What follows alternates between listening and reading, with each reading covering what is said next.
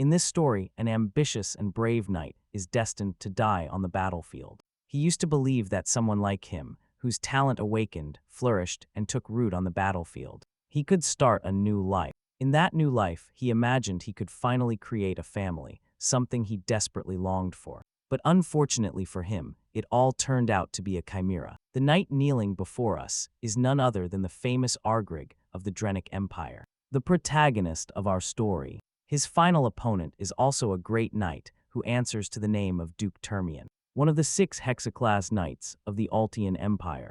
Even Argrig knows the weight of the challenge before him, especially since he has already felt the crushing pressure of the Black Wave. After a single day on this battlefield, Duke Termian finds it fascinating that Argrig is still facing him, despite knowing he is facing one of the 6 hexaclass knights. He even laments that it would be a shame to end a flourishing talent like our heroes here. But Argrig is far from giving up. Eva defiantly levels his sword as he stands up, making it clear that he was born on the battlefield, and that this is where he will also die. The 2 contestants begin to walk towards each other, and the aura they emit plunges the area into chaos. Duke Termian cannot help but point out that even though Argrig is showing himself to be so brave, there is still a hint of regret in his eyes. The Duke continues to talk about how Argrig could have been a formidable rival for him in the future. But then he charges his sword with energy, running directly towards our hero, as he expresses his hope that, once he gets a new life, he will be able to leave his regrets behind with it. The Duke swings his sword, but before Argrig kicks the bucket, he narrates that the war between the Dranico Empire and the Altian Empire has lasted for many years. His mother was a victim of this war, and he was just a newborn when she died due to the surrounding chaos, leaving him alone in this tumultuous world as an orphan. While other children played with toys and read books, he strived to contribute to the war and to fight for his kingdom. By the age of 14,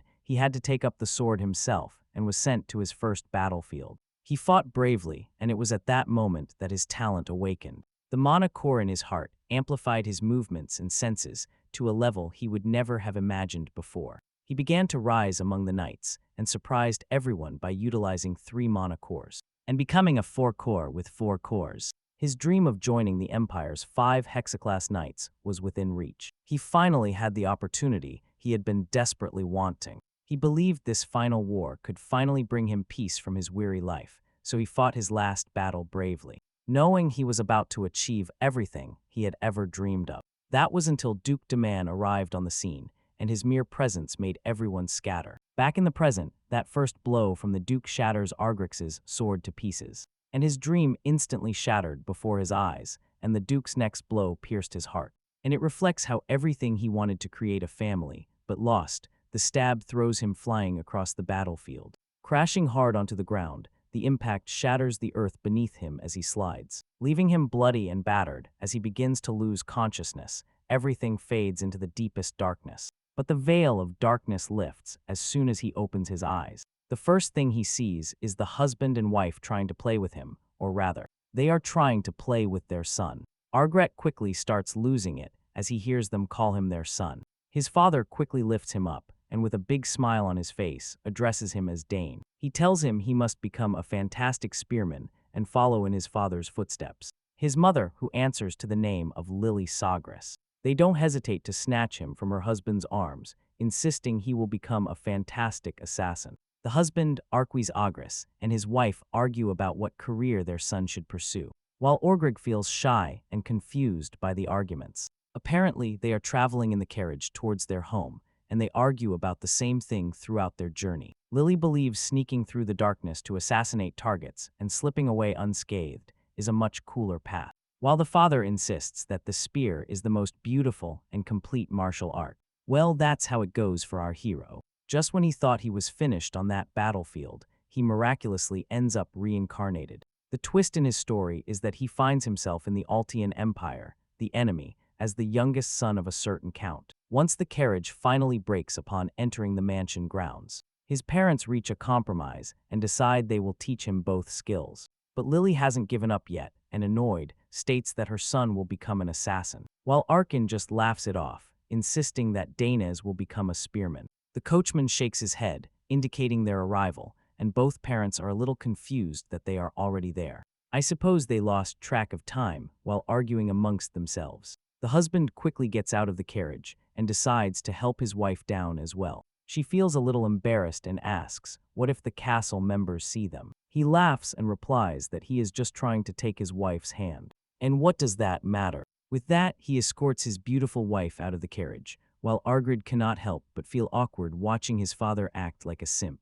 But in time, his awkwardness fades as his eyes widen. After gazing at the grandeur of the castle, once inside, Lily cannot help but notice how happy Dane seems to be home. I mean, why wouldn't he be happy with a home like this and such rich parents? Perhaps his talent will find it easier to spread its wings than he ever thought possible. 2 months pass since that day, and we find Lily chatting with her son, who has started to babble. She is delighted that he is finally making sounds, while our son is just as fascinated by experiencing this babbling firsthand, something he had never been able to hear before. You see, opportunities to meet small children were scarce during his time wandering the battlefield. The few children he saw were usually wrapped in bandages, crying because they had nowhere to go. Many cry for parents who slowly succumbed to destruction and faded away. Compared to that, his new home is a fortunate and rich place, and he is relieved not to have to starve here. Suddenly, the father bursts into the room door, excited, entering with a spear in hand. He proudly announces that this is called a spear. It seems our boy is not fond of his father's enthusiastic side. He finds it hard to believe that this man is his father, who is the strongest hexaclass spearman in the Empire, known as Arkansas Gris. Although he doesn't look like a war hero at all, but he was, in fact, a war hero known as the Blue Whirlwind. His wife gets angry and starts pushing him away from the child, asking how he could enter the child's room with something so sharp. The man begins to lose his composure under her intense gaze and timidly says he just wanted to show it to Dane. But she emits a deadly vibration, reminding him that she told him not to teach their son anything until he reached an appropriate age. Well, no wonder this grown man is trembling with fear under her sharp gaze, because his wife is the best assassin in the Empire. Meanwhile, she argues that if he continues like this, she is going to teach their son the fundamentals of stealth while he is still young too. He tries to argue that everyone is doing early education these days. Even one of the famous magic houses, known as the Teleportation House, places a staff next to the child the moment he is born. But his wife gets angry again and asks if the spear now looks like a staff to him. Meanwhile, our boy reflects and tells us that the reason his parents place so much importance on his future is that his 2 older sisters chose careers that have nothing to do with the spear, fighting or assassination. Noon arrives and we see his 2 sisters playing with their little brother, making his cheeks look sore. One of his sisters, Arabella, laughs and says he looks handsomer now with filled cheeks. Meanwhile, our boy narrates about Arabella and reveals that due to her talent in magic, she has been on the path of a mage since she was little. At 12, she was already a 3-chain class mage, and as the highest class for a mage is 9 chains. It means she is a genius who has already surpassed the entry level. Arabella then asks her little brother if he wants to learn magic with her later, saying she is bored of learning alone every day and would be happy to teach her little brother a couple of things. While Arabella is full of energy, her sister Clade is the complete opposite. Nervous and serene, she shyly says she can teach him summoning, as it is a very useful trick to have up one's sleeve. Just like Arabella, Clyde is a talented girl who excels at summoning. She managed her first summoning at the age of 7 and can now perform 2 at once. Arabella then playfully tells Clyde to touch him, insisting he is too soft. But Clyde seems reluctant to touch him, unsure if she should. Meanwhile, Dane acts cute and friendly and reflects on how he initially thought Clyde didn't like him. Now he realizes it's more like she is jealous because he is the youngest in the family now, stealing all the attention. Finally, Clyde reaches out and gently touches his nose. She exclaims in delight about how soft he actually is. She touches him again and promises to teach him everything when he grows up. Dane cannot help but find it a bit overwhelming how everyone wants to drill their own specialties into him. His father is a hexaclass spearman, his mother is a talented, albeit retired, assassin, and his older sister is a genius mage. Then there is Clade, who is also a genius summoner. The house of Count Sogres is the perfect noble family, the ideal family he had always imagined. He wonders if it makes sense to seek revenge in this new life.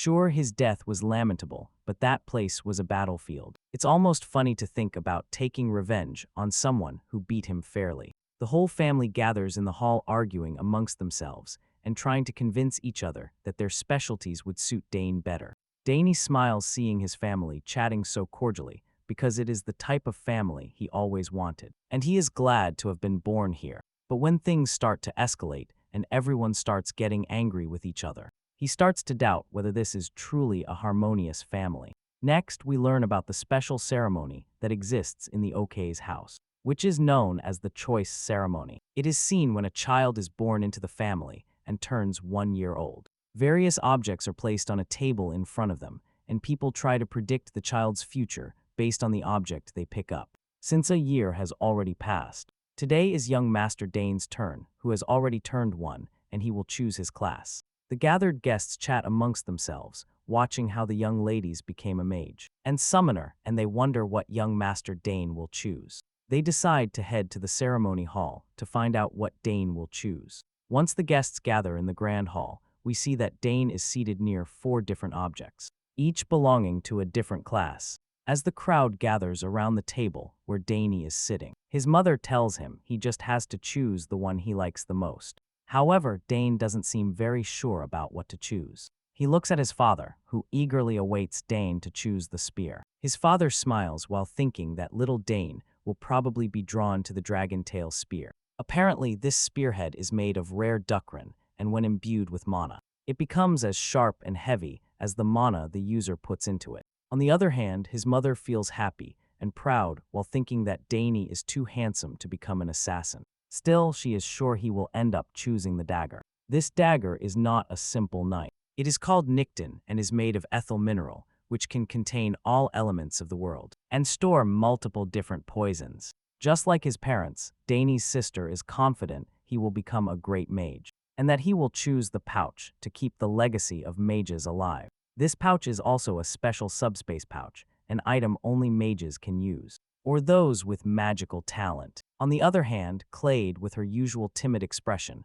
wonders if Danya can summon. The object in front of her is actually a summoning sign, which is a summoner's tool. Summoners use this sign to receive a code based on their talent, which allows them to summon their summoned beings. But Daniez feels quite confused and unsure what to do, because he can literally hear the thoughts of his family members. Finally, he lets out a sigh and makes his final decision. He starts crawling towards the objects, and the excitement of the crowd increases with anticipation. As he picks up speed, his parents and siblings are delighted to see him move and cheer him on in their own way. His father tells him to choose something sturdy, while his mother encourages him to choose something short and sharp. As he approaches, a yellow light begins to shine from all the objects placed on the table. Dane has no idea what is happening, and his family is just as clueless. On the other hand, the audience smiles and gets excited, while also being shocked when they realize that all 4 elements have just reacted, which is unheard of. They cannot help but admit that, after all, the young master seems like a generational genius. Meanwhile, Danny is just as baffled by the situation. He remembers that he was a talented soldier on the battlefield, but in this life, he feels like he is on another level. Little Arabella, curious, asks her father what he should be born as, since this has never happened before. But both his father and mother seem equally lost, realizing that this means they have to teach him all 4 elements. Of course, this shocks the other 2 ladies, while Danny just smiles. In response, time passes, and we find ourselves in the training room, where we can hear weapons clashing. It turns out to be none other than Danny and his father. It seems our boy has grown a lot since the last time we saw him, which was only about 30 seconds ago. If I'm not mistaken, Arkin shows a wide smile to his son for his good results, since Dane has already perfectly polished the technique he taught him earlier. The boy thanks his father, and we learn that Dane has already turned 7. As they share a fun laugh, a man suddenly appears on the scene. Dane looks at him curiously, and we see that the man presents a spear. It seems Arkin clearly expected the spear's arrival and quickly grabs it and offers it to Dane, telling him it is his birthday present. He explains that he was originally going to give it to him during the birthday banquet, but that he wanted to give it to him before his mother's gift. Arkin further explains that he has been preparing this spear for 2 years, and he specially commissioned it from a renowned craftsman in the capital. He then wishes him a happy early 7th birthday, and our boy enthusiastically drops his old staff and takes his father's spear, saying he will use it because it is cool. He really likes how the black and silver spearhead look together, and moreover, it is surprisingly light. His father asks him if he likes it, and he replies that he loves it. In fact, he is so excited that he is already starting to play with it. His father then asks him if he knows the difference between a sword and a spear.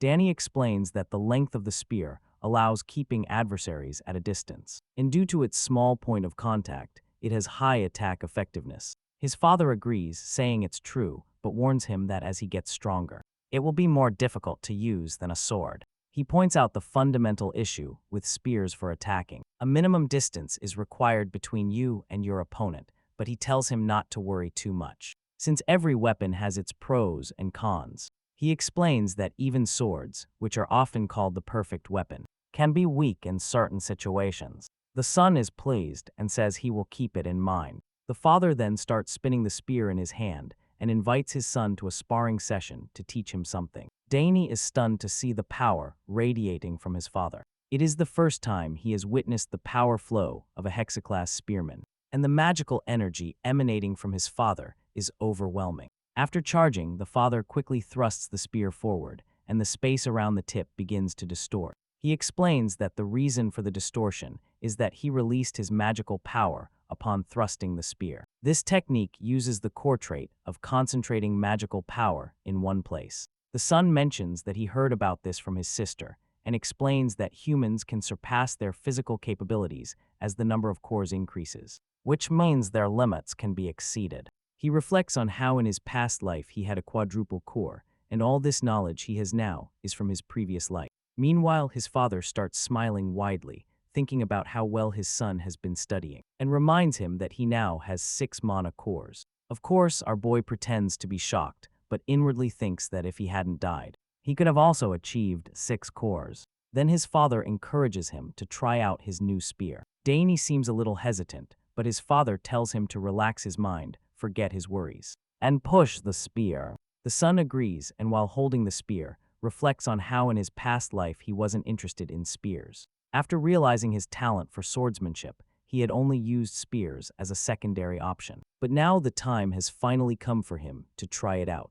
After hitting his stance, he closes his eyes. While his father reflects on his good form, he cannot help but grin from ear to ear, because it took him 7 years to master this technique. But since his son is still so young, he wonders if he will be able to do it. But as soon as Dane pushes the spear, reality shatters completely, subverting his father's expectations. He really did not expect this miracle to happen. He gets scared and starts shouting, asking his son how he knows so much. Once Dane finishes performing the technique, the man approaches his son, laughing and saying he did an impressive job.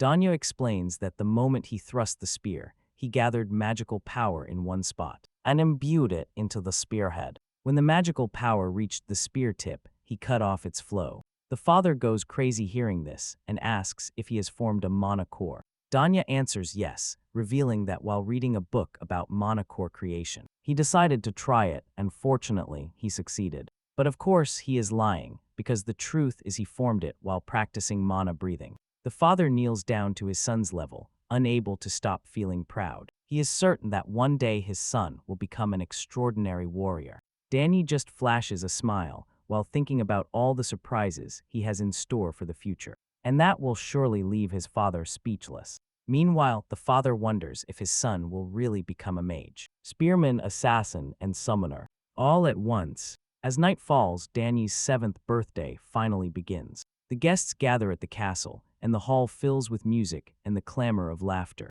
Everyone is having the time of their lives. Duke Bout, the same one who killed our boy in his past life, also attends the party. When he sees Arkin, he calls him over to catch up. Arkin addresses him with the title of Duke, but Bolt tells him to drop the formalities and just talk like they usually do. As we know, Bolt is from the greatest house in the Altian Empire and the head of the Termian Dukedom.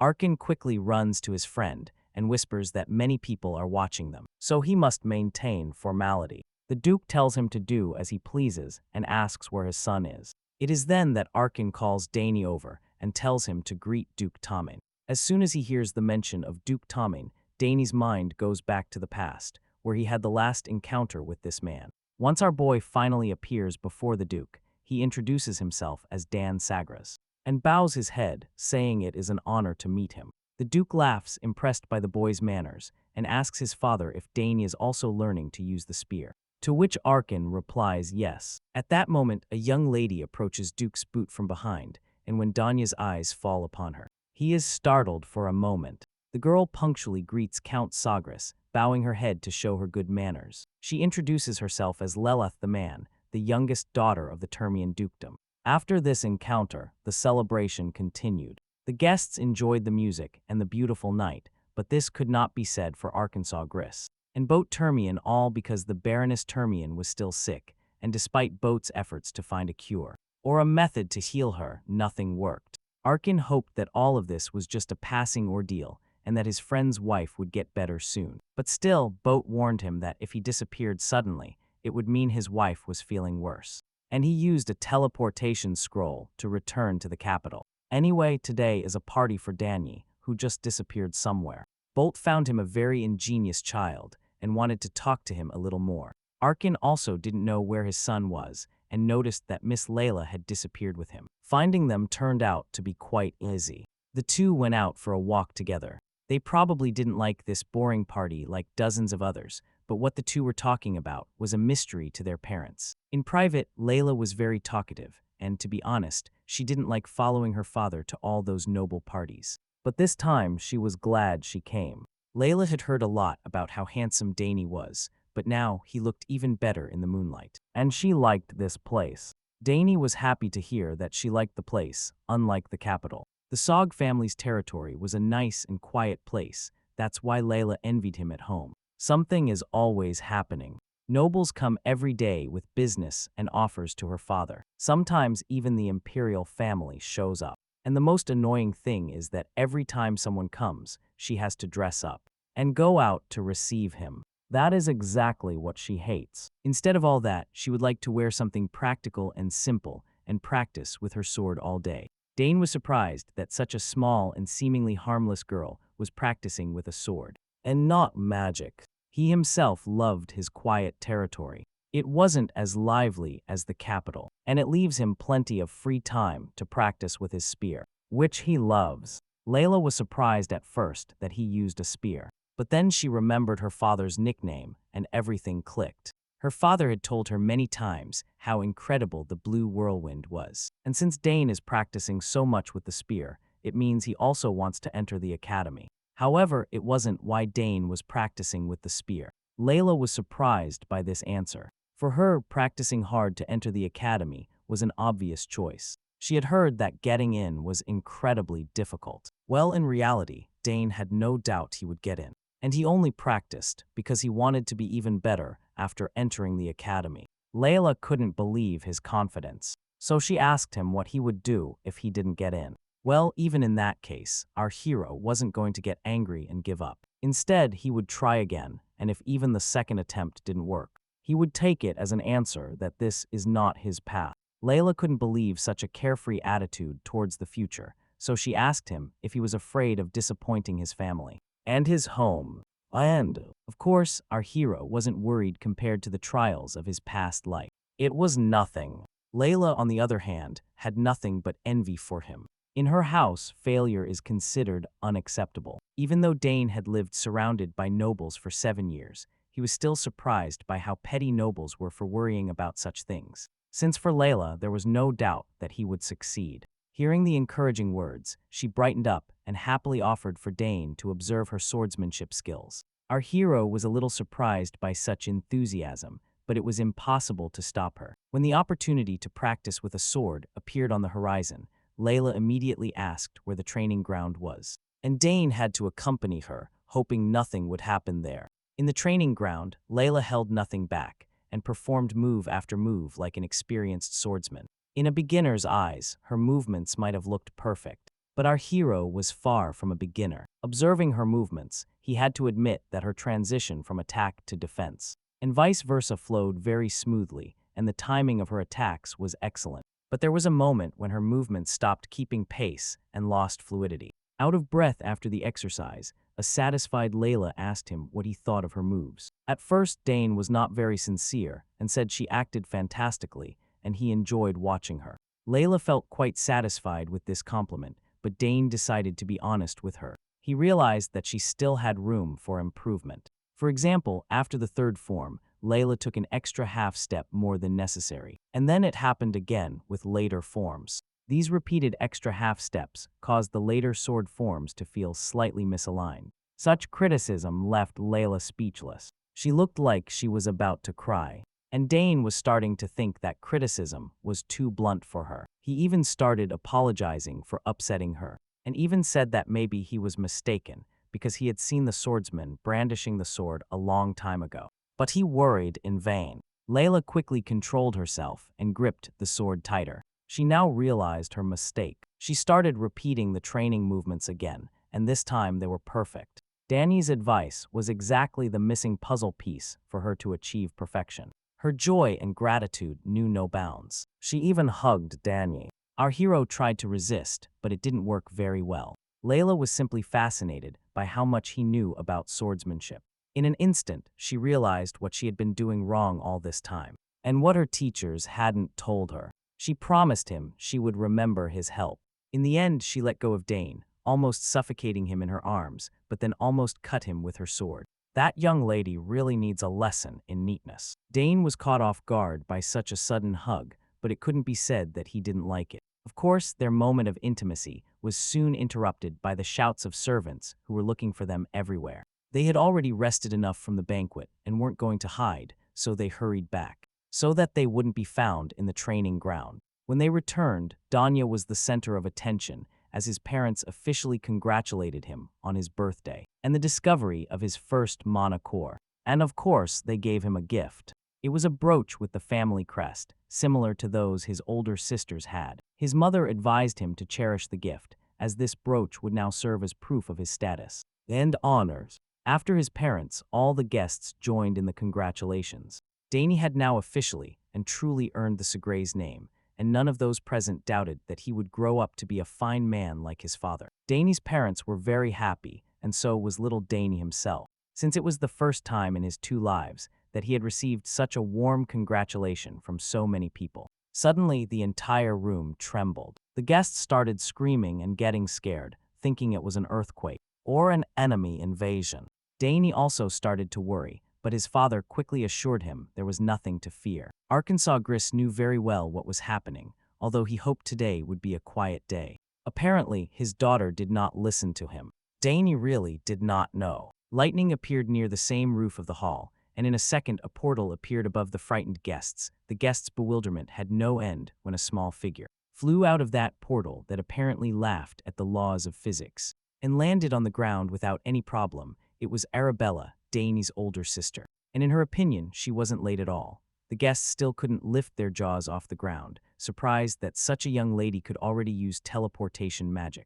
Normally, to open even a small door, one had to reach at least 5 chains. Dane didn't admire her power at all. Rather, he was annoyed by how loud and flashy she was, but as soon as the guests calmed down a bit, a huge monster appeared in the sky. A large wyvern with a rider. It seems that this time, Lady Clyde scared the guests. She was in a bad mood, even though she was only 1 step away from surpassing her sister. Upon entering, the guests around him began talking about how they heard she was a brilliant summoner. But no one expected her to control a wyvern at only 16 years old. They were finally back home, and together they presented themselves before their parents and younger brother to wish him a happy birthday. To his favorite little brother, Dane, after their flashy entrances, Dane's sisters rushed to give him their respective gifts while wishing their little brother a happy birthday. He thanked Arabella and Clyde for coming all the way home. Although they were busy with their studies, the girls were excited to watch their little brother open the gifts.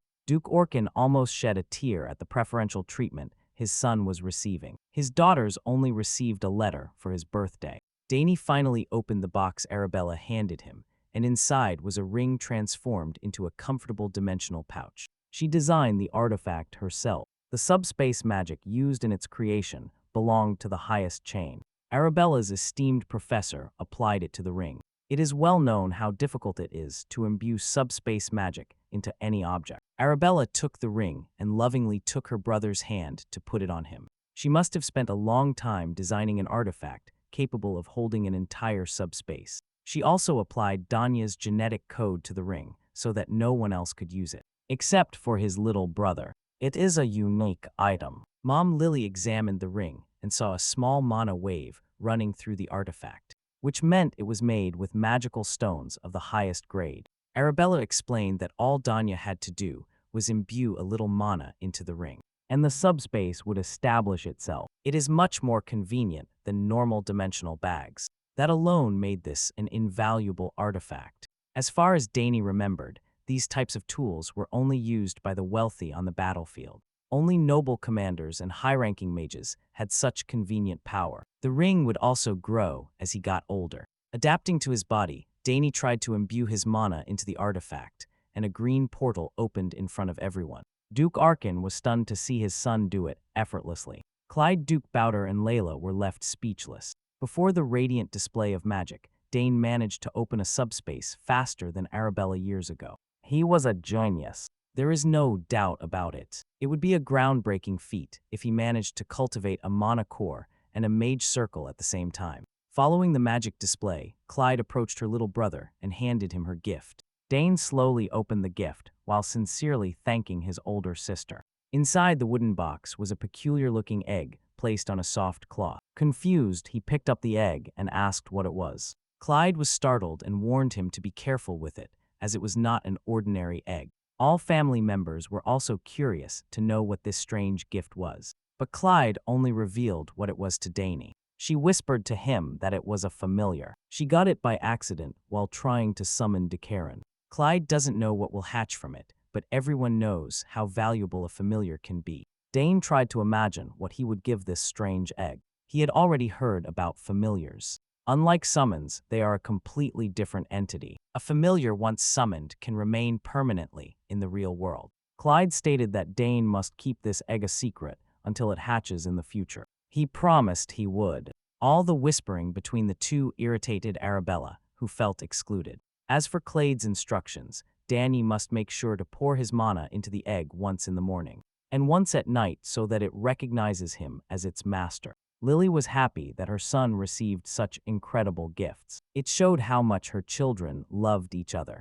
With the gift-giving done, Duke Arkin cleared his throat and reminded his daughters to at least greet their parents, since they had snuck into the party after saying they couldn't attend, realizing they hadn't said a word to their parents since arriving. The girls awkwardly greeted their father. Duke Harkin was very soft on his children, so he didn't mind. He was happy to see his daughters again. Since they left to pursue their professions, the girls almost never came home anymore. So Duke Harkin was glad to see them looking well. Layla watched the Sogres family from afar, so affectionately loud and jovial among themselves. The girl couldn't help but compare her home situation with theirs. Dane noticed her looking over and turned his head. He noticed the change in her mood as she quietly walked away. He wondered why she seemed so alone and sad in the middle of a lively crowd of nobles. The banquet ended and the next day arrived. Duke Bataman spent the night and was now walking through ogre territories. He couldn't help but think about how incredibly talented Arabella Sogres was,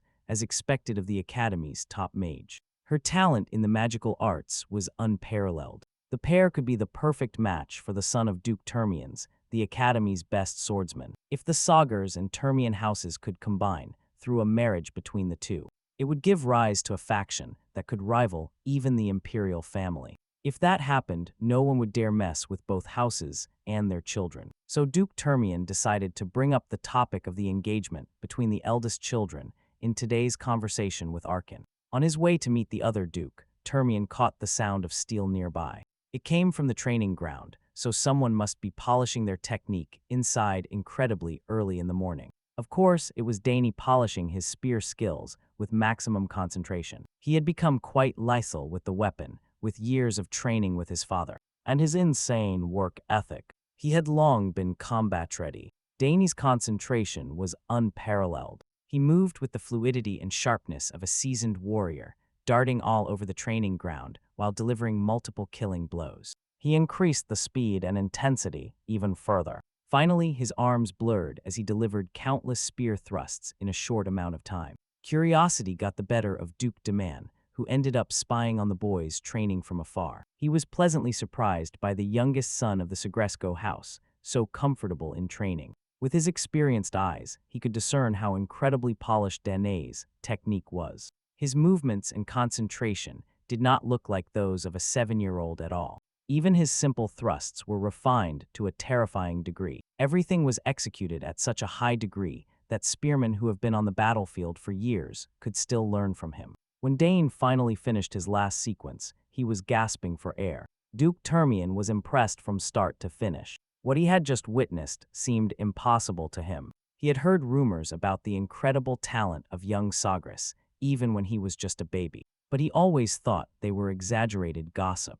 Now he knew those rumors were true. After a short rest, Danny started practicing again. He focused on his movements and footwork. This time, being one of the strongest swordsmen on land, Duke Termian couldn't help but notice that the stance and the boy's footwork seemed similar to that of a sword master. The Duke started to consider that the boy might have even acquired a high degree of swordsmanship at such an early age. Finally, Danny realized someone was watching him from the doorway. He brandished his spear ready to attack, while warning whoever was secretly watching him to come out instead of hiding. Duke Termian got too excited and ended up being detected by a child. It was not his proudest moment as a skilled warrior. The more he thought about Danny's movements, the more strangely familiar they seemed to him. He was sure he had seen the same footwork somewhere before. The Duke had to reveal himself and apologized to Danny for spying on his private training session. He insisted he wasn't trying to do anything shady, as the peeping Tom was Duke Termian. Danny felt bad for speaking out of turn, even though he had been living in his current body for 7 years. This man was still the one who defeated and killed him in his previous life. Recalling his etiquette training, Dane Sogres formally greeted the Duke. Duke Termian confessed that he was mesmerized by the sight of the Rising Star's morning training, and apologized once more. The boy held back, replying that he was forgiven. The Duke found it amusing that he spoke as if they were equals. Now that he looked closer at Dane, he noticed that the boy's body didn't even show signs of fatigue or trembling. Despite such intense training, when he was his age, he hadn't even gotten a manicure. The Duke highlighted Dane's excellent blade attack, noting that the boy had inherited Arkin's talent with the spear. The spear itself was also very well worked. Dane formally thanked the Duke for acknowledging his technique, and the old man smiled contentedly. This boy was not only a lethal soldier, but he also knew what to say at every moment. In comparison, his own son did not have such excellent decimal skills when he was 7. This small detour made Duke Termian consider arranging a marriage between Layla as well. And Dane, so he subtly told him that his daughter had also been training her swordsmanship.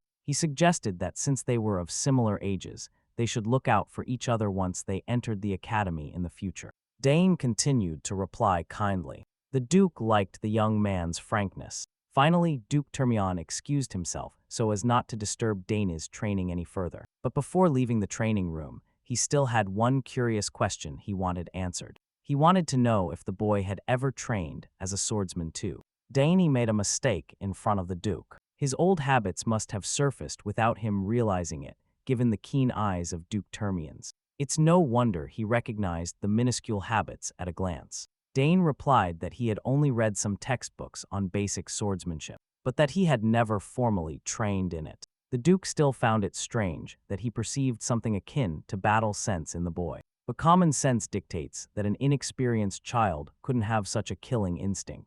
Finally, the Duke got off his back and said goodbye, and Dane did not see him off. Duke Termian also extended an invitation for him to visit if he ever thought of coming to the capital in the future. The swordsman had taken a personal interest in Dane's talent. Dane wondered if the man still remembered him. Just the thought of defeating someone who ended his life before made his blood pump.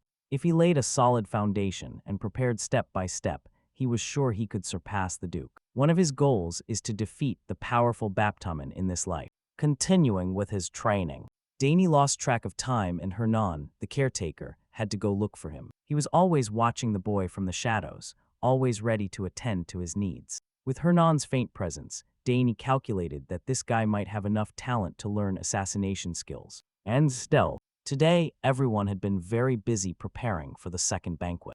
Some of the nobles had already started arriving at their location. Gathering more than 30 noble families to arrive on the exact date was difficult. As for Dane's sisters, they had already opened a teleportation gate and had returned together to the academy. It couldn't be otherwise, as they would soon have their midterm exams. For now, it was time for Dane to clean up and get dressed too. He made a mental note to take a closer look at the gifts his sisters gave him last night. After his intense training, Danya was attended to and dressed. He entered the family hall with his mother and father and mingled with various nobles. Danya had to put his etiquette training into practice all evening while chatting with high society. He was paraded around as the birthday boy. Everyone's attention was fixed on him. Finally, he managed to leave the banquet hall, and breathe the life of a noble was exhausting. His schedule was tighter than usual as the birthday boy, but at least he could always find comfort resting in his beautiful garden. Mr. Gardener had worked hard to beautifully cultivate this special place. The kind of beauty that brings peace. Dane contemplated the fully bloomed flowers, which burst with their unique colors as butterflies danced around them. He remembered that his older sister had taught him that flowers contain the most mana in nature. Since he had some free time, he could try to analyze the mana in these flowers. Danias closed his eyes and focused on the natural flow of magic in the air. Without opening his eyes, he began to grasp the concept his sister had explained to him. He started to feel the mana in the flowers. He had been training in various fields simultaneously, but hadn't seen any notable development in mage magic or summoner magic. He struggled to choose which fields to dedicate his time to. Having too many talents could be problematic at times like this. Bro was literally suffering from success. After spending a few minutes immersed in the garden's natural mana, he finally saw the mana in the flowers. He couldn't believe something so small could contain such a massive flow of mana. If one can feel the flow of nature and somehow make it their own, the principle could settle in the body to form a magic circle. That is precisely what is happening now. It helped a lot that his body's mana affinity had always been tremendous. He could clearly see something that others could only faintly feel with their sixth sense. Just a trip to the garden had improved his mana perception by a ton. What he could previously only faintly see had become clearer. He was so close to understanding the inner workings of magic when he felt something break. Meanwhile, 2 children of the nobility had also found their way to the garden.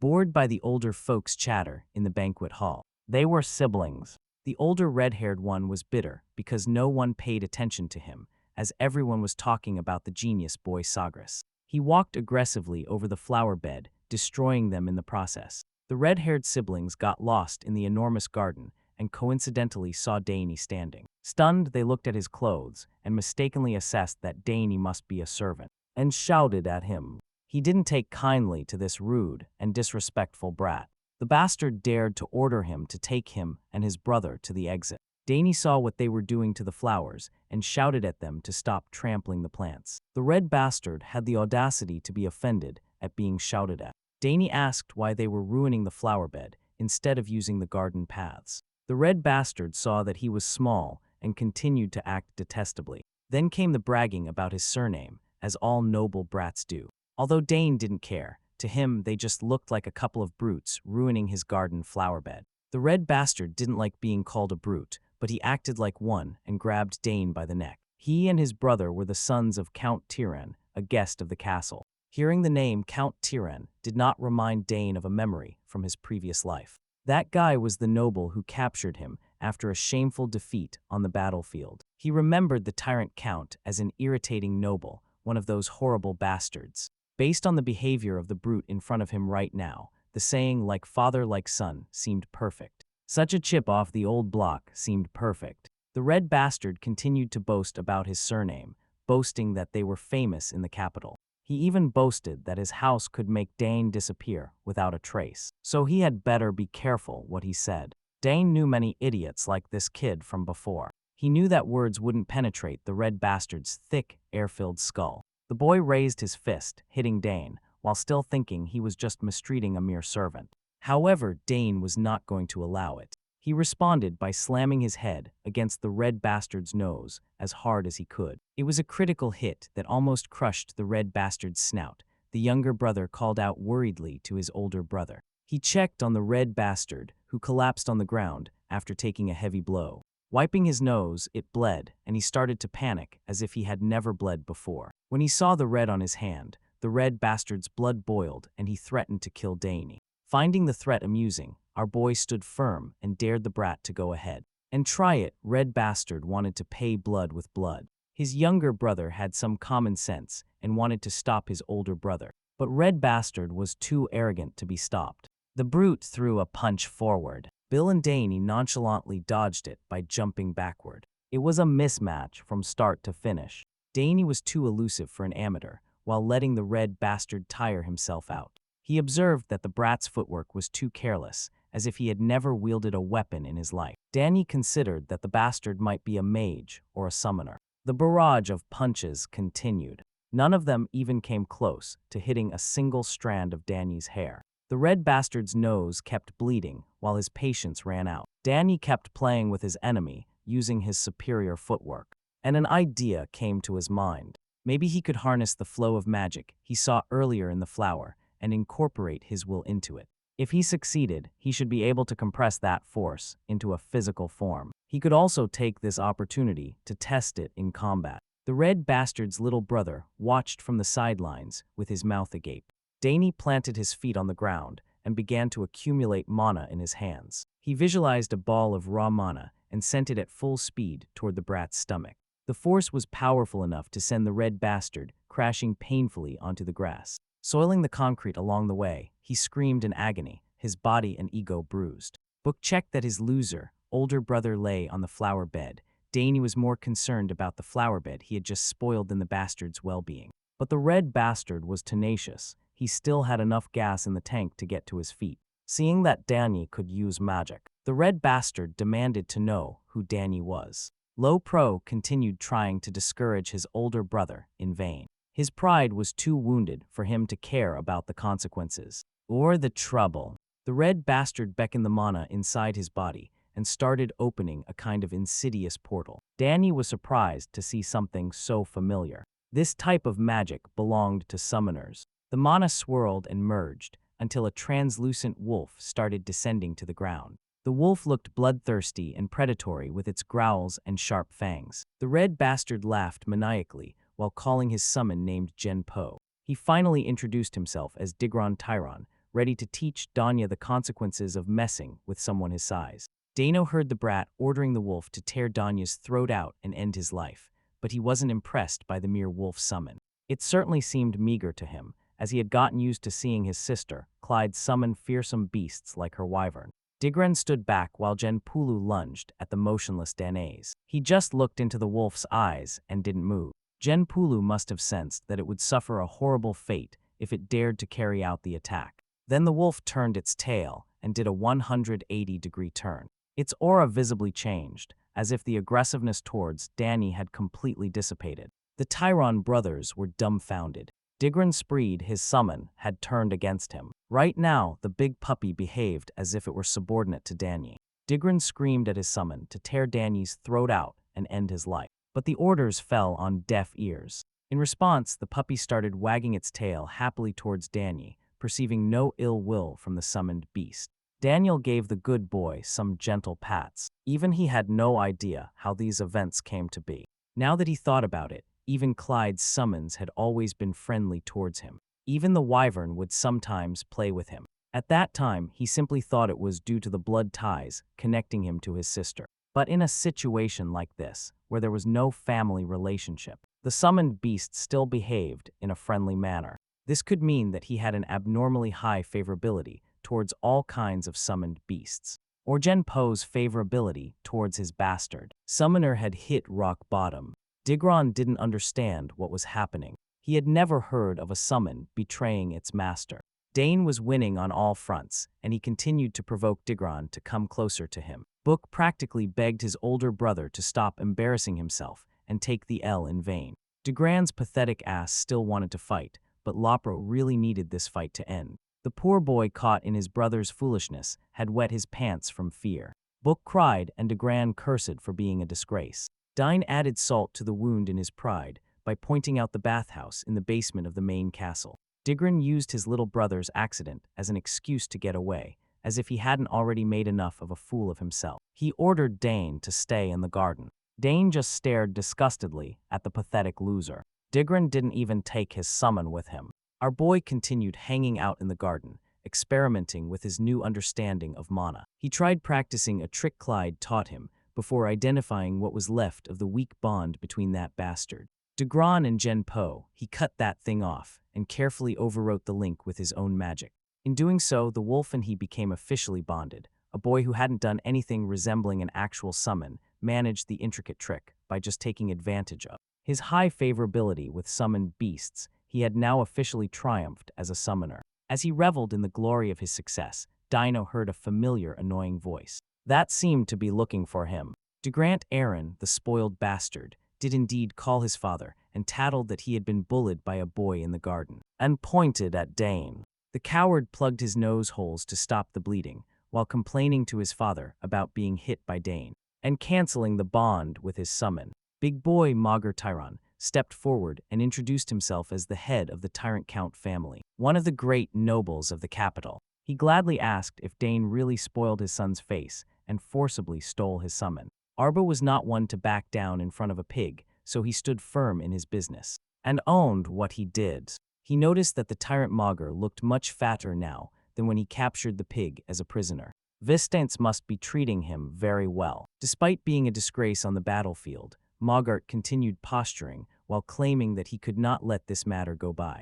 Messing with his children was something he could not overlook. The pig continued his barrage of demanding questions and finally asked the boy to reveal his identity. Our boy held his head high and formally introduced himself as Dania's Ogres, the youngest son of Arkansas Grez, Lord of the South and head of the Sogres Count family. Boy gave them that Game of Thrones intro. This introduction stunned the cheap father-son duo. Unknowingly, they had offended the damn birthday boy. They didn't know they were messing with the famous rising star of the South. The Duke is quite bewildered by this unexpected encounter with the youngest son of the Aubers house. Speaking of great noble houses, he remembers how he was captured by that guy, Argric, and he had no significant contribution to the war, leaving all the great nobles laughing at him. At this moment, he sees this as a perfect opportunity to maneuver the situation to his advantage, with the intention of ruining Count Sogres's name and using it as a pretext to demand mining rights. The nobles who previously looked down on him would soon bow to him. With that in mind, the big chubby brain approaches our boy asking if he is the birthday boy Danish. My boy just nods in response and positively confirms it. The chubby guy can barely contain his frustration because he definitely didn't come here to celebrate a brat's birthday. He then points at his shit son, Digran, and asks Dane how he intends to return the humiliation he caused his son. Not only did Dane hurt his son, who was a guest of the ogres, but he also stole his summon, which is a serious crime. The shit son also agrees with his equally shit father, telling Dane that this is his last day. Next, the chubby guy also threatens our boy, stating that he is going to speak to Count Sogres personally and will hold him responsible for his actions. Dane simply acknowledges what the chubby guy is saying and further states that before addressing his father, he wants his son to apologize first. Of course, the chubby one starts steaming asking what the hell he is talking about, while his son grinds his teeth in anger too. But Dane makes it clear that, while it is true that he hit his son and hurt him, it was all in self-defense against a threat to his life. Furthermore, he emphasizes that he did not steal his summon. Genpo chose to follow him. The trash son is quick to intervene, stating that it is impossible for Genpo to do that, and tells his father that it's a lie. It is then that the father takes a moment to reflect. He remembers hearing that the second daughter of the Sogres house is a genius summoner, so he is sure that it is very likely that girl taught Dane to forcibly cut a bond between familiar and master. The chubby one keeps going back and forth with our boy, while Dane can't help but feel this is a drag. In the end, Mogger decides to calm down, because after so much chatter his jaw literally hurts. He tells Dane that he will not scold him anymore, and decides that they should go see what Count Sogres has to say about the situation. Speak of the devil. The Count himself arrives on the scene, accompanied by Duke Termion. Of course, both the shit son and his father are absolutely dumbfounded to see Count Sogres. And even more mind-boggling to them is that Duke Tommen is also here. As night falls, we see the red-haired boy giving his testimony to the Count about how he just got lost in the garden with his little brother, which is why he asked Dane to guide them. He continues rambling and making up stories while Danya stands behind him, casually thinking about how his father is actually listening to this guy already. I guess that's not surprising to him, given how much Count Sogre cares about his family and his reputation. He is not one to take sides, even in conflicts with outsiders. He knows how to tell right from wrong. After finishing his story, the red-haired boy concludes by saying that, suddenly, Dane headbutted him and continued using that strange technique to mock him. He claims that to drive Dane away, he called his summon, but Dane just stole his summon and tried to fight back. Once Digron finishes speaking, Mogart stands up and tells the Count that he only intended to give Dane a warning. However, he insists that stealing someone's summon is clearly wrong, and he cannot let that part slide. Finally, Count Sogres also speaks up, letting Mogart know that he will not issue his judgment. After hearing one side of this dispute, he wants to hear what Dane has to say, and then evaluate the whole situation before issuing a judgment. He also reassures Mogart if he is worried about any biased judgment.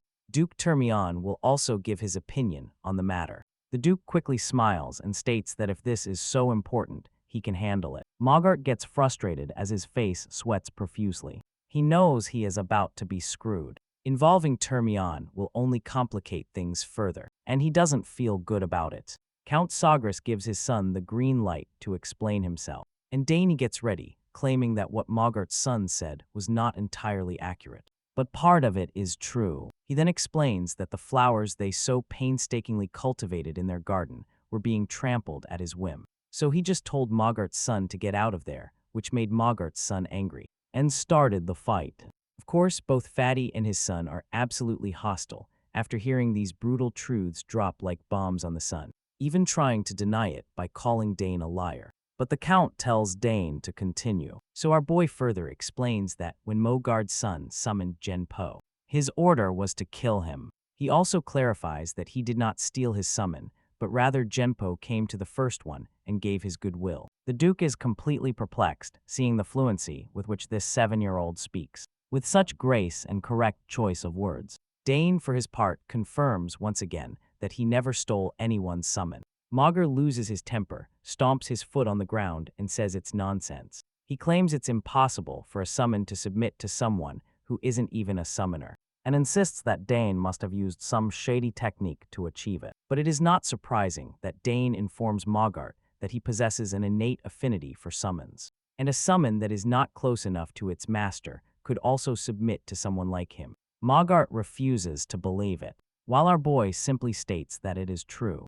Mogart's face looks like he is going through severe constipation, and just says that this kid is making things up. The Duke then intervenes, suggesting they should be able to prove it with a summon. Count Sogre turns to his son, asking if he can prove it, to which Dane agrees. Meanwhile, Mogart casts a death glare at his son for getting him into this mess, while the bratty son feels certain that he is going to be screwed by his father, since he has no idea what he will do if he fails to summon Genpo.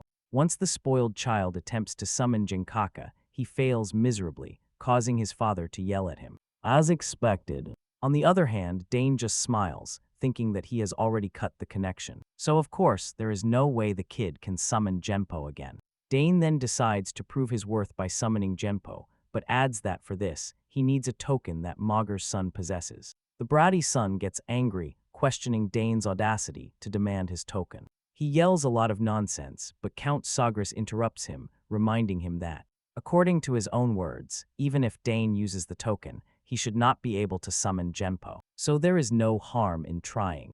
Mogart sweats as he has no choice but to give the token, so he reluctantly tells his bratty son to hand it over to Digron. The redhead almost stumbles to the verge of tears, but his father just tells him to hurry up. Once Dane has the token in hand, he starts his mojo and also reveals to us that, since an invoked token carries the exclusive codename of the summoner engraved on it, no one else can usually use it. However, Henpo, whom Digron summoned, was imbued with his mana, so the summoning token is just a vehicle, and Jan Pu has already connected with him. As soon as he calls Henpo, the monster appears and starts licking his cheeks. The Count and the Duke are astonished, while Mogard and Digron tremble after being exposed for lying.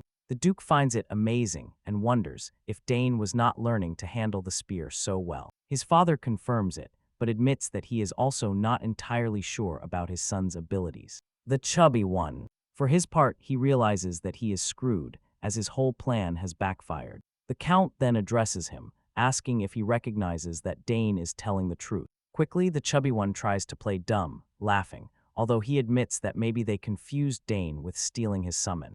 He also admits that his son was not really trying to kill Dane, and asks his bratty son if that is true. Gron trembles but nods along with his father, saying that he was only trying to scare Dane. But our boy is furious to see those bastards trying to evade responsibility so easily. Before the two old men can issue their final verdict on the matter, a lady enters the scene, surprising everyone present, especially Dane, who is slack-jawed to see Layla. As soon as she enters the scene, she states that what Digron says is not true. Her father quickly asks her what brings her here, and she replies that she happened to hear his voice while taking a walk before continuing the conversation. She immediately greets the chubby one and tells Sogres. The chubby one stutters in surprise while trying to return her gesture, clearly bewildered by the unexpected encounter with the Duke's daughter. Count Sogres. She then quickly gets to the point and asks him about her claim that Digron was lying. She confidently confirms it, saying that she indeed overheard their conversation earlier during her walk. Digron starts to lose his cool at the thought of her having heard everything, because that is definitely not good news for him. She then proceeds to explain all the juicy details, and my boy can't help but smile at this unexpected turn that somehow worked in his favor. A while later, the chubby one tells his cheap son to hurry up and apologize to Count Sogres. The son quickly mumbles, saying he was wrong, but the Count tells him to apologize to Dane instead. Not to him.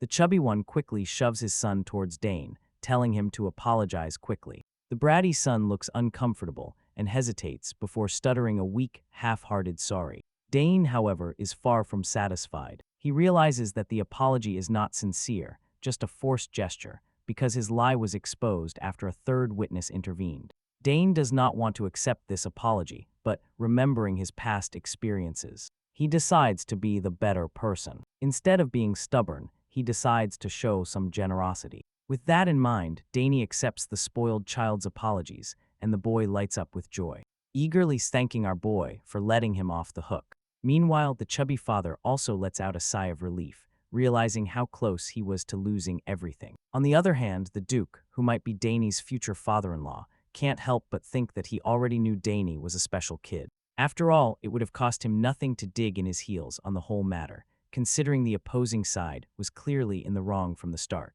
Finally, the Count makes it clear that, since Dane accepted the apologies, there will be no more arguments about the incident. However, he stresses that he had no intention of letting it go, especially since Digron attacked Dane with the intent to kill. The chubby father starts sweating profusely upon seeing the Count so heated about the situation when he tries to speak. The Count tells him to shut his trap and orders him to take his family and leave the castle immediately. The news shakes the chubby one's world to its core. If he is thrown out now, his reputation will be shattered, and he is desperate to remain in the castle at all costs. He desperately grabs the Count's hand and starts begging for forgiveness, claiming he will do whatever Sogres asks of him, but that he only wants him to forgive him this once. But the Count quickly pulls his hand away, making it clear that he doesn't need the grease. He tells him that soldiers will arrive shortly to officially escort him out. With that, he storms out of the scene with his son, leaving behind the chubby one, who is desperately begging for forgiveness. Sogres also tells Duke Demand that it's time to go. Wada quickly calls his little one as they walk away. As they walk away, Dane already turns his head to look at them, feeling satisfied that they are getting what they deserve. After all, they started this whole mess, so it's only fair they reap what they sow. Anyway, he learned something important today, which is that his father can be quite scary when he's in angry mode. Duke Termion then asks him if it is true that he defeated that bratty son of Maugre with a mana bullet, and Dane rushes to confirm it. Next, the Duke can't help but point out Dane's talent not only in spear fighting, but also in summoning and magic. He is truly exceptional, and he is sure that history has never seen such talent. The proud father gives a slight smile, saying that he is also proud to have such an exceptional son. Meanwhile, Dane just soaks up all the praise, while Layla is freaking out, struggling to believe what she is hearing. Duke Termion then points out that, Although talent is one thing, Dane is also incredibly calm. Most children tend to get agitated during fights and stubbornly insist that they are right. But Dane doesn't do that. The Duke has no doubt that this boy will grow up to be a good man. The father quickly gives Dane a gentle pat on the head, saying that it's too early to know for sure. They will have to wait to see how things turn out. He also points out that it is thanks to Layla that the incident was resolved peacefully.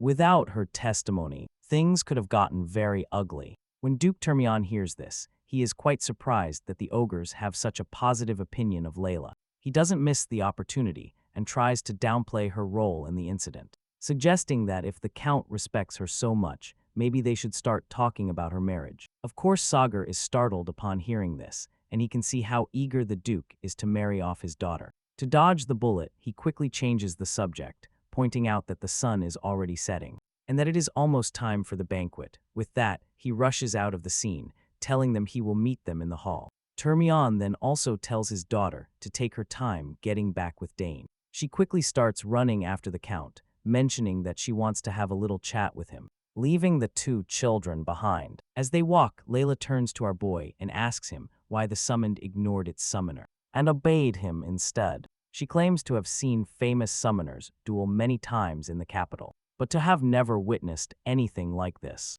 Dane shrugs and admits that he is not sure either. It just happened.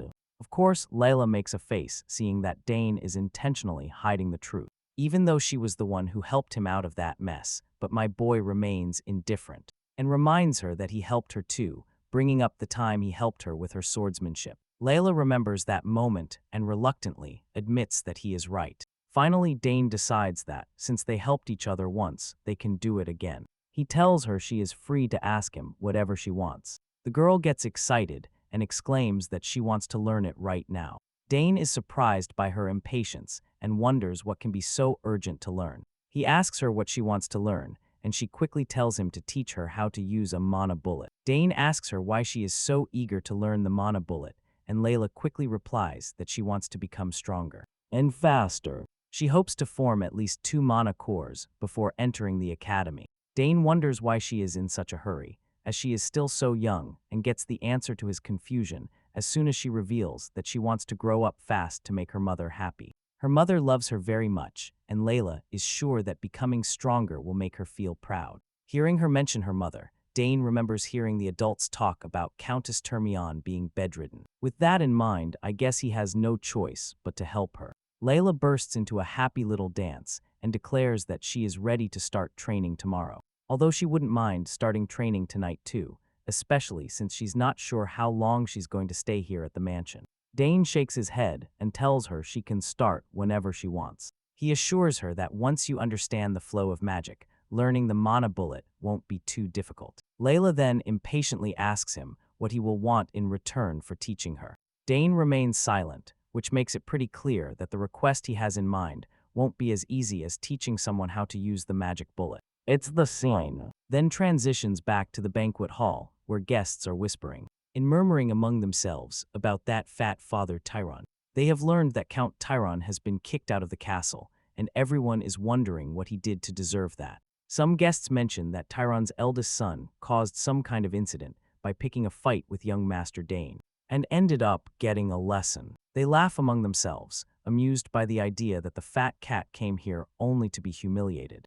And embarrassed, the rumor has also spread that young Master Dane is an exceptional summoner. One guest wonders if that means the ogre's house will now be a prestigious summoner house. However, another intervenes saying that's not all. Young Master Dane can also use magic, something they find hard to believe. Then we see a large, mustachioed man introduce himself to Dane as Baron Open, and asks our boy if by any chance he knows anything about the Eastern Open territory. Dane humbly bows his head in respect, and replies that he has heard that the territory is famous for its grilled trout and its sapphires. The man laughs out loud, while admitting that Dane is absolutely right. He goes on to say that the open houses, trout, and sapphires are the best on the continent. He then pushes his daughter forward, saying he almost forgot to introduce her. The girl steps forward and introduces herself as Sylvia Open and politely greets him.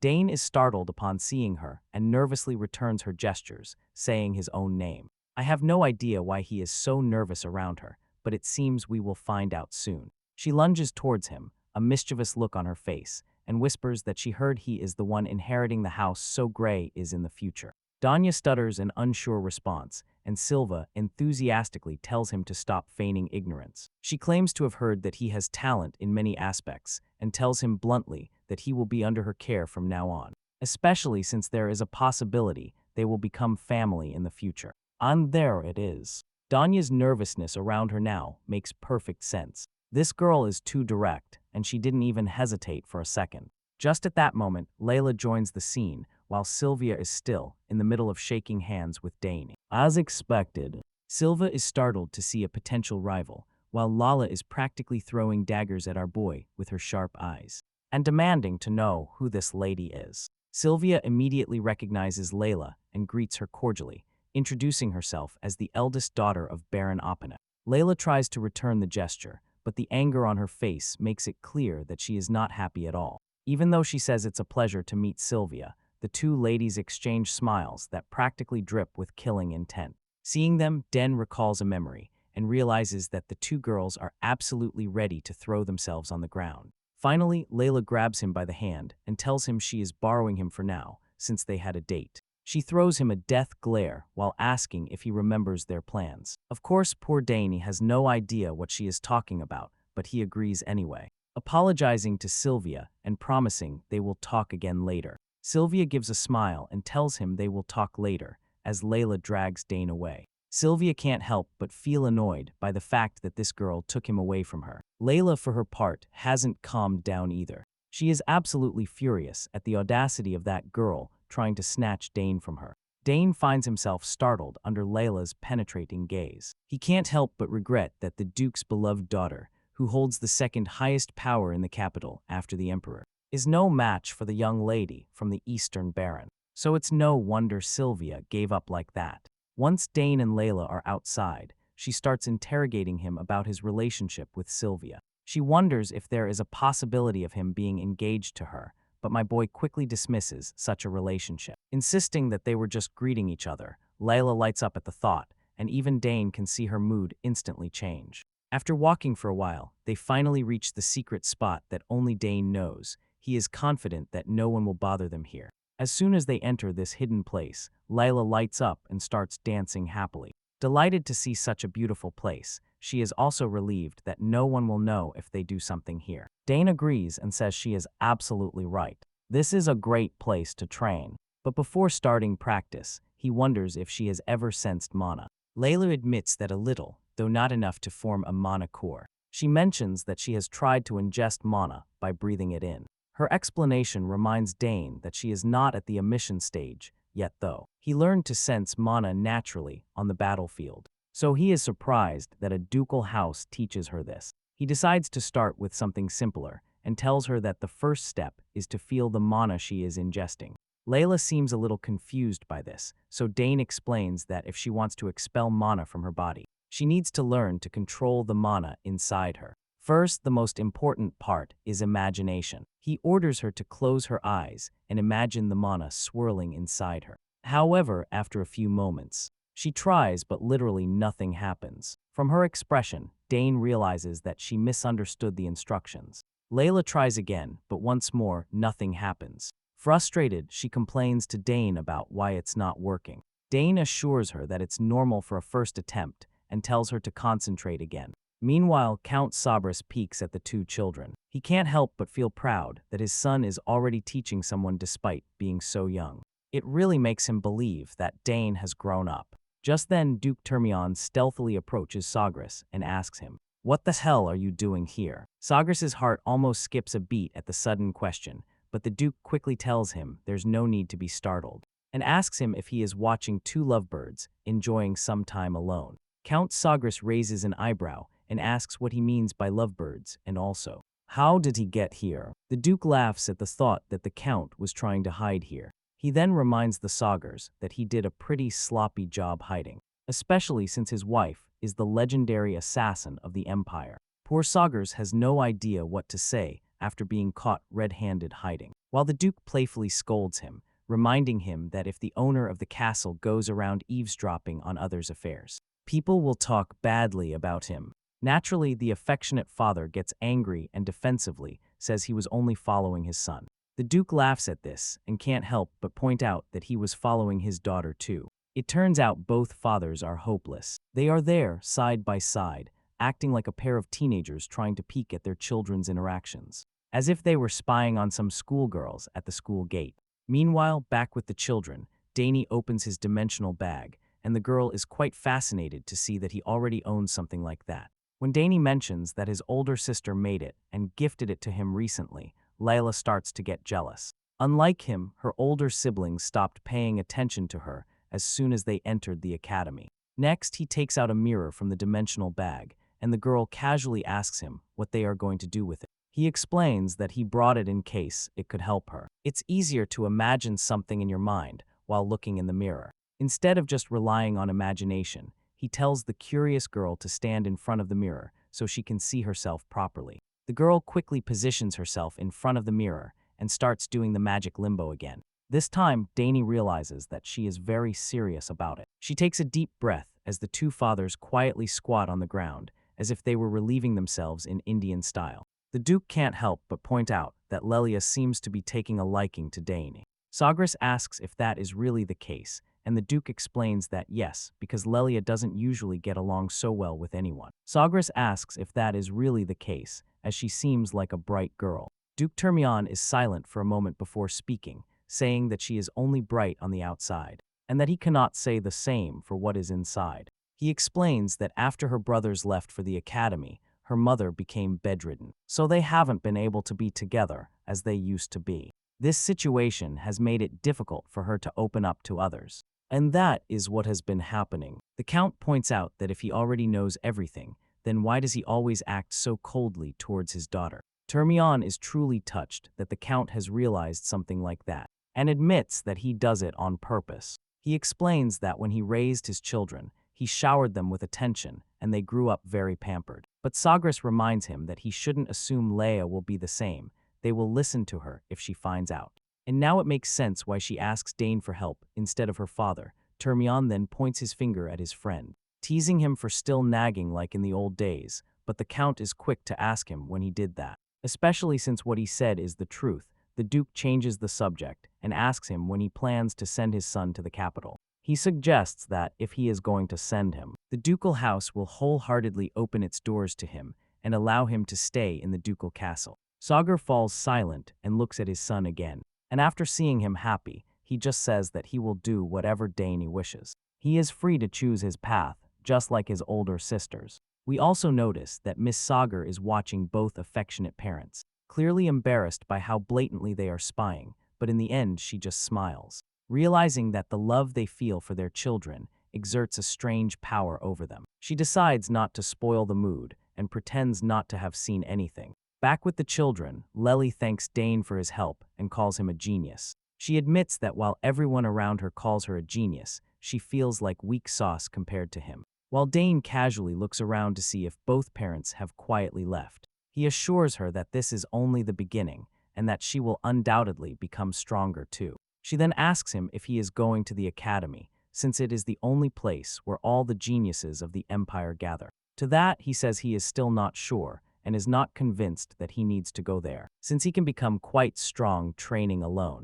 The girl starts reproaching him for his narrow-mindedness and reminds him that attending the Academy of Studies is not everything. It is the gateway to training your noble faction, and it is the best way to network from an early age. Den is surprised that she is so smart for being 7 years old and understanding how the real world works. He finally answers her argument by saying that he already knows, but he is not interested in going to the academy yet. There is a mountain of books he hasn't read in the library, and he still has a lot to learn from his parents. Leia admits that is true, but asks him if he doesn't want to play with other children his age, especially since she heard that his older sisters are also going to the academy. It seems Dane is running out of arguments against her insistence, so he tries to brush her off by telling her he plans to go in the future if he feels like it. She then tells him to visit her house once he plans to go to the capital, and that's how they promise to see each other again. Speaking of meeting again, he remembers to ask her when she is going to make her request now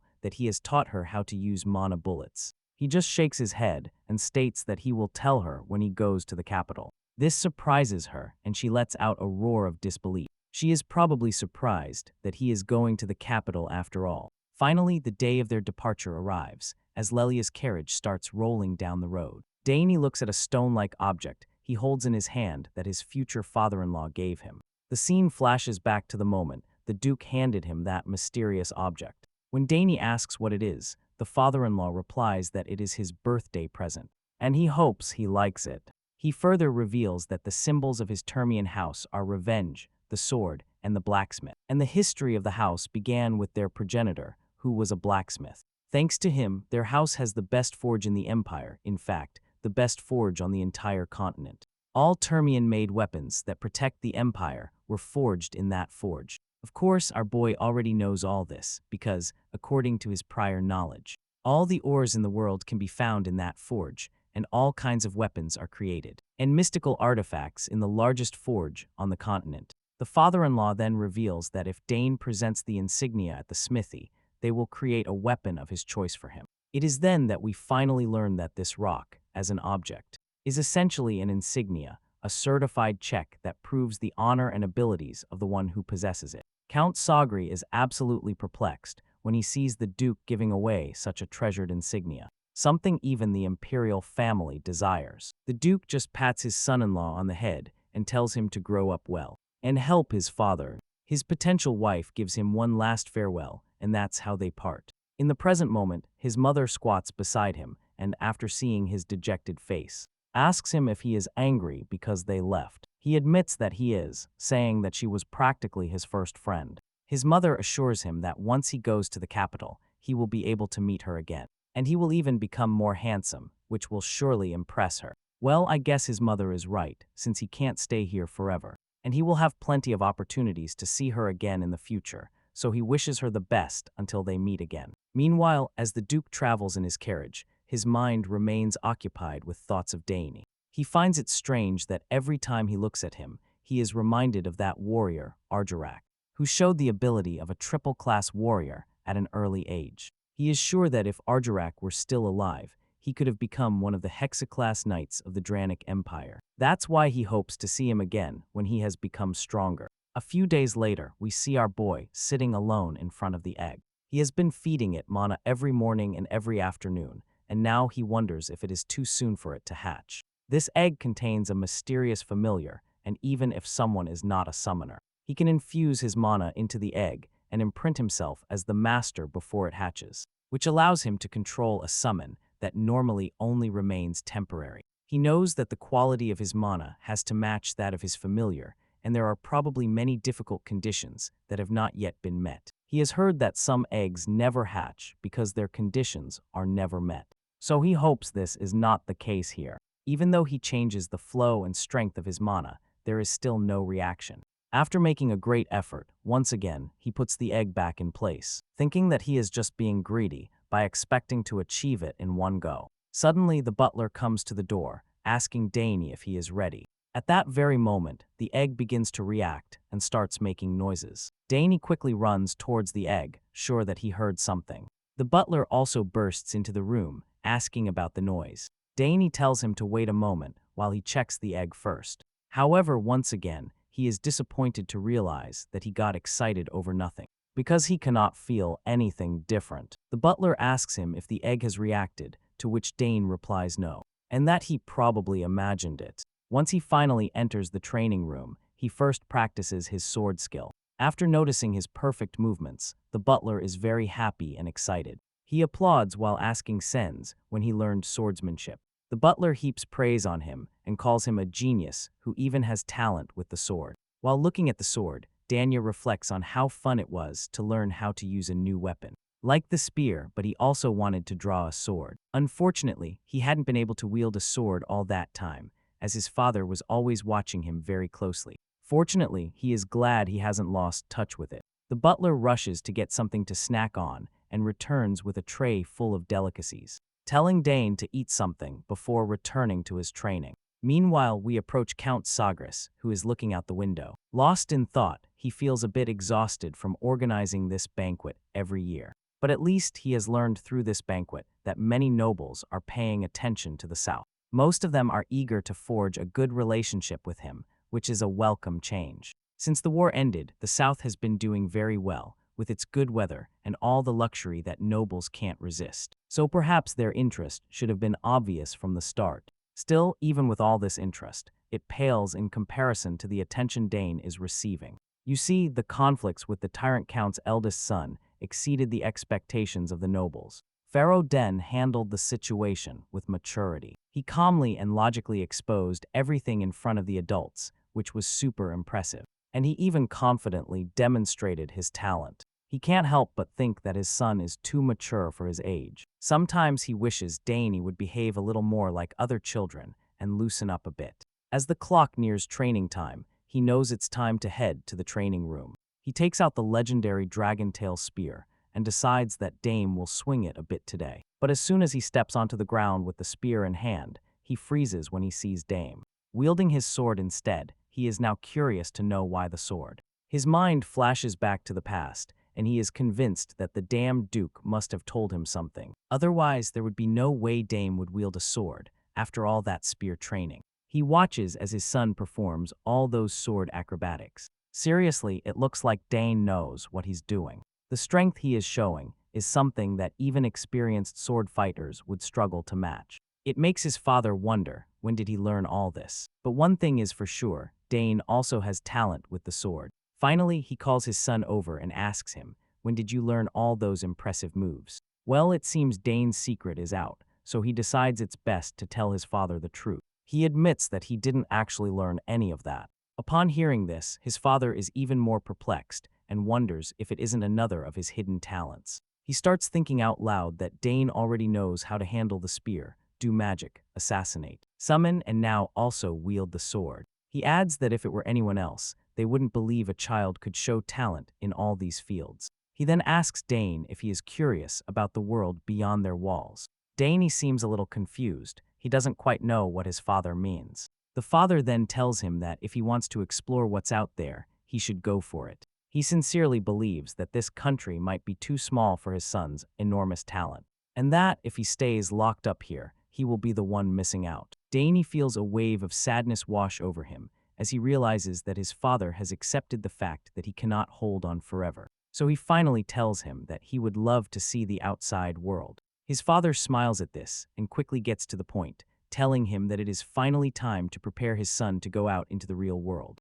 He admits that it is a bit bittersweet to see his son leave, but he knows he has to respect Dane's wishes. He then hands him the spear, saying that today he brought something very special. Dane is quick to realize what it is, and his father clears up any doubt by reminding him that this is Dragon Tail, the spear that reacted to him on his first birthday. He extends his hand, encouraging Dane to take it. The moment Dane picks up the spear, it starts to react, and he can feel an incredible surge of power course through the weapon. His father laughs, saying that it is reacting much more strongly than when he was only 1 year old. And honestly, who could blame him for that? He then proudly tells his son that he plans to make him master the spear before leaving. So he better be prepared. He promises Dane that one day Dragon Tail will be his. But first, he has to make himself strong enough to wield it with pride. Dane enthusiastically promises to work hard and honor his father's teachings. Later, back in his room, Dane's mind is buzzing with thoughts of the outside world. He has always been curious,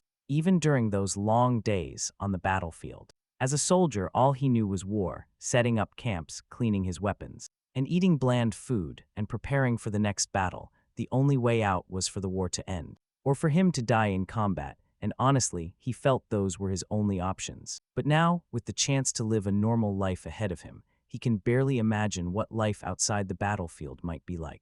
Still, as a Dane, he knows he has to seize this opportunity. He has no idea how his talent will be used, or how the world will accept him, or what he can achieve out there, but for the first time, he has the chance to travel, explore, and achieve anything he sets his mind to. At first, all he wanted was to stay and enjoy the warmth of this place. But thanks to his father's question, his thoughts have changed, and he has finally decided to venture out.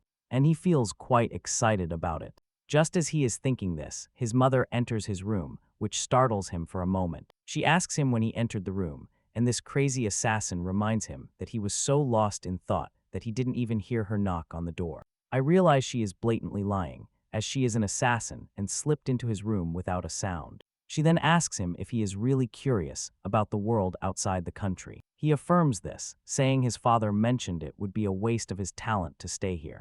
After thinking for a moment, he admits that he is also curious about the outside world. He then starts apologizing to his mother, but she hugs him, saying there is nothing to apologize for. She reminds him that his sisters aren't here, and that he too is worried about leaving for the outside world. The lady reassures him and says it's fine by her, because she knows how incredible his talent is, and adds that even if he doesn't want to go, the outside world will eventually call him. He admits it would be wonderful if he could stay with his mother longer, but the world doesn't allow it. So she encourages him to go and pursue what he wants to do. She promises that even if he leaves home, he will return often to tell her everything he sees in the world. The mother thanks him and says it seems she finally has to teach him before sending him out into the world, just as his father is about to teach him. As she wonders out loud what kind of teaching she is talking about, the mother excitedly babbles about teaching him everything related to assassination. She doesn't stop talking about all her skills and knowledge, and Danny can't help but think this is going to lead to some really exhausting days before he even steps outside. In short, she tells him she'll teach him a lot, and he assures her he'll do his best to learn. As he looks at her, he can't help but think about how he will receive special lessons from his mother. Filled with loves. Many years have passed, and the scene then shifts to the southern region of the Altian Empire. The county of Sogres, a place known for its warm climate and abundant natural resources. This place has become a cornerstone of the empire, helping them stay strong during the war, thanks to the magnanimous rule of Count Sogres. It is a region full of peace and warmth. Finally, with the war coming to an end, the remaining rebel forces have all been captured. An era of lasting peace for all. On a bright day, people are buzzing with chatter about how young Master Dane recently visited one of the shops. They don't stop talking about how the shopkeeper's eldest daughter literally fainted upon seeing him. The ladies gossip among themselves. They say he gets more handsome every day and wish they could see his face at least once. Rumors even circulate that he is still single, which gives them a glimmer of hope. But one friend quickly reminds them that he is only 14 and tells her friend to stop drooling over a minor. One of the ladies then mentions that there are rumors that Danny doesn't look like a 14-year-old boy at all. He is already as tall as Count Sogres. Some even say he could easily be mistaken for a man in his 20s. Well, enough gossip, and let's see for ourselves how much our boy has grown. To do this, we move to the outskirts of Sogres County, an area steeped in ancient magic, known as the Forest of the Last Days. Here, Danny is on a special mission assigned by his mother, Lily Sogres. We see him holding a spear in one hand and some kind of cloth in the other, probably a map. Or something else. I'm not quite sure. Whatever it is, he has already decided his course. With only 3 hours until sunset, he knows he has to get out of the forest before dark. He begins his journey, leaping through the forest with the agility of a ninja. The most important thing in this mission is not to get caught by his enemies. During this time, Danny has to dodge the traps and nests set up by his mother, and escape the forest, which is full of all sorts of dangers. After jumping for a while, he finally lands back on the ground. He takes a deep breath, absorbing the air and energy of his surroundings, holding it for a moment before letting it out again. Once he prioritizes stealth and assimilates with the environment, he starts to notice hidden traps revealing themselves. At this moment, he sees these thin, almost transparent strings crossing the area. He knows that all the traps will be triggered as soon as he touches these strings. It's a basic mechanism, but that's also what makes it most dangerous. But luckily for him, this one seems easy to disarm. Rat-like monsters quickly appear in the clearing, and as soon as they see Dane standing there, they waste no time pouncing on him to attack. It turns out to be an entire pack, and he definitely didn't expect them to show up here. What is even more worrying is that the entire pack charges at him with frightening speed. Before they hit the strings and trigger the traps, he has to deal with them quickly. But then he hesitates, because accidentally touching the trap could be even more dangerous. Still, there is no time to lose, and he needs to get out of here. He starts running, and as soon as the rats trigger the traps, harp needles sprout from all directions, trapping those unfortunate rats that fell into the trap. It seems luring the rats into the trap was part of his plan from the beginning, and he is relieved that they fell into the trap, saving him the trouble of dealing with them directly. But then he sees one particular rat that is not dead yet. After closing the distance, the monster jumps at him. Dane continued hand-to-hand with the remaining Rusal beast. He fought the speed of the vermin, which almost matched his own. The oversized rat slammed on the brakes and pivoted for another attack. This time it used its long-range weapon by spitting a strange substance from its mouth. Dane carefully assessed the situation as the substance headed towards him. He didn't know what it was, but the substance certainly looked dangerous to him. He spun his spear and effectively dissipated the attack. The young man gritted his teeth, as he knew he couldn't afford to waste any more time fighting that bulky rat. Defending himself would cost him precious time alone. So it was time to turn the tables and attack. A blue aura began to form around his body as he aimed at his target. With a chain of viciously fast moves, Dane displayed his impressive spearman technique. He moved his body freely in the air while flawlessly tracking the enemy's position. The result was Roaz's head sliced in half with a clean cut. Dane didn't even bother to look at the result of his attack. He just ran off and continued his mission. At dusk, he had reached the final point of the trial. He was completely exhausted, panting and trying not to throw up. At least he had finally escaped the forest with all its horrors. Suddenly, he felt a fierce presence emanating from the forest and worried that his fight wasn't over yet. He hastily got up and regretted letting his guard down to rest. Just as he was about to confront the presence, he stopped dead in his tracks. It was only his mother, Lily. She had intentionally leaked her presence to test how Danny would react. And he passed.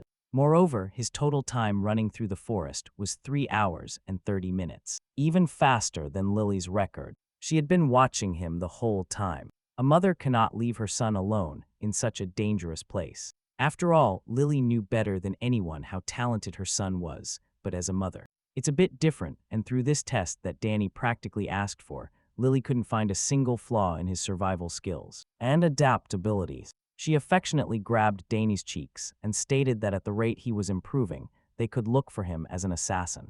To commemorate his successful run, Lily took out her prized possession as the Empire's best assassin, Sudaga. She thought the weapon would suit her son better now. From now on, Danny would be the owner of the horn. Lily gladly passed the legendary weapon to her boy, as she wasn't going to use it anyway.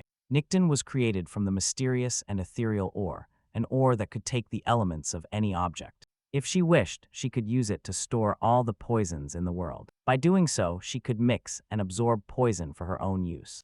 Danny sincerely thanked his mother for such a precious inheritance and swore to treat Nicton well. This also marked the end of his assassin training by his mother. Just as they were preparing to leave and return home, the mother-son duo heard a guttural scream nearby.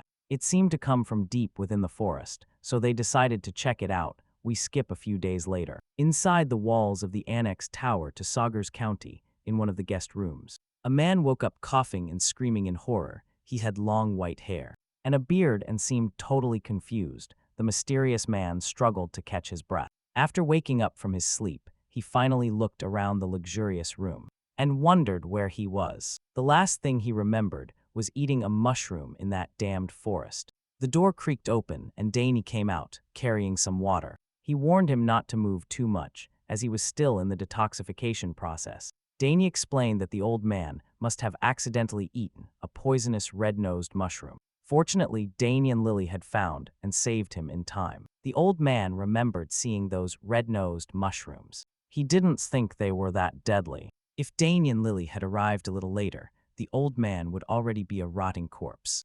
Danny gave him a glass of water, knowing how thirsty he must be. The young man closely observed the strange old head. He saw a belt that had the insignia of the Nixian magic tower in the old man's possession. He was definitely not an ordinary person. If Nick Thorne hadn't absorbed the poison churning in his body, the old man would have died. Now that the old head had calmed down a bit, he asked Danny where they were, and the young man sincerely stated that they were in the annex tower of Sogres County. The old man must have gotten lost in the southern region. He was poisoned by those damned mushrooms and walked all the way south. Danny advised him to take it easy for now and wait for the Count to come see him soon. The young man also introduced himself as the youngest son of Count Sogres, Dane Sogres. The old head lit up with interest, as he knew of Arabella Sogres, the genius that all the magic towers in the Empire were looking at. Dane also explained that they found the old man in the forest during training with his mother. The old man almost spat out the water he was drinking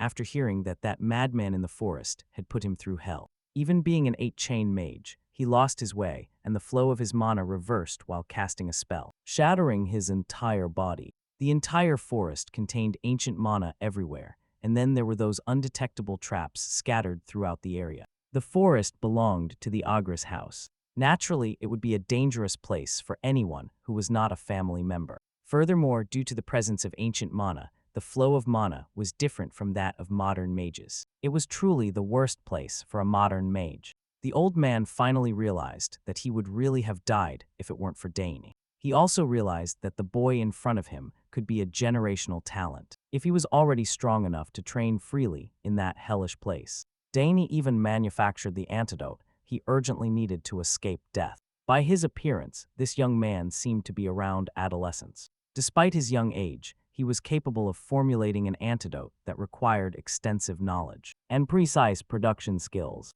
The old man couldn't believe how blessed the Sogres family was. In addition to 2 generational geniuses in the fields of magic and summoning, even the youngest son seemed extraordinarily monstrous. If the continent were still at war, the Sogres house could easily become the most powerful noble house in the Altian Empire. The old man thanked Dane and admitted that he owed his life to the young man. He was a little startled by the boy's bold answer, but he affirmed that he pays the debts he incurs. He first wanted to introduce himself properly. It turns out this old man was about to drain Gauss not long ago. He was the head of the Nixon Magic Tower. Sidrins was proud of his name and stature, inviting Danya to ask him whatever he wanted. The young man just smiled at Sidrin's humble boasting. He knew that old mage must be one of those people who survive homeless by storing everything they own in a subspace. Sidrin was bewildered by Danya's calmness after introducing himself. Usually people would be surprised or humbled in the presence of a towerhead mage, but the boy was unfazed, trying to reassert his status. He urged Dane to ask for whatever he wanted without holding back. The young man paused for a second, apparently considering his next words. Sidrin smiled in anticipation of showing off his reliability, but Dane simply asked for more time to think about his reward. He didn't give Sidrin the satisfaction of feeling powerful with his indifferent response. Until the end, Dane turned toward the door and wished the powerful mage a speedy recovery, telling him to rest a little longer. When the young man finally left the room, Sidrin sat on the bed, stunned by the boy's nonchalance. He was the first person to treat Sidrin like a simple, ordinary mage. Old Sidrin was planning to say goodbye after staying for a day or two, but that wouldn't be the case now. He had just found an interesting boy in the south, and he wanted to know more about Dane. Dane casually explained to Germain who Sidrin was, and the assistant enthusiastically explained that 8-chain mages are at the top of the food chain. The elite of the elites. That meant an influential figure was currently indebted to Dane. You see, the magic towers function as independent territories in this continent, more like sovereign nations. That meant Sidrin was an immensely influential person. Still, it's a mystery why the head of a magic tower was wandering in the forest in the first place. But that wasn't an ordinary forest. Mages consider it a forbidden zone, nicknaming it the Forest of the Last Days. From the name alone, it's evident that it is not the kind of place ordinary people should frequent. Dane looked at the sword he was holding and commissioned Herman to get him a new one. The ones he had been using had become too light and short for his body. Luckily, they had a whole arsenal of weapons from the war loot the Count brought tomorrow. Dane could start training with a proper longsword. For now, he would just use the light sword to conclude his training. Now that I think about it, he also had the shield that Duke Termian gave him, a free voucher to forge any weapon he wanted. 7 years had passed since that day. Looking back, Dane remembers those days fondly. If by chance he ventured into the capital, his first stop would undoubtedly be the Duke's territory. After training, Dane met his father outside the training hall. Dane thought his father had business outside the castle, but surprisingly, he returned early. Things ended outside sooner than expected, and the Count had to hurry home to meet the head of the magic tower, recovering in one of his guests' rooms. He hoped Sidrin Egos could help Arabella. She was going to need a good teacher. After all, Dane also considered the possibility of the head of the magic tower helping his sister. But he wasn't sure if the old man could handle that girl's temper. He heard Arabella punched one of her seniors for being too pushy. In any case, Count Sugri praised his son for doing the right thing and saving another person's life. Of course, he did what he had to do, but he still made an effort to do something that not everyone can do. Danias had become an incredible young man. With the passing years, Count Agras finds it increasingly difficult to even glimpse his daughters' faces. Arabella had finished her extended semester and was now choosing a magic tower to join. While Clade had been appointed as an assistant professor, it is the cost of having extraordinary children. Of course, Clade and Arabella were outstanding in their own right, but the Count also had high expectations for his only son. He often wonders how the world would treat a man with so many talents. The Count had been looking forward to the day when his rival, Bautermian, would see how much Dane had progressed. He had been reincarnated into the ogre house's son for years, but the idea of crossing swords with Duke Termian still fills him with determination. In any case, he also wonders how Layla is doing in the capital. Her last letter arrived a year ago.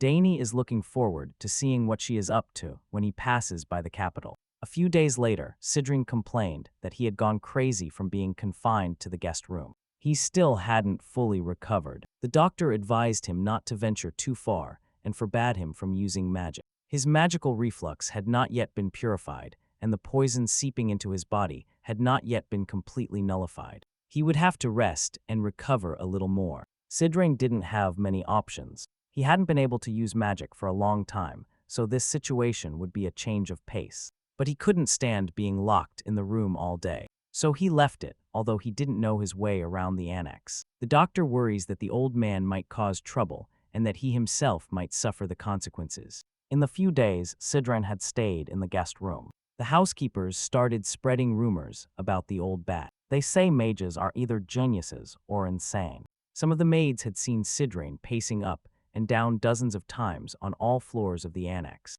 And now he spent hours and hours staring at the garden flowers. The maids heard that the old man was supposed to be an incredibly powerful mage, but all they had seen was a rambling, crazy old man. They worry about Purple over the estate's beautiful garden. He would never have imagined that they were willing to possess such extraordinary magic. Dane approached the old man. He had searched everywhere only to find Sidrine in the garden. Sidrine was not very pleased about being confined to a foreign place until his full recovery. But everyone wanted what was best for him.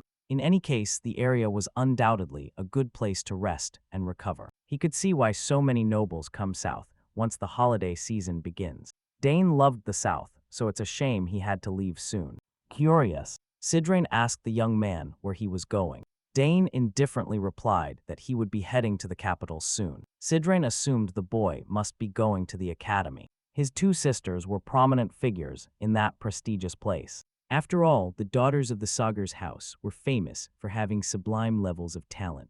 Sidrine was more curious about the Danes, so he imbued mana into his eyes and decided to take a look for himself. Inside the young man's body was a roaring surge of pure power. Sidrine's eyes widened as he had never seen such dense mana. The density of the boy's power was unheard of. If the geniuses in his age group could be considered a stream, then Dane was a raging torrent that swept away everything in its path. Normally, the amount of magic in such a young body would be so unstable that it would be on the verge of bursting. But that wasn't the case here. Finally, Dane drew the old man's attention by assessing his magic without permission. He called him rude. Sidrine awkwardly stopped poking and praised the young man for noticing that he was apologizing, and admitted that he might have been inconsiderate. Internally, Sidrine was still trying to comprehend how Dane could contain such wild power within him. In his years as an archmage, the young man was a unique case. Confused by the old man's reaction to what he saw, Danias wondered what was going on. Sidrine was so focused on the amount and density of Dane's mana that only now did he realize that the boy didn't have a magic circle with his furious mana. A magic circle should be easy to form. The old man's face twisted in horror as he realized the parody that must have happened to the young man. Sidrine peered into Dane's heart and saw 2 mana cores. Of course, it was an incredible feat to develop 2 mana cores at his young age, but the old mage seemed furious that he had taken that path. He considered possessing such mana density and using it only to wield a spear to be madness. Sidrine believed that the fact Dane used his mana to form cores instead of circles was blasphemy. The young man practically turned his back on the greatest talent the archmage had ever seen. Confused by the old man's rant, he asked if he could use both mana cores and magic circles. That only served to anger the old windbag even more. He clutched his head in frustration over the wasted potential. He doesn't even know where to start explaining the gravity of the hole Dane dug for himself. Sidrain asked the young man if he knew the reason why the lives of magic swordsmen were so short. It's because they simultaneously possess mana cores and circles. However, these two concepts constantly interfere with each other. When they clash, problems arise. It had become a kind of incalculable law. The mana compressed in the core would be transmitted to the circle, so a circle that couldn't handle the furious power would burst to pieces. Dane had a basic notion of the concept, but he didn't know it could be that bad. Sidrain had become moody seeing the world's best talent wasted on training with a spear. Dane, worried, asked if it would really be impossible for him to cast spells without a circle. Sidrain explained that while not impossible, refining mana without a circle to use spells requiring purified magic would be theoretically improbable. Furthermore, many have tried to follow this theoretical path, but every attempt Sidrain had witnessed personally had ended in failure. However, this didn't deter Dane from trying this path, although he hadn't tested it properly before. He felt he could cast spells without the refinement of a magic circle. Sidrain thought the boy was going mad, so Dane didn't waste time, and began using what he already knew to rearrange a magical code he was familiar with. After manipulating the runes and mana in the air, the process went smoothly. With the rearranged magical code, he managed to produce a fire spell that had a decent kick to its explosion. All doubts in his mind were erased when he made it work. It was only a basic one-chain spell, but he managed to cast a spell without a magic core. Sidrain was open-mouthed. Common sense dictated that someone without a magic circle shouldn't be able to cast spells. In his years of overseeing the Nixon Magic Tower, he had never seen anything like it. Dane continued modifying the magical code and created a mana barrier around his body. He explained that Arabella had discovered his great affinity for magic and wondered if that was the reason he could do unbelievable things with mana. It might be, but what was happening was beyond the theoretical realm. Sidrain has long been at the pinnacle of mages. It is the first time he feels what the common folk feel towards elites and their otherworldly capabilities. He is witnessing a true innate talent that shatters the world. Meanwhile, Dane was just amused that he managed to make the spells work. The old archmage's knees trembled with excitement. Dane had an unparalleled affinity for mana and purer, denser energy than anyone else in the world. The boy is a true prodigy. Sidrain couldn't take it anymore. He immediately asked Dane if he wanted to become his personal disciple. The old man tried very hard to convince Dane to learn his teachings, believing that ignoring such talent would be doing the world a disservice. Dane was getting tired of the old windbag's persistence when Sidrain asked him if he knew how to use a two-chain magic spell. The young man has not been exposed to two-chain magic codes, so he cannot cast a higher-level spell. Sidrain laughed and boasted that if Dane came under his tutelage, he would be able to cast 8-chain magic spells in no time. Still, Dane politely declined the invitation. Sidrain's patience was wearing thin. Suddenly, Count Sogres intervened and laughed at the Archmage's closeness to his son.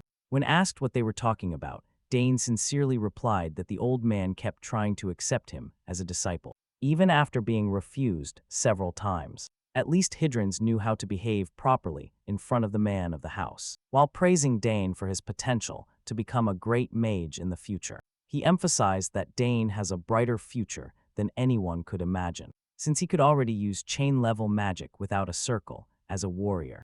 Count Sogres had a rough idea of how incredible that fact was. At this point, the Count had stopped being surprised by his boy's inhuman feats. The young man had no basic knowledge of spells, and yet could cast them naturally. The Count also praised the former head of the Magic Tower for immediately seeing Dane's talent.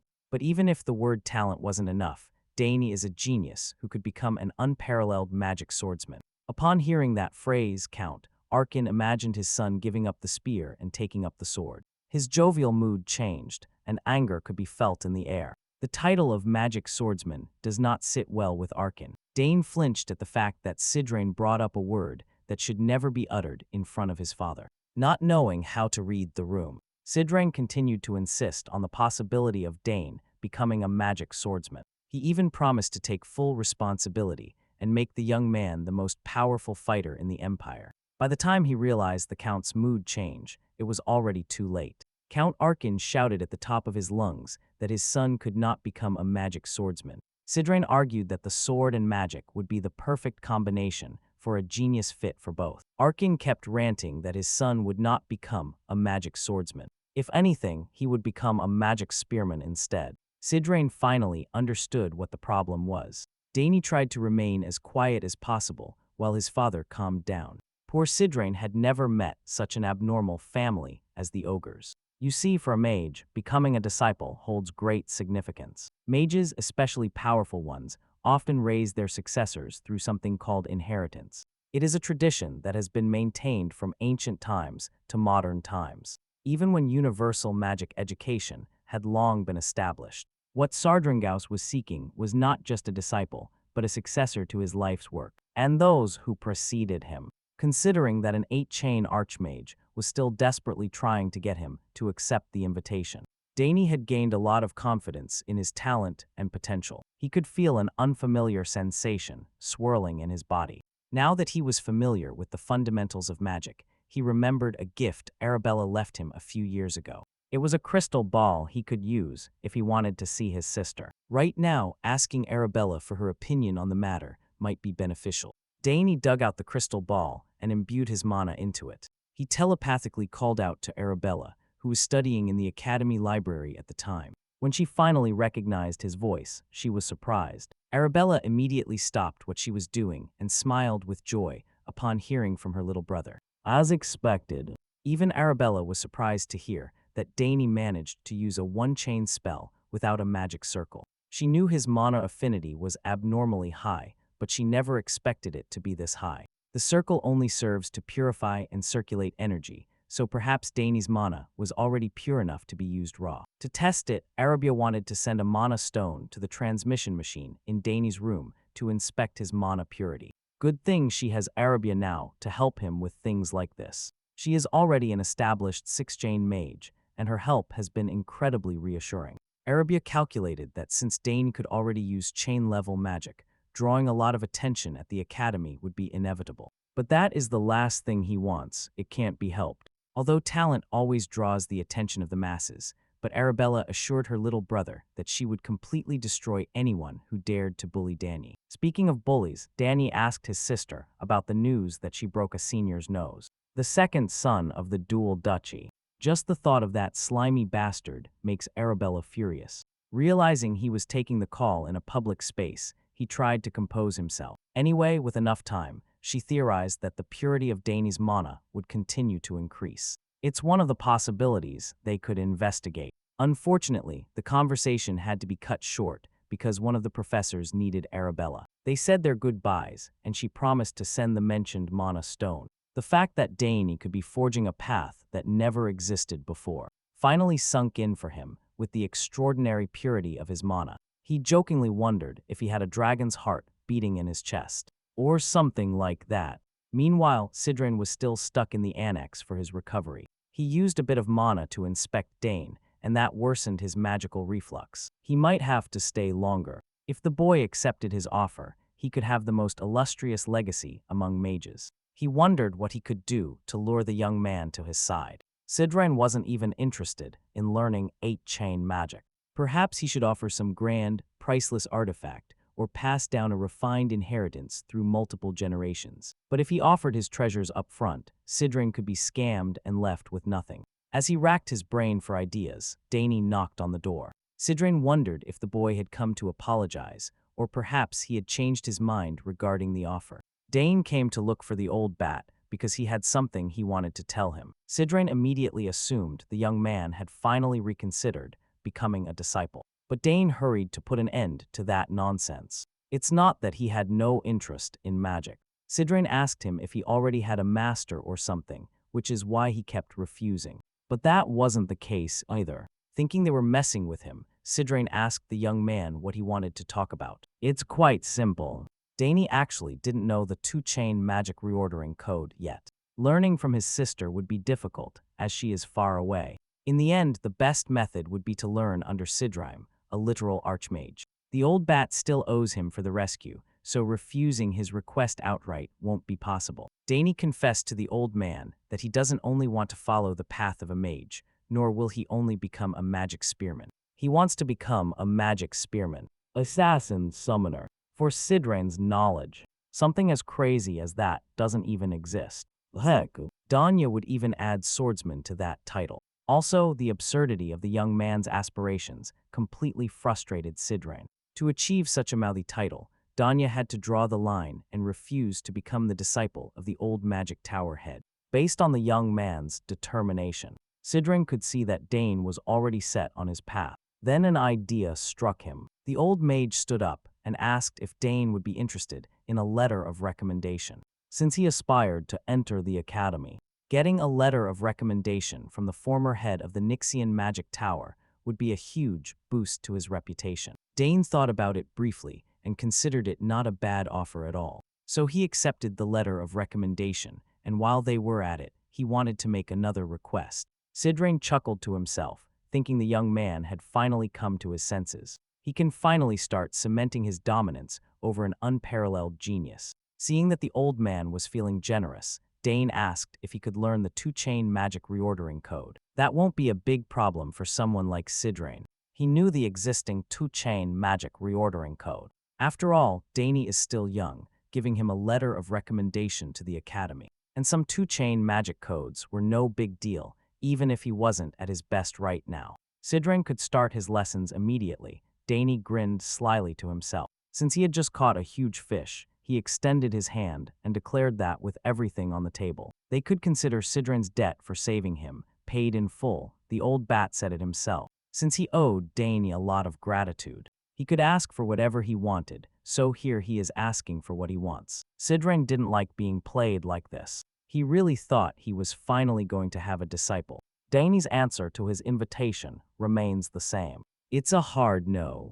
The old bat was tricked by a 14-year-old boy, refusing to back down. Sidrain insisted that the young man was asking him for two things when he only owed Dane one. However, the young man disagreed. First, he saved the unconscious old man from the forest. Second, he nullified the poison ravaging Sidrain's body. He could have added the fact that he had to carry the unconscious old man to the annex, but he'll consider that an extra. Sidrain had no more rebuttals. He was logically and thoroughly defeated. He wondered how such a bold girl could exist in this world. Finally, Sidrain and Dane prepared their lessons in the training hall. The old man had partially accepted that he might not get Dane as an official disciple, but he could keep gaining the boy's favor in case he changed his mind in the future. Sidrain couldn't let such talent go to waste. The lesson finally began. They would have to work around Dane using chain-level magic without a circle. The young man would have to pay close attention since the reordering code for two-chain magic is much more complicated than for one chain. There are countless aspiring mages who cannot even reach this stage and end up giving up. Dane locked himself in, happy to have such a consummate instructor. Sidrain saw the sparkle in the boy's eyes and made sure not to go easy on Dane. He still had to maintain his reputation as an archmage. After all, two-chain codes are on a completely different level. Because the caster has to calculate the amount of mana themselves, the magical density in the atmosphere, and even the state of the body plays a vital role, all at the same time. The complicated nature of magic is why most people abandon it completely. Sidrain gave the complicated definition, hoping Dane would ask for a simpler explanation. When he asked the young man if he needed any clarification, Dane simply smiled and let him continue that Dane would learn not only the reordering of magic codes, but also information he had no idea about. It opened his eyes to ensure he truly understood the principle. Sidrain asked him to discuss the laws of magic reordering, according to the young man's notes. The first law was coexistence. Magical power can exist in the physical world, and with other mana sources, through coexistence, mages utilize their own power and the magical power of their surroundings to activate their magic. The second law is conservation. If magical power can gather enough quantity of a certain elemental material, this can exhibit different attributes thanks to conservation. Dane not only has a deep knowledge of the nature of magic, but he also adds his own interpretations. Most people would find magic theory boring, but that was not the case for the young man at all. He had talent, tools, and a hunger for knowledge. How could such a perfect magic candidate exist? Continuing with the lecture, Sidrine explained that magic codes become exponentially more complex every time the chain increases. Instead of discussing theory, it would be easier to do a demonstration. Sidrine skillfully summoned a speck of his mana and made a simple magic grid to demonstrate a one-chain magic casting using the simplest rules. However, the complexity increases from 2 chains. He turned the mana speck into a swirl of runes. And power, showing the reordering code for 2-chain magic, Dane focused on the brilliant display and noted how complicated the knots were. Sidrine manipulated his code and formed the 2 chains of magic fire arrow when it comes to magic codes. Using them repeatedly is the key to mastering them. The old man felt that Dane was finally acknowledging how complex magic can be. According to his calculations, most people would take at least a year to move from 1-chain codes to 2-chain. No matter how brilliant someone is, the human mind can only grasp part of the code at a time. Sidrine pointed out that he could observe Dane's progress for about a week, while he gradually taught him the technique of mastering 2-chain codes. But Dane wanted to try it right away. Sidrine saw no harm in it, expecting the boy to fail miserably. But when Dane started calling his mana outside his body to create the first code, he felt like he was witnessing the work of a master. The young man locked himself in and used his hands to manipulate the pure mana swirling in the air. In the end, he formed the same grid that Sidrine demonstrated as the primary form of 1-chain codes, basing the lines to a determined length and width with frightening accuracy. The old man was utterly impressed.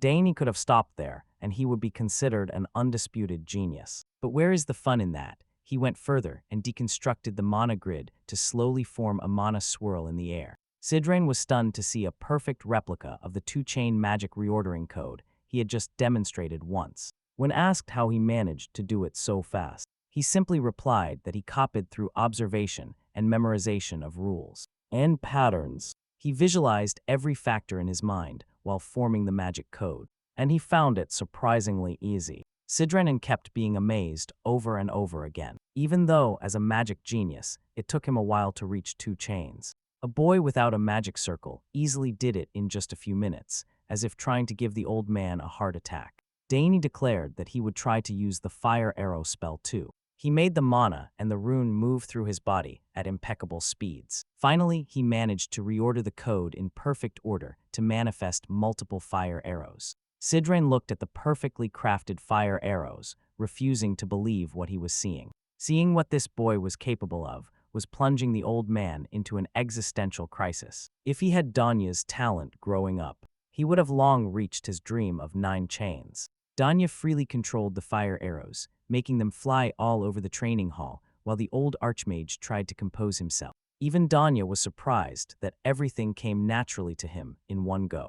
It was one thing for a circle-less mage to perform magical miracles. Sidrine knew that Dane's talent had to be hidden before all sorts of people tried to approach him with impure intentions. Besides, he still hadn't given up on making the boy his disciple, since Dane learned the first code so easily. They could continue to learn more. Sidrine thought he would have to be careful about what he included in Dane's letter of recommendation for the academy. At the end of the day, Dane lay in bed reflecting on his magic lesson. He resolved to learn both theory and practice well, thinking of his past life. He had been forced into a life where he didn't even have the option to learn magic, in circumstances where he didn't even know when he would die in battle. Making time to learn magic was a luxury he couldn't afford. His hands were busy wielding the sword and trying to survive while doing so. To some extent, magic prioritized theoretical learning over practical spell casting. In this life, he had the time, resources, and talent to expect to learn many more things. Danya could combine the theory he learned from Arabella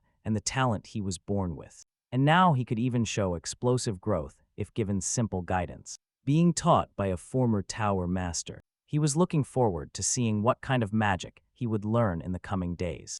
Half a month later, Danya went to his father with the request to manufacture something called a magic reagent, since they didn't have the materials he would need to leave the territory. His father was a little surprised by his son's progress. Sidrine supported Dane, assuring Count Sogres that Dane was ready for a reagent now that he had mastered 4 reordering codes. Normally, geniuses took a month to learn 1 code. The Sox counts also understood that magic reagents were hard to come by. Dane only learned about them by reading books in the family's magic library. Sidrain had long accepted that the boy was simply built differently. He was even happy that Dane was interested in something as boring as magic reagents. Finally, the Count agreed to the plan, believing it would be a great experience for his son. Since by going outside, Dane could also see his territory for himself. He smiled and thanked his father for trusting him to venture out. Dane embarked on a short journey towards the outer regions of the Sogres territory. Beside him were Sidrain and Germain. Even on the outskirts, the inhabitants of Sogres County kept looking at him and speaking of him with reverence. Dane welcomed them back kindly with a smile. Through this journey, Sidrain learned that Count Sogres must be a kind lord to his subjects based on how happy the people were. The South has a lot to offer. Delicious snacks, good weather, and good people. It's an extremely rare sight to see in the capital. This is why Dane loved this territory so much. Their small caravan had been touring the outskirts for a while, trying to get to the magic supply shop. Dane had never been to the shop, so he asked German to guide him. The three of them sped up and quickly arrived at their destination. The female shopkeeper of the magic shop was surprised to see the famous young master, Dane, entering her humble business. She complimented him on his silver hair and impressive emerald eyes, and Dane thanked her. Not many people from the fiefs have been coming to her shop to buy magic supplies lately. Luckily, she's been managing thanks to a bunch of foreigners interested in magic. The shopkeeper also recognized Sidrain, the former head of the magic tower, and expressed how grateful she was to have him in her shop. The old man was in a good mood now that someone finally recognized him. He invited the duo to browse his merchandise freely and told them to call him if they needed help with anything. Since it was Dane's first time entering a magic shop, Sidrain urged him to look at whatever he wanted. Meanwhile, the old man chatted with the shopkeeper. With a quick glance, Dane could already see a lot of cool stuff on display. They had potions, gems, amulets, and everything magical. However, he found it a bit strange to feel some sort of déjà vu. Furthermore, he discovered that when he touched the merchandise, it showed him its magical reaction. He attributed it to his high affinity and continued browsing. Suddenly, a faint hum resonated in his ears, apparently demanding his attention. He could feel an especially strong reaction on one side of the shop. Just as he approached that section, the owner informed him that everything on that side was just decorative items. Sidrain called Dane over to take a look at some potion ingredients together. The old man had already picked out some raw materials, such as monrote, which could be used in at least 50 different potions. The proprietress assured them that her ingredients were personally processed with the utmost quality. Meanwhile, Dane was too preoccupied by the strange humming sound. As he ventured deeper into the pile of ornaments, he felt a strange power calling out to him. He turned to see a piece of stone emitting pure mana. It must also be the source of the humming. Dane rushed towards the stone as if his body moved on its own. German, seeing his young master behaving strangely, rushed towards the concern. To him, his young master was simply staring at a simple rock embedded in the wall as decoration. Dane wasn't entirely sure what was going on, but the stone was definitely calling out to him. He pulled it out of the wall and held it in his hands. As he suspected, imbuing the stone with more magic made the reaction even stronger. There was a possibility that the object reacted uniquely to his magic. Meanwhile, old Sidrain continued to pick up raw ingredients left and right. Dane approached and asked the shop owner what story was behind the stone he just ripped off the wall. As the owner said before, it was just decoration. But what kind of decoration has a stronger magical reaction than anything else in the shop? Sidrain asked if the proprietress had been duped with the stone or something, and she admitted that a few years ago, a traveling salesman gave her a large package as payment. When she eagerly opened it, she found the smooth stone inside she held onto hope, and had a mage carve the stone, but it was confirmed to be nothing more than an ordinary rock. Based on Dane's interaction with the object, it was clear that it was not an ordinary rock. The proprietress urged the young master to focus on her other products and some special magical artifacts. Instead of wasting time on a rock, she tried to sell him a bunch of valuable magical artifacts of all kinds. Carodin remained paralyzed by the strange stone in his hand. It was the only thing he wanted. She showed him a parchment card with a name that automatically reads and stores all kinds of information to be cataloged at the end. Dane bought the parchment card and the useless stone. He was sure it wasn't an object he could just leave behind. Even Sidrain was confused about what was going through the young man's mind. During the trip back, the old bat was curious. He asked Dane if he was interested in decorative art or if he really believed the stone had something special. When he explained that the stoneware reacted to his magic, Sidran kept an open mind, even though he didn't see anything special. Curiosity was piqued since there were too many people on the street. The small caravan hurried back to the castle. Sidran created an invaluable experimentation tool to help Dane figure out what the stone really was. He was confident he could carve the stone accurately. Still, a mage had already carved it and found nothing remarkable. Sidran arrogantly declared that no carver mage was better than his tool. He had invested all his funds in the state-of-the-art apparatus for carving. He was confident it could analyze anything placed on it. Both were eager to see what would happen to that seemingly ordinary stone slab. Sidran placed the object on the platform and instructed Dane to imbue his magic into the slab to stimulate a reaction. When Dane did just that, the stone immediately began radiating a richly dense amount of magical power. It lit up in the middle of the evaluation tool. Its glow swirled and formed something complex. Sidran closely followed the burst of light, never taking his eyes off the stone slab. Seeing his tool succeed in bringing out the mystery inside the stone, Sidran could finally hold his head high again after being humiliated so many times by children. The mana from the stoneware danced around the room, forming runes in the air. Dane immediately understood what they were seeing, as he had been learning about these things with Sidran for weeks. Inside the stone was a magic code, but the old bat declared that it was no ordinary code. It was astonishing. Floating around him was a code whose structure, arrangement, and complexities had never been seen before. It could be as complex as a 6-chain or even a 7-chain code, so the magic stone had a hidden code inside it. And Danya's magic seemed to hold the key to unlocking it. The stone only responded to his mana. Of course, they had managed to extract the code, but figuring out what it was and why it only reacted to Danya's magic was a whole different challenge. Even Sidran, who was well-versed in magical arts, was unfamiliar with this particular type of magic, but his pride as a mage made him decide to decipher the code. If he succeeded, they might discover what made Dane's magic so unique. While Dane and Sidran were busy trying to decipher the magic in the ogre training ground, Arabella was busy researching in her personal laboratory at the academy. Her laboratory was filled with perfectly organized books and objects. From her various studies, Arabella had stored her little hand's mana signature in a magic stone, and confirmed that there was indeed something unusual about Dane's power. His magic had a distinct characteristic, which did not match any known form of magic. She conducted numerous tests and studied countless research papers, but still couldn't pinpoint which magical field this anomaly belonged to. She had tried everything: magic reagents, magic gates, magic engineering, and still nothing gave her an answer, but she was convinced the truth was out there, hidden somewhere.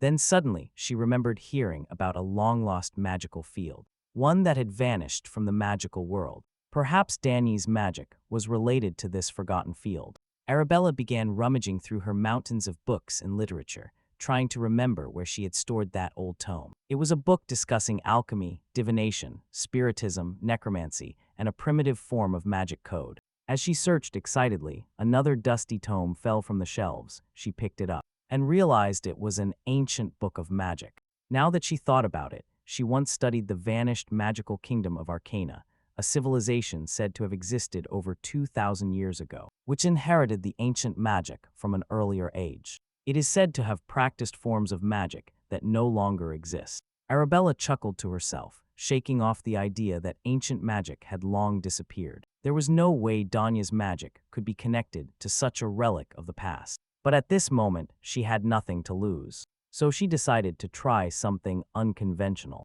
She placed the magic crystal containing Danya's mana into her magical typewriter and referenced the ancient book of magic. After a moment of concentration, Arabella's eyes shot open. The crystal was reacting. She quickly noted down the properties of the mana. Her mind raced as she wondered if Dane's magic could be related to alchemy, divination, or something else entirely. Arabella would agree with any result, as long as it didn't lead her brother towards necromancy. When she finished analyzing the results, she felt like she had been struck by lightning. All she could say was, "What the heck are these findings?" Back in the ogre training ground, Dane and Sidran were still working hard to get more reactions from the stone. After a while, Sidran finally broke the seal of the stoneware. Inside the stoneware, there was something else. The old man carefully reached out and pulled the object out. It was a simple accessory, a silver bracelet emitting dense magical power. To the untrained eye, it looked like a normal, everyday bracelet one could find at the market. At first, Sidrain thought the material of the bracelet might have something special, but it seemed mundane, given that the stone only reacted to Dane's mana. Sidrain suspected the same would happen with the bracelet. Dane put the bracelet on his wrist. At first, it hung loosely, apparently too big for him, but then the reaction came. The bracelet lit up, resonating with the magic in Dane's body, as expected. It only responded to him. Dane began to see strange characters emerging from the bracelet. Shining faintly, Sidrain leaned in closer to see, while Dane anxiously asked if the old mage could decipher the symbols. To Dane's surprise, Sidrain's face lit up with a wide smile. The characters were ancient runes. Characters that no one in the current world could read due to Sidra's, ancient meaning the language of the long-lost Arcana kingdom. Dane only knew a little about Arcana from what Arabella told him when they were children. She had described it as an era where magic dominated all aspects of life. But suddenly and mysteriously, the era of magical prosperity had ended, leaving behind only a few relics and legends. And now this strange line of magic, a code sealed within a stone, had been added to the ancient puzzle. Sidra knew Dane's magic was special, but he never imagined it would be linked to the ancient Arcana kingdom. This revelation intensified Sidra's desire to have Dane as an apprentice. After all, it was rumored that the Forest of the Last Days, which had defeated even Sidra,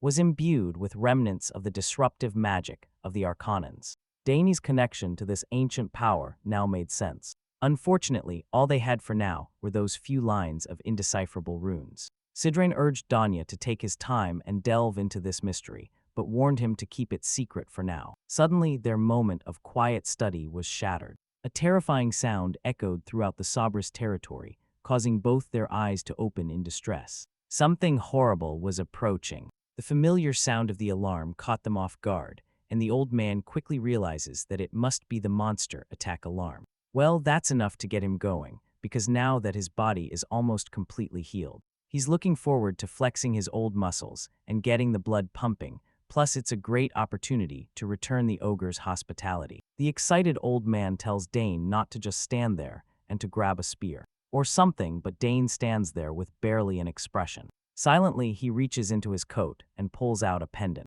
Sidrain raises an eyebrow and asks him about the object he's holding and why it's emitting a monster alarm sound. Dane explains that the sound has nothing to do with monsters. It actually means his older sister is trying to contact him. The old man's excitement deflates like a balloon upon realization, and he grumbles at Dane for not mentioning it sooner. Dane just laughs awkwardly, reminding the old man that it goes without saying there's no reason for monsters to be in this area. With that cleared up, Dane decides to answer his sister's call, while the old man stands with a look of disappointment. When Dane connects, his sister immediately asks him why it took him so long to answer. He simply apologizes and asks the reason for her call. She starts spilling juicy details about his magic code, but quickly stops, asking if someone is next to him. The mere mention of the magic code was enough for Dane to realize that she had discovered that his magic was ancient magic. The old man listens to the conversation and lets out a cry of disbelief,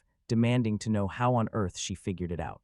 As they continue talking, he also explains his version of the story that when he and Sidrain were analyzing some stones, they also realized that his magic belongs to the ancient magical kingdom. They realized this because that stone only reacted to his magic, which was a total discovery. The old man, for his part, gritted his teeth. Frustrated, the fact that she figured it out by analyzing his magic is insane. He knew he was a genius, but his talent seems to be greater than he had imagined. Arabella then asks her brother if anyone else knows his secret. Dane replies with a quick no. She breathes a sigh of relief and tells Dane and Sidrain to keep it a secret, because if his secret gets out, he won't be able to handle the consequences. She then apologizes to Sidrain for not introducing herself first before jumping into the conversation. The old man just laughs, saying he already knows a lot about her from Dane. As for keeping Dane's magic a secret, he assures her that he won't let a single soul know. If this information leaks, not only will Dane be in trouble,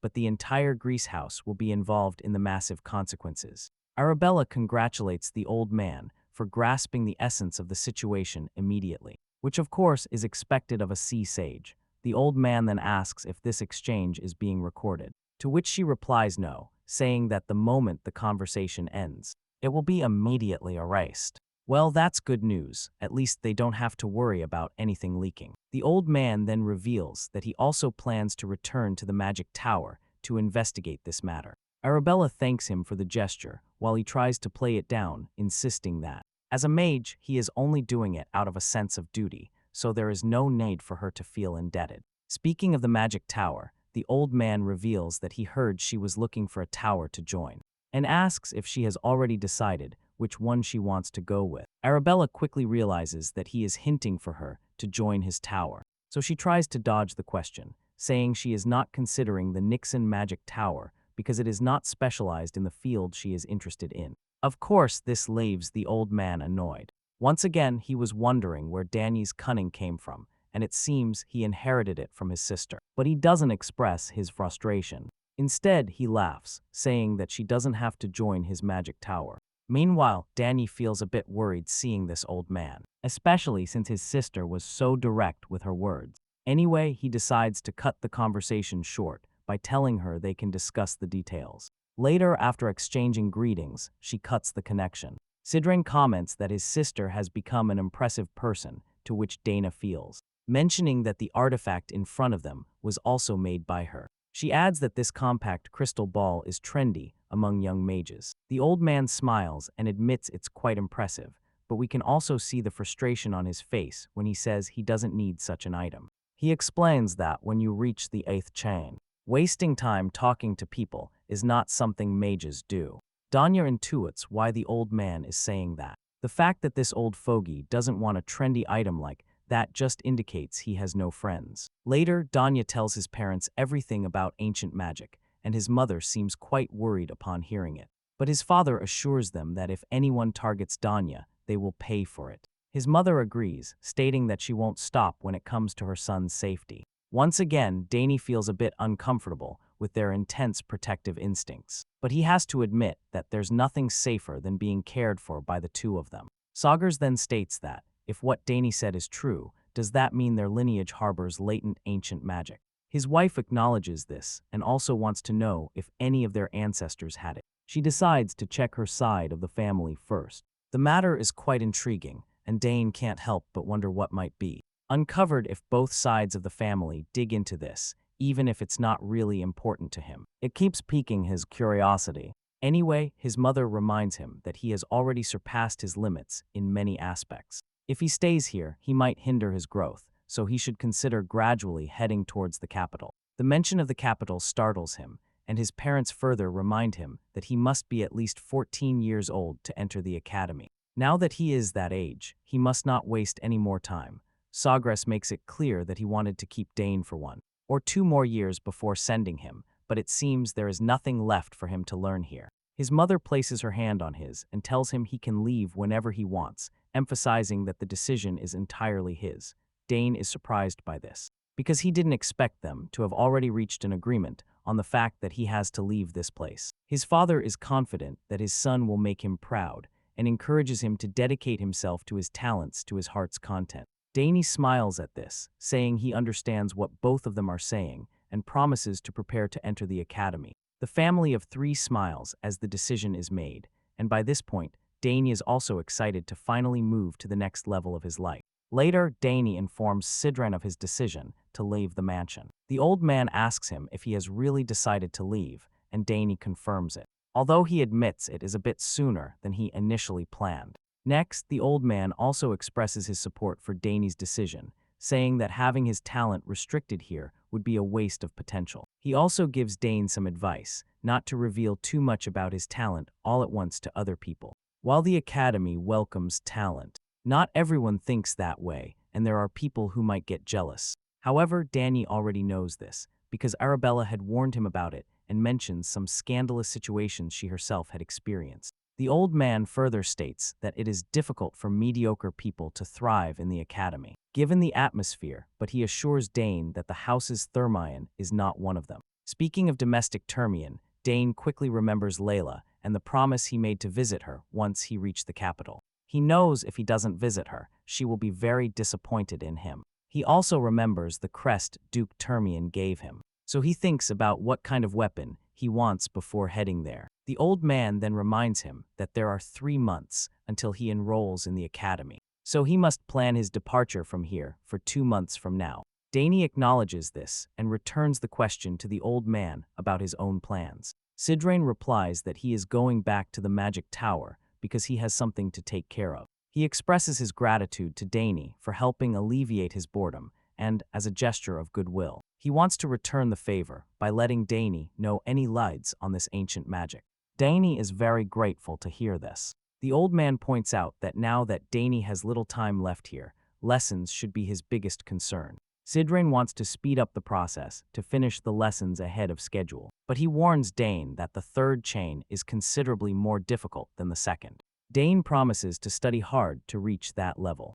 Dane then says he has prepared a gift for the old man. Sidrain brightens up upon hearing this and is curious to know what the gift is. Dane quickly takes out a box and tells the old man that he received it yesterday from his sister using teleportation magic. He explains that it is a very trendy item among young people these days, and this particular model is a new compact crystal ball that has not yet hit the market. He adds that Arabella developed this new product, and he pulled some strings to get it. As a favor, the old man quickly picks up the stone and seems absolutely thrilled to have it for himself. He congratulates him on how pretty the stone is, although he claims he doesn't need such a thing. He continues to say that he will kindly accept the gift Dane has prepared. No matter how much the old man denies it, the expression on his face makes it clear that he is delighted to have this product for himself. Dane then spends his time explaining to the old man how to use the crystal, like any teenager would teach their grandmother. When night falls and he returns to his room, he reflects on how much he still has to do in the scant 2 months he has left. He reveals that his main interest lies in summoning, so he decides that his goal is to take official summoning classes, get a summoning plaque, and have the opportunity to take the qualification exam. Since Clyde is an adjunct professor, he hopes to see her often when he attends class. Speaking of summoning, he remembers that he almost forgot to imbue magic into his familiar, so he quickly grabs the egg and transfers some of his magic into it. For 7 years in a row, Dane has imbued magic into the egg every morning and every night, but there is still no response. However, since the magic he is imbuing is going nowhere else and is being absorbed by the familiar, he is sure the egg will hatch someday. The next scene takes us to the academy, where students are chatting about the enrollment exams, which consist of 2 tests. One is a common exam, while the second is a specialization exam. The common exam is a kind of preparatory test focusing on knowledge about the history of the Empire's culture, and so on. But Dane should have no problem with it.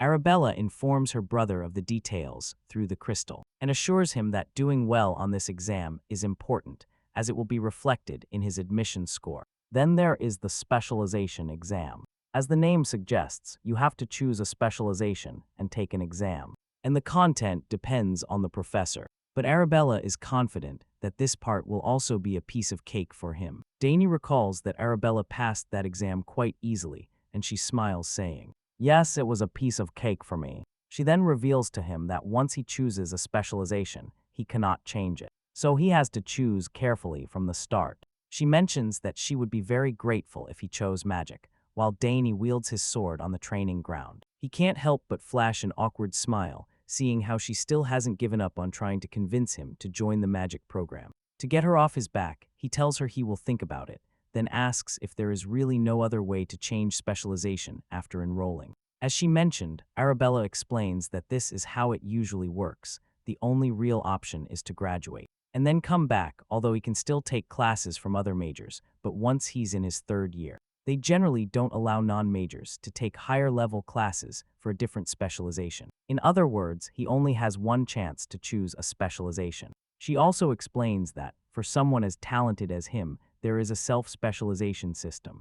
Dane is fascinated to hear this and asks how it differs from the normal big leagues. His sister casually tells him that unless he plans on failing, she would advise against applying there because no one has managed to pass that exam so far. But it seems Dane has already set his sights on it, and from the way he pauses for a moment, he tells his sister that he is thinking of doing something daring, but quickly assures her that he won't do anything reckless. And with that, he decides to contact her later. Once the call ends, Arabella wonders if she is being too insistent on him joining the magic program. Still, she believes it's the best option he has. Just then, a student approaches her to tell her that the professor is looking for her. Later, we see that Sidran has prepared a letter of recommendation for Dane, just as he promised, and Dane is very happy that he wrote it for him.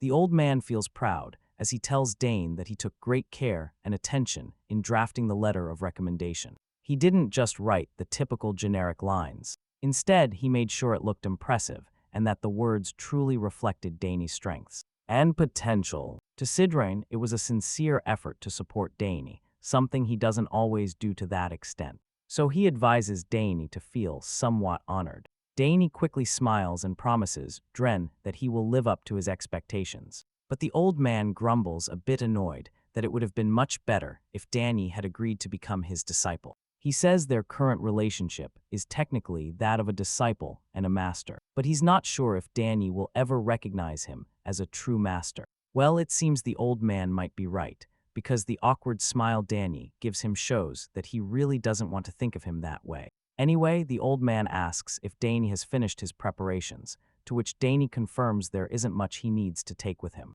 He mentions that the academy dormitories are equipped with everything they need. Sidran agrees that the facilities there are great. However, he adds that only a select few have a monopoly over them. And that being said, there is no way Danny will lose to those arrogant nobles. Danny laughs awkwardly, because from what he has heard, the academy has become a gathering place for noble bullies. Sidran warns him to keep one thing in mind, in that place numerous children will bare their fangs and think he is looking down on them. Danny reflects on this and realizes it's like the law of the battlefield, something he is quite familiar with. He assures the old man that he will keep it in mind. Next, Sidran gives him permission to contact him whenever he needs anything. Now that he has that compact crystal, he better make good use of it. Hearing this, Dane deduces that Sidran must be leaving soon, to which the old man quickly agrees. And he is quite surprised that Dane can guess it correctly. He reminds Dane that it would be troublesome for him to stay here, as his father has offered him a position as a consultant mage. But that is something to think about later, when he really has nothing else to do. Sidran is sure that Dane will understand his situation, especially since there is a lot to do in the magic tower. Dane quickly realizes that he must be talking about investigating ancient magic. The old man thanks him, Dane, and our boy returns the gesture, thanking him for all the time he has invested in a boy like him. They both share a smile, looking forward to seeing each other again, and the old grump can't wait to see how much Dane will grow in the future. Dane wishes him a safe journey, but can't help but feel a little sad inside. He has become very close friends with this old man. The next day, Dane's father asks him if he is leaving. Now that Sidran has departed safely, Dane confirms that he has finished all the preparations. His father comments to his wife that, with his son leaving, the castle will also feel very empty. But his wife quickly reassures him not to be too sad about it. On the contrary, she is relieved that Dane is finally leaving. Her main concern is that she doesn't want him to have any difficulties on his journey to the academy. Her husband assures her that, since Dane will use the teleportation gate that Arabella prepared, nothing should go wrong. Dane's loving mother smiles, admitting she is worrying about nothing. In any case, she feels very proud to have raised her children well, especially compared to other houses where children are busy fighting over succession. The father comments that the day will also come for the Sogres house, and they will have to make a decision. But he believes that no matter which of the brothers steps up, either would be fit for succession. Just then, Dane enters the room, and his parents greet him warmly. His father asks him if he is ready to leave, while his mother asks if he is taking nectar or the mark he gave him. Dane smiles back at them, confirming that he has both. His mother then reminds him that he must take the mark to the place she told him about, and show it to them whenever he thinks he needs help getting out of a jam. Dane acknowledges this and says he will keep it in mind, although he is curious about those people, wondering if they are his former classmates or friends, to which his mother replies that, indeed, they are some of his closest colleagues. She mentions that it has been quite a while since she last saw them, but she is sure they would be more than willing to help. As soon as Count Sogres overhears the conversation between mother and son, his face tightens, almost as if he is suffering from severe constipation. He is worried that if Danius follows his mother's advice, he might end up on the path of a made assassin. And right. So he hurries to speak and tells his son to look for Duke Termian as soon as he arrives at the capital, that the Duke will help him until he enrolls in the academy. At this, Danny's loving mother begins to shed pained tears, seeing how her son has grown. And now he is leaving. Her husband gently reminds her that there is no need to cry and suggests she see him off with smiles and good wishes. Meanwhile, Danny gathers his courage. Although he had planned to leave, he had always felt a little reluctant, but the time to depart has finally come. German escorts him to the teleportation gate while his father watches from a window. We also see a shady-looking character working under Count Sogres' command. The Count tells his man, Gilad, to follow Dane with the utmost care and ensure he reaches the teleportation gate safely. Gilad acknowledges the order and sets off. Meanwhile, in another room in the castle, Dane's loving mother has also summoned her familiar, known as Shadow, as expected. She gives it the same order that Sogres gave his man, which is to ensure Dane teleports safely. Shadow accepts the order and immediately sets off. Once Dane arrives at the portal site, Herman is surprised to see the enormous machine for the first time. And it is huge. Dane also recognizes how truly magnificent it is. The butler comments that Lady Arabella seems like an incredible person, to which Danny agrees, saying he can understand why it took her a whole year to build this. Excitedly, the butler asks if simply stepping onto the platform will activate the teleportation. Danny confirms this with a yes. He marvels at the effort she must have put in, because teleportation magic is not like other magics. It requires a precise arrangement of codes, and magic has to be continuously imbued while the code is being reorganized before the transfer is finally possible. The gate Arabella installed is a perfect device where all teleportation conditions are met. German wishes him good luck and tells him to take care. Dane returns the gesture and starts walking towards the portal. As soon as he steps in, he decides to pour magic into the gate to activate it, just as his sister suggested. Upon doing so, the gate opens, and a blue arcane energy envelops him. As the teleportation takes place, the scene shifts to a bustling street where everyone is going about their business. In the midst of everything, we see our boy on his horse. A big smile spreads across his face as he realizes this is the entrance to the capital. Artenia. As he makes his way through the crowd, an unfamiliar voice calls out to him, saying he was waiting for him. The man before him appears to be a knight, and he immediately introduces himself as Luigasmar, captain of the 1st Knight Corps of House Termian. Seeing the knight captain come out personally to greet him is a bit overwhelming for Dane. He never expected this to happen. The knight states that he and his retinue will escort Dane from this moment on. At that moment, he turns his head and orders his knights to secure the route, and the soldiers obey the orders without a hint of doubt. As they walk, Dane is glad to be under the care of Lucas Mars, and the knight feels honored to escort him. Danya begins to feel a strange sensation in his chest. He never thought he would enter the heart of the very Athenian Empire he had so hated. And here he is as the most promising person to tear it down. As they head deeper into the city, Dane hears street vendors trying to hawk their wares, and is quite surprised to see that this place has everything. He did not expect the capital to be this bustling. The knight then reveals that they are finally touring the house, the Termian estate. This cheers Dane up, and as he looks ahead, he is completely stunned by the magnificence of the place. However, he can't shake the feeling that something is not right, as if someone is watching him, making him wonder if he is imagining things. As Dane approaches the entrance, the servants give him a warm welcome, leaving him completely dumbfounded. They form a perfect line. Their etiquette and execution of duties are flawless and natural, which is a stark contrast to what he is used to in the southern region. Once Dane finally meets Duke Tommen face to face, he quickly greets the head of the house and drops to the ground to pay his respects. Termian warmly accepts the greeting and invites him in, eager to hear all the juicy details of his arduous journey. Once inside, Termian comments on how much Dane has changed since the last time he saw him 7 years ago. He is sure that even children 1 or 2 years older than Dane would not compare to the Riz and the aura he possesses, and he is sure Count Sogres must be a proud father.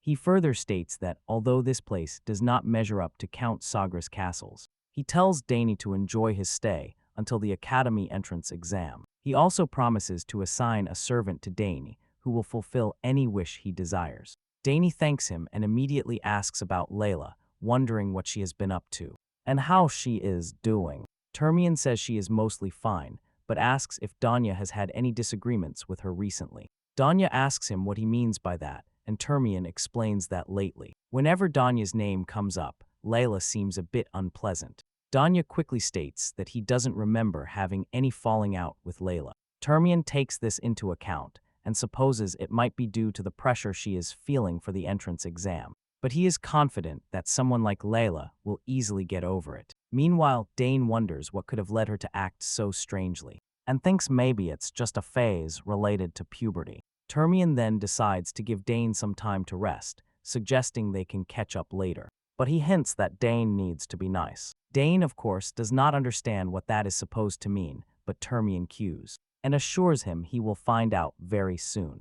Once the servant escorts Danya to his room, he looks around and figures he will stay here for a week until the entrance exam. However, he notices that the room is a bit too extravagant for a guest room. He just throws his backpack on the floor and decides to unpack before heading to find the training grounds. Just then, we glimpse the Virgin entering the room uninvited and decides to take him to the training grounds as soon as this voice falls on Dane's ears. Dane is quick to recognize who is behind him, and as soon as he turns around, he sees Layla. She looks like she has grown a lot since he last saw her, and her growth in some areas is definitely noticeable. She looks annoyed and asks him why it took him so long to arrive, clearly frustrated that he made her wait all these days. Dane can't help but burst with happiness when he sees her and rushes to ask her how she has been.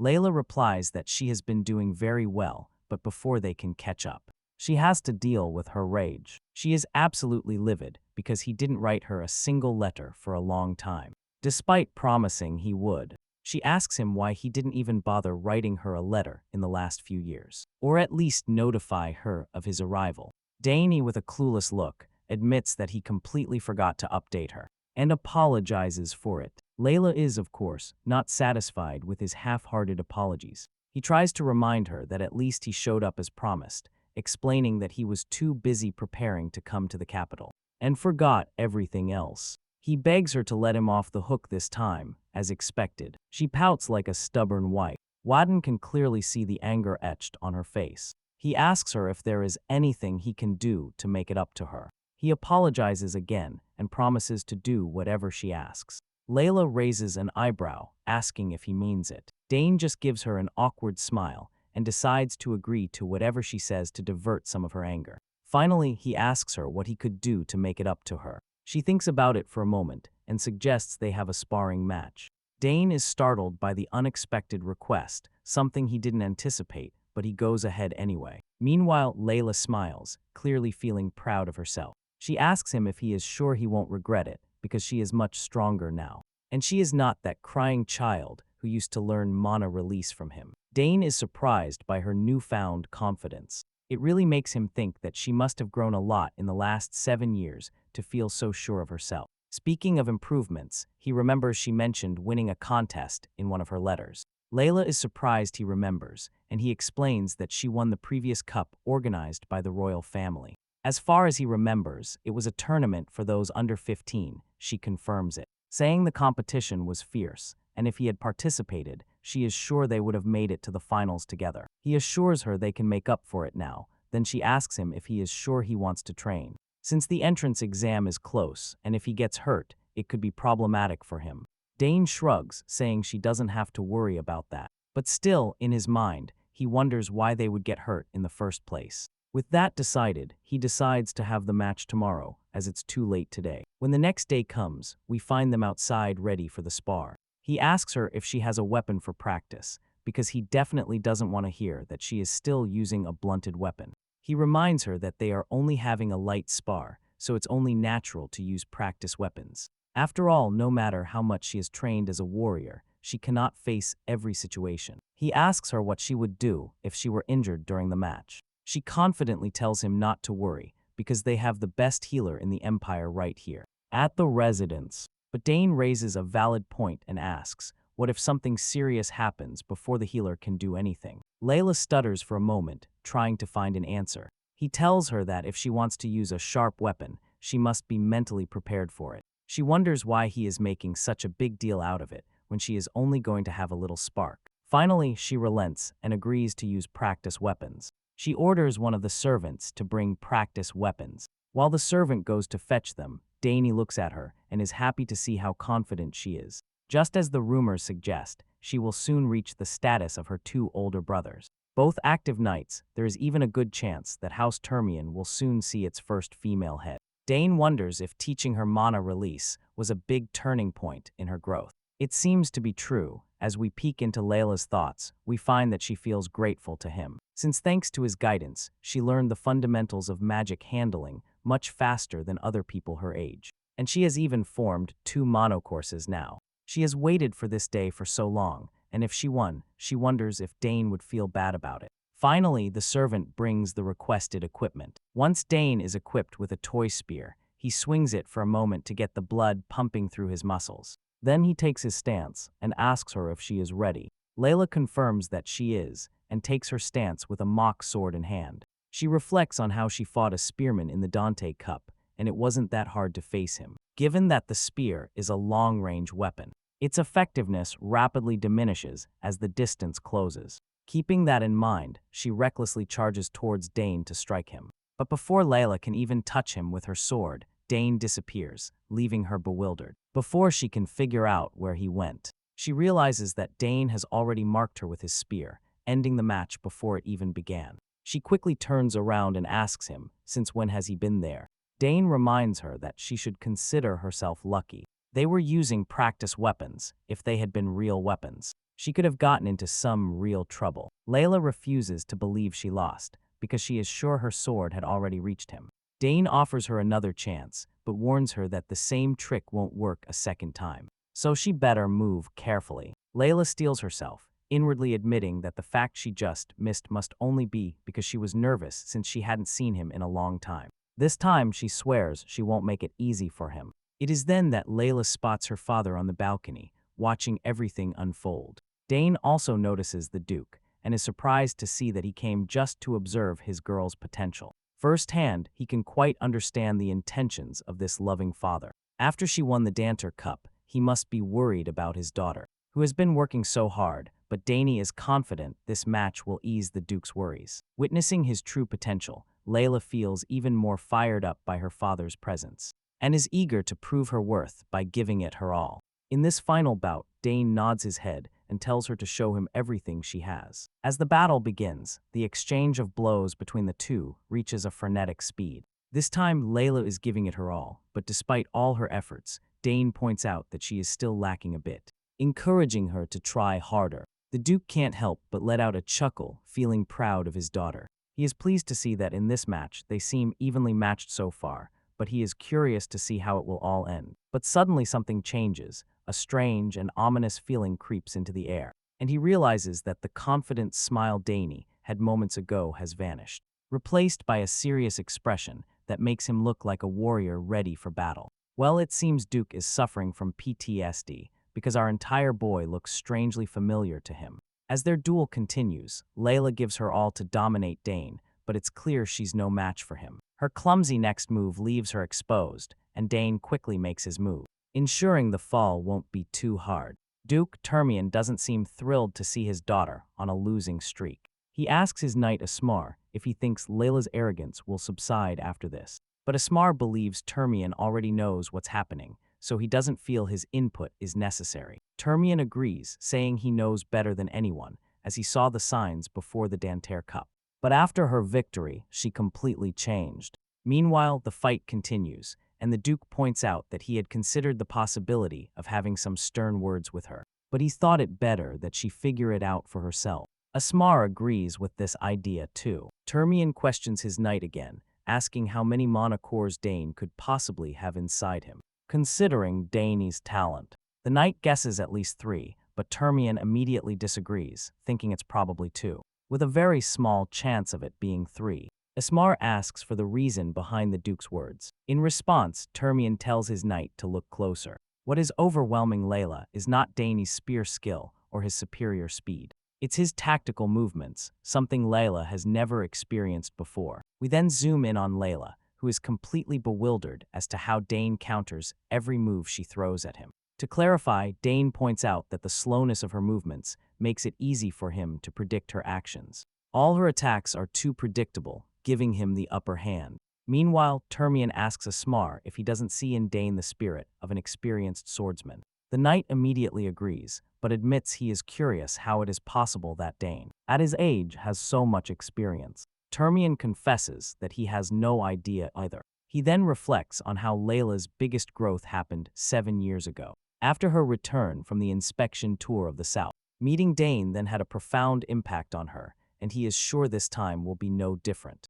Asmar acknowledges this and admits that he is also surprised by this boy. The young lady might be the winner of the Danter Cup, but the Dane surpasses her by a wide margin. It certainly seems like Count Sogres must have trained him hard. However, Duke Termian does not see it that way. On the contrary, he thinks Sogres is not the type to train someone harshly. And besides, Dane doesn't seem like someone who would need such training in the first place. Asmar is not entirely sure where the Duke is getting at, so Termian makes it clear. He states that this boy is not an ordinary person. He is someone with overwhelming talent, a true genius. He further speculates that Dane probably didn't participate in the Danter Cup simply because he wasn't interested. Outwardly, Asmar agrees with his superior's assessment, but inwardly the idea seems ridiculous to him. The Danter Cup is something every boy and girl in the Empire aspires to win. Why wouldn't Dane be interested? Termian continues to remind his knight that no one Dane's age has skills remotely at his level. Just as the Duke says this, his daughter doubles over her knees exhausted.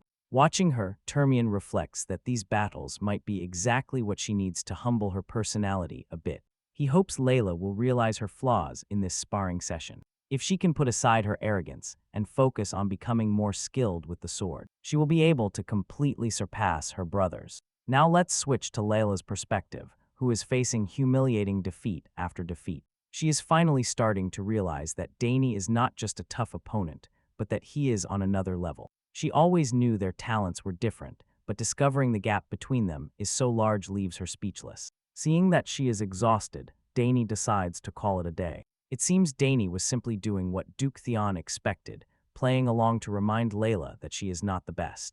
As they walk, she is visibly upset and lashes out at him, demanding to know how the hell he trained to get so good. In response, Dane carelessly replies that he simply practiced diligently. The savage's nonchalant reply completely throws Layla off, who can't help but feel frustrated. She thinks he is trying to undermine all the effort she has put into her own training, as if to say she hasn't worked just as hard. If Dane ever the savage replies again and tells Layla that she just has to work harder. With that, he decides to leave, but Layla is not one to back down. She makes it clear that she won't lose next time. Dane, already looking forward to their next meeting, doesn't say much and lets Layla reflect on their dynamic. Dane is the only person his age he truly admires, but at the same time, he is also someone she desperately wants to surpass. She wants to prove that she is not just a little girl who waits to be taught, but no matter how hard she tries, he always seems further out of her reach still. She tells herself to wait and see next time she will win. A few days pass, and we learn that the entrance exam for the Imperial Academy is more than just a simple test. It's a full-blown festival. Talented people from all corners of the Empire flock to the capital with their families and escorts. This causes thousands of people to enter the capital at once. Around 6,000 applicants have registered for the exam this year. There were no prerequisites other than paying the exam fee, so it was within anyone's reach. However, the competition was fierce. Almost 2/3 of the applicants did not pass the first test. Now, with the preliminary selection done, 2,000 applicants are still preparing for the next challenge in the form of a specialization exam. Inside the academy, the bigwigs gathered to discuss the influx of applicants. More than 2,000 students passed the first test this year, so things are going to get lively. One of them asks how many will pass this time, and a lady confidently replies, 200 at most. Everyone speculates about what kind of students will make it. The man leading the conversation is Professor Denabo, Dean of the Magic Department. The lady speaking is Ingrid, Dean of the Artillery Department. Denabo asks when the test results will be posted, and admits he is curious to know who ranked first. Someone casually mentions that the top scorer in fencing is likely to be the young lady from House Termian. After all, she is the winner of the down-tier cup, and no one questions the outstanding way Duke Termian has raised his children. The conversation continues with the dean of the summoning department, Pine. A sharp-eyed lady with glasses, and the professor sitting next to her is Astronaut, the dean of the fencing department. While everyone is throwing around guesses about who will be the top student, Denabo sits in silence. It is then that he interrupts the chat and reprimands everyone for their wild guesses. He pulls out a letter that attracts everyone's attention when asked what it is. Denabo explains that it is a letter of recommendation from Sidram, and it even bears the seal of the Nixon Magic Tower. Imbued with mana, everyone's jaw drops. Sidram for years has finally recommended someone he deems worthy. Disbelief reigns in the room. Still, some insist that it is impossible for this person to surpass the winner of the Danter Cup, Denabo.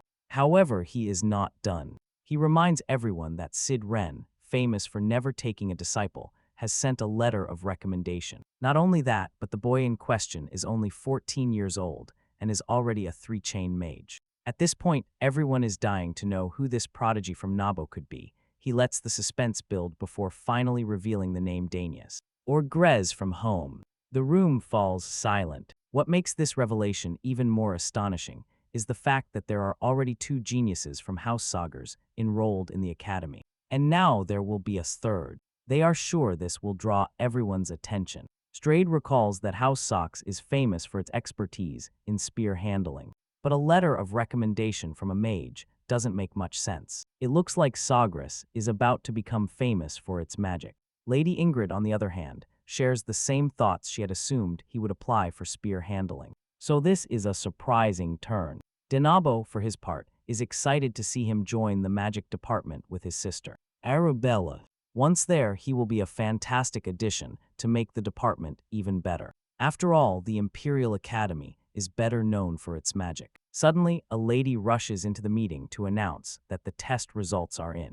A system window pops up with the results. It reveals that the fencing department has admitted 1,367 students, magic 227, and summoning only 152. The numbers for the fencing department are astonishing, especially compared to the other departments, leaving everyone present dumbfounded. Estinade feels smug, satisfied by the large number of candidates joining his department. He is sure that our boy must be one of them too. All the professors quickly scan the results, eager to see which department Dane has landed in. But to everyone's dismay, his name does not appear in any of the departments. An elder in the room asks the reporter if there is an applicant who is not on the list. The reporter quickly replies that there is one application for the freelancer specialty. The mention of the major freelancer leaves everyone with a face like they swallowed a stone. Then the reporter drops another bombshell. Apparently, Daniel Sogres achieved the best score on the first test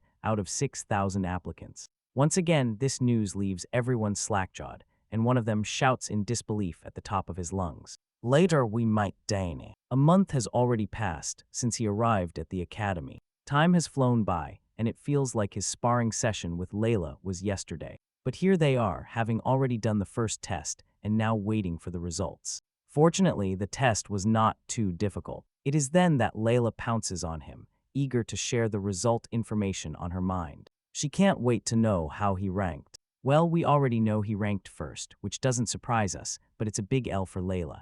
Who is Dane's rival? She cannot hide her frustration, realizing she has been surpassed again. Dane, for his part, feels immensely satisfied seeing her face defeat once more.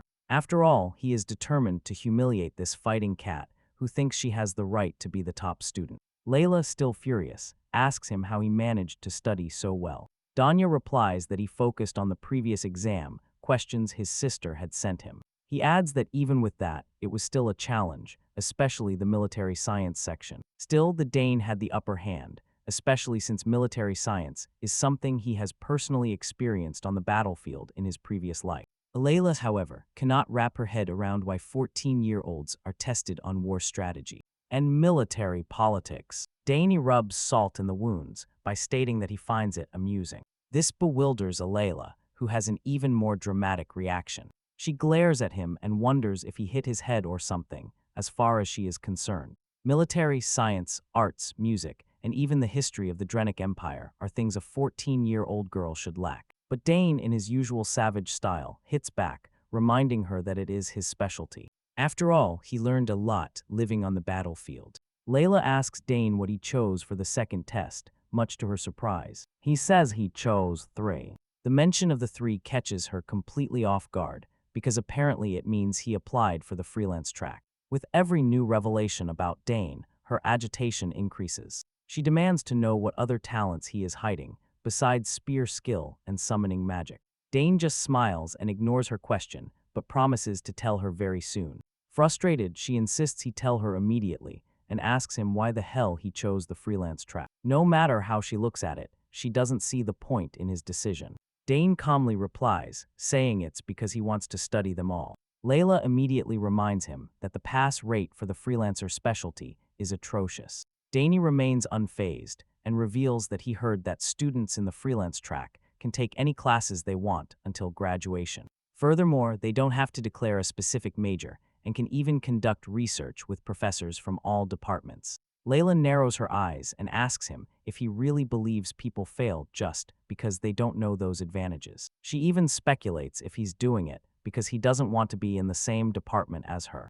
Dane denies having such intentions, which makes her lash out at him again. She demands to know how he plans to pass and insists on finding out what other skills he possesses, besides marksmanship and summoning magic. Seeing how agitated and persistent she is, Dane briefly considers revealing more for a moment. Honestly, I find her quite annoying. I hope she could already less. The scene shifts to the academy, where we hear the professors talking about Danye. Apparently, all the professors had to gather in one place, because to pass the major freelancer exam, the student must successfully pass the exams of 3 departments. They are bewildered by the fact that Danye is planning to take the major freelancer track in spear handling, magic, and summoning. Each core and circle of study are practically opposites, making it almost impossible to pass all 3. Professor Delphines points out that while there have been people who managed to pass 2 major freelancer tests, most don't even pass one. Denabo agrees, adding that it is better to focus on the spear specialty if it is about spears. Or magic. If it's about magic, applying for a single specialty is the safest option. And smart. 200 years have passed since the major freelancer was created, and almost no one has managed to pass all its tests. Back then, when the specialty was created, the requirements were not so strict. Hundreds of years ago, in times of conquest, the academy needed all the talent it could get. If someone showed potential, it didn't matter what field they were trained and used in. But that is no longer the case. The requirements have become stricter over time. One of the professors then wonders why this specialty even exists, especially since it's a department no one applies to or passes. Denabo reminds them that it is a symbol, a mark of prestige reserved only for the most talented in the empire. Delphinizo points out that it's not that important anymore. It has declined to the point where it practically only exists in name. Denabo adds that he looked into the records and found that in the last 1,000 years, only 2 people have passed. One dropped out and the other was the former emperor. Hearing this, Professor Ingrid notes that, unless someone is a true genius, even passing the major freelancer is impossible. Delphinizo then points out that since Dane is the youngest son of the war hero Sogres, he is not from an ordinary house. He admits he is looking forward to seeing what he is capable of. The professors also consider the possibility that Dane is simply an arrogant punk. If they aren't too hard on him, there's a chance he might pass, but with their positions as professors, they can't afford to go easy on him. As if Denabo is intrigued. If Den is a punk overflowing with so much confidence that he dares to challenge an academy symbol, he wants to see it for himself. The time has finally come, and we find ourselves at the location of the second exam. In front of the professors, Dane introduces himself by name and declares that he applied for the Imperial Academy's major freelancer program. Denabo interrogates him, asking if he understands the importance of applying for the major freelancer track. Of course, Dania has done his homework. He confidently states that he is fully aware of the obligation to pass the exams of the 3 specialties Professor Ingrid chose. She then reminds him that it's not too late to back out. She truly respects Count Sogres, the greatest spearman in the Empire, and doesn't want to see such a notable figure's son fail and have to return home in disgrace. Dane acknowledges her concern and even expresses his gratitude for it. However, he firmly makes it clear that he came here determined to give it his all. The professors expected no less. After all, if Dane were someone who would give up after hearing a few discouraging words, he wouldn't have applied in the first place. With that in mind, Denabo states that the exam will consist of 3 different tests related to the specialties Dane has chosen. If he fails even one of them, it will be an automatic fail. Now that the rules are set, Denabo gestures to the head of the summoning department, Professor Del Finso, to begin the test. Later, she stands right in front of Dane. As they look at each other, Dane reflects on Delpine according to his reputation. As he heard, she reached the pinnacle among the summoners of the Altian Empire, holding the record for summoning 3 summoners above the 2nd rank at the same time. The lady finally speaks, explaining that the summoning test is simple. Dane will have to satisfy her as best he can with his summoning skills. Hearing this, Dane gets excited. He hoped the test would be a freestyle challenge, without strict forms or rules. Instead of showing him some flashy magic trick, how could she expect? He asks her if she could summon something. Her response catches her off guard. She quickly demands to know what the hell he is talking about. Even the professors are perplexed. It's incomprehensible for an applicant to ask a professor to perform a summoning. This also sparks her curiosity about what Danny is thinking and planning. Since he doesn't have a mark, Denego had assumed Danny would talk about the theory behind summoning. But now she speculates that Danny might be using this opportunity to witness a real summoning. Although Delpine doesn't like this brat giving her orders, she is willing to grant his request. However, she makes it clear to him that this is not something he gets to see often, so he better keep his eyes wide open. With that, the lady begins her summoning magic, and as the massive spell takes shape, everything around them begins to scatter due to the strong pressure. Even the professors are astonished when they finally see the beast she summons, known as the Mad Ark Summoning Devourer. A terrifying roar from the monster is enough to make everyone question their life choices. According to Dane, this creature is the fiercest among 3rd-rank summons, and it is famous for attacking anyone it sees other than its summoner. Dane honestly did not expect to witness something like this, considering this is only the entrance exam. But now it seems things are about to get a little more interesting. Now that she has done what he demanded, Delpine and Saul tells Dane to show her whatever he planned to do. The spectators of the test are also astonished, because even among 4th-rank creatures, Adarek is the fiercest. Even if several dual-class knights attacked it at once, they would have trouble defeating it. Even Professor ING has no idea why Del Pinso summons something this massive. Meanwhile, Dane simply keeps advancing towards the monster, which causes panic for Del Pinso. She quickly warns him to step back immediately, because if he gets too close, it's clear the beast will attack. But Dane ignores the warning, and after dangerously getting close to the monster, simply says he is just trying to prove his capabilities as a summoner. Delpine recognizes that, but she didn't tell him he had to jump into the raging fire to prove his worth.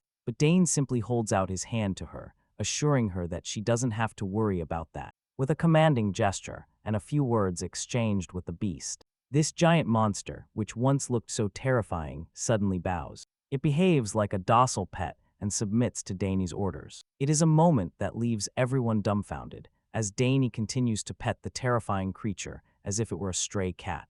The monster's owner, Delfinazo, reacts like everyone else. You see, there is no way to tame the vicious, devouring ark so easily. It is then that she suddenly notices the thread of mana connecting to the devouring ark. Although the color is pale, and it is not a complete subjugation, it completely erases the hostility of the devouring arcs. What they are witnessing is happening before their very eyes, but they still can't believe it. Delphine wonders if Dane analyzed the mana thread in an instant while approaching the devouring ark, and then created a similar mana thread to connect it to himself. Since Danny doesn't have a mark, that would be the best method he could use as a summoner. She realizes that what this boy has is an incredible talent, something that even surpassed the praise he received from his own professors long ago. With such a gift, she wonders how great his future will be. She finally steps forward and reminds Danny that this is more than enough to assess his abilities. She praises him for his great courage, cool judgment, and solid foundation. Before officially passing him, the other 2 professors are truly dumbfounded, an image they don't see often. That same night, when Dan returns to Duke Demance's palace, he updates Layla on his experience. She is absolutely perplexed to hear that the test ended in only 20 minutes. As much as she hates to admit it, she reluctantly acknowledges that, with this achievement, he is now the top student. But Dane is quick to remind her that she is the one who ranked first in the fencing department. So technically, she is also the top female student. Of course, Layla refuses to accept the title, for obvious reasons, and all she can do is sulk frustratedly. Dane tries to cheer her up, reminding her that her father even threw a party to congratulate her on passing. But Layla cannot get over the fact that the talent gap between her and Dane is impossibly huge for her. Dane feels less like a rival and more like an unstoppable natural disaster. She finally leaves without saying anything.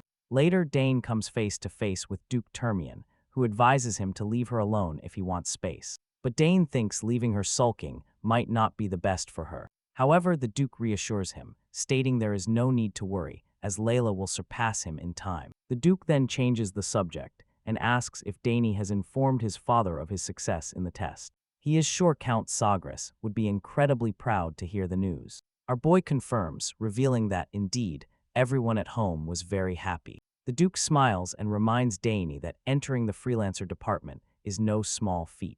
He mentions how even those at the academy were surprised by Dane's achievement. Now that the exams are over, the Duke advises him to rest and prepare for enrollment. Dane thanks the Duke for his care and guidance. Termian then brings up another topic, asking if Dane has thought about what he plans to forge. Our boy replies that he is considering forging a sword, although he hasn't fully decided yet. When the Duke asks why he hesitates, Dane explains that his body has not yet fully matured. Furthermore, he is not entirely sure what kind of sword he wants. He plans to take his time and think it over carefully before placing the order, as it's an opportunity he cannot miss. Temroing finds this amusing to hear. Suddenly, the butler appears and informs the Duke that the madam wants to see him. With that, he leaves, leaving Dane to reflect on how the Duchess's illness hasn't changed, and has been the same for years. Just then, Layla unexpectedly appears and shares that, fortunately, her mother has not worsened, but she hasn't improved either.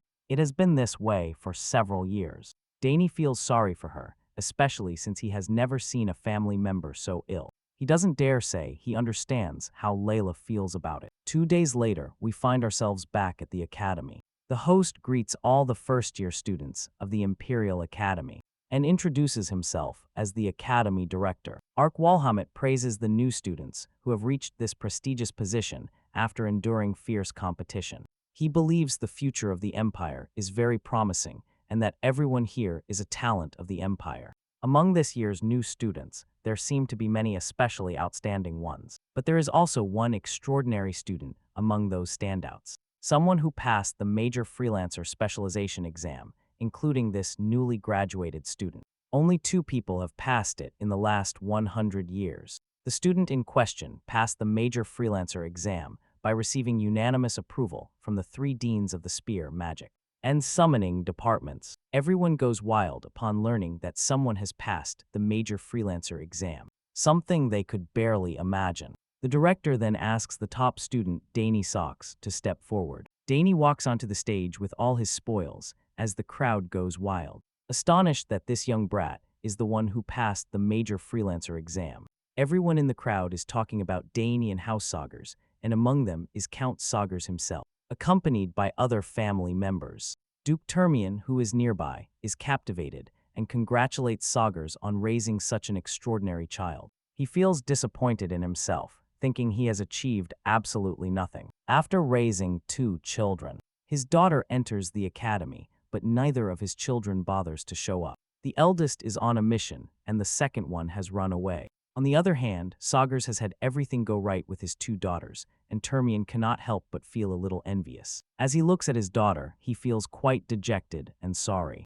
He regrets that his mother couldn't be here to witness her special day. While Dane is in the spotlight, with everyone's eyes glued to him, Delpine and so quickly asks Dane's sister if Dane always got along well with his summons. Since childhood, his sister quickly and positively replies, as if the answer were obvious. Delpinizo expected this answer, and now she is even more certain that Dane has an innate affinity, something he probably had since he was born. Delpinizo reflects on the situation and thinks Dane is a rare case. He is much better than most summoners. Despite lacking any visible sign of summoning, the sister then wonders aloud if Dane's high level of kindness would allow him to summon creatures from beyond the horizon. To understand this question, a little context is needed. Beyond the horizon refers to another world, one from which summons used to come. The link to that world was lost over 100 years ago. Finally, Delphinizo concludes that it is possible. She believes that summoners from that world have the ability to choose their summoners, which could make such a feat more than feasible. Meanwhile, the director approaches Dane, finally meeting him face to face. He hands our boy a paper while expressing his high hopes that this extraordinary student will demonstrate all his talent at the academy. Dane proudly takes the paper and thanks him with a smile. Meanwhile, all the scattered students gather, forming a line for the oath ceremony led by the first-year representative. Later, we see Dane, completely lost in his own pleasant thoughts, basking in the glow of his first major achievement. He has finally entered the academy. It took him quite some time and effort to get here, but he is determined not to waste this second chance in life. This is only the beginning, and he is prepared to achieve much more. The next scene takes us to the academy's main auditorium. Some representatives finish their introductory speeches about the academy, and the students have a short break before the next scheduled activity. They are invited to grab some refreshments prepared at the back and relax comfortably. During the break, Layla, acting like a worried wife, starts lecturing Dane. She warns him that now, with his success, many people will be watching him, some with good intentions, others with bad ones. She advises him to be careful with offers and to think things through. While she keeps chattering, Dane tunes out her concerns, insisting that he already knows how to handle himself. But Leela doesn't stop. She brings up the topic of clubs and reminds him of their importance. Dane, however, makes it clear that he is not interested in any of them. At this point, senior students have already started scouting for talented first years, hoping to recruit them for their clubs and activities. Now that he thinks about it, Dane remembers that his older sister mentioned there were tons of fun clubs at the academy. Suddenly, some eager upperclassman shouts Dane's name to recruit him to their club. In the blink of an eye, a crowd forms and everyone crowds around Dane, shouting over each other to join their clubs. Within minutes, the scene becomes chaotic, but Layla quickly grabs Dane's hand and runs off, dragging him as she runs to escape the madness. Unfortunately, their escape route is blocked by some jerks who are just as desperate to recruit Dane to their club. The whole place descends into chaos. Students are yelling and enthusiastically presenting their clubs, while Layla runs as if her life depends on it, dragging Dane with her. Despite her speed, the crowd is relentless and starts chasing them. Dane, while running, can't help but think that this feels strangely familiar. Sure, he's used to being chased by enemy soldiers, but being chased like this, just for being the top student, is a unique experience. The scene shifts to another part of the academy, where we meet Calthus Redfield. He walks around calmly, minding his own business. In the background, a group of upperclassmen are whispering among themselves, directing their gaze towards Keltis. He clearly has a reputation, although what kind we are about to find out. Apparently, Kelta has returned from his post as commander of the Imperial Knights, and immediately took on a role as a professor. He is revered as one of the best and most surprising professors at the academy. However, Kelta doesn't want to be a model professor at all. From this moment on, his worries are about to increase because his comfortable life is about to end. All because there is a new student in the freelancer department. For the first time in decades until now, Kelta had it easy. He could write papers carelessly and still get decent results, but now he will have to prepare real classes. The perspective shifts to Kelta himself, who is thinking silently. It's about time the freshman orientation ended. He doesn't seem enthusiastic about someone joining the freelancer department. And what bothers him most is that someone had to join the department when he is acting as the head of the freelancer department. He soon realizes that Danny is outside his office. He calls him over, surprised at how early Danny has arrived. Our boy doesn't forget his manners and respectfully greets his professor. Once they are settled in the office, we get a glimpse into Keltis's inner monologue. He is clearly irritated. He worked hard to get to this position, all to be able to enjoy a little peace and quiet. Teaching students was never part of the plan. If he had wanted to instruct someone, he would have stayed in the night order. Anyway, he's had enough. Now that there's no turning back, Kelto addresses Dane and asks why he decided to apply for the freelancer department, to which our boy simply replies that he doesn't want to tie himself down to a specific field. Kelto follows up with another question. He asks if he plans to choose a specific field later. Later, Dane answers affirmatively, accepting that he will eventually choose something. But for now, he doesn't want to miss the great opportunity to study in the freelancer department. Keltas seems a bit annoyed, as it looks like if things continue this way, he'll be stuck teaching Dane. But then a glimmer of hope sparks in his mind when he remembers that Dane skipped the fencing exam. The fact that this student skipped the test means he lacks confidence in that area. Kelta sees his chance and asks our boy if he knows anything about fencing. Of course, this catches Dane off guard. The question is completely unexpected, and he is a bit bewildered. Keltas quickly clarifies that he isn't trying to insult him, but as a student of the freelancer department, and being his professor, he believes Dane should know something about fencing. It's a strange request, and Dane realizes his teacher isn't exactly thrilled to see him here. So Dane keeps it simple and direct, telling his teacher he is not interested in fencing. This is the moment Kelta has been waiting for. He doesn't hesitate to seize the opportunity, telling Dane that he wants to test his skills. You see, Keltas has the authority to evaluate Dane. And if our boy's sword skill is as poor as he suspects, this terrible professor can use it as an excuse to have him leave the department. Keltas decides to head to the training grounds to test Dane's aptitude in swordsmanship. Once they arrive, the professor gestures towards the arsenal of swords on the walls and tells Dane to choose any weapon he wants. Our boy starts browsing the amazing collection of blades as he observes the plethora of swords. He can't help but wonder how a training room like this can exist in a place meant for academics, and, most importantly, why is there so much weaponry when there haven't been any freelancer department students for decades? After a few moments, Danya shrugs and picks a sword at random. Keltas is unsure about the sword he has chosen, but Danya replies affirmatively, showing no signs of self-doubt. With the weapon selected, Keltas sets the rules. It's quite simple. If Danya can score on him even once, he passes. To make things easier for his student, Kelta imposes a restriction on himself. He won't move more than 2 steps during the fight. Dane accepts the conditions without hesitation, and the two stand opposite each other to begin the round. Kelta feels relieved, while also worried. He is relieved that Dane accepted the conditions so easily, but at the same time, it's unsettling. Dane didn't hesitate at all, almost as if he was sure he was going to win. Once the match begins, Dane lunges straight towards Keltas. He swings the sword in an attempt to score on his teacher, but Keltas easily dodges it. Although he dodged the blow with little effort, the professor can't help but notice something. Dane is faster than he expected. For a moment, he starts to believe that maybe this kid is truly capable of being a freelancer student. But there is no time to dwell on that thought. Dane presses on with relentless strikes, each one more precise than the last. At one point, Kelta realizes he is mere centimeters away from being marked, and he feels a shiver. When Dane swings again, Keltas is forced to draw his own sword to block the attack. If he had moved a fraction of a second slower, the match could have ended right there, and not in his favor. What's most astonishing is Dane's swordsmanship. It's unconventional, almost wild, but undeniably effective. Keltas is now convinced that this kid might actually know how to wield a sword. This is clearly not just beginner's luck.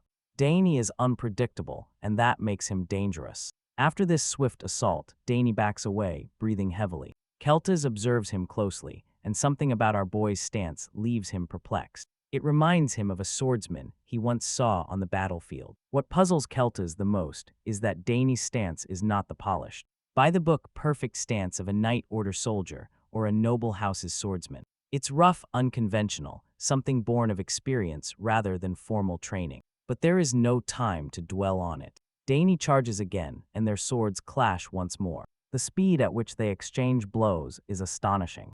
Their movements blur into silhouettes. The clash of steel echoes in a wild symphony. Keltas cannot believe what he is seeing. None of this makes sense. This was not something he expected, not even in his wildest imagination. He is a hexaclass swordsman, one of the most elite. But here he is, having to channel a significant amount of mana just to keep up with a 14-year-old kid. It is both frustrating and exciting, a testament to Dane's potential, but also a challenge Kelta never thought he would face in a simple evaluation. He even starts to falter on his feet, despite his best efforts to stick to the two-step restriction he promised. Each of Dane's blows feels heavier, and the way our boy fights pulls on something in his memory. It's strangely familiar. Kelta's mind flashes back to the battlefield, where he once faced a lone knight with the same wild energy. And unwavering. He remembers how surprised he was to see such a brave warrior. Someone who fought with reckless abandon, showing no allegiance through shields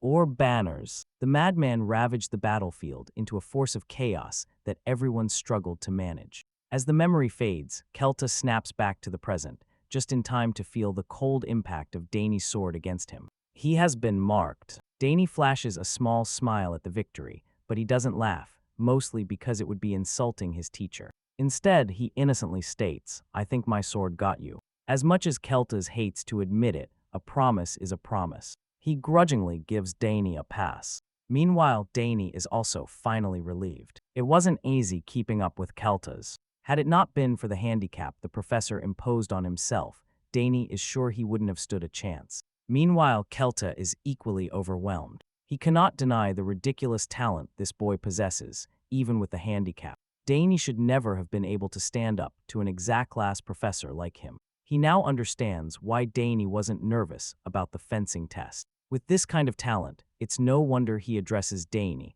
and asks why he didn't apply for the fencing department. Instead, Dane simply replies that he thought his family would be sad. Kelta is confused by this, as this remark doesn't make much sense. But now that he thinks about it, Dane's father is a genius spearman, and his sisters are experts in magic. And summoning, it's clear why Dane applied to all three departments. He was trying to meet his family's expectations. Kelta's finally realizes the truth the hard way. It wasn't that Dane lacked confidence in swordsmanship. It was that he simply didn't want to practice it. With the evaluation over, our boy gets permission to leave. He bows his head respectfully, thanks Kelta's, and leaves in silence. As the professor watches him go, he realizes that his plan to scare the kid away and continue with his comfortable life has failed.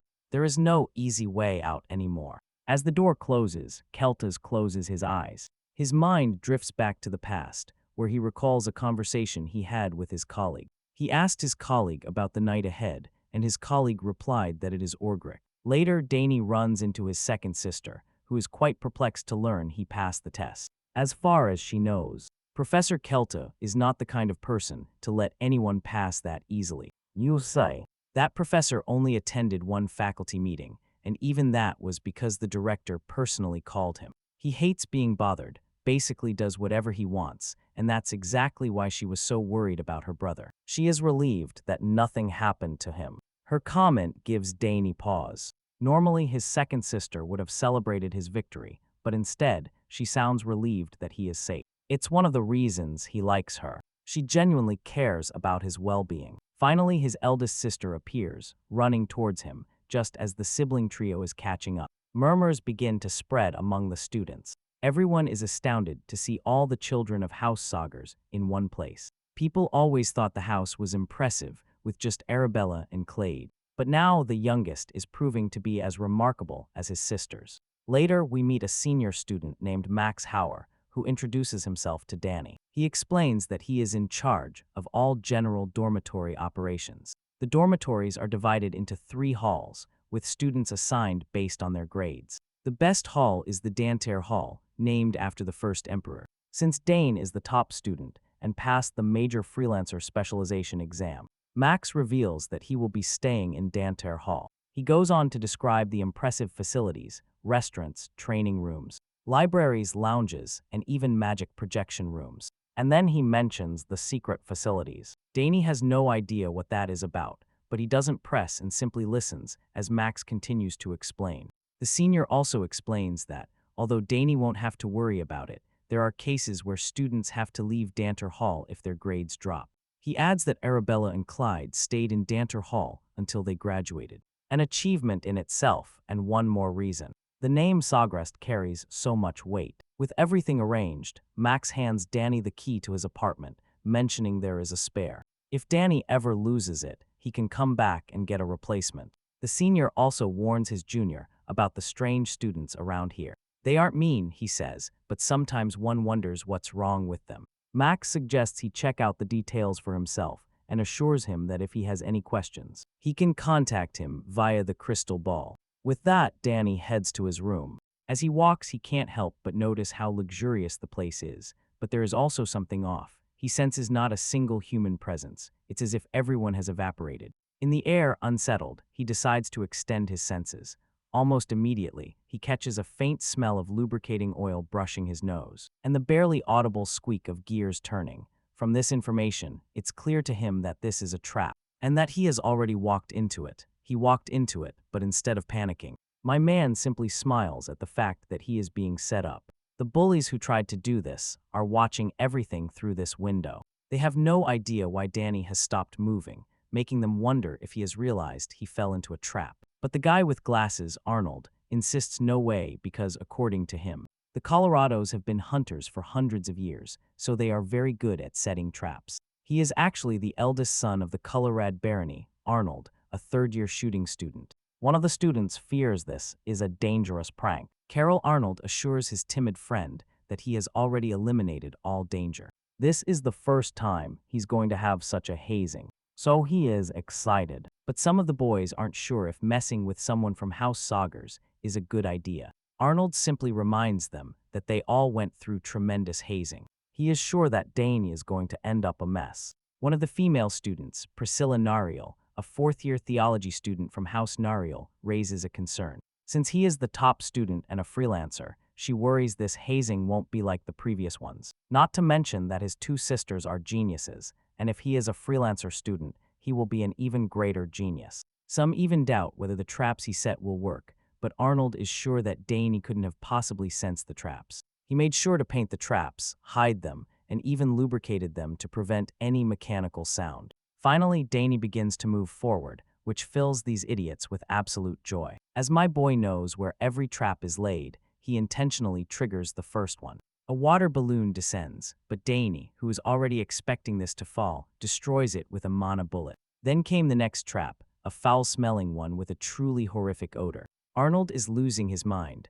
unable to believe Danya found all the traps. He insists it's just a coincidence. Priscilla Nariel isn't so sure it's just a coincidence. Carol Arnold assures her that he placed the easy traps first as an appetizer, saving the big one for last. He is confident that Danya will fall for it, while his two other friends decide to have some faith in Arnold's traps. Priscilla remains skeptical, and as expected, my boy walks through these traps as if they were nothing, ready to face whatever comes, after visually marking the positions of every trap laid in the corridor. Dane Sogres with a smile and charges forward, triggering the first one, multiple boxing gloves launching from various angles. With his well-trained footwork, this trap was practically insignificant. Next came a Looney Tunes-style butt-drop trap that Danny dodged as feathers exploded everywhere.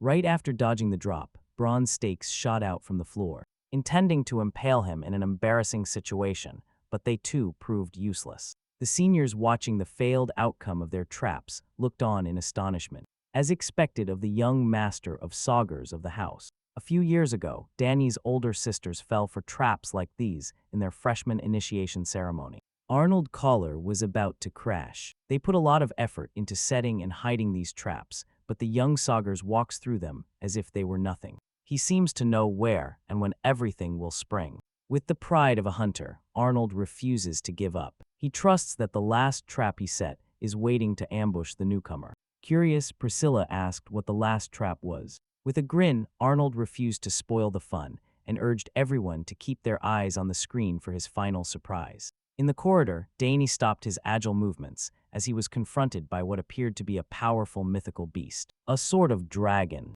The last set of traps consisted of summoning a dragon and a strange avatar of death in the form of a skeletal deer. They loomed over Danny and charged with malicious ferocity. Still, the young Sogres remained composed and calmly assessed the situation. He was only surprised that someone would prepare a summoning as powerful as a trap. That was until he realized something wasn't quite right, as while the bodies and heads of the beasts looked tangible and real, the lower part of their bodies did not. If you look closely, you'll see the supposed summoned beasts are glitching and appear to bend at the corners of the hallway. With a satisfied smile, Dane confirms that these horrific displays are just illusions. It's just a very noisy and intimidating mirage. There is no way any prankster could summon beings this powerful. If Dane were a normal student, he would have fled in terror with his tail tucked between his legs immediately. Once he saw through the illusion, this last trap became even easier to deal with than the previous ones. There is no need to dodge or stop this one. That would just be a waste of energy. He just needs to adjust the flow of mana in the air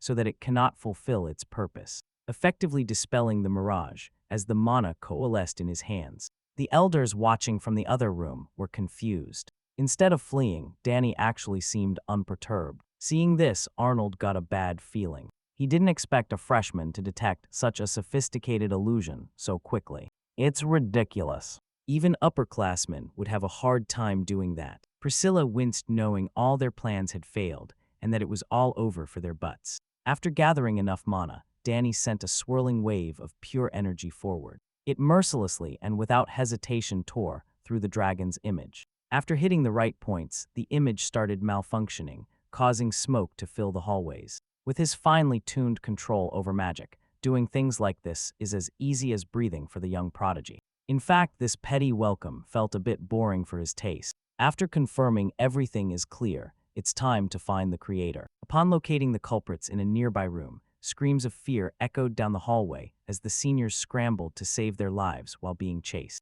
by the ferocious devourer Ark. As the resident trap setter, the group turned to Arnold for answers on what they should do, but none of them had any idea how to respond to such a dangerous retaliation. When Ediracha cornered the seniors, the beast let out a blood-curdling roar that shook them to their bones. They all shrieked in terror before the wild wolf could sink its fangs into the defenseless victims. Dane intervened to stop it.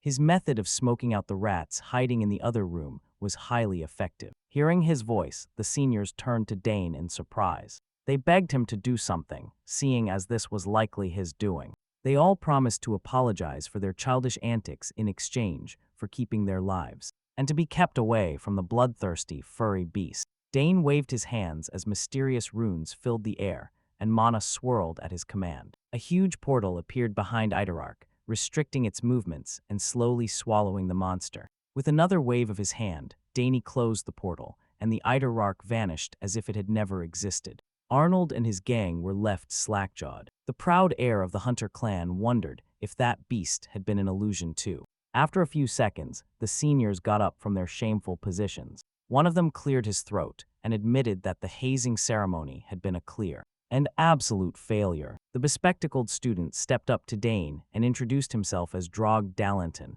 a fifth-year alchemy student. He subtly added that he was the sole direct descendant of Marquis Valentine, and extended his hand for a handshake with Danae's. Drog even threw in some compliments to the mix, commenting on the handsome face and chiseled physique of Danae. It's a given, considering how well-known Danae's sisters are for their beauty and talent. Confused by what this guy was spouting, Danny opted to be polite. He shook Drogon's hand and returned the greeting. Glassy continued to praise Danny for his mesmerizing ability to locate and dodge traps. Everyone had heard that this kid was the only freelancer department student in decades, so they should have expected him to ace it. Drogon subtly mentioned that Arnold had set up everything. Drogon continued by saying that Arnold is the heir to a Colorado house known for its expertise in the house. Hearing this, Arnold felt embarrassed by the call-out. Danius smiled upon hearing who the mastermind behind the dormitory trap-infested hallway was, trying to turn the situation around. Drogon called everyone to properly introduce themselves. The blonde lady is Priscilla, a fourth-year theology student.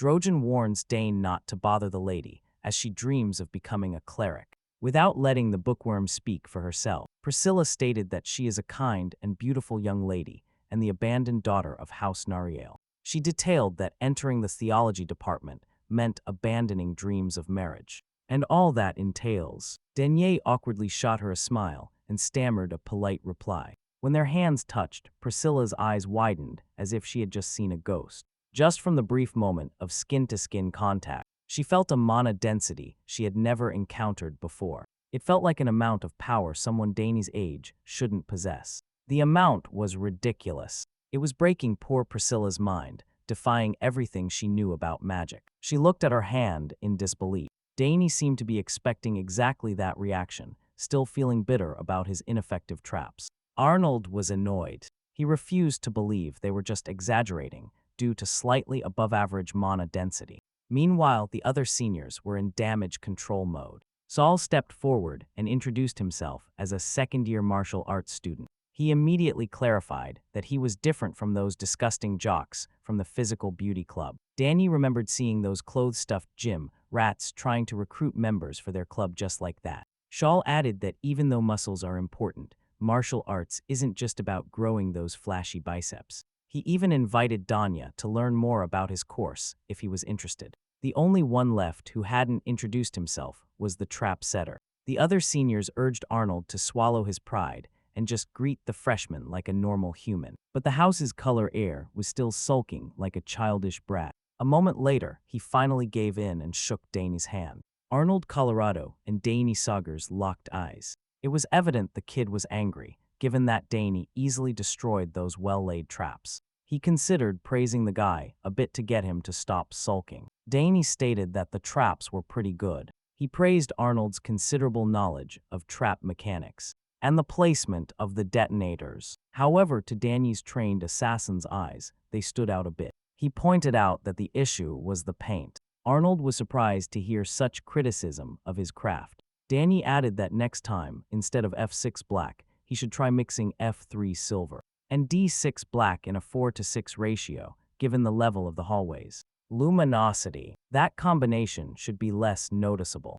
On second thought, Arnold admitted that what Danny said made a lot of sense. Aside from the paint color, the traps were quite well done. Any other student with inexperienced eyes would have fallen for them. The other seniors were stunned. Who would have thought a freshman would teach the mighty Arnold about traps? They knew they were witnessing greatness at work. With introductions done, the seniors offered to escort Danny to his room. They walked down the corridor, guiding the freshman through the place he would be staying for his entire academic life. Although they pulled some freshman pranks on him, Danny found it amusing to be with these seniors, observing their dynamic and banter. He couldn't help but feel like he had gained some silly friends. All in all, things were about to get more interesting from here on out. The next day, Layla scolded Danny for taking 6 classes related to his specialization this semester first thing in the morning. It makes sense, as he has 3 majors and needs to take 2 classes for each of them. There are also liberal arts classes that fill his schedule to the brim. At this rate, he might not even have time to sleep. Normally, freshmen take 4 classes at most.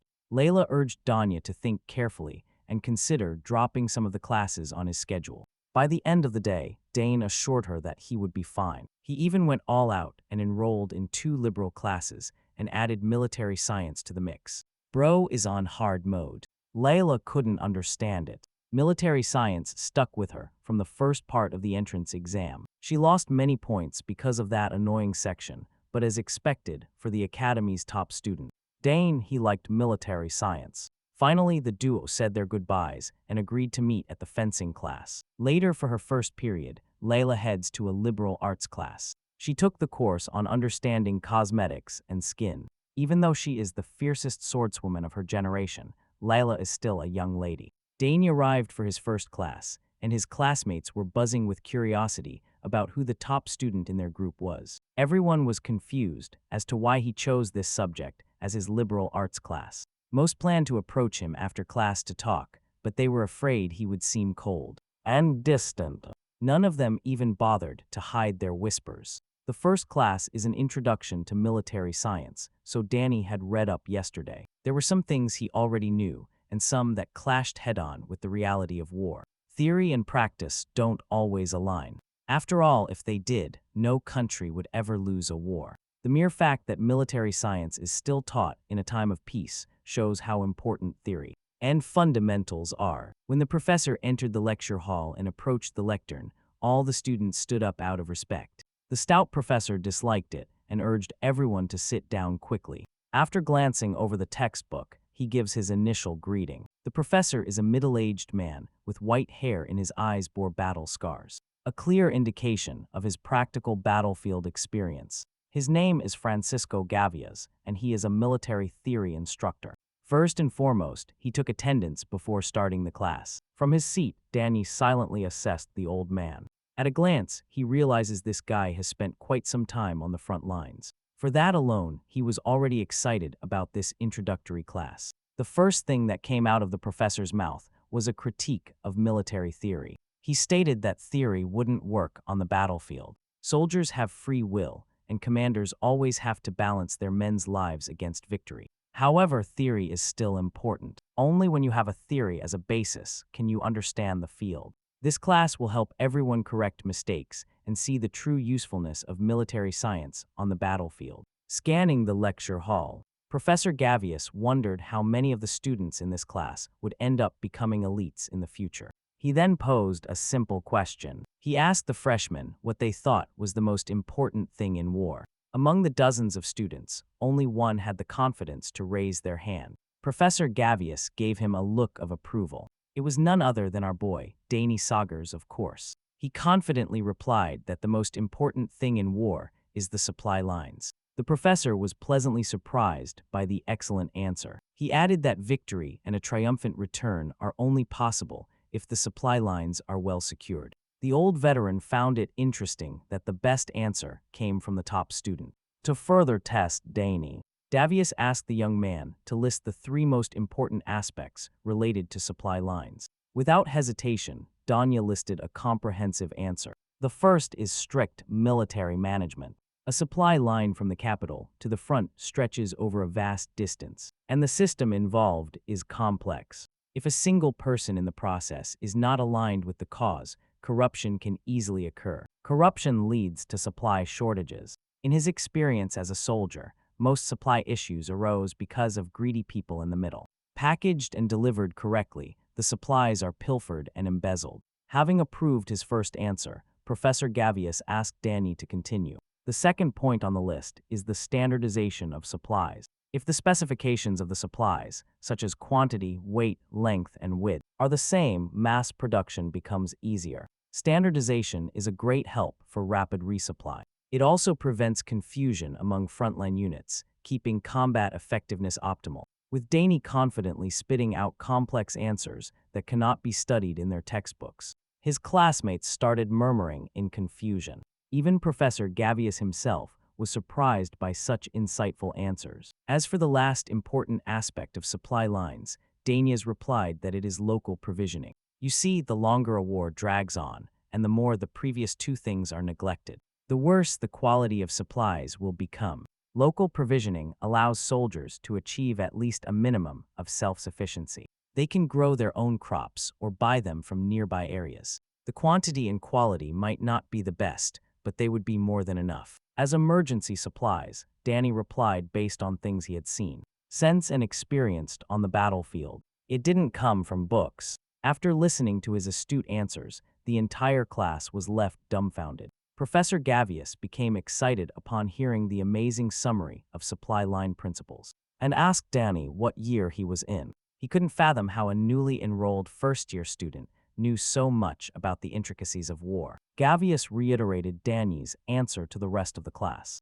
These concepts reminded him of soldiers and officers who have seen multiple battlefields in their lifetime. Given Danny's youth, it was impossible for him to have abundant battlefield experience. So how the heck could he know so much? To cover up the real reason, Danny claimed that he often heard war stories from his father. The curious Professor Gavious asked for the name of Danny's father, when he revealed he was the son of Arkansas Gress. The veterans were left wide-eyed upon hearing that young man was the son of the Blue Whirlwind. It finally made sense in Gavious's mind, as he is the son of Sogres. He is also the rumored student who passed the top autonomous exam.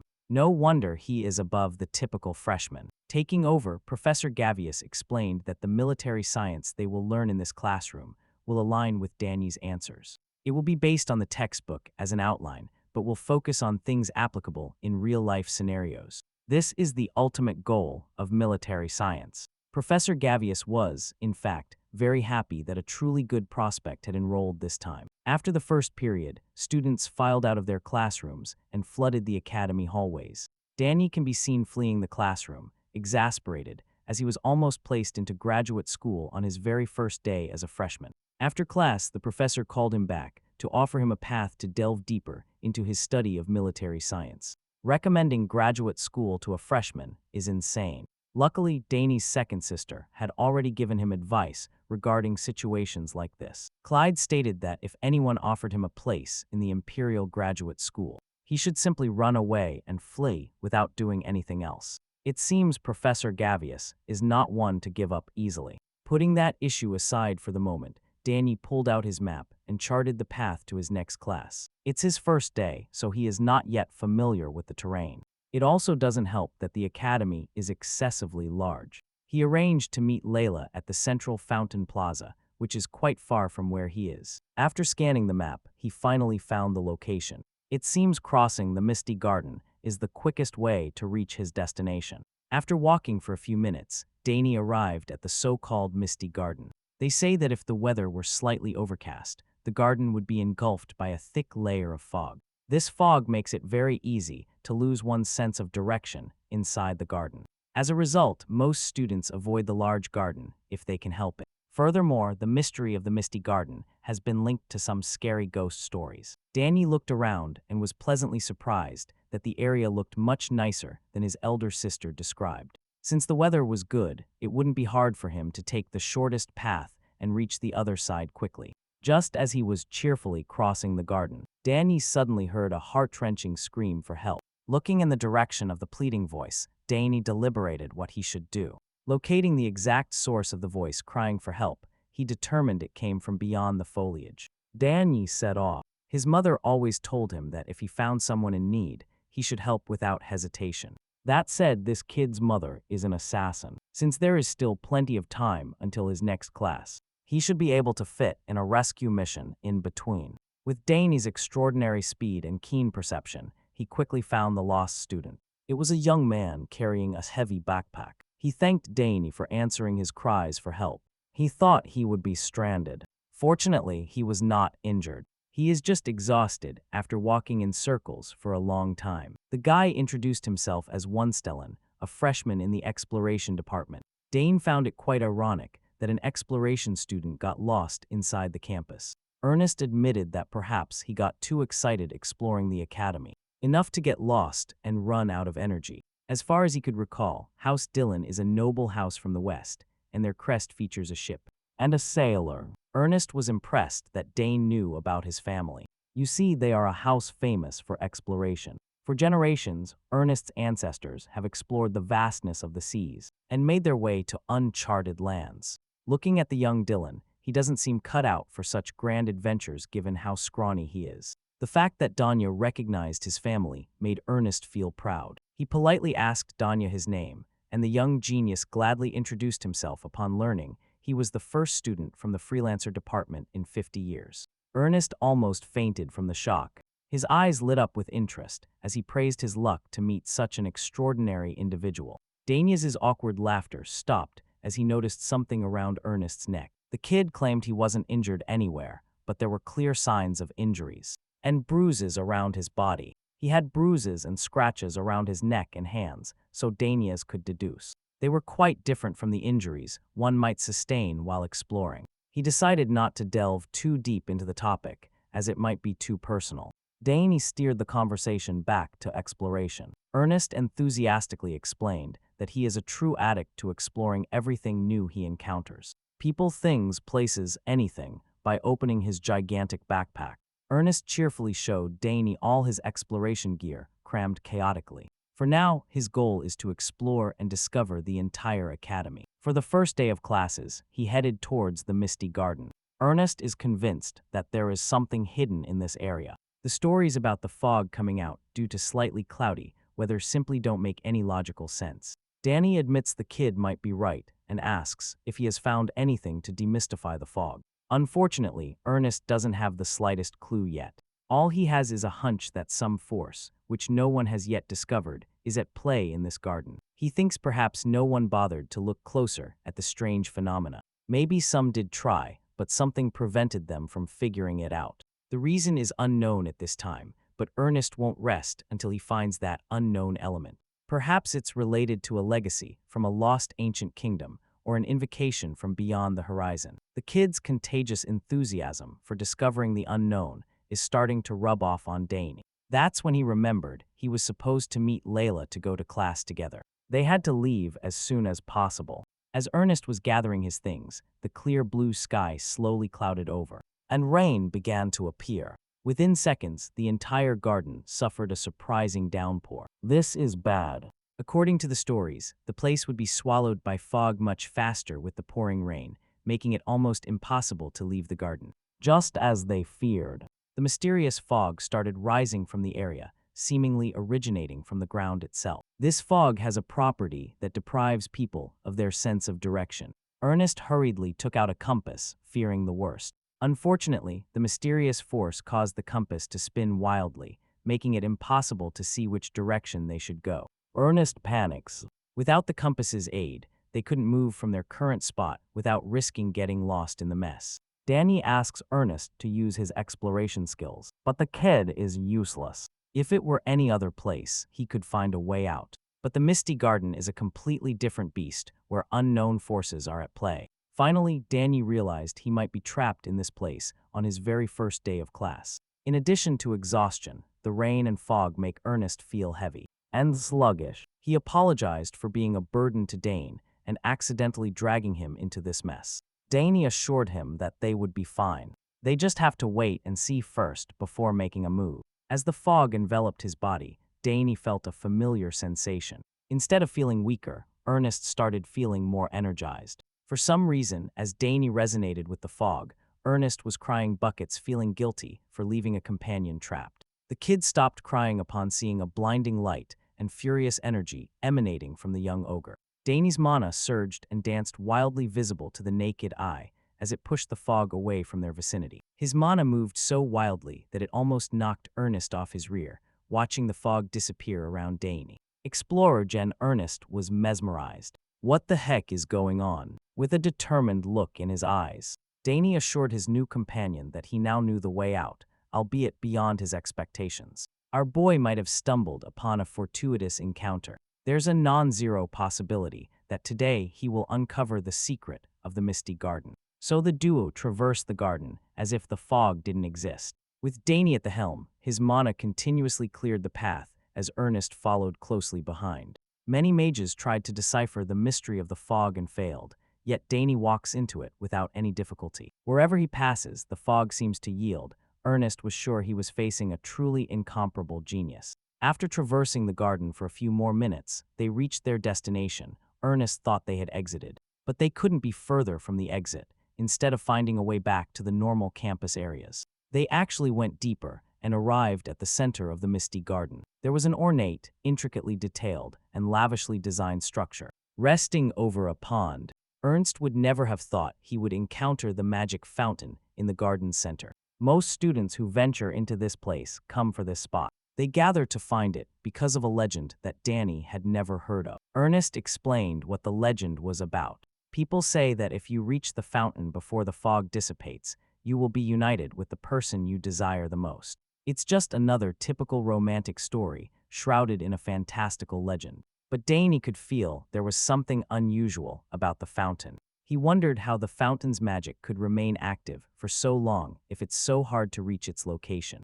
and continues to function without maintenance. Hearing Danny's valid questions, Ernest couldn't refute the logic. If no one is continuously supplying magical energy into this thing, then perhaps there is an energy source strong enough to maintain it for long periods of time. A battery that doesn't need replenishing. If that's the case, it's possible that the entire garden itself is just one giant mechanism. Considering how unnecessarily complex and convoluted the garden's layout is, the hypothesis might be true. If the garden is a large mechanism powered by an unknown source, then this magic fountain before them could be an ancient relic. Considering all the unanswered questions, it's fair to assume that the fog might also be related to this.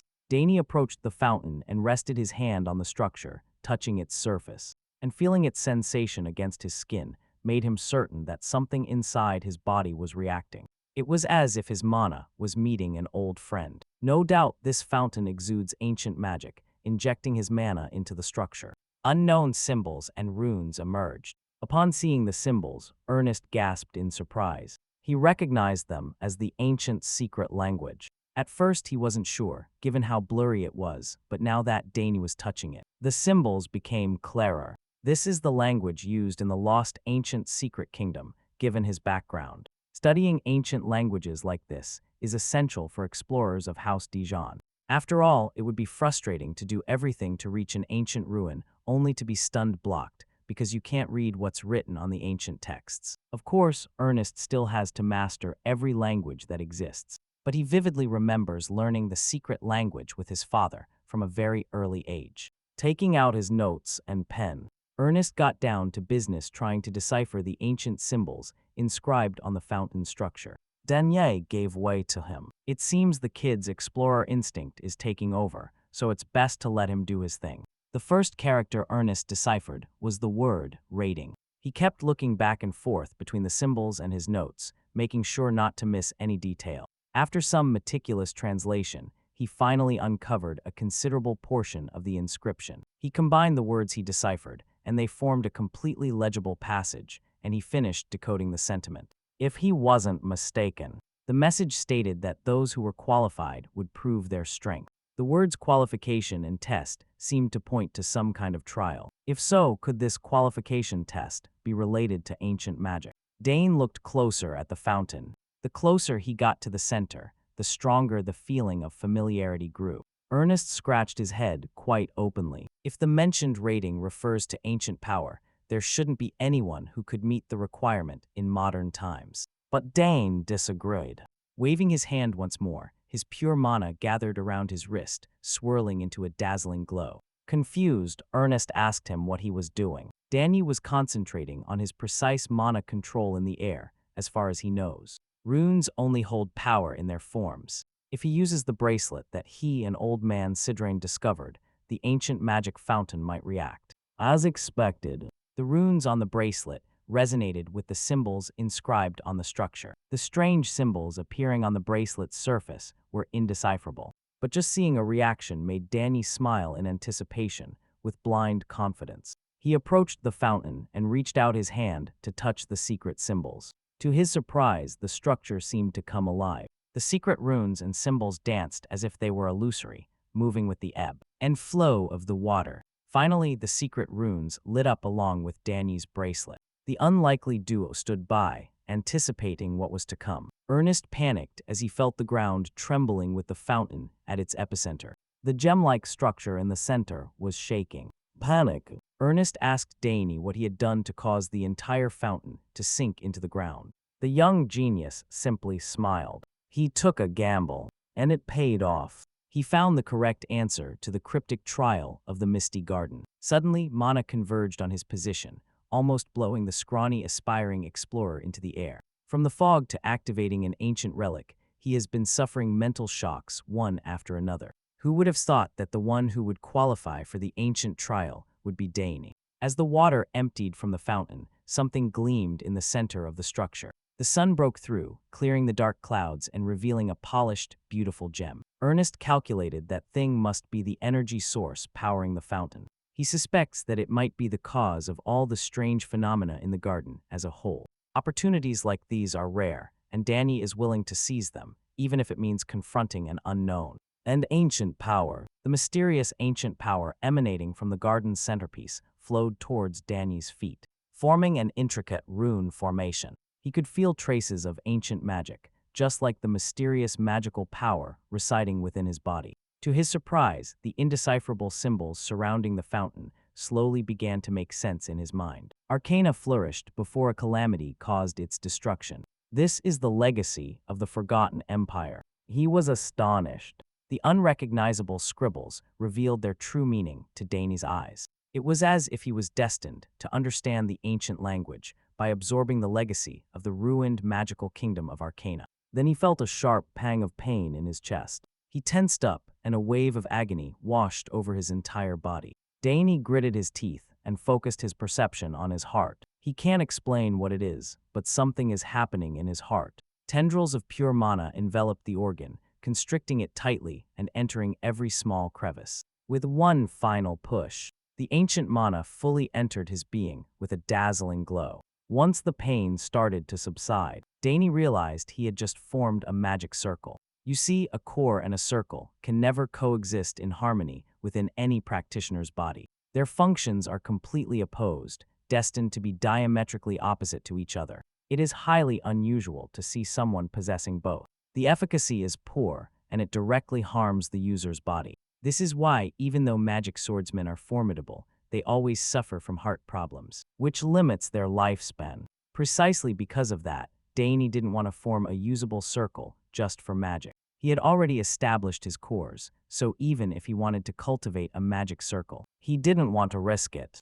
Now the legacy of the ancient empire is forcibly implanted in his heart. Seeing his worried expression, Ernest asked him if he was okay. His complexion had turned pale and he looked conflicted. Danny forced a smile, assuring his new friend he would be fine. He just has a lot to think about. The young explorer asked if he had really absorbed the torrential power from before. Even to Ernest's untrained eye, he can see that the fog and the runes seem to have formed an inexplicable connection with Dane. It is natural for Ernest to be full of questions. He saw the whole process, after all. But for now, it's better for this kid to remain in the dark. Dane used his magic-gifted sister as an excuse, telling Ernest that he handled the strange incident the way she taught him. After today's events, Ernest can feel his explorer's blood boiling with the desire to discover. He proposes that they search for more mysteries in the academy together. Sometime soon, they can be in contact with each other to share any strange phenomena or places they discover, considering there might be other places with collections of magic. Like the fountain, Danny agrees. Now that the fog has dissipated and the commotion has calmed down, Ernest reminded Danny that he still has a class to attend. Inheriting an ancient legacy made Danny forget that he had agreed to meet Layla before class started. He slapped Ernest's shoulder and apologized for running off. He is short on time. He has to get to the meeting point, or that rowdy young lady will give him the business. Danny said goodbye to his new friend and ran off in the direction of his next lecture. The young explorer watched Dane with a smile on his face. Without a doubt, today he had found an interesting friend. He had a feeling that if he kept exploring with Dane, more amazing things would happen to him. After making sure he was far enough away from Ernest, Dane experimented with pushing his speed to the limit. He found it strange that every move felt much easier. Fierce ripples of mana surrounded his body, reinforcing his agility. Already dazzling, he could clearly feel the circle and the cores within his body. Against the common logic of this world, they seemed to coexist in harmony without any hindrance. Normally, the circle would interfere with the core's energy, reducing their efficiency. But that is not happening. No matter how much magic he generated around his body, there were no signs of any backlash or strangeness at all. To his delight, it is the exact opposite. His magic constantly fluctuates, operating and circulating through the circle, only to return and gather in his core. The entire process repeats, further purifying the energy of his core. Faced with this fortuitously abnormal occurrence, Dania's first thought was to contact his older sister as soon as he could. 1 second, he feared having heart problems. The next, he was beaming with all the possibilities this opens up. With his newfound speed, Daniel was not long in reaching the sandy grounds of the Hankston district. He arrived just in time to meet Layla and take a walk through the famous area. After walking leisurely, the two finally glimpsed the entrance to the district. The entrance was oddly constructed. Layla explained that they were about to enter the famous magic barrier. She added that this strange structure was created by Saul Einstein, a legendary mage of the academy. It is a barrier that activates once a year for first-year students with magical talent. When a student passes through it, a light will appear based on the color of that light. Students will be ranked based on their magical quality and magic grade. Originally, this intricate device was used to filter out dark mages sneaking into the academy. But as darkness fell, the mages died out. The magic barrier was repurposed to rank students. Curious, Dane asked about the color corresponding to each grade. Layla happily explained that if a student has no magical talent, no color change occurs. If the student has decent talent, a yellow light will appear. Considerable talents display blue lights, and overwhelming talents show red. Layla studied extensively about the academy, even before enrolling. She wanted to know everything there was to know about the headquarters of the new chapter of her life. Furthermore, Dane's two sisters, Arabella and Clade, both produced red lights. It is natural, given their monstrous affinity for their respective paths. Layla can wait no longer. She runs towards the magic barrier, excited to know what color she will summon. Upon stepping onto the district entrance, a dazzlingly bright red light filled the area. Given her extraordinary talent, this was normal. She smiled happily, pleased with her results as the red light reflected in her almond eyes. Proud of his childhood friend's potential, Danya congratulated Layla, eager to test the barrier himself. He observed the structure attentively. With a firm stride, he calmly stepped into the district entrance. In his mind, he expected to see a red light too, confident that after absorbing the ancient magic, he might even be stronger than a normal red light prodigy. When he turned to see his results, he was stunned to see a bright green light. This was not supposed to happen among the color rankings. Green wasn't on the list. Even Layla, who had studied the academy systems, was stunned. She looked at Dane and asked why he couldn't just be a normal genius for once in his life. Dane also had no idea what was going on. He just offered an ironic smile in response. After entering the district, Layla and Dane quickly headed to the lecture hall, where all sorts of students from other departments gathered. It is common knowledge that magic department lectures are very popular. Students from all sorts of backgrounds usually stick around for the first orientation day and leave afterward. Among today's unusual guests was a fifth-year student named Order. Based on others' reactions, it seems the big man is somewhat important. The fifth-year representative of the magic department, Arthur Diamond, had stopped by to meet a particular person, the academy's only interdisciplinary student, Dane Sogres. The juniors were notified in advance that Danya would attend the class, but there were no signs of the man of the hour yet. Arthur instructed his juniors to lead Danya directly to him as soon as the kid arrived. Since Dane is Arabella's younger brother, those who idolize her, including Arthur, are paying close attention to young Sogres. Suddenly, a commotion broke out as two students entered the lecture hall. Most students who hadn't seen Danya before exclaimed over, catching a mere glimpse of the boy wonder. They were astonished by his opposite of handsome face and emerald eyes. Next to him was the infamous Lelithaman. Dane was not used to this kind of attention at all. Seeing him freeze under the scrutiny,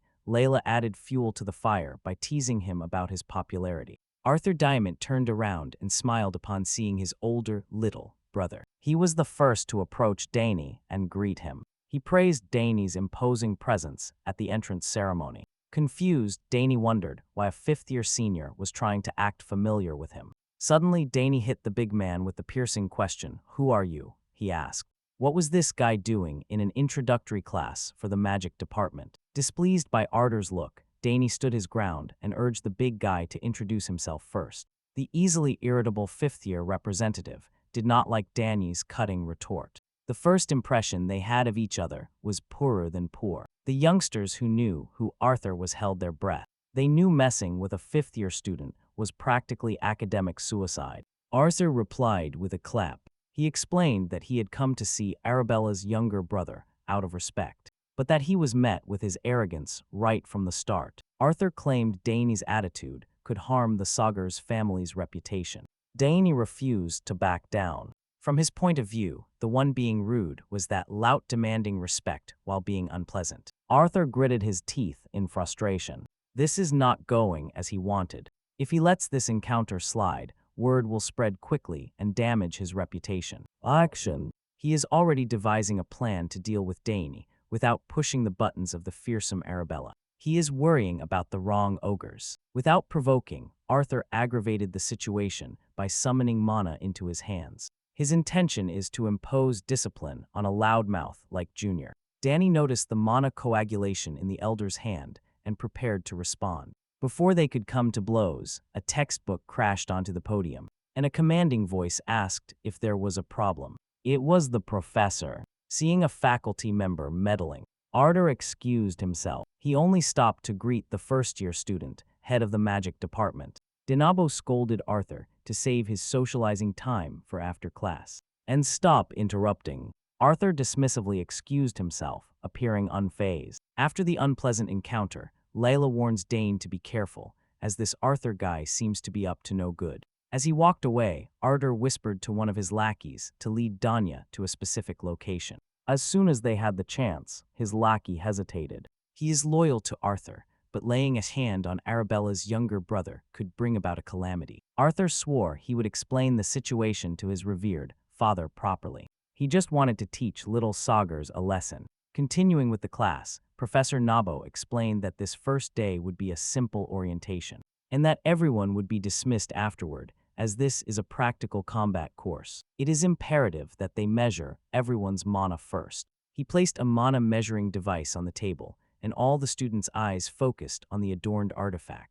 The mana measuring device is quite simple. They just have to place their hand on top and channel mana. As a demonstration, Professor Nabo channeled his own mana over the artifact, causing it to light up with a brilliant blue light. Behind him, 8 fully formed magic circles appeared. He is practically at the level of a tower master. The students were surprised. Almost all of them had never seen a mage with 8 fully formed rings. After flexing on the knobs, Professor Nabo elaborated that even within the same circle level, the color becomes darker if the level is high. Sometimes the circles don't even appear. However, not having circles doesn't mean a student lacks talent. There is no need to worry. After all, some haven't formed their circles yet. So for today, they won't rely solely on circle verification.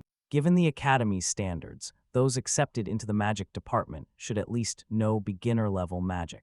Professor Nabo summoned countless orbs and explained that they would use orbs to precisely measure mana. Dryden looked at the blue orbs intently, not knowing how these round things could measure mana with superior precision. Once again, the professor demonstrated his method using beginner magic, psychedelia, and manipulating the orbs to fly all at once. The students will be tasked with demonstrating how many orbs they can control with one elemental spell. With a wave of his hand, Denabo charged the orbs with tremendous amounts of kinetic energy, forming a constant flow of mana and accelerating the orb's flight to the limit. All students kept their eyes wide open, making sure to analyze the professor's hand movements. They had never seen runes formed with such perfection before. It is hard to believe that Denabo is taking a simple spell like psychokinesis to the highest level of precision. While normal students were in awe of someone like Layla, this display of skill was not worthwhile. Even beginner magic varies in power and precision depending on the user. They only need to apply mana to each individual orb. For a novice, manipulating 3 spheres at once can already be considered the limit. Layla turned to Dane and asked if it was possible for him to control more than the limit of 3 pieces. Before she could answer, Professor Denabo called Arthur from the back of the class, the 5th year. Manchild is only auditing the class, but Denabo sees this as a great opportunity to show the level of a distinguished senior. Given the chance to show off his skills in front of the newbies, Arthur lit up and happily accepted. He intends to show his superiority over that arrogant first year. Likewise, Danny was looking forward to watching the manchild's performance. Arthur walked up to the desk and channeled his mana through the measuring apparatus. The classroom shuddered upon seeing Arthur's 4 circles with incredibly deep colors. Professor Denabo praised the senior for further improving his cultivation, and Arthur humbly replied. Denabo was all smiles. Normally, 4 rings are only achieved after graduation. Arthur is proof that talented people will always find a way to shine. The professor continued with glassy eyes. Arthur told the first years to stick close to the 5th year representative, as his advice might help some of them flourish and become competent mages. The brat was enjoying every second of the spotlight. In his mind, he was delusionally thinking that Dane must already be shrinking in amazement. Unbeknownst to him, the young man didn't give a damn about his meager 4 rings. Then came the ball control part. As an experienced goner, Arthur's ball control seemed outstanding. His manipulation was practically flawless. What's more impressive is the number of balls he can magically touch at once. If we look closely at this adult, we will see how he is sweating from the mental strain of controlling the maximum number of balls he can handle. He is convinced that his ball technique must be leaving the freshman speechless. Danny just looked at the poor guy indifferently. After that lackluster performance, Professor Nabo signaled the freshmen to applaud their senior with a look of approval. The professor's look was palpable, proud of how Arthur had turned out. His former student, Arthur, shot a cheeky look in Danny's direction, eager to see the North young man's mana level. Professor Nabo adopted a sterner expression as he addressed his freshmen, telling everyone who wasn't sure of their mana control to leave the lecture hall, lest they want to embarrass themselves. After a moment, none of the students stood up to leave. They have already come this far, and there is no turning back. Still, the test will officially begin, starting from the first row backward. As the students in the first row trooped to the front of the classroom, Layla and Danya watched from afar. Layla disapproved of this format. They call the first day orientation, but in reality, it's just a way to expose your skills to others. Danya seems to think the same, but that's just how it is. At the academy, one by one, students stepped forward and measured their existing mana one by one. While the professor took notes, some of the students smiled with joy upon seeing even a single circle form before their eyes. Of course, there were those who didn't have enough mana to manifest one. The same went for the ball test. In fact, this part was even tougher, demonstrating how difficult it really is to use psychokinesis with maximum precision. Arthur and his lackeys gloated from afar at the freshmen who were making a mess of the test. Once a particular student stepped up to the podium, the seniors focused. Dane Sogres extended his hand, touched the mana measuring device, and constantly channeled his mana. Arthur remains confident that the kid's arrogance will vanish when he sees the gap between them. This guy is an adult man fighting a freshman. After the incident in the Misty Garden, Dane was also curious about his mana. Since absorbing the ancient magic, something must have changed inside him. The room lit up as his hand emanated rich, thick mana over the artifact. Professor Denabo paid closer attention to Dane Sogres. The kid had perfectly solved his assignment in the self-study exam. Given his vast theoretical knowledge, Denabo is eager to see how many circles he will show. Time passed, and every second felt like a lifetime as everyone's eyes were glued to this year's golden boy. A moment passed, and a radiant light surpassing all previous ones vanished out of nowhere. Danny felt himself losing control as the mana meter drained from his heart circle. When the light reached its brightest state, an error message suddenly popped up stating that Danny's mana could not be measured. This was the first time it had ever happened. This device was powerful enough to measure 8 rings. So everyone was confused. Danny read the red message over and over, but he didn't even have an explanation for this result. Leela, Arthur, and all the students watching held their breath. Professor Danny's eyes shone with a complicated expression. The students still in line complained that it wasn't their turn yet, and Sogres' kid had already broken the apparatus. They refused to believe the foolishness of unable to measure, thinking that Danny must have no circles. Meanwhile, our kid wonders if the ancestral magic residing in his heart has messed up the measurement. Professor Nabo has been doing this evaluation for years and trusts the machine's 100% accuracy. It can even weed out those who try to hide their true level. The label of unable to measure was new to him. He calculates that not even his colleagues had seen this phenomenon before. Trying to calm the class, he attributed it to a possible overload. For now, they would proceed with the damage orb test to move on. The dumb kid took the error message as a sign that the rookies had nothing when it came to magic. Danny was quite disappointed by the mana measuring apparatus debacle, but at least he can try with the orbs. Although, admittedly, he is unsure if his power will work here. He closed his eyes and visualized the psychokinesis spell with maximum concentration. The young lord raised his hand, and countless chains of furious mana shot out. He copied the professor's previous movements, and every orb shot out of its container and rose into the air, intricately connected by wild threads of ancestral mana. Everyone present was slack-jawed, and the room filled with silence. Dane Sogres manipulated each orb as if it were nothing until now. Making 5 orbs float for a brief moment seemed like a Herculean task. Arthur froze in place when he was tasked with the demonstration earlier. His confidence had quickly vanished in the presence of a true genius. His tiny brain cannot fathom how this could be possible. Layla, who is already getting used to Dane's inhuman feats, recovered from the shock faster than the others. At this point, she simply accepts every illogical thing he does. Meanwhile, Dane was panicking. He never thought all the orbs would rise. It seems absorbing ancient mana made him capable of something so incredible. He quickly recovered from the shock of seeing his own power in action and slowly moved his hands. Since he is in the spotlight, he might as well try something cool. He stimulated the orbs with ancient mana and made them accelerate to the point of becoming flickering lights. At this point, he is doing things that even Professor Nabo has never seen before. With the professor's innate sensitivity to magic, he was the first to realize that the kid was rearranging the orbs with the precise intention of drawing some kind of image. Finally, the swirling mana around the orbs grew into various shapes and sizes, finally connecting and forming an image in the air. It depicted a vivid illustration of a lion and a snake. Everyone knew that these two beasts symbolized the crest of the prestigious Sogres family. Daniel smiled, satisfied with his artwork, while Professor Nabo was scared shitless. Not even Arabella, an accomplished genius mage, was this astonishing. Layla was annoyed that Dane was showing off. Since she is next, her performance is guaranteed not to even compare to Dane's. After dropping the orbs back into their container, the professor gave Dane high praise. He can now understand why the Rain Tower Master, an old bat who never had a single student, became so interested in the kid.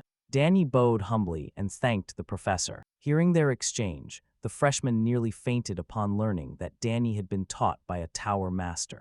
The Golden Boy's public image is slowly changing favorably. One of Arthur's lackeys asks the big boy boss if his plan is still on. After witnessing Danny's performance, Arthur clenched his fist. He blamed the Sogres family for going too far and raising monster after monster. If Danny was at such a high level, they would have to change plans. As frustrating as it was, Arthur admitted there was a possibility they would lose if they chose a fight. And lose by skill. There would be no coming back from that humiliation. His brain finally churned out a single plausible idea. If they cannot beat the kid with force, they will have to win Danny over. Arthur saw no other option other than bringing Danny into the student council. Since he is a student council officer, he can bring the young master under his control, but the kid is still in his first year. Even for seniors, entering the council is not easy. There is no precedent for first years to enter the student council, so they will have to bravely break that rule. Arthur is confident he can leverage Danya's talent to raise the prestige of the magic department. Of course, Arthur's own status and career would skyrocket. Professor Denabo pulled Danny aside from the lecture hall to heap praise on him. If he had known the kid had so much talent, he would have fought the other professors to keep Danny in his department. The cunning professor used Danny to stir up the rest of his students with the kid's magical talent. Before letting him return to his seat, Denabo urged the rising star to come see him whenever he wished. Dane is not one to refuse an opportunity to learn. After class, Layla and Danya left the lecture hall. As usual, she chastised him for hogging all the spotlight. He retorted with a smug grin, shamelessly teasing the young lady. If it weren't for his anomalous performance, Layla's five-ball manipulation would have been the highlight. Given how competitive she always has been, she walked away from Danya in a huff. At that moment, Arthurs and his goons entered. His tone took a 180-degree turn as he praised Danya for his extraordinary skill. He only came to talk to the young master for a moment. Seeing how quickly the guy changed his attitude, Danya felt sus. Of course, Arthur brought up the Imperial Academy Student Council. You see, the council decides the academy's policies and manages the budget. That's why they have enormous influence and several privileges. For instance, the council can decide on disciplinary measures against students who cross the line. They also have the power to approve academic department events, but Danny didn't need that much explanation. His older sister had already told him all about the council's power and exclusivity. Finally, Arthur offered Danny a recommendation to become an officer. He meets the requirements, so there should be no problem. On top of all the perks, being an officer automatically makes a student a member of the Danter Hall. Arthur must have forgotten that this year's top student is already in Dantera Hall, while the fifth-year boar continues to ramble about the benefits of being in the council. Danny wonders if these people are gods with all their privileges. After Arthur's passionate speech, Danny rejects his proposal. If Danya were interested in the council, he would rather enter by his own merit instead of a back door. Besides, he believes benefits always come with a price. Arthur's lackeys can already see their plan crumbling in real time, so they resorted to reiterating the prestige of the council. Speaking of his recommendation offer, Layla was forced to listen to all this nonsensical talk from some senile old men, and she was starting to get irritated by their persistence. She grabbed his hand and dragged him to the cafeteria. Arthur was left standing there, his shitty plan unfulfilled. Dane was only grateful for Layla's perfect timing. Today, they might have faced rejection. Carried Arthur and his lackeys do not give up. Layla could see through the plan of those shady old men. They are just trying to turn Dane into a pawn. And more importantly, the young Duchess was pissed off that they hadn't offered her the same recommendation. At this point, Layla had come to gracefully accept that Dane is on a completely different level from normal people when it comes to talent. So the two headed to the Imperial Academy cafeteria, hoping there would still be sweet cakes available. Meanwhile, Arthur came to meet Professor Nabo.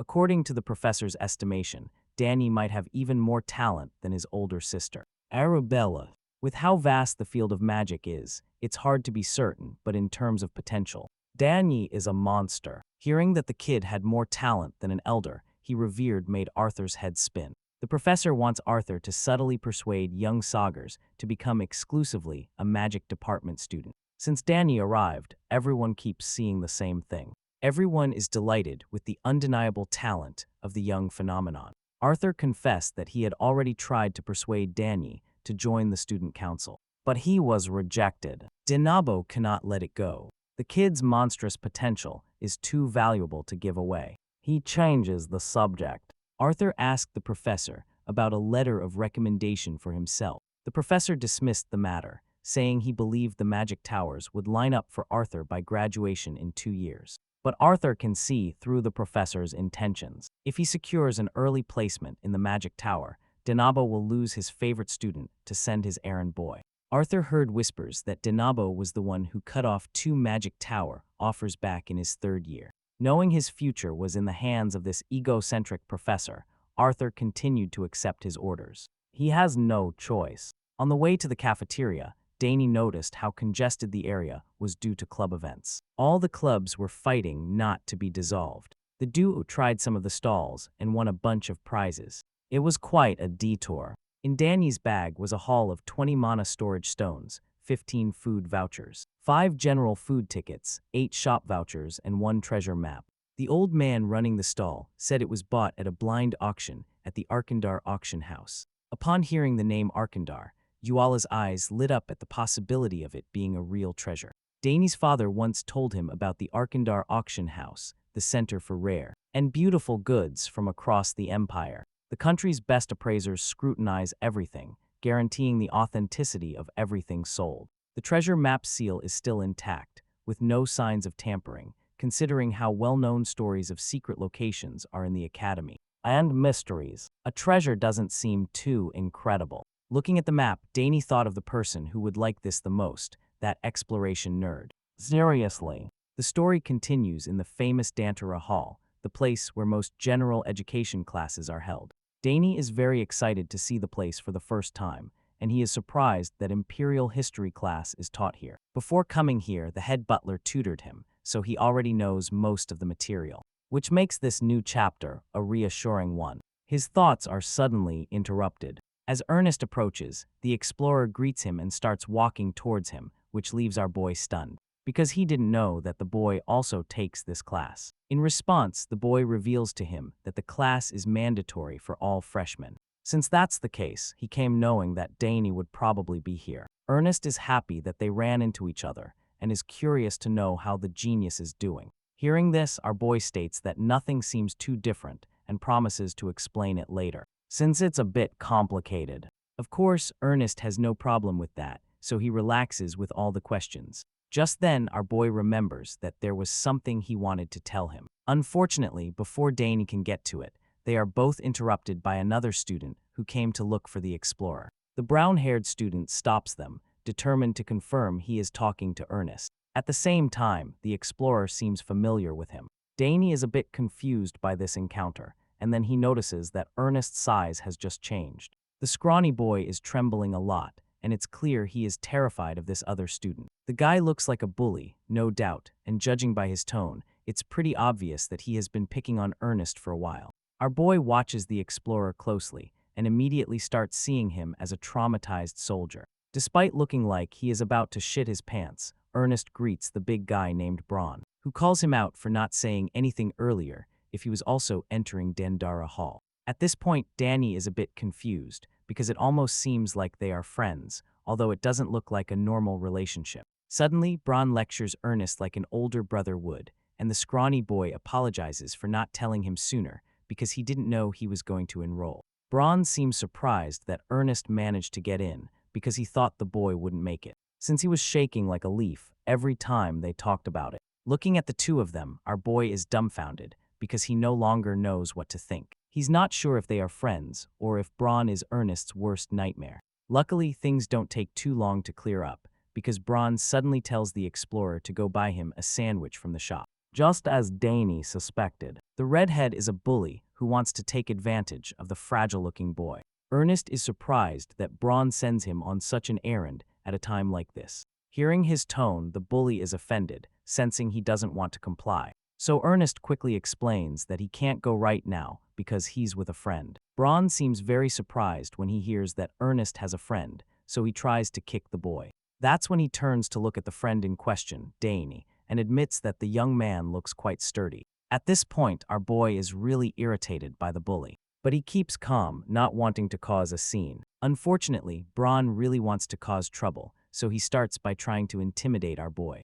He addresses Danny and asks what department he's in, because he can't believe someone would be friends with Ernest. But since he is with the scrawny boy, he is convinced that he can already state his level. Danny says nothing in response and just stares at Bron while trying to examine the bully. He can't tell what family the redhead is from, but that carefree attitude reminds him of the street stuff he saw on the battlefield in his past life. After a few seconds, Danny still says nothing, so Bron is offended and calls him a bastard for not answering. Just when it seems like things are about to get worse, another student informs them that the class is about to start soon, in other words, that they should get going. So when Bron hears this, he decides to postpone this troublemaking session, claiming they will talk after class, as he has a lot to tell Ernest. The skinny boy trembles even more upon hearing this, and as the goons walk away, they talk about how life in the academy is about to get even more interesting once the cruel seniors are gone.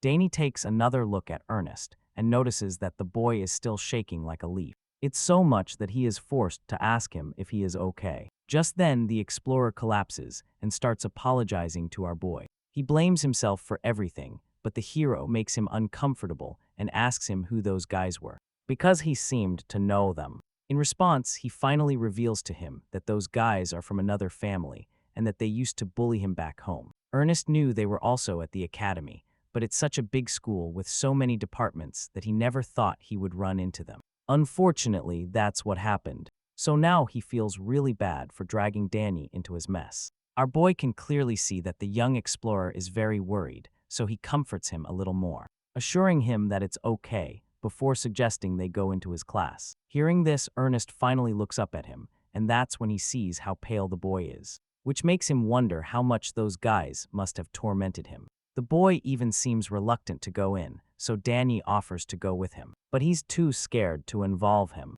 Ernest claims he can face the bullies alone. Caro Den reminds him that he will go alone and end up doing whatever they say. Our boy makes it clear to him that if that happens, they will keep bullying him. The scrawny boy tries to protest, but the genius reminds him how powerful his magic was at the fountain. Dane is quite surprised that the boy is still worried, even after witnessing such power. At this point, Ernest really thinks about what happened at the fountain and remembers how strong Danny actually is. He is so strong it's scary. Ernest doesn't argue anymore, so Danny concludes that they are in this together before the explorer can argue again. After class, Dane goes with Ernest to meet the bullies, and Bron starts by talking about how nice and peaceful the place is. He even suggests that should bring back old memories for the weak explorer. As you can imagine, those memories are probably horrific. Seeing Bron already trying to pick on Ernest again, he gets angry, so he throws a jab at the bully, asking him why he called the boy here just to look for a fight. As far as our boy is concerned, they are not friends, so he doesn't understand what Bron's problem is. The big guy is surprised by Dane's audacity, so he asks him who the hell he is to butt into their conversation. He asks our boy if he feels like dying or something, and Danny answers him bluntly. The senior is surprised to hear a freshman address him like that, so he loses his temper and calls Danny an arrogant bastard. He thinks our boy must think he's special just for getting into the Imperial Academy. Seeing how sassy Danny is, Braun concludes that the young freshman doesn't know who he is, so he reveals to him that he is the heir to the most powerful family in the West, the Sauer family. Unfortunately for him, Dane Sogres is not familiar with the name, so he couldn't care less that Braun is the heir. He claims he has never heard of the Sauer family, which leaves Ernest quite stunned. Even Braun's own companions are slack-jawed at this, because it's an insult. So they ask him if he's just going to stand there idly. Of course, a bully like him wouldn't let something like that slide, so he tells his henchmen to beat up Dane. They are also excited, so they start marching towards the two freshmen. And Braun just tells Ernest that he should have chosen better friends, because now he's going to get double the beating. As you can imagine, Ernest is terrified because he knows what awaits them, so he tells Dane that they should leave while they can. As far as he is concerned, those bullies are too dangerous to beat, no matter how strong Dane is. Ernest is especially terrified of Braun, because ever since he was a child, he has been called a sword genius. Hearing this, Dane becomes even more interested, because he wants to see what is considered a fencing genius in the West. Our boy is very sure that they can handle these bullies, so he tells Ernest that he will let him face one of them. He tells the scrawny boy to punch his jaw off, but Ernest doesn't even believe that Dane really means what he just said. However, the genius just tells him to trust him and face his fears, because he can't keep living like this forever. The explorer is absolutely bewildered, because he really doesn't understand what Dane is talking about right now. Ernest freezes in fear as the first bully charges at Dane. The guy lunges at our boy, but he doesn't even move a muscle. Ernest yells at him so he can defend himself. He is surprised by how calm the white-haired student is, but Dane still doesn't move. The first bully clenches his fist and lands a heavy punch on Dane's face.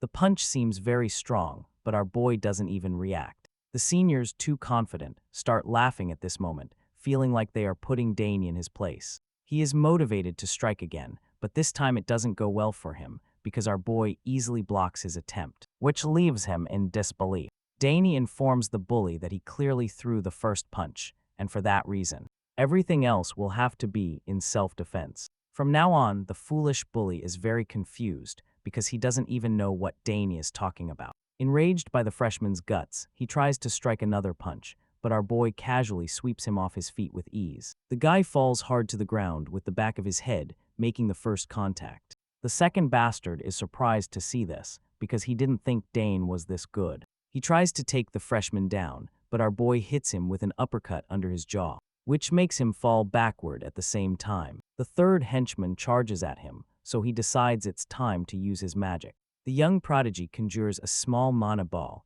and unleashes a powerful burst upon the troublemakers. Before they can reach him, this blast sends them all flying until they crash hard onto the ground. With the first wave of thugs annihilated, Braun is the only one left standing. As for Dane, well, he is a bit surprised because his attack turned out to be stronger than he thought. He starts thinking that it must be because of the ancient magic core he carries inside. Ernest is equally stunned by what he just witnessed. He can't believe what he is seeing. And Braun too. Dane just took out all his henchmen in the blink of an eye. So he is furious, calling them idiots for being unable to defeat a freshman. But while they are still struggling to recover, they assure him that Dane is not normal. Unfortunately for them, Braun doesn't understand, so he just tells them to shut up, claiming that they all look pathetic and so helpless against a first-year student, that he can't believe they lost so easily. But his rant is suddenly cut short when Dane asks him if he's going to keep up the attacks. He mocks Braun, reminding him how big he was talking when he isn't even all that. Of course, this is enough to make the bully lose his mind. His blood boils as he prepares to face Dane alone. But one of his colleagues advises him to retreat because Dane is too strong for them. The kid is literally shooting magic bullets from his hand, so they are convinced they can't win against him. Braun, on the other hand, refuses to give up his ego. He simply won't allow it. Enraged by his colleague, he shoves him out of the way, calling him a coward, and accuses him of being pathetic. Since all his boys have proven useless, he decides he will do it himself. Right after saying this, Braun creates a huge magic portal right in front of him. And judging by the sinister grin on his face, one can deduce that he has some craziness in store for them. Ernest knows Braun, so he isn't surprised when he knows that the magic portal is never a good thing. Indeed, the evil redhead pulls out a huge sword, confirming that he is prepared for a mad battle. The scrawny boy is truly terrified, while the bully is thrilled. because he feels like he can do whatever he wants since there is no one around this remote location. He tells Dan that he only made one mistake by making him draw his sword. Seeing the blade, our boy admits that it's quite a nice sword. Mintro's honest complains about how bad the situation is because he knows nothing good comes after Braun unsheathes his sword. While the explorer is busy fearing the bully, Dane is just thinking about how reckless the braggart is because he doesn't even care about the academy rules. Suddenly, Braun informs Dane that a very thick fog appears in the aura when the weather gets cloudy. It's the kind of thick fog where no one can find a missing person. So the fact that Braun just pointed this out makes it clear that he is willing to do something that seriously goes against the rules. Even his colleague gets worried when he says this, because it's almost as if he's comfortable doing something that could get them expelled, even though the guy is trying to make him see the reason why he isn't interested. He tells the guy to shut up and orders him to go beat up Ernest before bringing him. Despite not wanting to get into so much trouble, he also doesn't want to anger Braun. So he agrees to do as he says, and both charge towards the two freshmen. Ernest is left trembling with fear because he's still not sure he can handle the other one. Even if Dane takes care of Braun somehow, our boy tells him not to worry and assures him that they can't win. Dane believes that the seniors aren't that strong, so he tells Ernest that he will do great if it's one-on-one. He is surprised that Dane has such faith in him, but the prodigy just repeats himself. He believes Ernest should have great lower body strength because he has explored a lot. That said, he tells the scrawny boy that he just has to clench and land one solid hit. He has a lot of faith in Ernest, but the boy doesn't feel secure at all. The bullies charge towards them and get closer with every step. Surprisingly, Dane suddenly starts running away, so Braun doesn't pursue, realizing that he actually has some combat experience from following him. In response, our boy just tells him to shut up and follow him, as our boy leads the older threat away. Ernest finally starts to develop some courage. He realizes that Dane is right and admits that he can't keep living like this forever. With this in mind, he decides to face his fears and stand up to the other bully. The guy is surprised to see that the little explorer hasn't fled. He is even surprised that Ernest is clenching his fist with eyes of extreme fierceness. For this reason, he decides he will go easier on the little explorer, telling him he will only get a few hits. In reality, Ernest is still quite terrified, but he doesn't want to be a coward anymore. So he calms himself down and decides not to panic, but he's actually thinking about what would hurt in such a situation. He remembers how the young genius got rid of the first wave of bullies with finesse. And while he is still thinking, the guy in front of him leans in to land a nasty hit on his face. Of course, Ernest sees it coming, so he braces himself for it. And just as the guy is about to hit his face, he ducks in an instant and slips underneath, landing a direct punch to the face. As his knuckles make contact with the guy's jaw, it's clear that the scared boy they knew before is no longer him. The bully probably never expected Ernest to land such a powerful punch, so he gets quite a shock. He falls to the ground in pain and keeps groaning in agony for a while. The adrenaline rush in the little explorer's body is still a lot, so he is literally trembling at the knees. Even though he was the one who took someone down, he breathes heavily as he looks at the fallen opponent, and after a while, he realizes that he actually did it. He can't believe he actually managed to take someone down. While he is busy struggling to wrap his head around the situation, we find our boy giving Braun a very hard time. He mocks the bully, informing him that his subordinate has just gone down. The bully is in the middle of an attack when he hears this, so he turns around to confirm. A wave of horror washes over him when he sees that his companion has been knocked out. He can't even believe what he sees with his eyes, because it shouldn't even be possible. Braun is very annoyed because now he is also losing to Ernest, whom he considers a pathetic loser. While he is busy scolding, Dane scans the area and notices two brooms that he thinks he can use to his advantage. Apparently, he has come up with a plan, and we are about to see what he has in mind without wasting any time. Our boy quickly grabs one of the brooms and assumes a stance to face Braun. Seeing this, the bully finds it very funny, because he doesn't understand how Dane can think he can take him on with a broom. In response, our boy simply tells him that the broom is enough for him. Braun feels insulted by this, so he calls Dane an arrogant bastard and promises to crush him properly with a determined look on his face. He charges at our boy at a maddening speed. He promises not to kill him, telling him not to worry too much. He grips his sword tightly, stating that he will only leave a small scar on his face so that every time he sees it, he will remember to fear him next time. Braun unleashes a rush against our boy, but Dane defends himself again and again. And this infuriates the bully even more. He calls Dane a bastard again and admits that he is tougher than he thought. After enduring all of Braun's attacks, Dane mocks him, stating that his sword play is too predictable. Of course, these words are enough to anger the redhead even more. He shouts angrily, offended by what he just said about his swordsmanship. He is very irritated by Dane's confidence, because as far as he is concerned, only Duke Termian's son should have that level of confidence regarding swordsmanship. Braun realizes that the white-haired boy is only defending himself because he is infusing his staff with mana. But as far as he's concerned, Dane won't last much longer like this. He continues trying to intimidate Dane, telling him he is just a rat trapped in a cage. He believes the boy can't do anything significant with that stupid stick. He lunges at Dane, screaming like a madman the whole time. As for our boy, he just smiles confidently, knowing that the bully is falling into his trap. He stands firm and waits for Braun to make the next move, or even make a mistake. Without a doubt, the bully rushes in, which gives Dane a perfect opportunity to strike with his stick. He stretches out the broom and infuses it with even more mana to intensify the power in his next strike. He throws the stick at Braun, leaving the guy confused for a moment. Dane lands a powerful blow right in his gut, and the effect is lethal. Of course, Braun's eyes fly wide open as he realizes how dangerous his opponent is. It is now clear that he underestimated Dane, because he can't even comprehend how something as basic as a simple wooden stick can contain so much power inside. Our boy knocks out the bully with ease, and once Braun falls to the ground, it is clear that they have just defeated the bullies who have been tormenting Ernest for so long. The little explorer turns around to see what just happened and is absolutely speechless. All he can do is stare at Tanito as his biggest nightmare lies defeated on the ground. The fact that Dane defeated Braun is impressive and incredible enough. But what is even more astonishing is that the white-haired genius managed to do this with a single blow, and with a broomstick for good measure. When the dust settles, we can see our hero looking absolutely majestic with the stick in hand.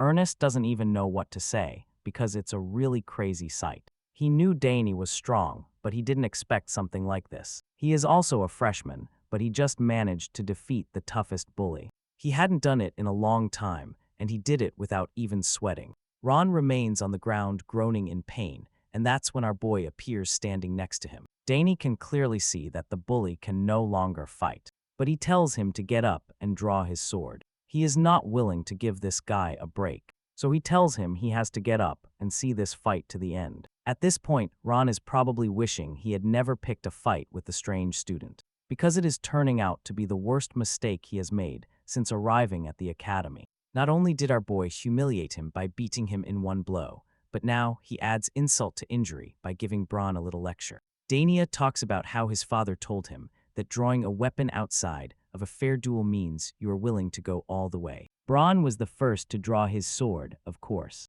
so our boy thinks he should have been prepared to fight until the end. However, that is not the case, because Braun desperately wants a break. He can't fight anymore, and even if he had the power to do so, he is not prepared to face Anna a second time. Because the boy is clearly on a completely different level, he is terrified of this powerful freshman. But he doesn't want to lose more prestige than he already has, so he puts on a tough front. He yells at Dane, asking him who the hell he is, so the young genius decides it's time to introduce himself. He reveals that he is the one and only Dane Sogres, the eldest son of the family of Count Sogres, and a freshman in the autonomous department. The bull's eyes fly wide open upon hearing this detailed introduction. Apparently, the main reason he is horrified is because he had no idea that the boy he had been confronting all this time was actually a member of the family, Dane Sogres. Now that he learns this, he starts putting the pieces together and imagines that Dane must be the new student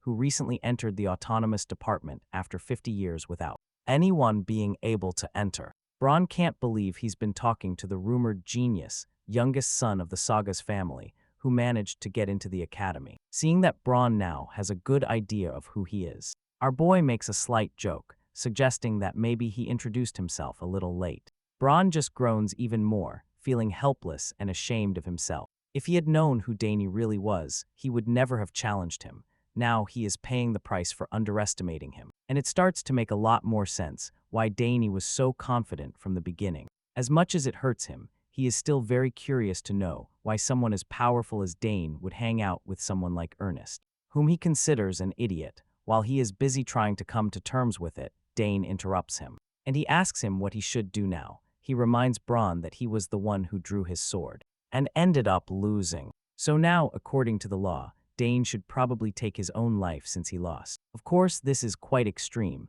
and even Bronn is surprised by such a drastic conclusion to their fight. He definitely doesn't want to die here, so he asks Dane what the hell he is talking about. In response, our boy explains that this wasn't exactly a fair duel from his perspective. After all, the bully literally drew a real sword with the ability to kill someone, so he should be prepared to face the consequences of losing in a real life or death situation. Type life or death.